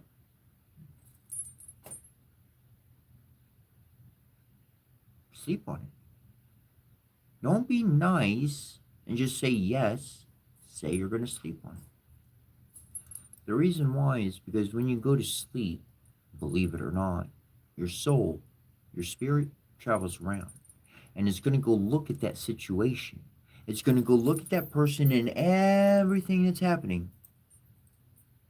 And if you entering the situation is not going to benefit anything, then your spirit is going to cause you to have a delay, sleep in late, get busy with something else. You're going to drop something or break something. You're going to have to be taking care of something. You're not going to be able to help them.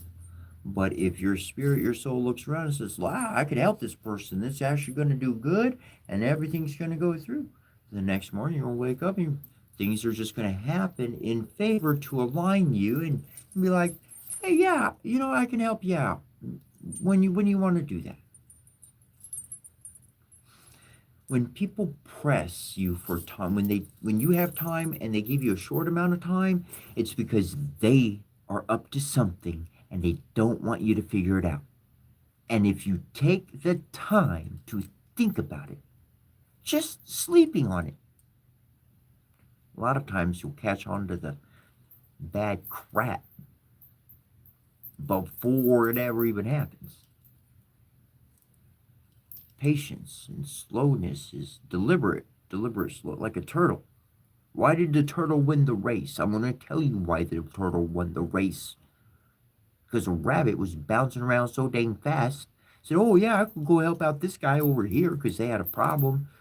And then boom, got kicked off. And turtle was like, I know my step takes a while, but I'm not changing my course. I know where forward is.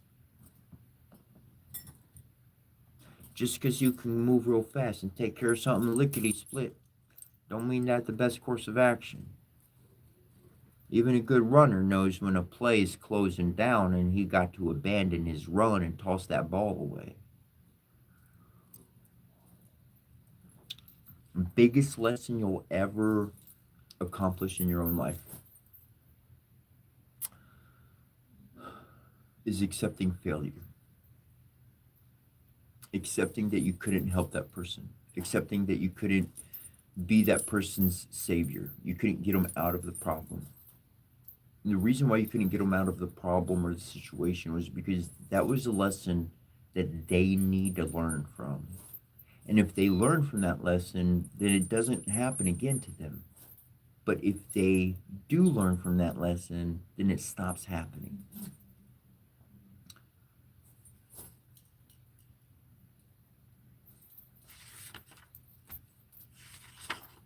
And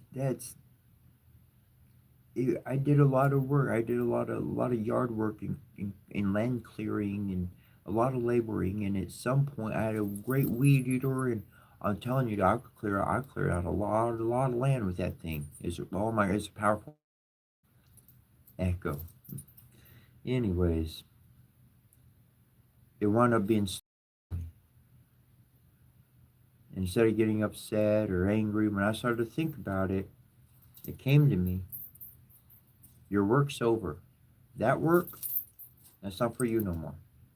And in the future of your life, the reason why you don't have it is because people need to do their own work. That's their labor to do. They haven't done it. And if you do their labor, then they'll never learn. They'll never get the soul brownie points to move forward. And out of all the people that I've lost in my life and moved from and on and on and on and on and on and on and on and on and on, it's allowed me to grow. It's allowed me to become somebody new, somebody who I am. Every single place I lived at, there's a new addition. I gotta make this new addition before I leave. Because if I leave it off my body and that moment comes, then guess what? I'm gonna walk off with what I'm wearing. If it's in the middle of the night and somebody says, get the hell out of my house after being there for 6 months, guess what? What I'm wearing, you can't take off me. You might keep everything else, but I got mine. I got the most important stuff tied on to me. I ain't letting go. And you shouldn't either. This world is worth sticking around for. It's going to get better. It's going to get a lot better. You watch. Just give it 7 days. You might have a miracle. Reach out from heaven. You'd be like, how the heck did that happen? Shoot, who cares? Just take it. Just open up your hands and just let it fall into you. Oh, okay. Well, my life has changed. I guess I'm going this way now. You might just be in God's chariot. Because that God's chariot we talk about, we read in the Bible and everything, it says it go left, it go to right, it go up, it go down, it go any direction it wants. And it's always going forward. Huh? You just might be in that chariot. It just might come make its way around you. You know what that chariot kind of sounds like to me? Sounds like Santa. Sounds like Santa. Who else could run around the whole world in one night and give presents to everybody except God?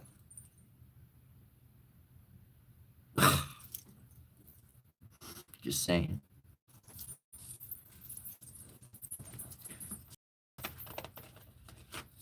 Mother Hull were the 7 ravens.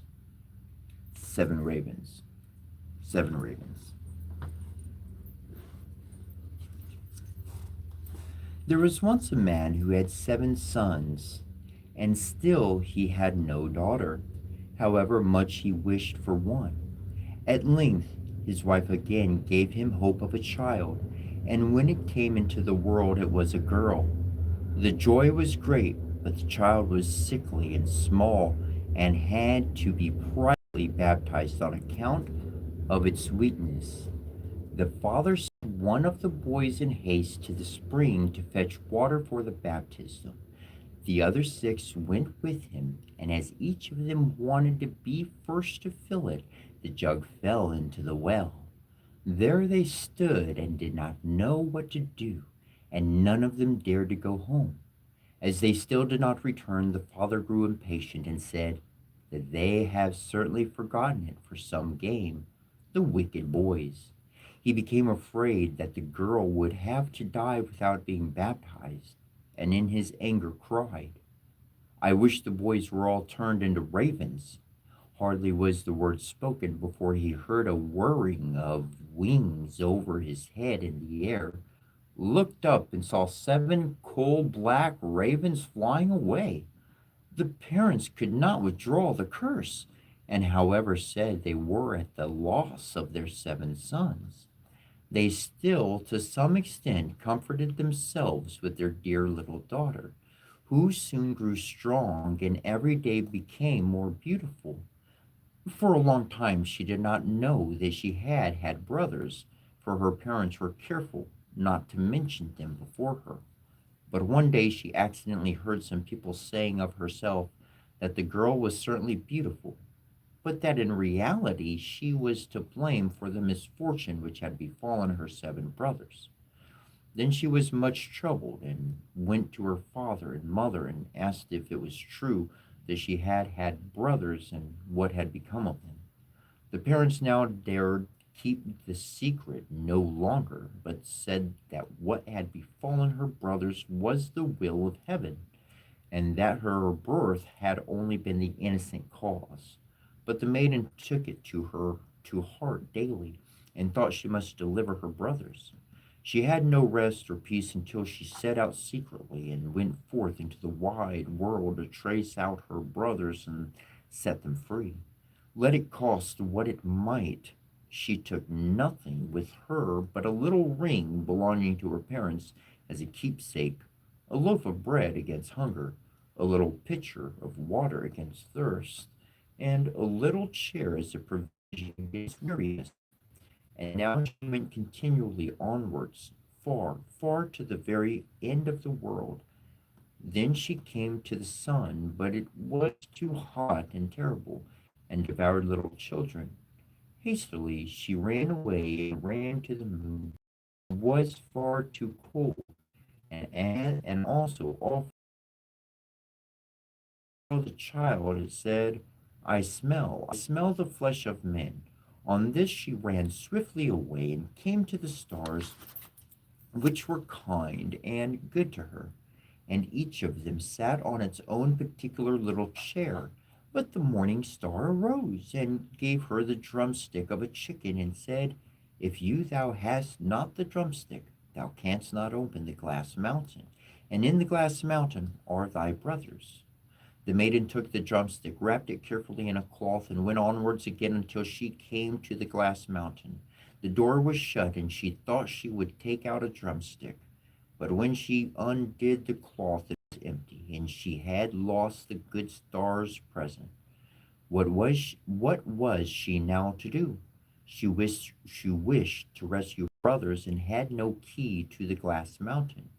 The good sister took a knife, cut off one of her little fingers, put it in the door, and succeeded in opening it. When she had gone inside, a little dwarf came to meet her, who said, My child, what are you looking for? I am looking for my brothers, the 7 ravens, she replied. The dwarf said, The Lord ravens are not at home, but if you will wait here until they come, step in. Thereupon the little dwarf carried the raven's dinner in on 7 little plates and in 7 little glasses, and the little sister ate a morsel from each plate, and from each little glass she took a sip. But in the last little glass she dropped the ring which she had brought away with her. Suddenly she heard a whirring of wings and a rushing through the air, and then the little dwarf said, Now the Lord ravens are flying home. Then they came, and wanted to eat and drink, and looked for their little plates and glasses. Then said one after the other, Who has eaten something from my plate? Who has drunk out of my little glass? It was a human mouth. And when the 7th came to the bottom of the glass, the ring rolled against his mouth. Then he looked at it, and saw that it was a ring belonging to his father and mother, and said, God grant that our sister may be here, and then we shall be free. When the maiden who was standing behind the door watching heard that wish, she came forth, and on this all the ravens were restored to their human form again, and they embraced and kissed each other and went joyfully home.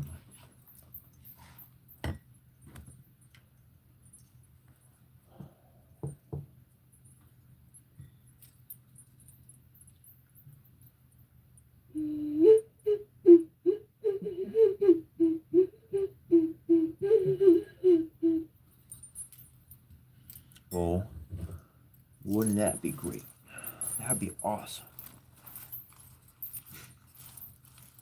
That sounds just beautiful.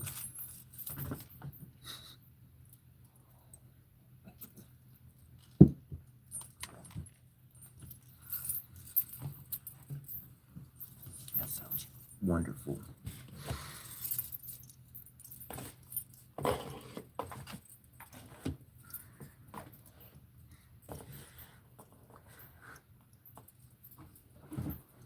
Ooh, got it. At least I caught the book before it fell.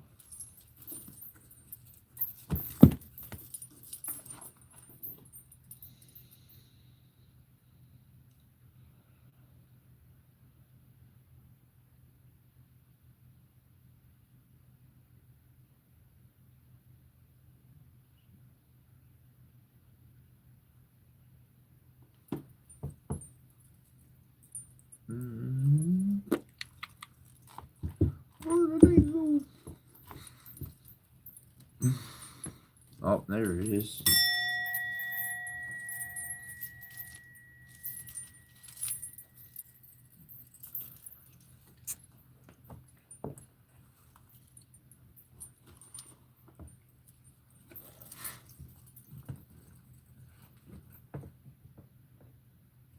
After this incident, Lord Krishna and Satyabharma entered Amaravarti, the capital city of the heavenly planets, and they immediately entered the palace of King Indra and his wife, Sarsi Devi, who welcomed them. Krishna then presented Indra with the earrings of Aditi. That's pretty awesome. That's two back to back. That's two marriages back to back, pretty much. Like Palace of King Indra and his wife. Well, I guess that wouldn't be exactly a marriage. But the heavenly planets, it's pretty awesome coming together there.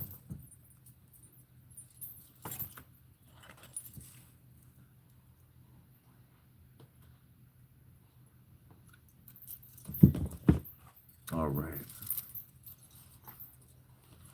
Dark moon summons old friends together. One faltering sun rekindled a while. Armies of fanatics lost in the mist beneath the apple hill. An ancient book, an ancient hand. Sebek is the name given to the planet Mercury by the Egyptians during the Greco-Roman time. Earlier, it was called Sebku. In astrology, Mercury is styled as the messenger of the gods. This is because it corresponds to the language verbalizing centers Broca and Warneke that are located in the left hemisphere of the cerebrum. I'll show you a picture of that. So, what you talking about? Most people know it. But we've been talking about fours a lot today. And the brain, interesting enough,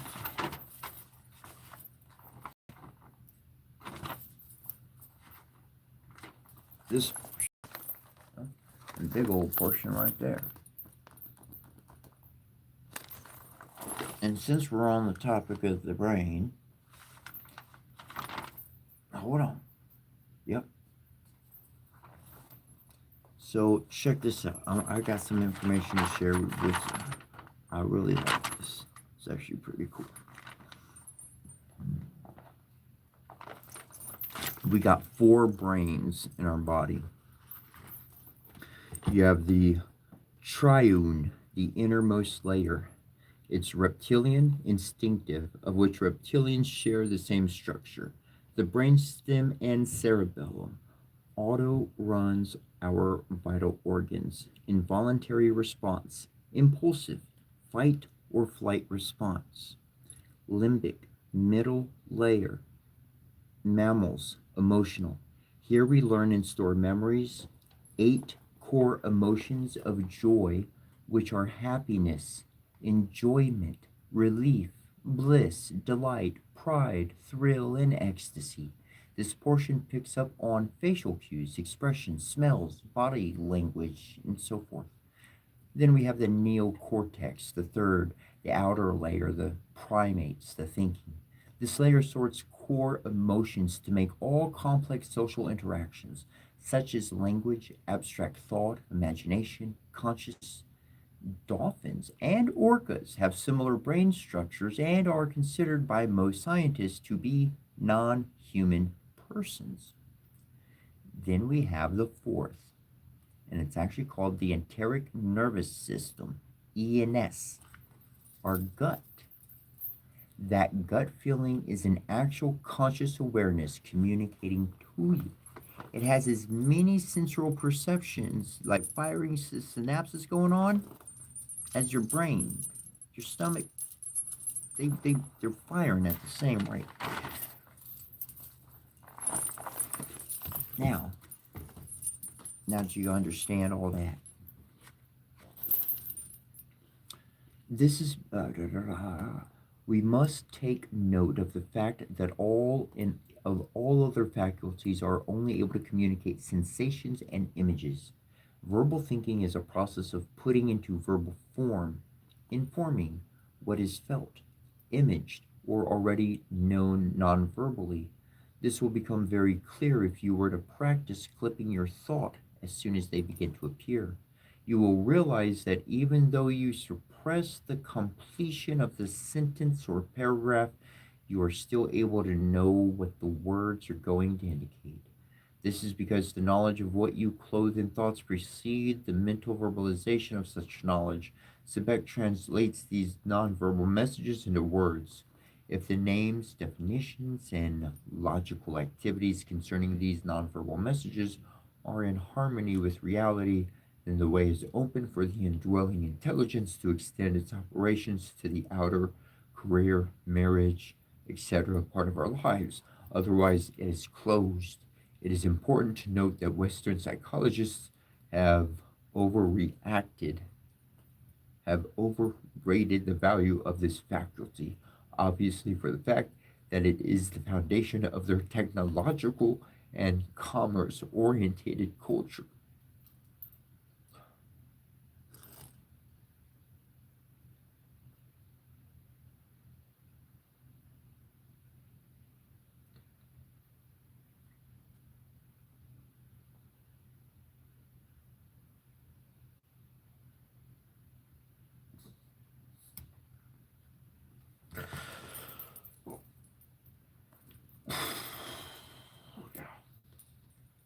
To be precise, it corresponds to the verbalizing aspects of language.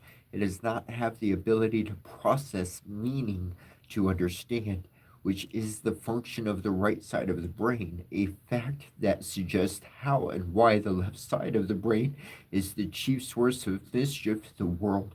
Long before Western scientists even suspected about the dualization of the brain, the Kabbalistical tradition had an extensive knowledge about it, quoting from the Zohar in the Kabbalah unveiled.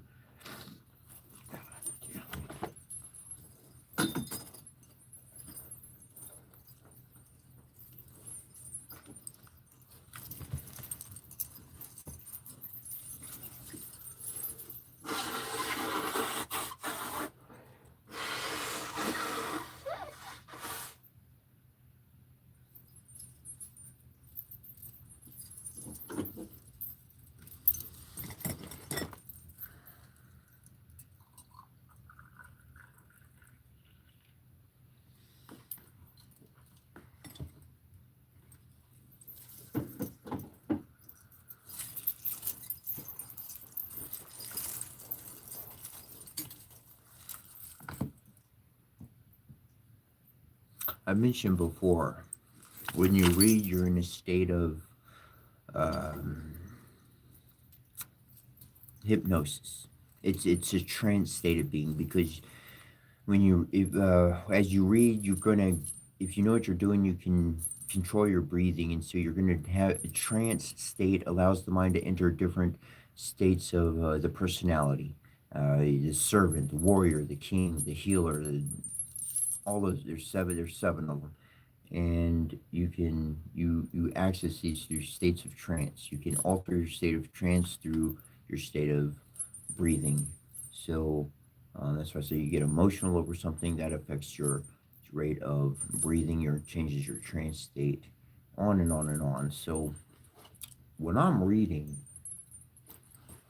I got thoughts coming into my head. And these thoughts aren't lies anymore. They check out all the time. And I ignored it, and then it comes out on the TV, and then it comes out in books.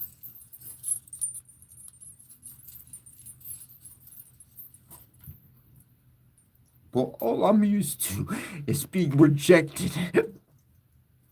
So what's coming into my head, it could have to knock on the goddamn door, because I don't know else. I don't know how else to accept that shit.